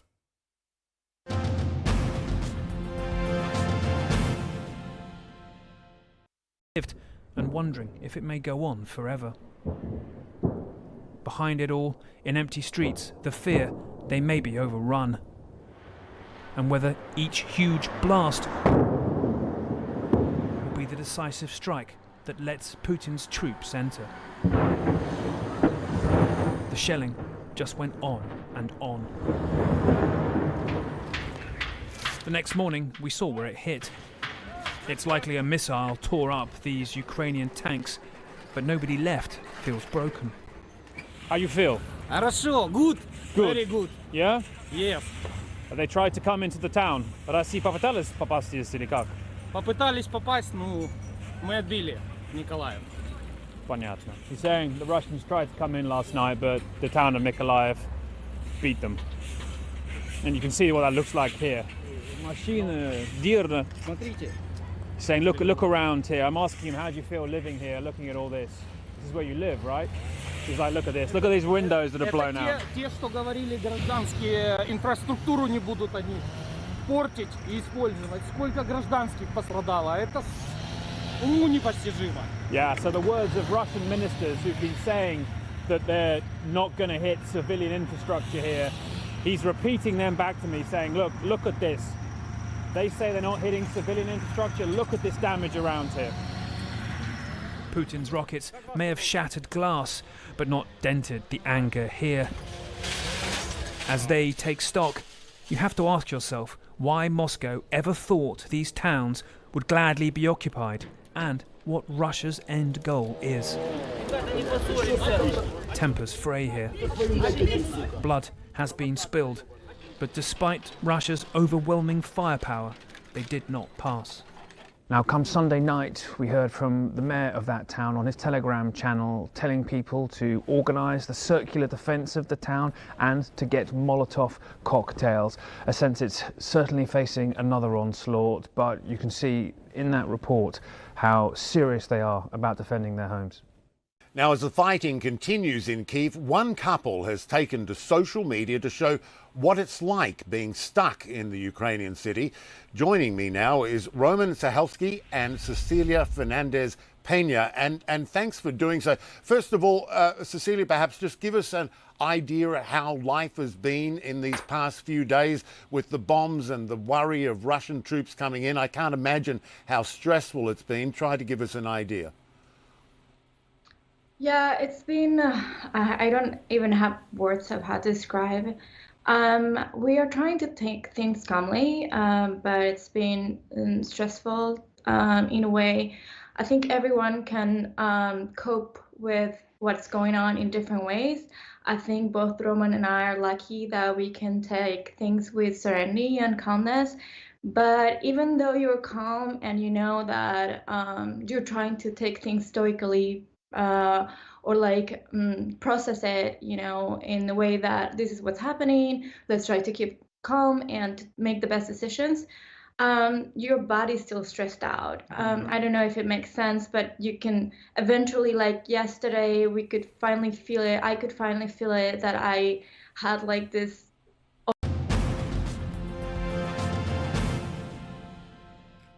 Welcome back, and let us get you straight those live visuals from the Belarusian border. There you see the table on which two teams of dignitaries and diplomats on either side, Russia and Ukraine, try to negotiate the end of perhaps the ugliest war Europe has seen in the past 75 years. I'm going to be joined by my foreign affairs editor and my defense editor to talk about both aspects of the duality you see on the screen. But first, let's get you the diplomatic side of it. Maha Siddiqui is with us. Maha, realistically speaking, I come back to what I asked you earlier. Who stands the most from these talks even happening to begin with? Because to my mind, it could be a massive come down for Vladimir Putin from deciding to talk to Ukraine, a country he thought that he would probably overrun in 48 hours. Yes, because Ukraine has shown resistance, and that has to be remembered, because in this context, the fact that the other side has come to the talking table, a lot of it is also determined by how the side that they had invaded or they had launched an assault against was able to hold ground. I think much of that has pushed Russia also to come to the talking table. Of course, there is international pressure. Sanctions have been slapped against them. Concerted effort by the international community. It's not as if the US alone is piling on unilateral sanctions, but it has been done by the EU as well. And I think that's where a lot of pressure building has happened. But you have to give it to Ukraine as well for having, despite not getting any material support immediately from the Western world, their own troops standing up to the Russian forces, compelling Russia in some sense to come to the talking table as well. What we should expect from the talks, Ritanshu, I think at the moment, cessation of violence is the only realistic option that everyone is looking at. There are long-standing issues. Russia has a lot of grudges with regards to NATO moving eastwards, with regards to Ukraine not remaining a buffer zone, or Ukraine being influenced more by the Western world.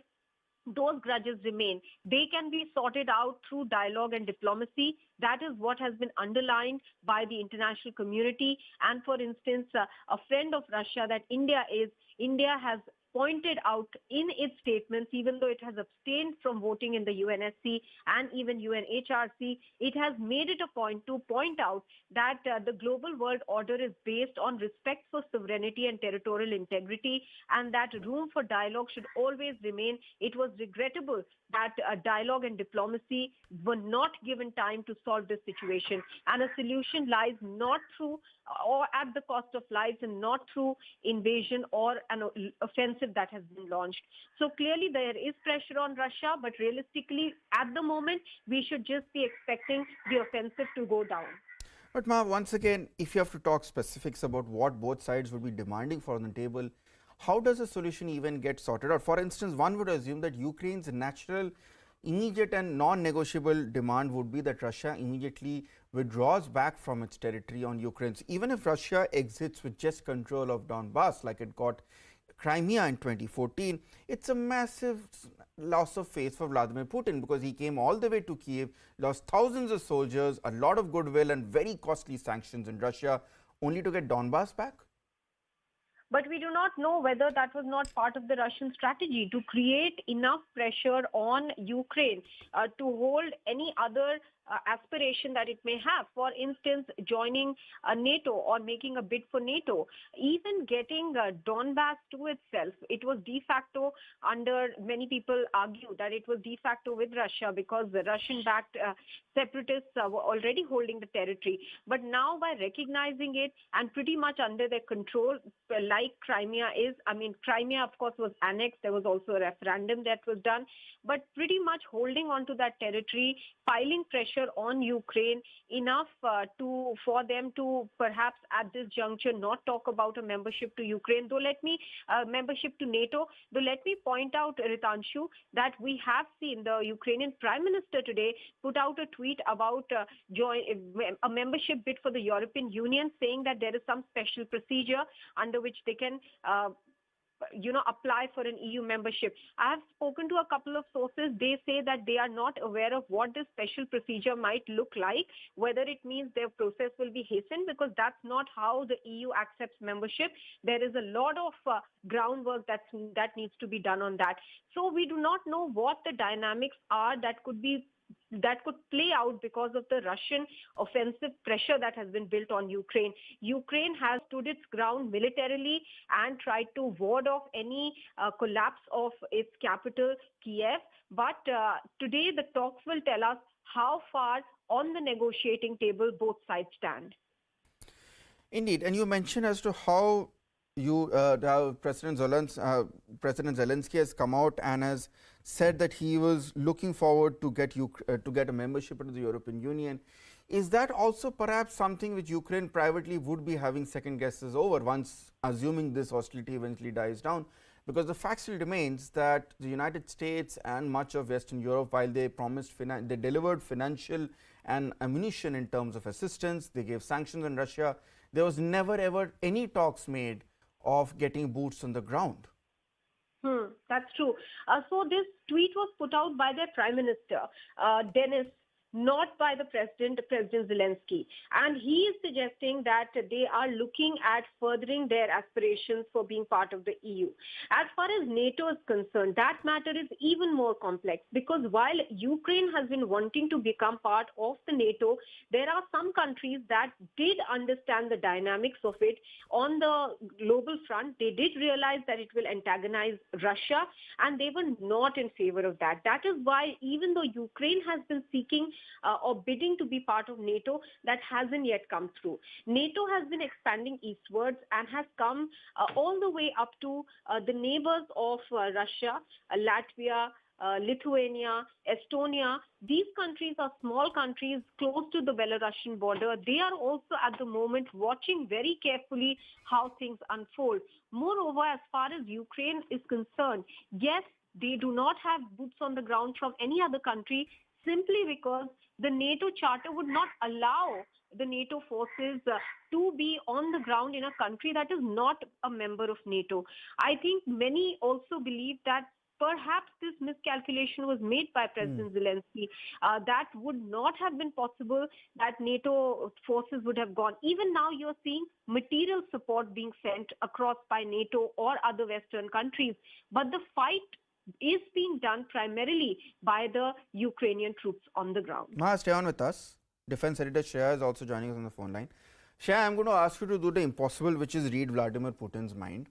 a man who on Thursday seemed so oblivious to international condemnation and so determined to take over Ukraine in 24 to 48 hours, a man who at this point has even kept his nuclear weapons on standby at the same time while asking for talks.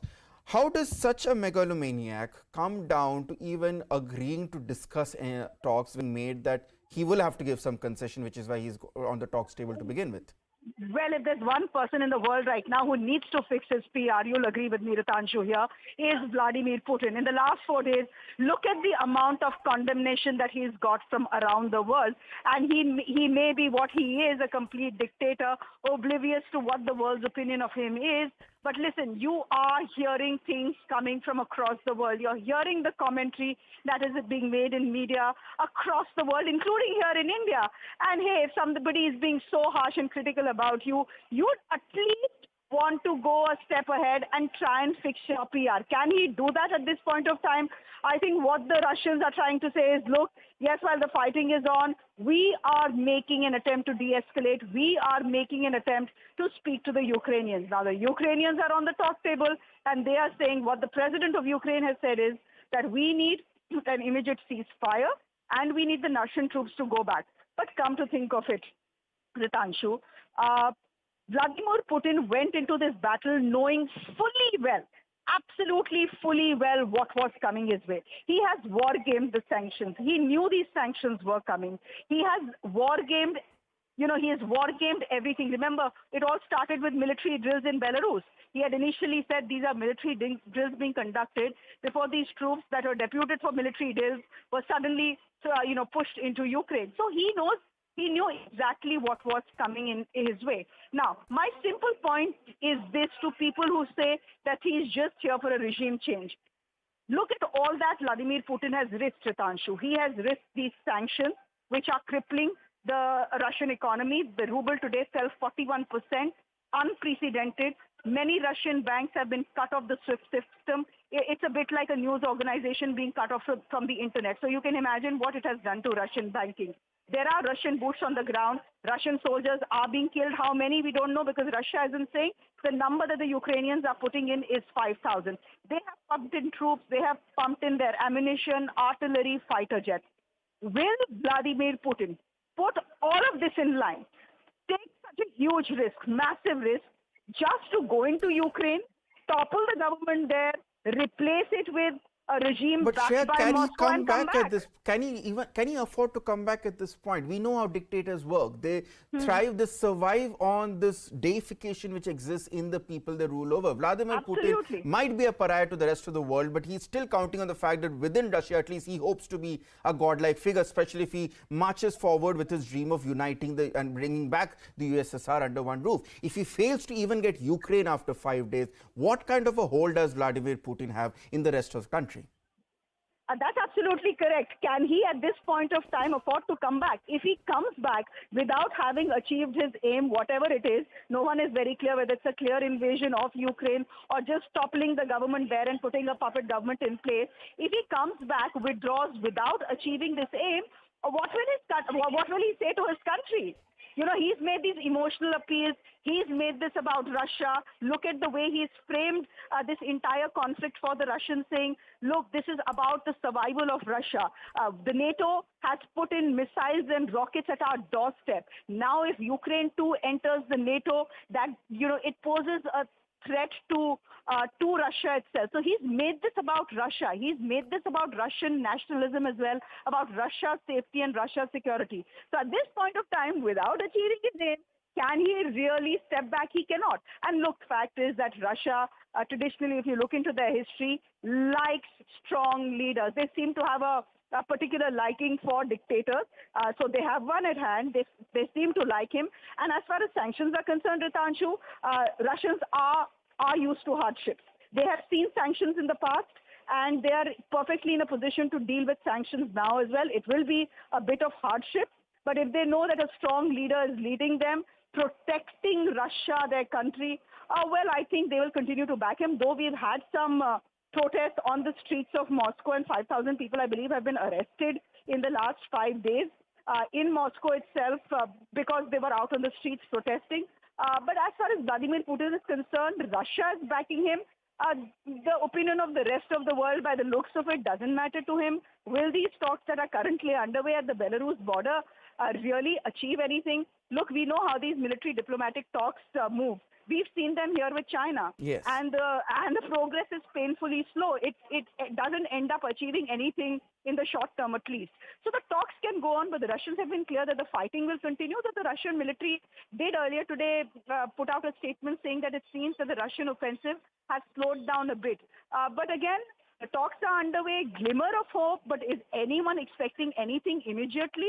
Not by the looks of it. And no, Vladimir Putin cannot withdraw without achieving his strategic aim, which is either a complete invasion of Ukraine, which till 6 days ago no one believed would happen, or a puppet change, a regime change. All right, Shanma, thank you so much for getting us both the diplomatic and the military stands to this fascinating duality you see on screen. Stocks on one side, tanks on another. Meanwhile, heavy shelling continues in Russia, as we have been telling you. There's no end to the fighting, at least. And in the port town of Mykolaiv, where troops fired in the air, roughed up and suspected Russian saboteurs and razed the city's bridge for the first time in over a decade.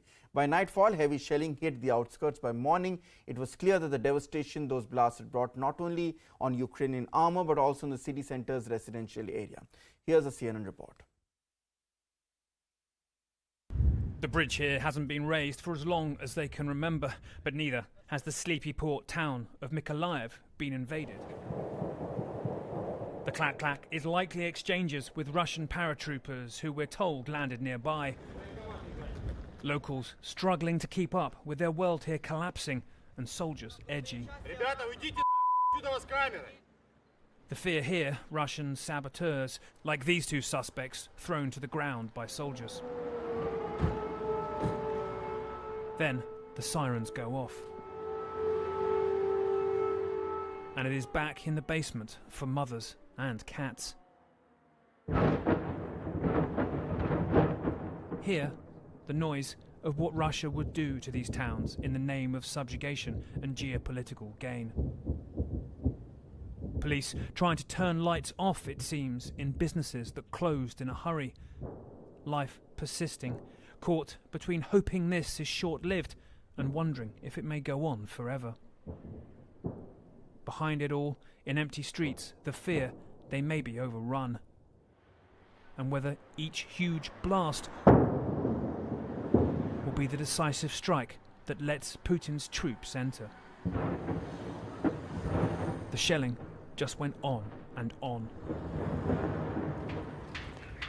The next morning, we saw where it hit.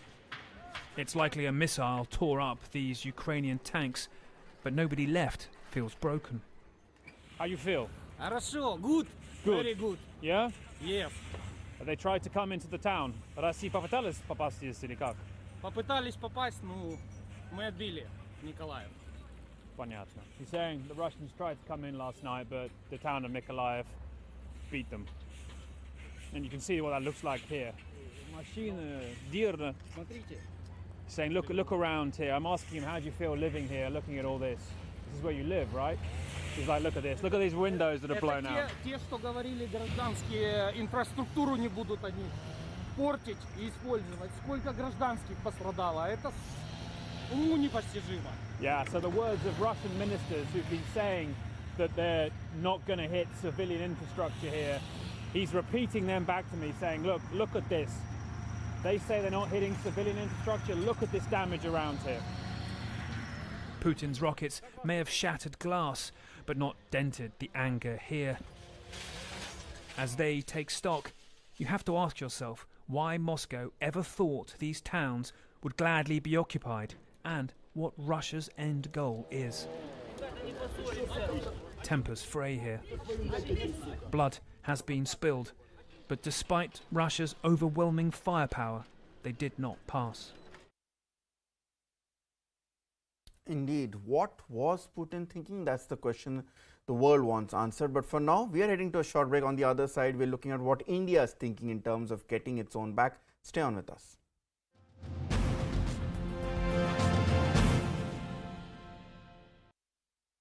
Government here and run your country. You must be disbelieving of all of this. I mean, it's unbelievable that this is happening, in 21st century. Obviously, we wanted to be prepared for the wars, right, when all of this started happening in November, December. But up until the last moment, I mean, nobody could believe it. Like, you cannot believe that a war can happen in a major European country in a 21st century. It's just not how things are resolved, and it's like it feels surreal. Like it's something you cannot really believe or fully comprehend, and I have no words to fully describe this feeling. It's like something you don't expect to believe and still cannot comprehend that this is happening to your country, which Ukraine is a peaceful country. We have no claims towards anybody. We want to fight for self-determination. That's it. I hope we can stay in touch and reach out to you again and talk some more. Roman, a Ukrainian government official telling CNN that Ukrainian intelligence indicates Belarus is prepared to join the Russian invasion. Now, that comes as Ukrainian and Russian delegations will meet for talks in the coming hours near Ukraine's border with Belarus, which is, of course, a key Russian ally. But as bitter fighting continues, Ukraine's president appears to have little hope the conflict will be resolved. As always, I don't really believe in the result of this meeting, but let them try. So then later on, no citizen of Ukraine would have any doubt that I, the president, did not try to stop the war when I had a chance, small as it was. And Kumi. All right, so far Ukrainian forces have managed to defend the capital Kyiv despite being outgunned and outmanned.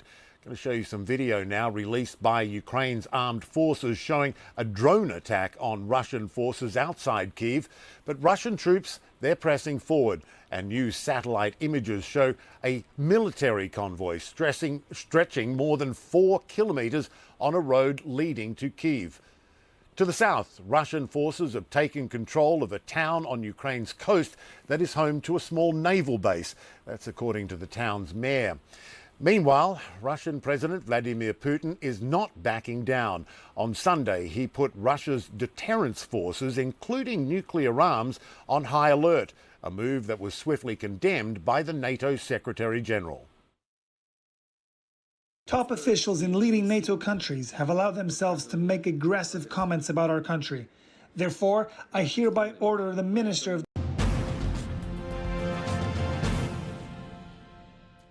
Welcome back. Now, Prime Minister Narendra Modi called for a second high-level meeting on the situation in Ukraine this morning, the second in 12 hours. During the meeting, it was decided that 4 ministers will be sent to the neighboring nations of Ukraine to coordinate evacuation operations for stranded Indian nationals. Union Minister Yogi Adityanath, Kiran Rijiju, Hardeep Puri and MOS General V.K. Singh will be managing the operations from Romania, Hungary, Poland and Slovakia. Sources tell CNN News18 that the Prime Minister is personally monitoring the situation, while External Affairs Minister and the National Security Advisor are updating the Prime Minister on a regular basis. Indian nationals have been advised to move to bunkers immediately and remain on the ground floor. Till now, there have been 5 flights carrying over 1,100 students who have been brought back to the country.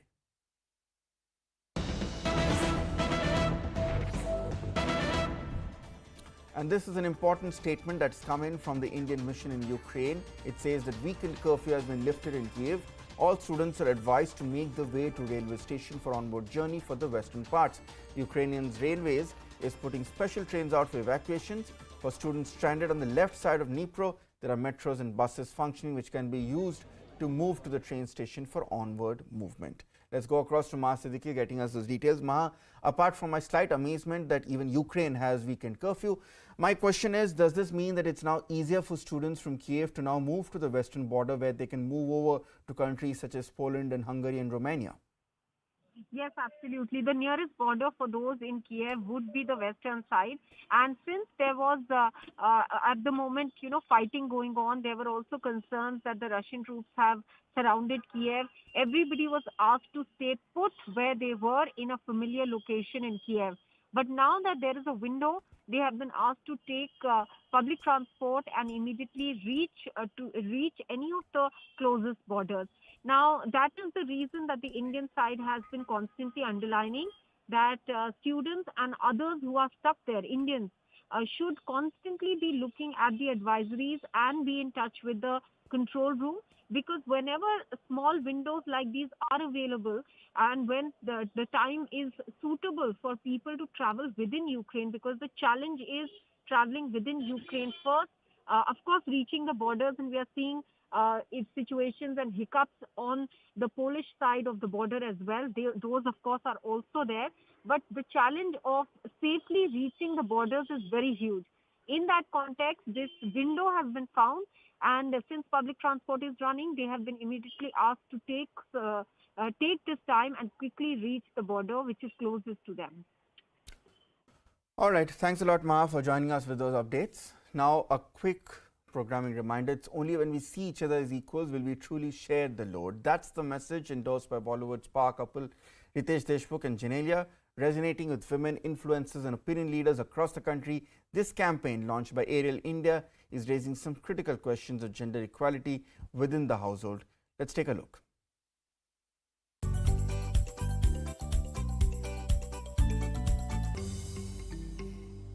I think as two people, whether it's in marriage, whether it's in a live-in, whether it's girlfriend, boyfriend, it's very important to respect each other's work, to respect the fact that you need to share the load no matter where it is, whether it's, you know, simple things like work related, home related, emotionally related. The point of a relationship is to share the load. You have to respect your partner, and you have to respect your partner's thoughts, freedom of speech. If your foundation is respect, then that's it. And stay happy.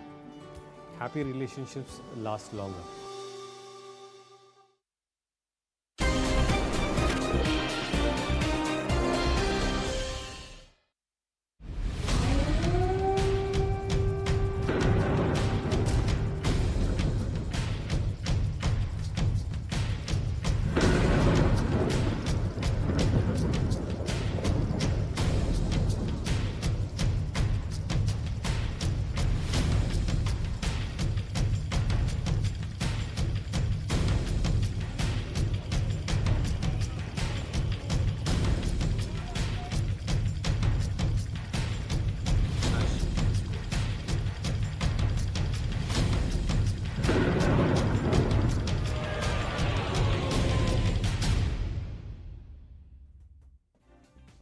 Namaste, you're on The Nation at 5. I'm Anand Narasimhan. Operation Ganga is on in full swing. Prime Minister Narendra Modi is personally monitoring the developments, and he's getting almost hourly updates from the NSA Ajit Doval and of course the External Affairs Minister Subramaniam Jaishankar. 4 union ministers are going to make their way to the bordering nations around Ukraine. A second advisory has been put out on India in Ukraine. That's the hashtag or the handle, beg your pardon, on Twitter, India in Ukraine. You can continue to track the developments, the advisories put off. There is activity movement towards the left, towards the west. That's what they're saying, the west of the Dnipro River, to the left of the Dnipro River. That's where you have to move in because trains are active. You can take public transport, go there. All this even as the Russian aggression on ground continues, and at the Belarus-Ukraine border, after 5 days of war and intense conflict, there seems to be perhaps a very, very small ray of hope for peace, for ceasefire. The Ukraine and Russian delegations are holding key negotiation talks at the Ukraine-Belarus border. Both sides agreed to meet without any preconditions. Ukraine is likely to demand for an immediate ceasefire and withdrawal of Russian troops from the country. What is it that Russia is going to say is what we've got to see. Russia, so far, there seems to be a little bit of an ease in the aggression and the kind of activity on ground, but they are continuing to move forward. They have not ceased all activity. They just seem to have eased the activity just around these talks. That's what the ground reports are saying. Let's listen in to what the Ukraine side had to say just shortly before the Russia-Ukraine talks. general situation is rather difficult, but basically it's under Ukrainian control. The plan of blitzkrieg that the Russians were expecting that within 5-6 hours, maximum 1 day, they will occupy the whole territory and will put up puppet regime. This plan absolutely failed. Already 16 children were killed from bombings, shellings, and so on, as a result of Russian peace fighting operation. Zaka Jacob also spoke to the Polish ambassador to India a short while ago, and who's assured all assistance in evacuation. Zaka, you had that conversation, but focusing on these talks, the way this is all being set up, it just looks like we are in for the long haul. This is not going to end anytime soon. Absolutely, it's not. I think this is just a momentary tactic, if you will, to try and see if the Ukrainians will sort of fall in line and whether they will agree to terms which Vladimir Putin wants to see. So the question is, what is his objective? I think a couple of things have happened over the last 5 days. When he initially launched, and in that address on state television when he said that he wants to liberate Donbass, that was expected. That was something that people had been warning about. There was intel suggesting that as well, and that seemed like a relatively doable thing, or at least could be done in a matter of a few days. But when he started attacking Kiev and encircling Kiev and basically neutralizing any defense capability, whether it's via air or via sea, of the Ukrainians, I think the objectives clearly changed, and I think that's where it got a little tricky, because getting a country of 40 million people to sort of overrun them in a matter of days, it's not an easy thing. And I think that's what he's slowly but surely discovering. Also, one other thing has happened, whether advertently or inadvertently. There has been a galvanizing of action, particularly amongst the Europeans. For example, the decision to cut off Russian banks from SWIFT, the decision to cut off the Russian central bank's ability to tap into reserves. All of these things he would have factored in for sure, but the way in which it has galvanized the rest of the world, and particularly Europe, I think this is the single biggest reason by this invasion. I think Putin has given the single biggest reason to Europe to try and rally around Ukraine. And I think the resistance that's been put up, not just by the Ukrainian forces, but more by the people there, yes. I think it's giving, what was already a David versus Goliath fight is now sort of being taken into the level of fables and so on and so forth. But I think, yes, Putin on the one hand will want to negotiate from a position of strength. And for that, the fundamental thing that the West needs to realize and Ukraine needs to accede to is that there will be no further expansion of NATO. Yeah. I'm not sure that Ukraine is in a position to offer that as of this point. Well, but that's because the regime change happened on that very ground, from a pro-Russian regime and that Maidan revolution, etc. Where it all turned around, and it was somebody who have last two presidents have been pro-NATO. But will Zelensky realize this, that he has to give that commitment, otherwise the nation Ukraine is sandwiched between these two powers. This is an erstwhile spillover of the Cold War. And India isn't taking the right step by saying, I'm going to remain neutral, because now we've got equations with all the neighboring countries, even Russia, to help our citizens come out. Zaka. Yeah, so I think India is in a very a tricky situation, let's put it this way. We decided to abstain at the UNSC. Even this, titular vote that we had, whether the matter should be, the procedural vote that we had, whether the matter should be referred to the General Assembly, again, India abstained. And the reason for that vote has been put out by the permanent representative at the UN, Ambassador Tirumurti, who basically said that, look, we want a cessation of hostilities. I think that's in the interests of everyone concerned. But the ground reality is also that even today, even after all the expansion of our defense basket, as it were, importing weapons from Israel and the US and France and so on and so forth, more than 50% of our defense bill, as it were, imported defense bill, comes from Russia, whether it is, new equipment or whether it is spare parts. So we can ill afford to alienate that particular Russian relationship, as it were.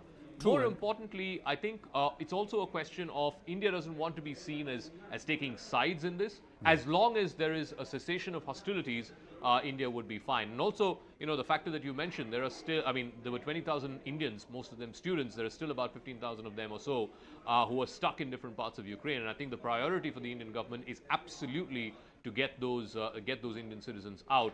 And that is going on even as we speak. And you've outlined that, how 4 ministers will be sent to different countries, and Operation Ganga is gathering pace. True. There is a lot of history that people have to understand. Russia immediately looks the aggressor, but the aggression has also happened from the West, or progression which has happened, which has resulted in this. So, but is that our fight? That's the bigger question. Do we take a moral position, or do we take a pragmatic, logical position which is in the interest of us as a nation? Zaka, thank you for your inputs.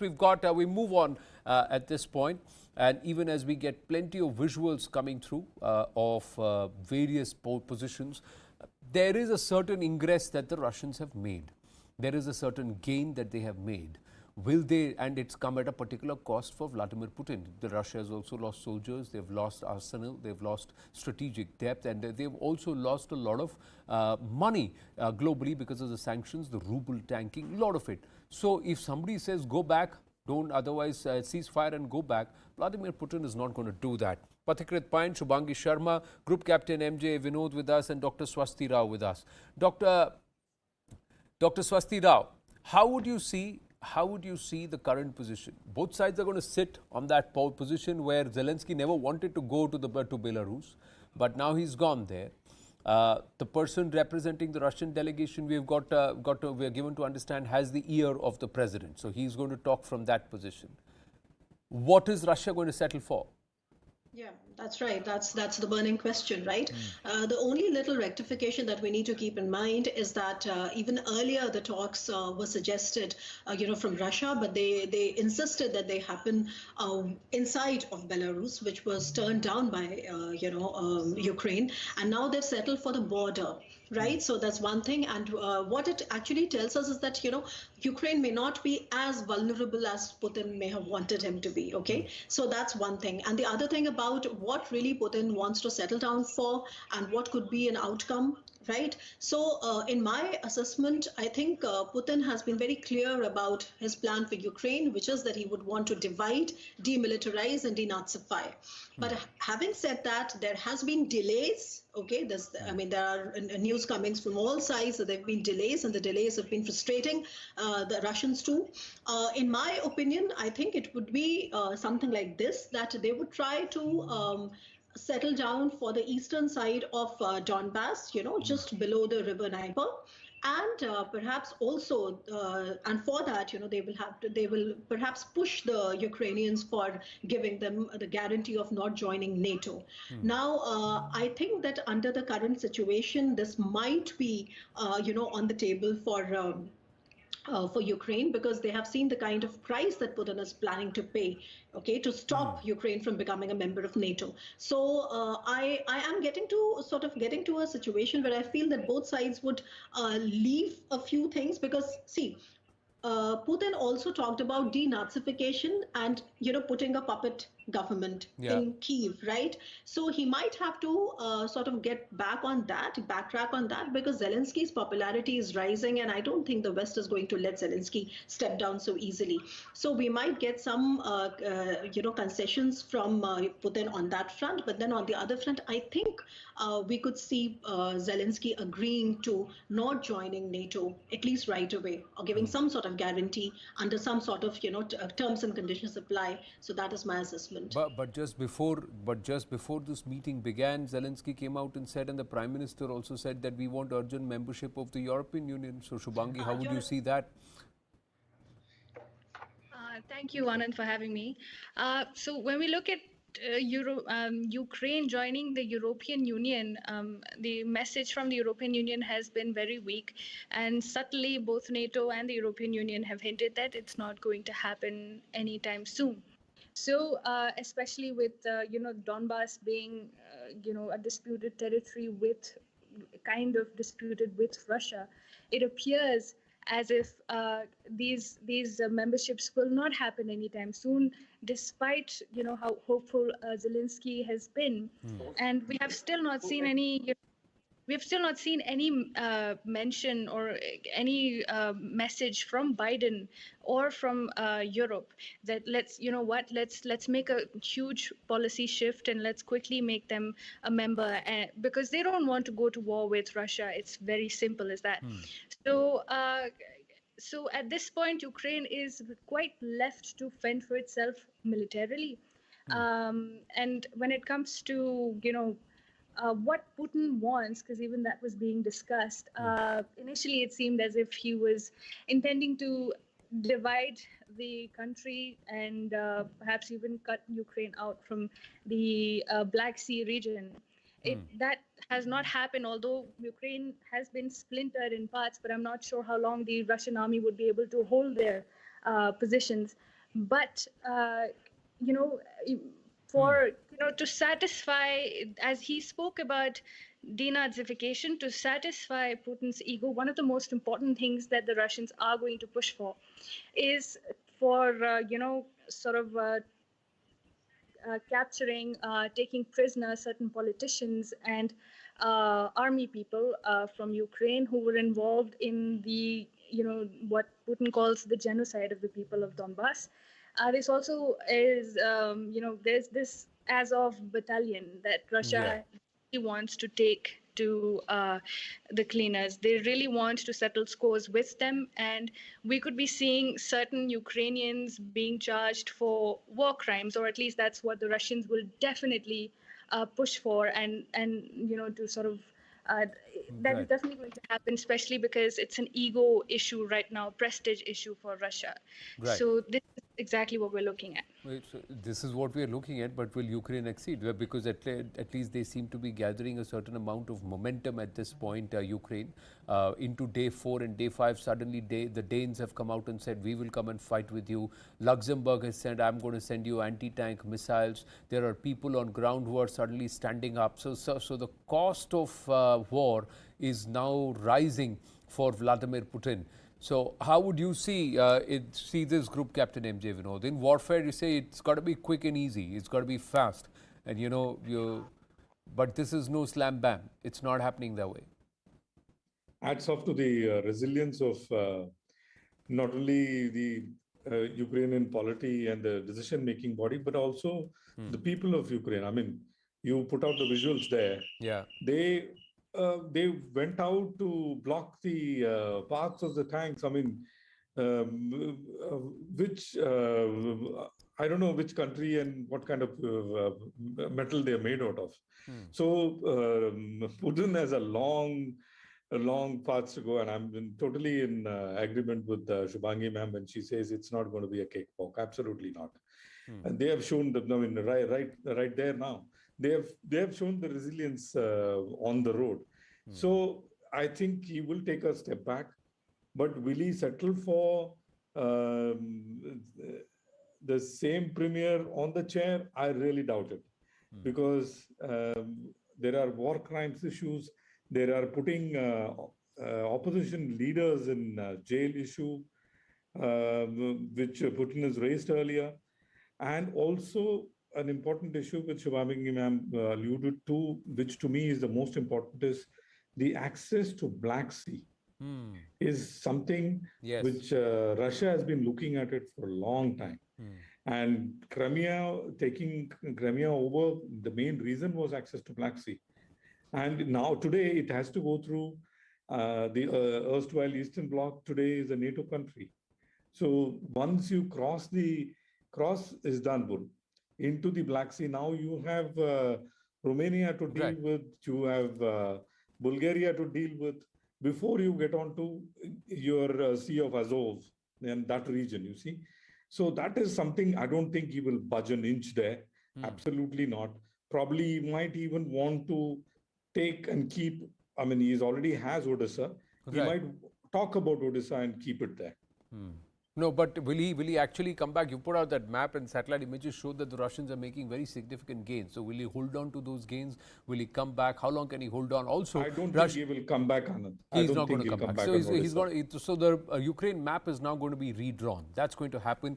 Luhansk, Donetsk and of course Crimea. And there is a bit of the sea which is there, the Black Sea, which separates Crimea from that region, from the Luhansk Donetsk region. And if he's able to bridge that, that means Russia gets direct access to the Black Sea and right into the mainland. So that is something which, and he will not have to go via Ukraine. It will be all Russian territory. That's what he would then call it. So this is one big dream that he also has. But Pathikrit Payan, has he bitten off more than he can chew? Are you seeing any signs of peace? Or by nightfall, we will actually see a far more aggressive Russia? Before it realizes more hope, more support is being galvanized around the Ukrainians, he would want to make it quicker, because there is far more mobilization which is happening from the Russian side. That's what inputs are saying. Anand, first of all, let's understand, a lot of countries in the West actually don't want this war to end so soon. Okay, so the ceasefire would require, there will be two things that the Russians will ask for. Changing the constitution, asking for neutrality. If the president of Ukraine agrees to that, it's all over. But he will not do that. So Ukraine is a dispensable pawn for the West and America. Please understand this. And from the beginning, they never had any plan to actually protect Ukraine, secure Ukraine. They want Ukraine to lose, but not lose so soon. They're giving them defensive weapon systems. If they had to protect Ukraine, they would have done it long time back, but they did not do it. They're just replenishing the arsenal of Ukraine just to elongate the fight in Kyiv. That's it, nothing more. Now, the issue is, would Putin settle only for the Donbas region and Crimea? Because if he settles for that, then the Russians would ask him back, that then why did you need to go to Kyiv and do all these things if you had to settle for Donbas and Crimea, which you could have got easily? And if the president of Ukraine now sign a treaty of neutrality, then the people of Ukraine might say that you could have done it before. Why did you do it now? Because the nation would have been saved in that case. See, the reality of the whole issue is there are lobbies, strong lobbies, invisible lobbies, and you can also call them the heads of the state, who actually want to keep that whole region destabilized, keep the pot boiling and sell arms. You already have seen Germany talking about $100 billion spending on defense. An additional budget. That's exactly what the defense, defense industrial complex would look for. Very simply, 70% of America is the arms lobby. So absolutely. Now look at this. Why is it that the Russians have been losing, or actually apparently being shown that the tanks are getting hit? Because of the Javelin and the Stinger missile, the Javelin anti-tank missile and the Stinger, shoulder-launched anti-aircraft missile. What did the Russians not do? For any kind of softening of resistance in a place like Kiev, of course, Ukraine has a formidable army. I mean, the Russians never said that they will just get it over by 48 hours. It's actually many like us were saying, and I agree, I was at fault as well. So frankly speaking, it's becoming a Syrian theater, unfortunately, in Eastern Europe. It's going to go on. So the reason why the Russians actually took a hit is because they did not want to bombard the place of Kiev to soften the resistance. Otherwise, they could have done it by using the Tu. Yes. Will they get down to doing that, Pathikrit? I got to interrupt you because the Kyiv Independent has read that Russian forces have burnt a museum with paintings of a very famous Ukrainian artist, about 25 works. Her name is Maria Primachenko, and her works have been burnt out. That's what they're saying. There is intense fighting and shelling which is happening in Kharkiv. Just about an hour and a half ago, I was speaking to Ashwin, who's along with about 600 Indian students, is now in a bunker, which is a metro subway, which has been converted into a bunker. And they say they can continuously hear shelling. It had gone down for a bit, but it's now gone up again. So that's what the reports are coming in. Like we said, if the talks are not going anywhere, Russia is going to up the intensity and they're going to move in faster and quicker. They are going to go for the kill because they've not pressed a huge number of their troops yet. They're just mobilizing even now, and it just looks like Putin has not done enough of brinkmanship, and he will go ahead and do what he thinks is in the best interest of Russia and his own interests, irrespective of what the world sees and before the world mobilizes. At the same time, Zelensky is talking about an international legion, saying thousands want to join in on the fight and fight with Ukraine. So by the time these thousands mobilize, nations mobilize, Putin will not want to waste time. He would want to get control of critical installments. That's how you'd think as a warrior, not that whether it is right or wrong. We are just putting out what the facts are. For us, what matters, and I request my guests to stay on, for us what matters is the Indian citizens there. Nearly about 15 to 16,000 students are still stuck in Ukraine. largely students, Indian nationals, largely students still stuck in Ukraine. The government of India is on an overdrive to get them back. Mission Operation Ganga is in full flow. Government will be getting in touch with more such neighboring countries to ensure that the evacuation of Indian students who are stuck in Ukraine be expedited. I'm very happy that I safely came back to my home. I had that trust in my Indian government that Indian government will definitely bring us all home. Indian government took this initiative and we are happy, very happy for this initiative. यहाँ पे बहुत दिक्कत हो रही है, ना तो खाना का कोई प्रबंध है, ना तो पानी का कुछ नहीं है यहाँ पे। बाहर बहुत ज़्यादा बॉम्बिंग है, बहुत ज़्यादा फायरिंग है, शेलिंग है, क्योंकि बाहर कर्फ्यू है और एक्चुअली हमारा निकलना सेफ भी नहीं है। Taking all the steps possible to get every Indian back home.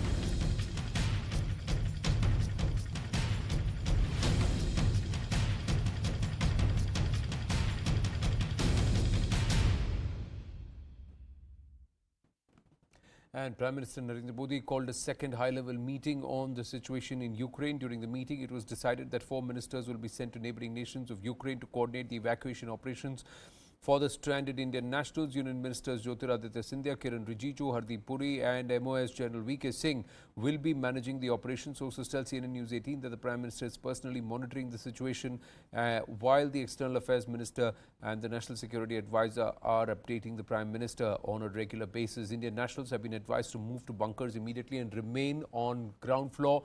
Till now, there have been 5 flights carrying over 1,100 students who've been brought back to Bharat. See, once we start getting people out, like for example, let's take Poland.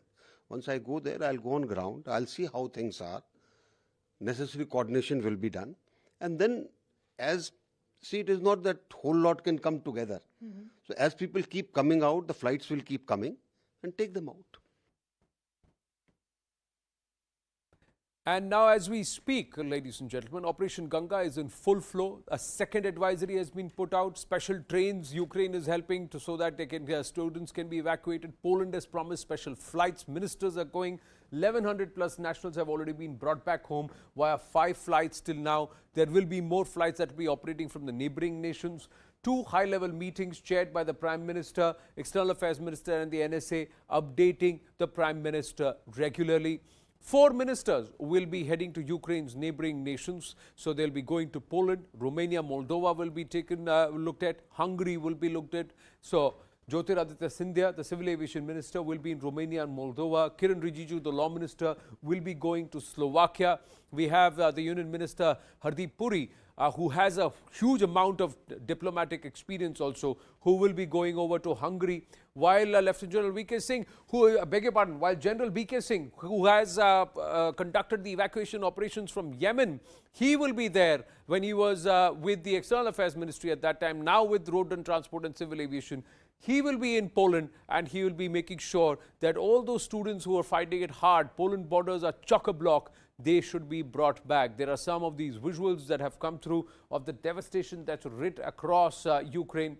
Whenever the civilians who've been called upon by the president himself to take up arms, when they get into the conflict, then obviously there will be civilian casualties. The Russians have come out and said, we don't want to attack civilians, civilians should stay away. They've largely targeted the main defense installations, but then when the civilians come into play, then the hard call has to be taken. Everybody's talking about the person standing in front of the tank and saying, I'm going to take it over me. The Russian soldiers, if they were going to be so brutal, there is a counter argument coming in from Russia. We don't want to kill civilians. That's why the tank waited. Otherwise, it didn't need to wait for anybody. So there are multiple narratives, but you would agree at this point, Swastiji, that it is the West and Ukraine that's winning the information war.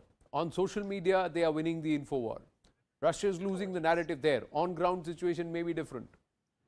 Yeah, you're right. And, you pointed out, to something which is of major, I would say, consequence also. Because, we all have been talking that today's wars are not the conventional wars of Clausewitz times, and they will have a component of hybridity. And one of those components would have the information information warfare. And that is one area where we really saw the West united. And let me also, mention to you the role that EU has played, because EU for the longest time, and we had been analyzing it also for a while now. The EU is a formidable, economic power which is incapable of defending itself, and it is divided. And look how China is dividing EU, and look how Russia has divided EU over gas, etc. And look at EU, the way they have come up with the tranche of sanctions, the way they have come up, Well, pledging even as you 500 speak, we're just putting out live visuals. Swasti, I'm just interrupting you. We'll come back to you. Live visuals of the 5th flight that's landed with Indians. It's landed from Ukraine. Union Minister Mukhtar Abbas Naqvi is on board the flight, greeting the students. Nikhil is with us with more details. Yes, Nikhil. So, Anand, as of now, this is the 6th flight which has landed in the national capital, Delhi, and we are expecting other people as well. But if we talk about this particular flight, Minority Minister, Union Minority Minister Mukhtar Abbas Naqvi is greeting and welcoming all those standard students who have just come after crossing the borders of Ukraine. And as we have said earlier as well, that many other flights are also expected, and the other airlines as well, be it Air India Express or SpiceJet, or for that matter, Indigo as well. They have also joined Operation Ganga, and all the flight carrier have left for that particular place to bring back the students, standard students from different borders, be it from Istanbul, Budapest, Romania, Poland. So the efforts are being made by the Indian government. And Anand, as we also know, that the major step has been taken by the government of India. Prime Minister has directed 4 heavyweight ministers, including that of Yogi Adityanath, who is the Minister of Civil Aviation, Hardeep Singh Puri, and Kiran Rijiju, and General VK Singh as well. They will be leaving today or tomorrow at different places, different borders, which are connecting to the Ukraine, to bring back in the smooth protest for all the students who are stranded in the nearby countries or at the border areas. And we have also been told by the stranded students that many have reached to the border side area, but the guards of that particular border are not allowing them to cross that particular place. Not only Indian nationals, not only Indian students are stranded there, other origin people are also stranded there. So such is the situation. But obviously, another fresh advisory has been issued by the India and Ukraine, the Indian embassy in Ukraine. They have directed clearly to all these stranded students that, see, the situation is critical. So you have to maintain the patience at this particular time, because it is not only about India. There are other countries as well who are trying their best efforts. But India, is obviously making I'm just going to check if there is audio on this. Mr. Mukhtar Abbas Naqvi seems to be speaking to everybody.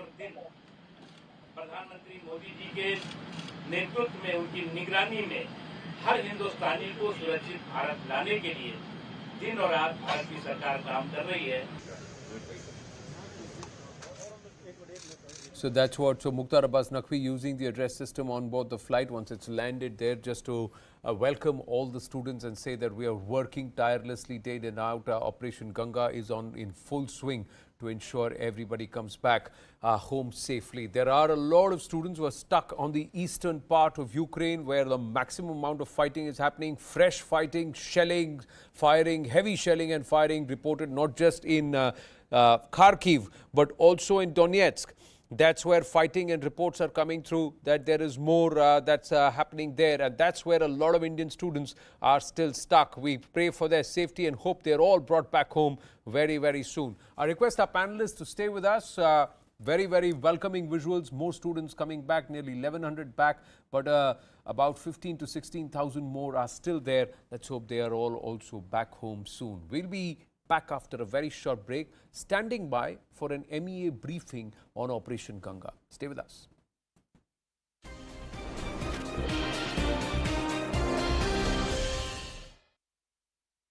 At some point, like before this all started, they were like, I think it would be good for you to leave, and we were looking at the alternative before Thursday when this all began.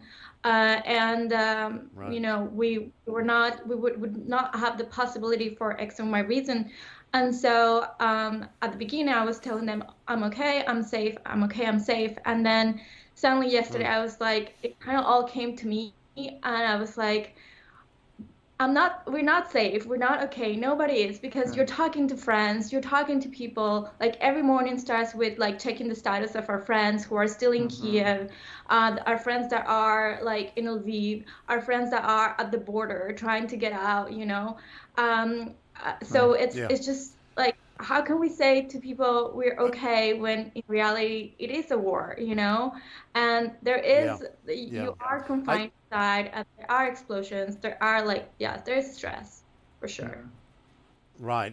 We're almost out of time, but I wanted to get your thoughts on this, Roman. I mean, as a Ukrainian, I'm talking to Ukrainians every day, and they all say a similar thing. Did you think it could ever come to this? Russia invading a major European capital, your country. I mean, it must be difficult to believe that there is a chance that Russians will put in a government here and run your country. You must be disbelieving of all of this. I mean, it's unbelievable that this is happening, you know, in 21st century. Obviously, we wanted to be prepared for the wars, right, when all of this started happening in November, December. But up until the last moment, I mean, nobody could believe it. Like, you cannot believe that a war can happen in a major European country in a 21st century. It's just not how things are resolved, and it's like it feels surreal. Like it's something you cannot really believe or fully comprehend, and I have no words to fully describe this feeling. It's like something you don't expect to believe, and still cannot comprehend that this is happening to your country, which Ukraine is a peaceful country. We have no claims towards anybody. We want to fight for self-determination. That's it. I hope we can stay in touch and reach out to you again and talk some more. Roman, a Ukrainian government official telling CNN that Ukrainian intelligence indicates Belarus is prepared to join the Russian invasion. Now, that comes as Ukrainian and Russian delegations will meet for talks in the coming hours near Ukraine's border with Belarus, which is, of course, a key Russian ally. But as bitter fighting continues, Ukraine's president appears to have little hope the conflict will be resolved. As always, I don't really believe in the result of this meeting, but let them try. So then later on, no citizen of Ukraine would have any doubt that I, the president, did not try to stop the war when I had a chance, small as it was. And Kumi. All right, so far Ukrainian forces have managed.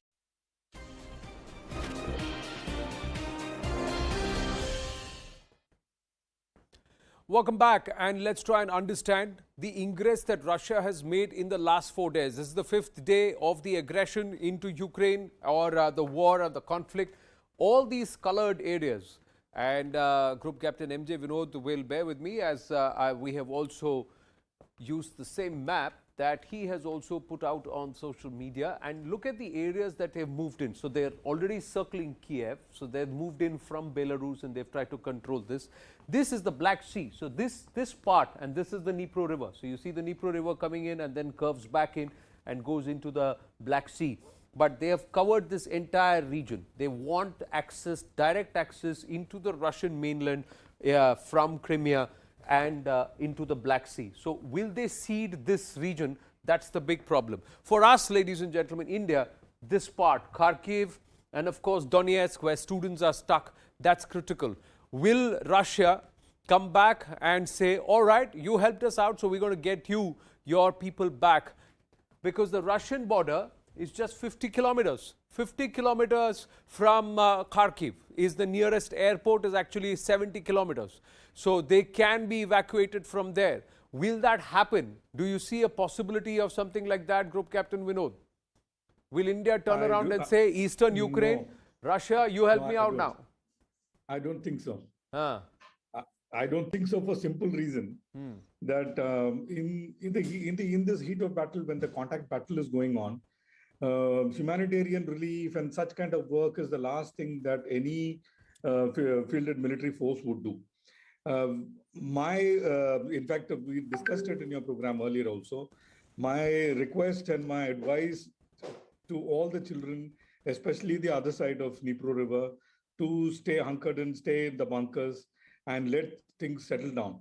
Because now, if you get into where contact battle is going on, it is possible that some of you could lose your life. Yeah, you can get caught in the crossfire.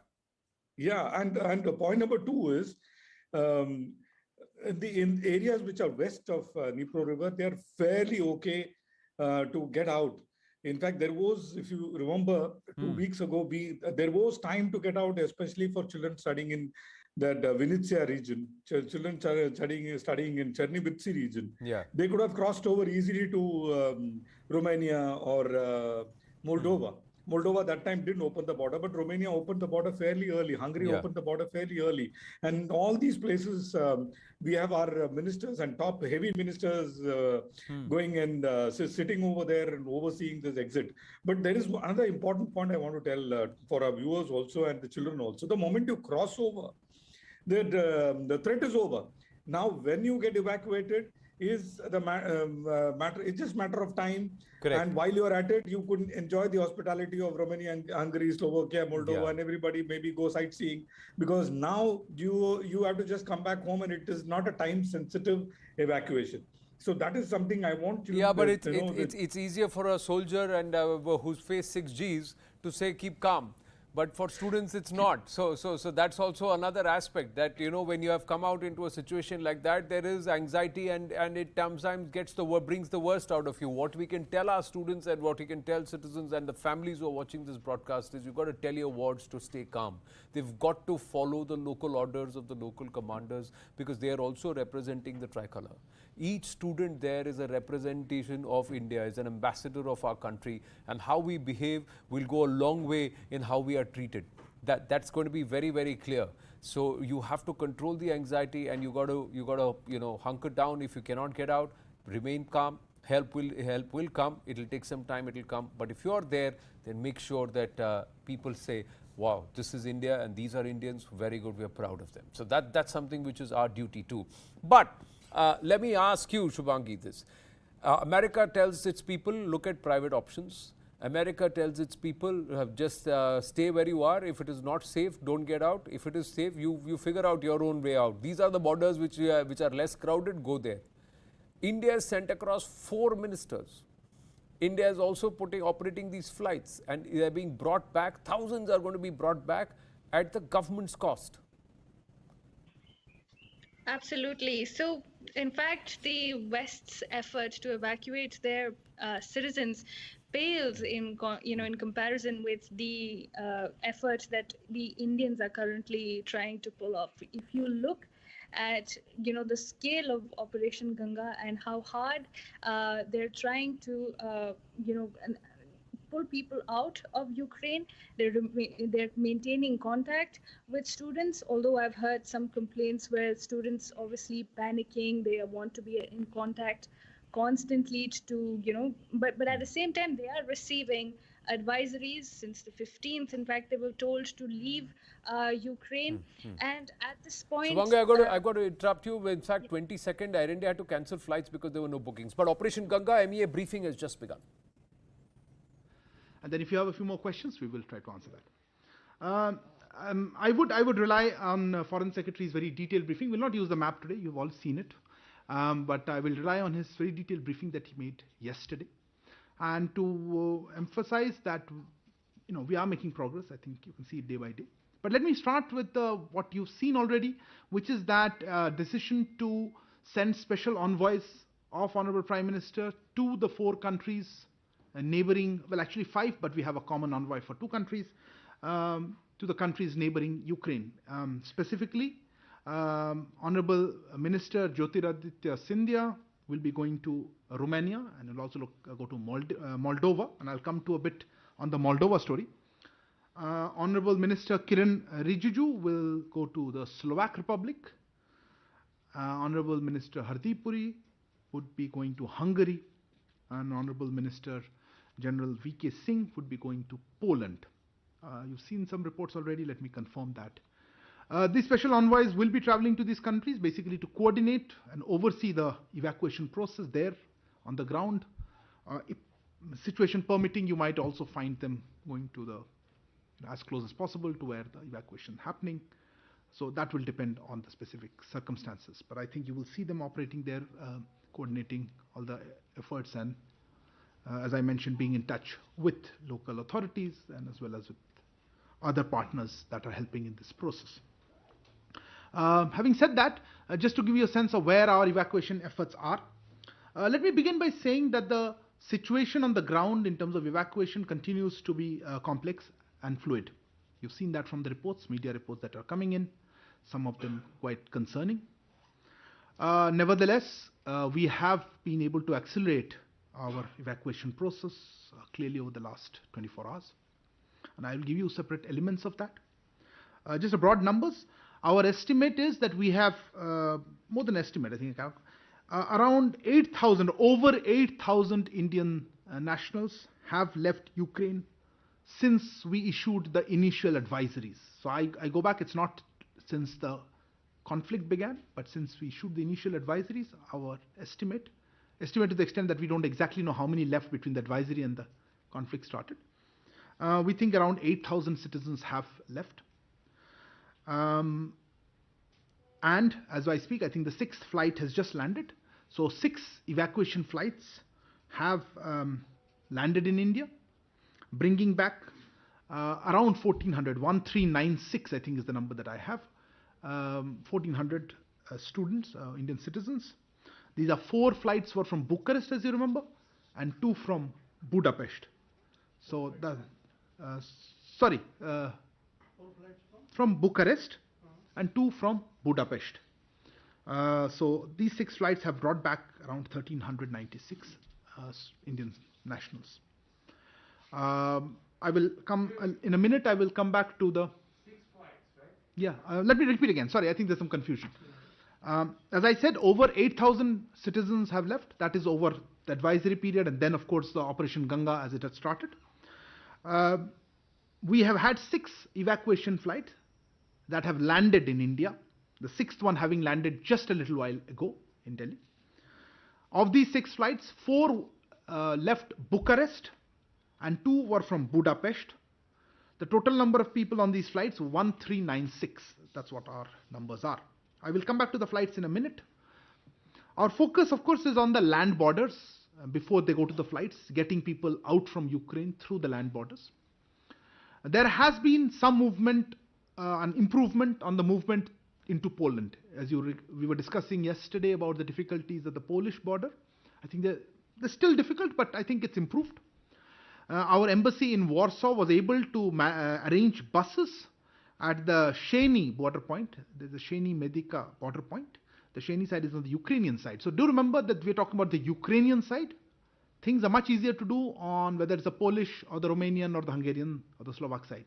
It's inside Ukraine, but I must say our embassy was able to organize a fleet of 10 buses, and I think now that's being expanded, to take students who've been stuck at the Sheni border point and take them to the Krakowiec, which is where the main border crossing is, and also to a place called Budomierz, which is even more north, a few more kilometers north on the same Polish border, and facilitate their crossing into Poland.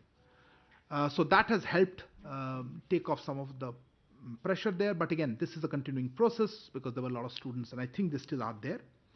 On the Polish side, once they cross the border, arrangements for food and accommodation have been made in the nearby town of Resso, I think it's pronounced Resso. And a number of Indians are there currently awaiting their flights back to India. So this is a good development. We managed to get some people across, and hopefully as this bus movement and taking them to the other border points continues, we should be able to ease some of the pressure. But I must emphasize that there is still a large number of Ukrainians and other citizens. The border is pretty crowded. There has also been movement, progress on the border with Romania. But there, because of, I think 2 days ago there was a lot of movement. Yesterday movement was slow, but today I think there has been some good progress. But large crowds still remain on, in fact, all the border points, I would say. We are separately expanding evacuation process through the Hungary border. There is a city of Uzhgorod that Foreign Secretary mentioned yesterday. We are using that now as a staging point for that area. It's as far southwest of Ukraine. And Hungary also, we've had good movement of people. I'm happy to announce that we have also been able to open a new route through Moldova. An MEA team reached Moldova today morning, as Foreign Secretary mentioned yesterday. That team is now in place and is operational. They will assist in the evacuation of Indians through Romania. Moldova it's landlocked, and so these people will come into Moldova, then go from Moldova into Romania and then to Bucharest, and then fly out from there. So this new route should help Indians in southern Ukraine, around Odessa and those places. I'll come to that. And those near Ukraine-Moldova borders. I am aware that some people were waiting on the Moldova side. Some people had crossed into Moldova but couldn't enter Romania. So we are now looking at how we can move them from Ukraine into Moldova into Romania. So it's in process, but some people are already in Moldova and we are trying to see how they can be helped into Romania and into Bucharest. You would recall EM spoke with his Moldovan and Hungarian counterparts yesterday and sought their support in facilitating evacuation of Indian citizens. Today, I think he's just spoken to the Polish foreign minister. And let's see, clearly at various levels, we are engaged with all the countries there with the primary focus on this. Moving on to, this is on the western part. So moving on to the other parts of Ukraine, we are encouraging Indians to move to western Ukraine, as you've seen the advisories. Our understanding is that some students in some of these cities in eastern Ukraine are boarding trains which taking them to the west. You would have seen some social media reports. I think Honorable Minister R.R. Singh also mentioned something. Some of it is confirmed, some of it is happening as we speak. But let me make a request here and emphasize something to you all and to our students and their families who are listening to this. We want to emphasize that people should not reach the border directly. If they do, they will face long waiting times to cross, as you have seen in Poland border, as you've seen on the Romanian border. So yes, please do reach the western parts of the country, the western parts of Ukraine, but please seek shelter in nearby towns. Let me repeat again. I will come back to it. Maybe as I finish. Or if you want, देखिए हमारी आग्रह रहेगी सारे जो students हैं Indians हैं कि आपको एडवाइजरी दी गई कि आप वेस्टर्न यूक्रेन में जाएं, पर मैं ये कहना चाहता हूं, आपसे अनुरोध करना चाहता हूं कि आप जब जाएंगे आप वहां पे डायरेक्टली बॉर्डर में ना जाएं. आप अगर बॉर्डर में जाएंगे तो वहां बहुत बड़ी भीड़ है, आपको बहुत समय लगेगा. आपने पोलैंड में भी देखा था, आप अभी रोमानिया में देख रहे हैं, बॉर्डर क्रॉसिंग में बहुत समय लगता है, ठंड में रुकना पड़ेगा. हम अनुरोध यही करेंगे कि आप कोई नियर बाय शहर में जाइए, आसपास के वहाँ गांव तो नहीं, शहर में कहीं अगर आपको वहाँ रहे, बंदोबस्त हो रही है कुछ, हमारी टीम वहाँ कोऑर्डिनेट कर रही है, पर आपके यूनिवर्सिटी वगैरह भी कर रहे होंगे, वहाँ रुके, हमारी टीम आपको हेल्प करेगी. बिल्कुल पैनिक न कीजिए, इनफ फ्लाइट्स हैं, हम आपको भी बताते हैं इसके बारे में. So they should seek shelter in towns near the border areas, as I just said, and move to the border only in consultation with our teams, in accordance with the advisories that are being issued and will continue to be issued. Moving to the two cities in the east, well, actually not east, Kyiv and regarding the cities of Kyiv and Kharkiv, we are closely monitoring developments there, the situation. The weekend curfew was lifted today in Kyiv and in the morning. It is a weekend curfew, and at 8 o'clock today that curfew was lifted.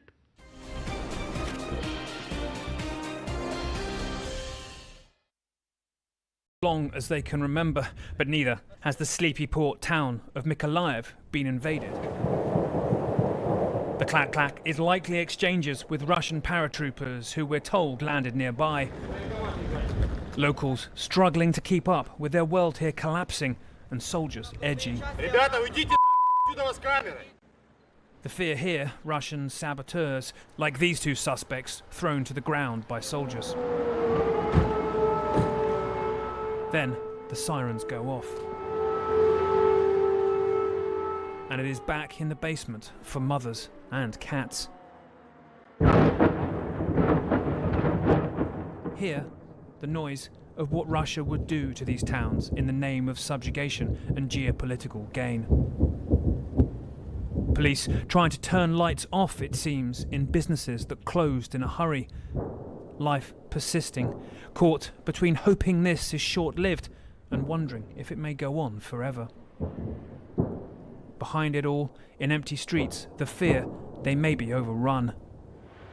And whether each huge blast will be the decisive strike that lets Putin's troops enter. The shelling just went on and on. The next morning, we saw where it hit. It's likely a missile tore up these Ukrainian tanks, but nobody left feels broken. How you feel? Хорошо, good. Very good. Yeah? Yes. They tried to come into the town. Россия попыталась попасть здесь или как? Попытались попасть, но мы отбили Mykolaiv. Понятно. He's saying the Russians tried to come in last night, but the town of Mykolaiv beat them.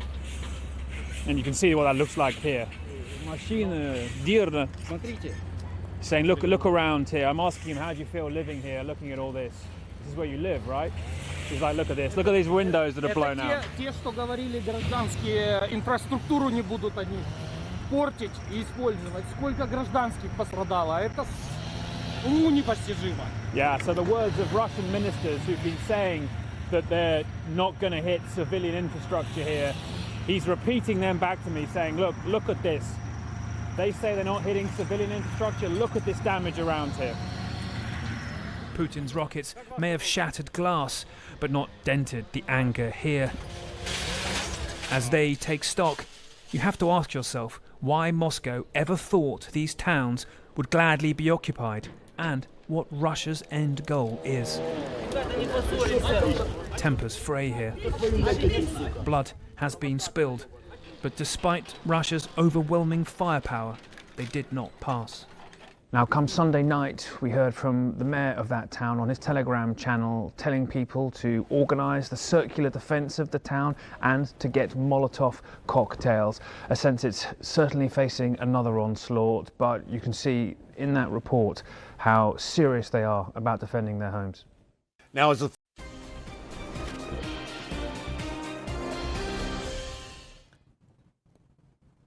Welcome back, and here's a special CNN report showing the remains of the war zone. Now, since Matthew Chance reported from a low bandwidth area, the video quality is a little poor. This is Kyiv.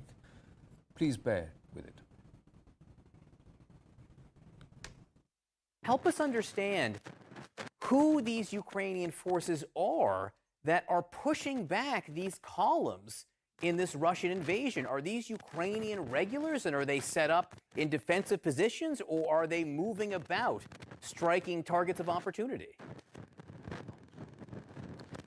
It's a good question, and the thing is, what's happened over the past couple of days since this invasion begun is that the Ukraine. Oh, actually, I was crouching down right by a grenade there. Look, I didn't see that, so let's move away from that.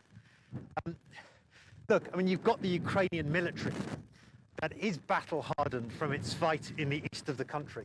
They've been fighting Russians and Russian-backed rebels in that region for a long time, and so they know what they're doing. They've been bolstered by the arrival of Stinger missiles and anti-tank Javelin missiles from the United States and from other countries as well in the West. In fact, just yesterday, Sweden announced it was delivering 5,000 anti-tank missiles to this country to help Ukrainians defend against the Russian invasion. And so it's with the help of that weaponry they've been able to really cause the Russians a significant amount of pain. It's also something to do with the Russian tactics as well. If they thought they were going to come into this city or come into this country and there was going to be a broad surrender, that the military were going to roll over, that they weren't going to fight, then that was obviously, if you look at these images of this twisted metal, that was obviously a massive miscalculation on the part of the Kremlin. And before we wind up, achievers have no age. Anybody can develop a sense of ability with determination and also hard work. We've seen that in this week's episode of Baiju's Young Genius Season 2. Here are a few excerpts. Namaskar and welcome to Baiju's Young Genius Season 2. Baiju's Young Genius, News 18 की एक पहल, India को India के young geniuses से मिलवाने की. The world turns to our sun to power our future. I'm Vinisha Umashankar. I'm 15 years old. I'm the innovator of the solar ironing cart. Please welcome the former coach of the Indian men's cricket team, ace commentator and a man who I have great respect for, Ravi Shastri.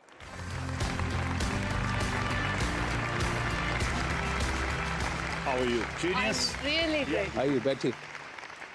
This is Vinisha Umashankar, Hamari Young Genius. I read her speech, glimpses of it. I saw it when she was there for the COP26. The way she spoke, no stage fright whatsoever. Many, many congratulations. You know what she did there? People keep talking about the future. She brought the future to the present. Fabulous.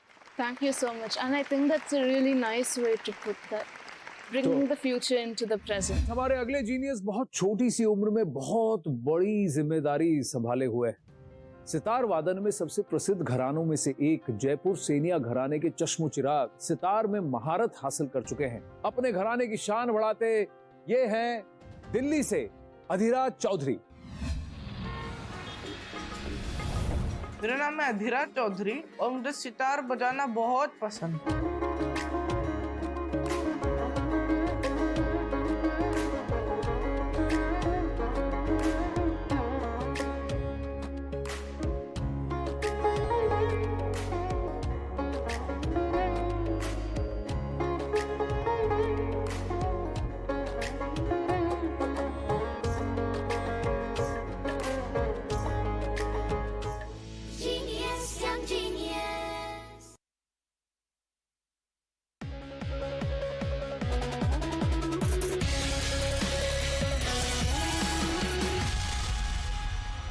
Good evening, this is Viewpoint. I'm Zaka Jacob. It's been 5 days since Vladimir Putin announced the invasion of Ukraine, and things are not going as he expected. There has been significant Ukrainian resistance, both from Ukrainian regular troops as well as from Ukrainian people, ordinary Ukrainian people walking up to and stopping Russian tanks as they proceed through various cities. And those images have gone viral. Their President Vladimir Zelensky has now become a bit of a heroic figure, not just in that country, but around the world.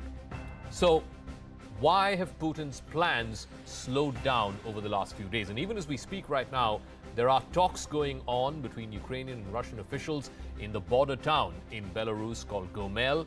Will those talks lead to some kind of fruition? Will there be a cessation of hostilities? And what is it that Vladimir Putin will settle for? Because let's face it, even now, he still holds all the military aces up his sleeve. But before we get to all of that, the day's story so far on day 5 of Russia's invasion of Ukraine.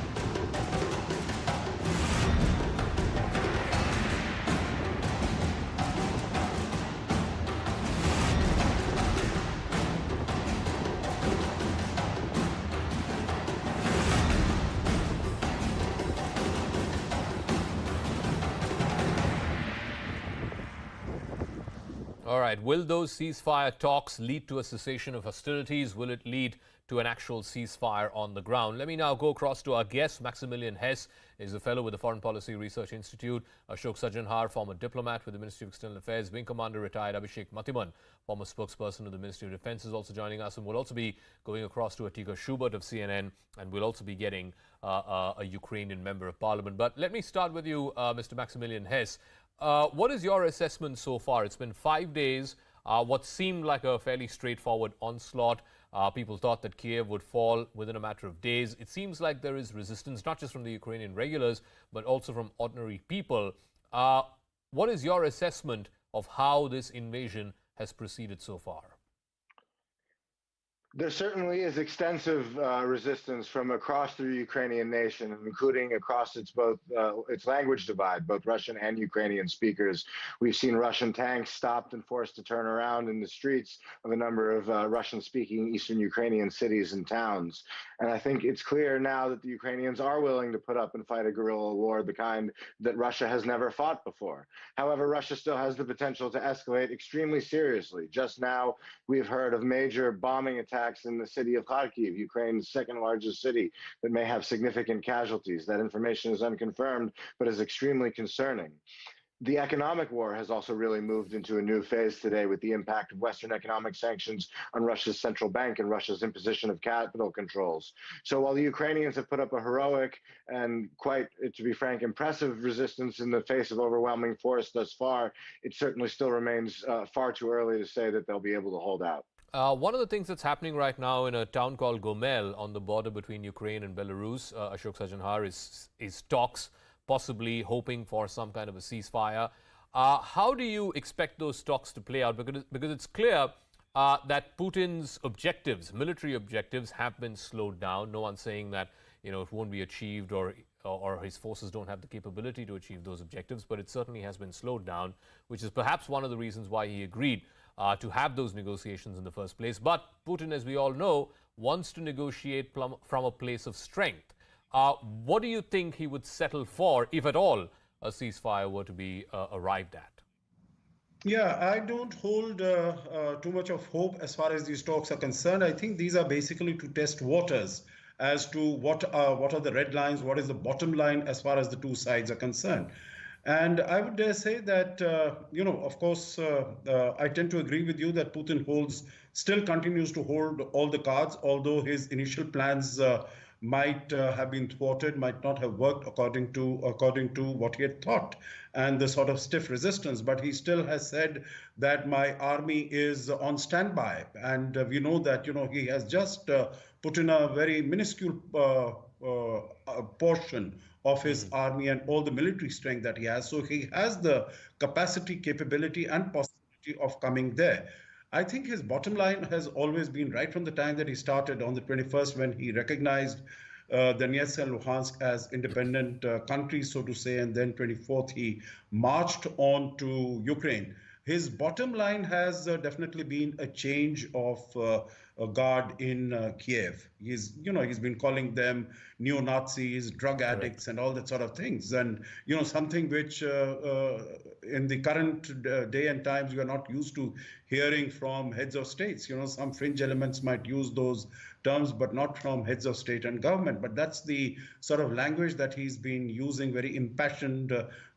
So I think he would not really be able to accept the continuation of Mr. Zelensky. Okay. And the second thing, of course, is that Ukraine should not become a member of NATO. That, of course, these two are, in my view, the bottom line. Non-negotiable as far as Putin is concerned. Okay, let me also go to Wing Commander Matiman, because, again, purely from a military strategy point of view, this was clearly a David versus Goliath kind of battle. We've all run through, the kind of military prowess that Russia has compared to, a tiny nation like Ukraine, as it were, just in terms of its military capability. So where then is this resistance coming from? I mean, these images of people walking up to Russian tanks and stopping them on their tracks, these images have gone viral. Where did the military strategy, if not go wrong, at least slow down as far as Russia is concerned? Zaka, frankly, from my point of view and in my opinion, making any making real conclusive opinions now at this point of time would be a little premature. See, what we need to bear in mind is the war has just entered the decisive phase. All this while, when Putin had launched the offensive and the Russian army equipment and personnel have been streaming through on roads and highways from various fronts, whether it be the eastern frontier, northern side, or the southern front. It had been to get to the nerve center. Yeah. Now that they have surrounded Kiev from all sides, now, let me remind our viewers and our fellow panelists, what line being taken by Putin has been very constant. He said that the ultimate aim is to demilitarize Ukraine. And he also made it very clear that they are not going to be targeting civilian establishment. Okay. They were targeting only military bases. All right, Wing Commander, give me a moment. I'm sorry to interrupt. I'm really sorry to interrupt, but we have on the line from Ukraine, and it's a patchy line, so I want to go to her first. Sovsun is a member of parliament of the Ukrainian parliament, also deputy head of the Golozmin party, the first deputy minister of education and science. Thank you very much, Ms. Sovsun, for speaking with us. What is the situation where you are right now? We have seen an unexpected and some would even say an unprecedented sort of resistance from the Ukrainian people and the Ukrainian military to this advance of Russian troops. What is the situation on the ground where you are? Hi, everybody. I'm in Kiev. I'm staying in Kiev. Well, the situation here is the following.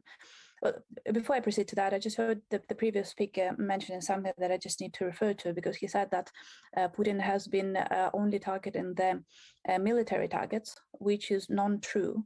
Putin was targeting so many targets, including the residential buildings, orphanages buildings, kindergartens, schools, colleges, hospitals. Those have all been the targets.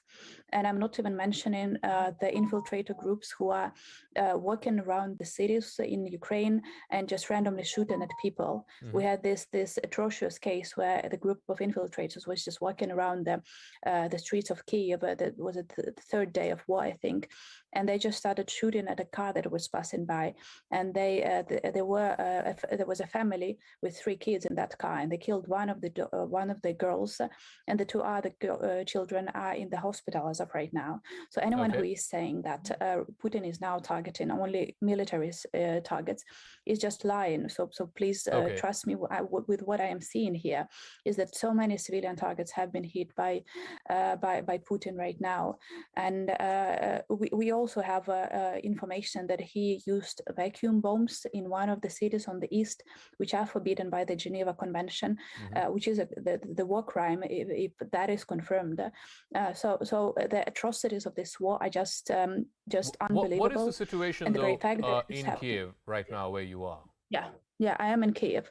It is a bit quiet in Kiev as of right now because the city is basically, all the entrances to the city have been blocked by the Ukrainian army and police and territorial defense units. They are trying to enter the city from 2 main directions right now, from the north and from the west on tanks. The initial plan was that they will enter the city from the north, and that they would enter with the troops, which they would deliver by planes, and that is why they were fighting so hard for the military airport north of the city. But they failed to capture that airport, so they had to change their plan and to try to enter on tanks. So we are seeing tank brigades driving towards the city, but not a single one of them got into the city, and actually so many of them have been destroyed by the Ukrainian military. So they're not close to the city as of yet. They're about 30 kilometers from the city, and there are major fights happening. Do you believe like 40 kilometers that north and about 40 kilometers to the west? Do you believe that there might be a step up of those efforts to capture the capital? Because ultimately, Putin's objective, at least in what he said in the comments last week before launching this invasion, was demilitarization and quote-unquote denazification. So many across the world were reading that as he wants a regime change in Kiev. I don't understand what that means. And basically what you have to understand is that every time he's opening his mouth, he's lying, because his ultimate goal is just to make sure Ukraine doesn't exist as an independent state. He actually did make that clear in his speech 2 days before the war, when he said that he believes that Ukraine, the very fact that Ukraine left the Soviet Union in 1991 was a mistake, and he's planning to correct that. So his plan is not demilitarization, whatever that means for him. His plan is to just to make Ukrainian just part of Russian territory. And that is Sovsun, his goal. And thank you very much for understand. joining us. That's the Ukrainian member of parliament there. She's in Kiev, along with many of her colleagues, I'm sure. And like I said, the Ukrainian army and the Ukrainian people putting up a resistance, the kind of which I think Russia did not quite anticipate when it went in. Thank you very much, Ina Sovsun, for joining us. I also want to go across very quickly to Deepika Schubert, who's a CNN correspondent joining us live from Lviv in western Ukraine. So right now, we believe talks are on in a place called Gomel on the border between Ukraine and Belarus. Is there any hope that it could lead to a ceasefire and a cessation of hostilities? Well, there's always the hope, but I think, realistically speaking, we wouldn't see a breakthrough today. But the fact that the talks are even happening today are a good sign, relatively speaking. And we've also seen a lull in the fighting. We haven't seen as much fighting in the capital city of Kyiv, for example, and it was very quiet here in Lviv as well overnight, not even any air raid sirens. There are still, however, some missile strikes and ongoing fighting in the eastern city of Kharkiv, so it hasn't stopped completely. I think the reality is the Ukrainian president, Vladimir Zelensky, said that he doesn't put a lot of faith in these ceasefire talks, but he does want to keep the door open for that possibility. He also said he would accept nothing less than an immediate ceasefire and a complete withdrawal of Russian troops from all Ukrainian territory. In Lviv, where you are, it's in the far west of Ukraine, almost very close to the border with Poland, and that's become a bit of a haven, if you will, for tens of thousands of refugees, Ukrainian nationals, other foreign nationals as well, who are seeking to escape from that country. What have you been seeing over the last few days in terms of just the number of people who've been flooding that part of the country? Yeah, it started with thousands and it's now at tens of thousands. And the train station is where you see the bottleneck. The easiest way to get to the border at this point is by train, because the trains are still running. In fact, they've added more trains going to the border. The problem with that is, as you can imagine, is that there are so many people trying to board that it's causing chaos at the train station. They're trying to prioritize women and children first, but this is separating people from their families. So it's, as you can imagine, these are people who are already very distressed and terrified by what's happening. So getting people safely to the border has become a big challenge for the Ukrainian authorities. And then once they're over there, where do they go? Are those countries prepared to give them some sort of shelter? At the moment, the United Nations says more than 400,000 people have now crossed, and they do expect that number to rise dramatically. So this is a humanitarian crisis unfolding. And as to your point, there are many foreign nationals here that are finding themselves stranded and unable to cross the border. So it is particularly difficult for them. They don't have a lot of the embassy assistance that other nationals do, so it's been very tough for them. All right, Deepika Schubert, live for us in Lviv. Thanks very much for joining us with what's happening there in the western Ukrainian city. But let me go back to our guests and to Maximilian Hess. You heard from the Ukrainian member of parliament there a moment ago as well. Just help us try and understand.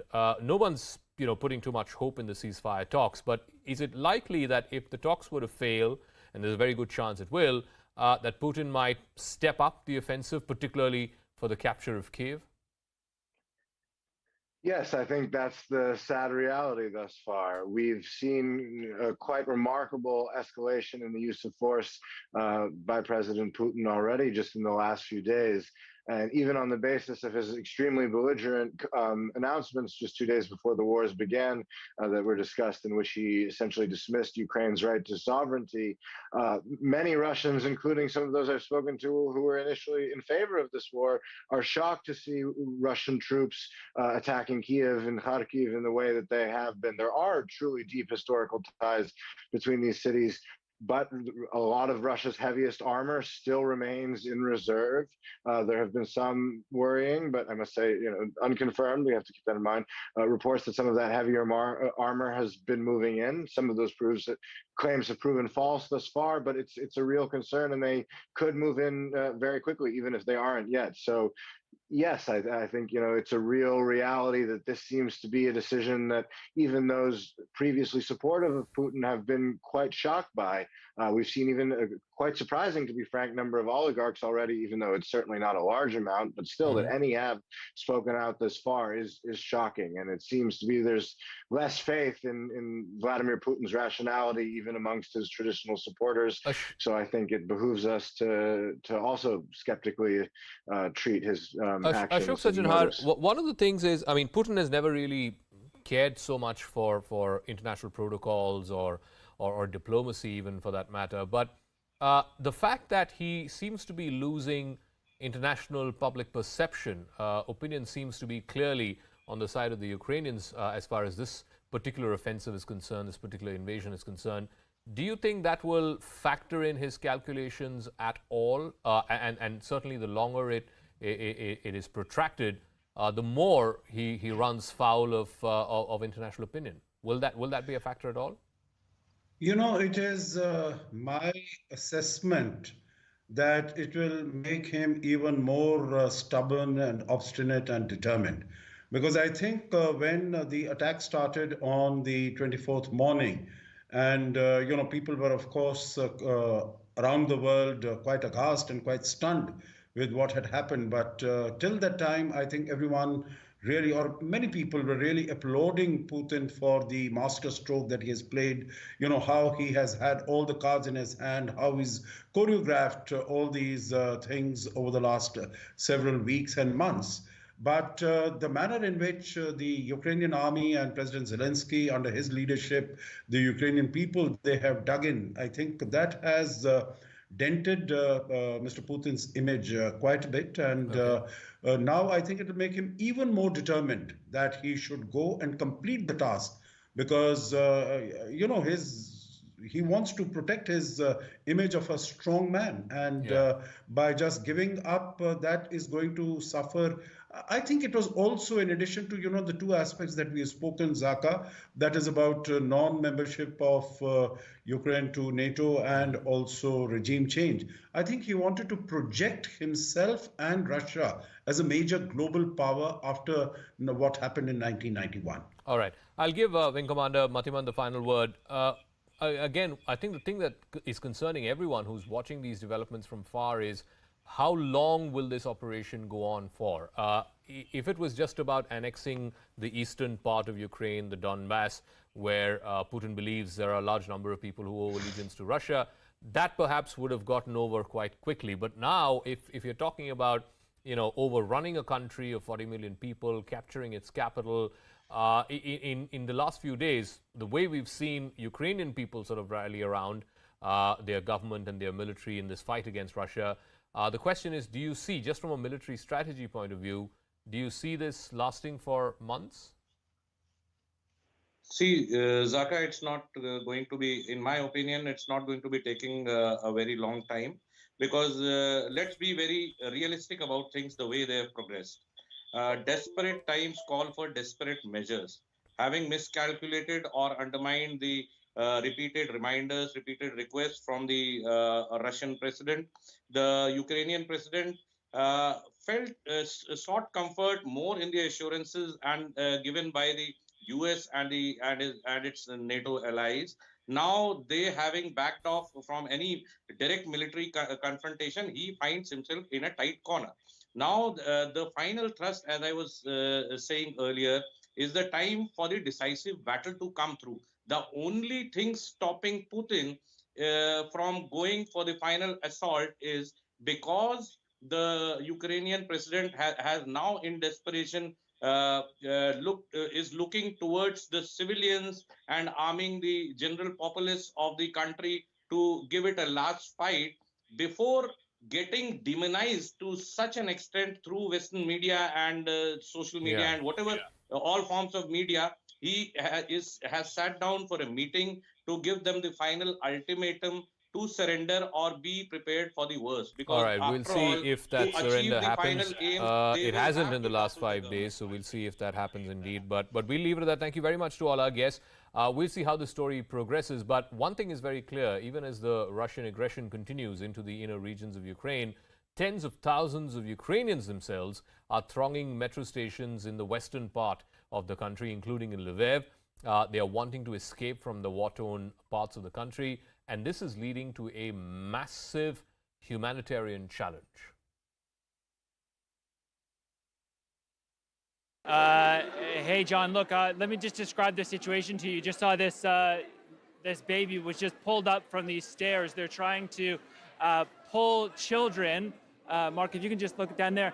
They're trying to pull children out through the group, women and children, up to try to get on the platform where there is a train leaving to Poland. You can see there's some young babies. I'm spotting babies that are as young as 2, 3 years old, and they're trying to pull the bags up, try to get, they're prioritizing women and children, but it is obviously quite a chaotic situation, and there's a lot of angry people who are going to be disappointed that they're not going to be able to be on this train to Poland. You can understand the desperation of people. We've known that this train is leaving from this platform for about 2 hours, and they basically tried to let people onto the platform as orderly as we can. There's military assisting, there's police assisting as well, just trying to do this in an orderly fashion to try to avoid some of the scenes of chaos that we've seen before. But this is very emotional. People, they're trying to get their kids out. I just spoke with one woman who had a 2-year-old kid that she managed to pull up, and she was in tears, just totally overwhelmed. I've seen children crying, just totally overwhelmed in this situation, just knowing that they're going to hopefully be able to get on this train. You can also understand the disappointment of the people who are not going to be getting on this train, that they were going to essentially fill the train, and then once they fill the train, see who else they can possibly get up. So obviously not everyone's on it right now, but I'm not sure if police are actively allowing anybody else on here. Earlier today, they were basically telling single men that there was not a chance that they would be able to get on this train. And so essentially they were telling them that they would find them a hostel, a place to go, a place to sleep until there's more trains, more availability to be able to get people out of here.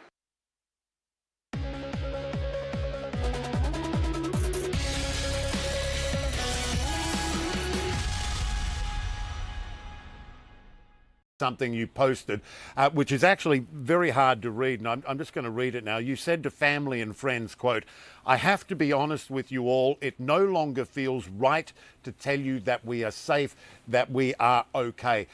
I mean, it must have been so hard to realize at that point that that's what you needed to tell your family.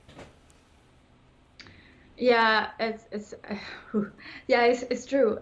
The thing is that during this period, I mean, I know it's relative because it's been, this is our 5th day. And when I say relative, I mean in terms of time, but it feels longer than 5 days. It feels like it's been, I don't know, like one day is like a big long day, like nights. We don't catch that much sleep, you know, because we're like kind of all the time attentive and alert. And so, I've been receiving lots of messages from family, from friends, you know, that are abroad, that know me from back home.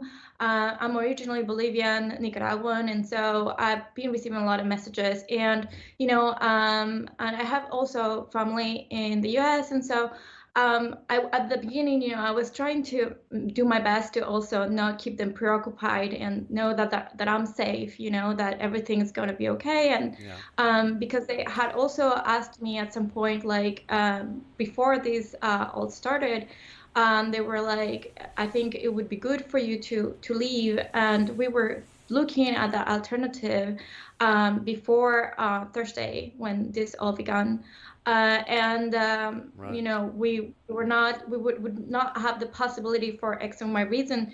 And so at the beginning, I was telling them, I'm okay, I'm safe, I'm okay, I'm safe. And then suddenly yesterday, I was like, it kind of all came to me. And I was like, we're not safe, we're not okay, nobody is, because you're talking to friends, you're talking to people, like every morning starts with like checking the status of our friends who are still in Kiev, our friends that are like in Lviv, our friends that are at the border trying to get out, you know. So it's just like, how can we say to people we're okay when in reality it is a war, you know? And there is, you are confined inside, and there are explosions, there are like, there's stress for sure. Right. I wanted to, we're almost out of time, but I wanted to get your thoughts on this, Roman. I mean, as a Ukrainian, I'm talking to Ukrainians every day, and they all say a similar thing. Did you think it could ever come to this? Russia invading a major European capital, your country. I mean, it must be difficult to believe that there is a chance that Russians will put in a government here and run your country. It must be, you must be disbelieving of all of this. I mean, it's unbelievable that this is happening, you know, in 21st century. Obviously, we wanted to be prepared for the wars, right, when all of this started happening in November, December. But up until the last moment, I mean, nobody could believe it. Like, you cannot believe that a war can happen in a major European country in a 21st century. It's just not how things are resolved. And it's like, it feels surreal. Like, it's something you cannot really believe or fully comprehend. And I have no words to fully describe this feeling. It's like something you don't expect to believe, and still cannot comprehend that this is happening to your country, which Ukraine is a peaceful country.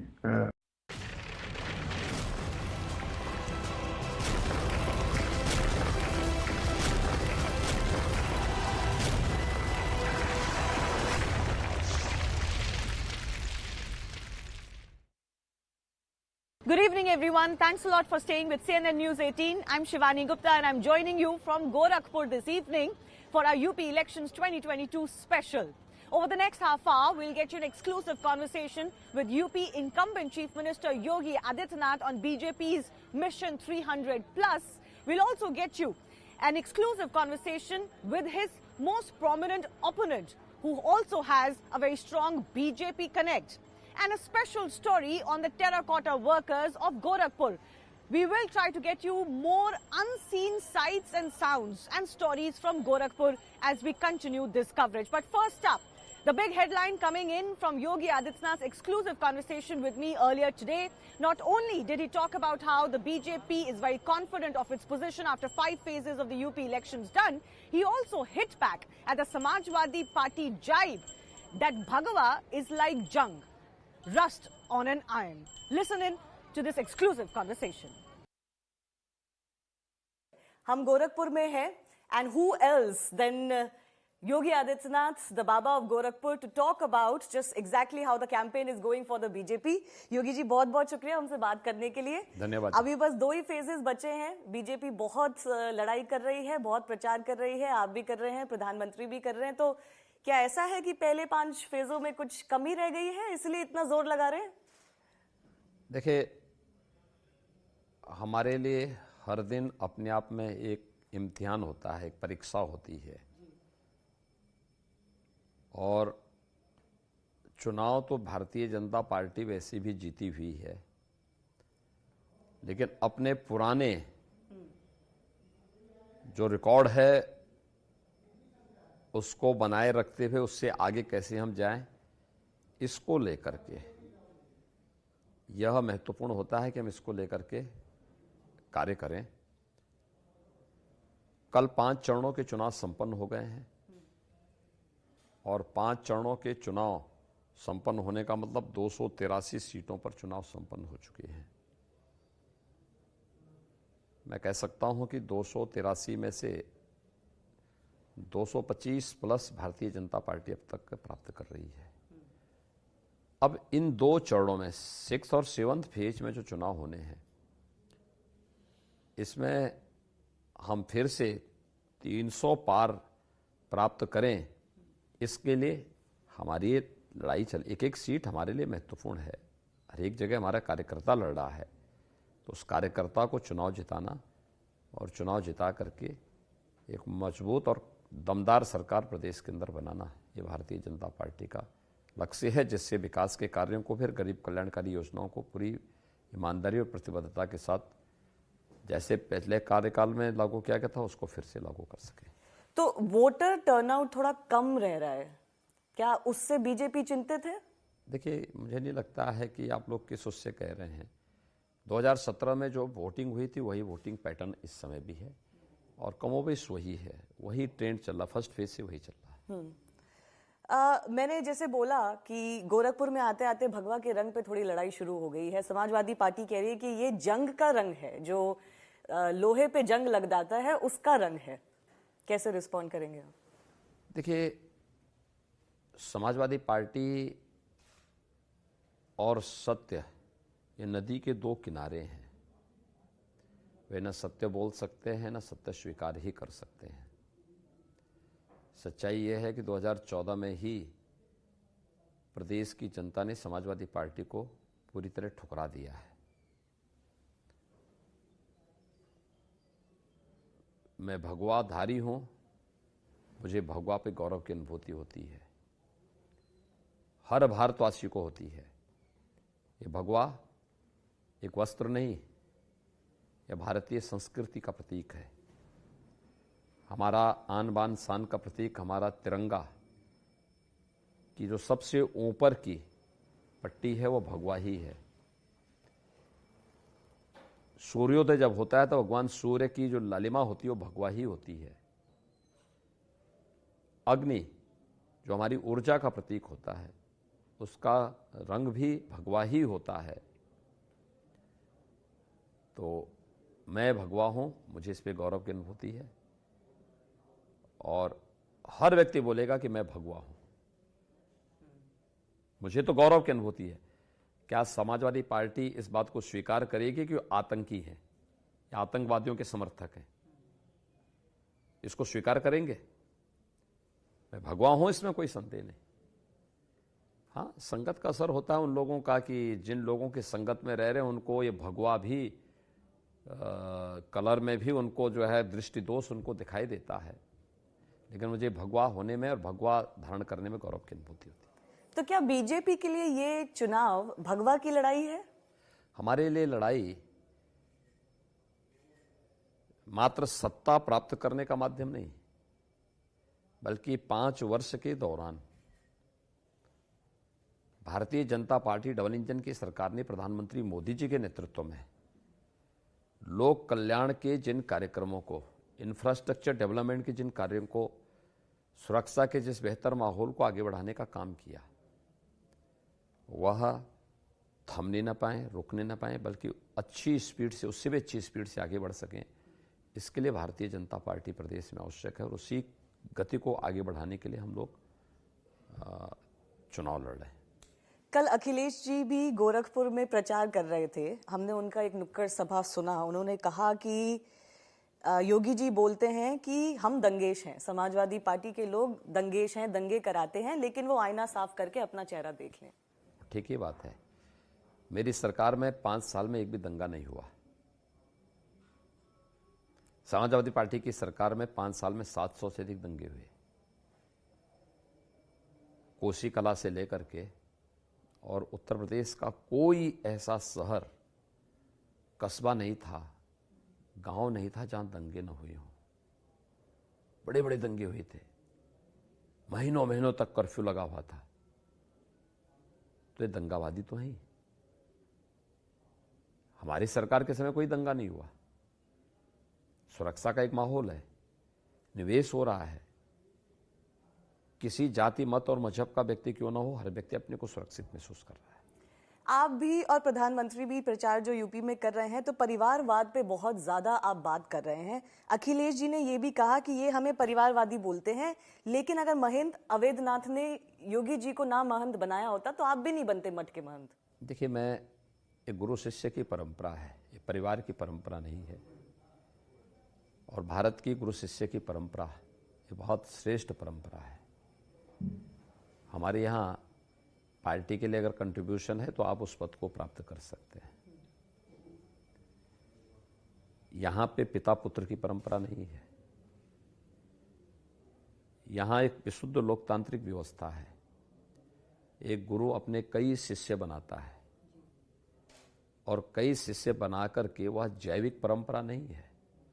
ये तो समाज में अच्छे लोग जो दीक्षा लेने के इच्छुक होते हैं वो दीक्षा लेते हैं, फिर वहाँ पे अपनी परीक्षा देते हैं, जो योग्य होता है वो बाद में फिर आगे बढ़ता है। तो ये उनकी बुद्धि का और दृष्टि दोष का अंतर है। वो समझ नहीं पाएंगे गुरु शिष्य परंपरा के बारे में, उनको समझ नहीं है। उनको बहुत मुझे लगता है कि इसके लिए अभी समय पे एक तो जगने की आदत डालनी पड़ेगी कि ब्रह्म मुहूर्त में जगें, थोड़ा ईश्वर आराधना करें। ये सब जिनको इन सब चीज़ों 12 बजे सो के उठने की आदत है और पूजा कैसे होती है, नमाज कैसे पढ़ी जाती है, जिनको ये अंतर मालूम न हो, तो उनसे इन गुरु शिष्य की परंपरा में बातचीत करना बेकार है। चलिए, गोरखपुर की हम बात कर रहे हैं, तो आपका नाता तो मठ से और गोरखपुर से, ये आपकी कर्म भूमि रही है बहुत दशकों से। आप 5 बार MP भी रहे हैं और घूम फिर के अब आप यहीं से MLA का इलेक्शन लड़ रहे हैं। तो गोरखपुर में ही आप एक नई शुरुआत कर रहे हैं एक तरह से, विधानसभा का इलेक्शन लड़के। कैसा लगता है आपको? मेरे लिए कोई नया अनुभव नहीं है। गोरखपुर हमारा अपना शहर है। गोरखपुर के माध्यम से प्रदेश की सेवा करने का अवसर प्राप्त हो रहा है। भारतीय जनता पार्टी माध्यम बनी है और 5 बार मैं यहाँ से सांसद हूँ और उन 5 सालों के अंदर प्रदेश की जनता, गोरखपुर की जनता ने मेरी कार्य पद्धति को देखा है और इसीलिए आज देख रहे हूँ कि स्वतःस्फूर्त भाव के साथ पूरा शहर चुनाव के साथ जुड़ा हुआ है।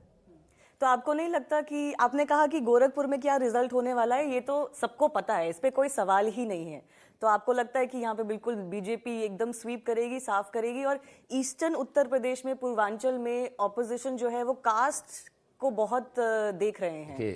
भारतीय जनता पार्टी ने प्रधानमंत्री मोदी जी के नेतृत्व में जातिवाद, वंशवाद की राजनीति को 2014 में ही पूरी तरह खारिज करवा दिया है। आज प्रदेश में जातिवाद के आधार पर नहीं, राष्ट्रवाद, विकास और सुशासन के मुद्दे पर चुनाव होता है। 2014, 2017, 2019 को अगर आप देखेंगे, पूरा पैटर्न एक जैसा है। जो करेगा पब्लिक उसके साथ खड़ी होगी। ये सब परिवारवादी इसीलिए परेशान है, ये वंशवादी लोग इसीलिए परेशान हैं कि ये आखिर क्या हो गया है।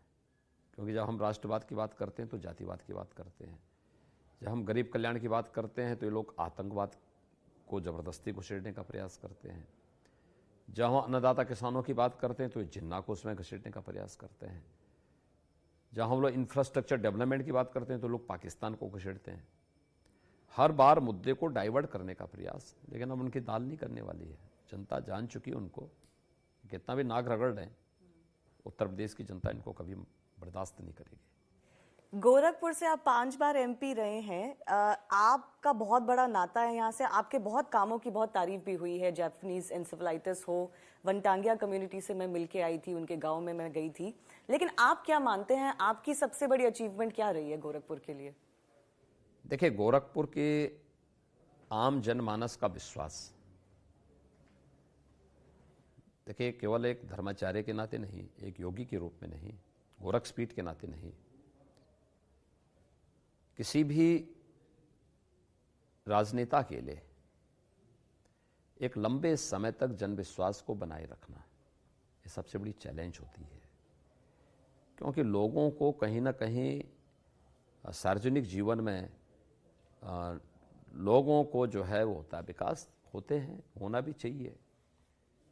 व्यक्ति अपनी सोच और अपनी क्षमता के अनुरूप विकास भी कराएगा। उससे बढ़कर जन विश्वास, पब्लिक के मन में यह विश्वास हो जाए कि यह नेता जो करेगा या ये लोग मेरे प्रतिनिधि के रूप में जो काम करेंगे, मेरा इस पर दृढ़ विश्वास है, सही करेंगे, वो मेरे लिए सबसे बड़ी पूंजी है। यही कारण है कि आप गोरखपुर में देख रहे होंगे स्वतःस्फूर्त भाव के साथ पूरा चुनाव चल रहा है। ये लोकतंत्र की सबसे बड़ी ताकत है।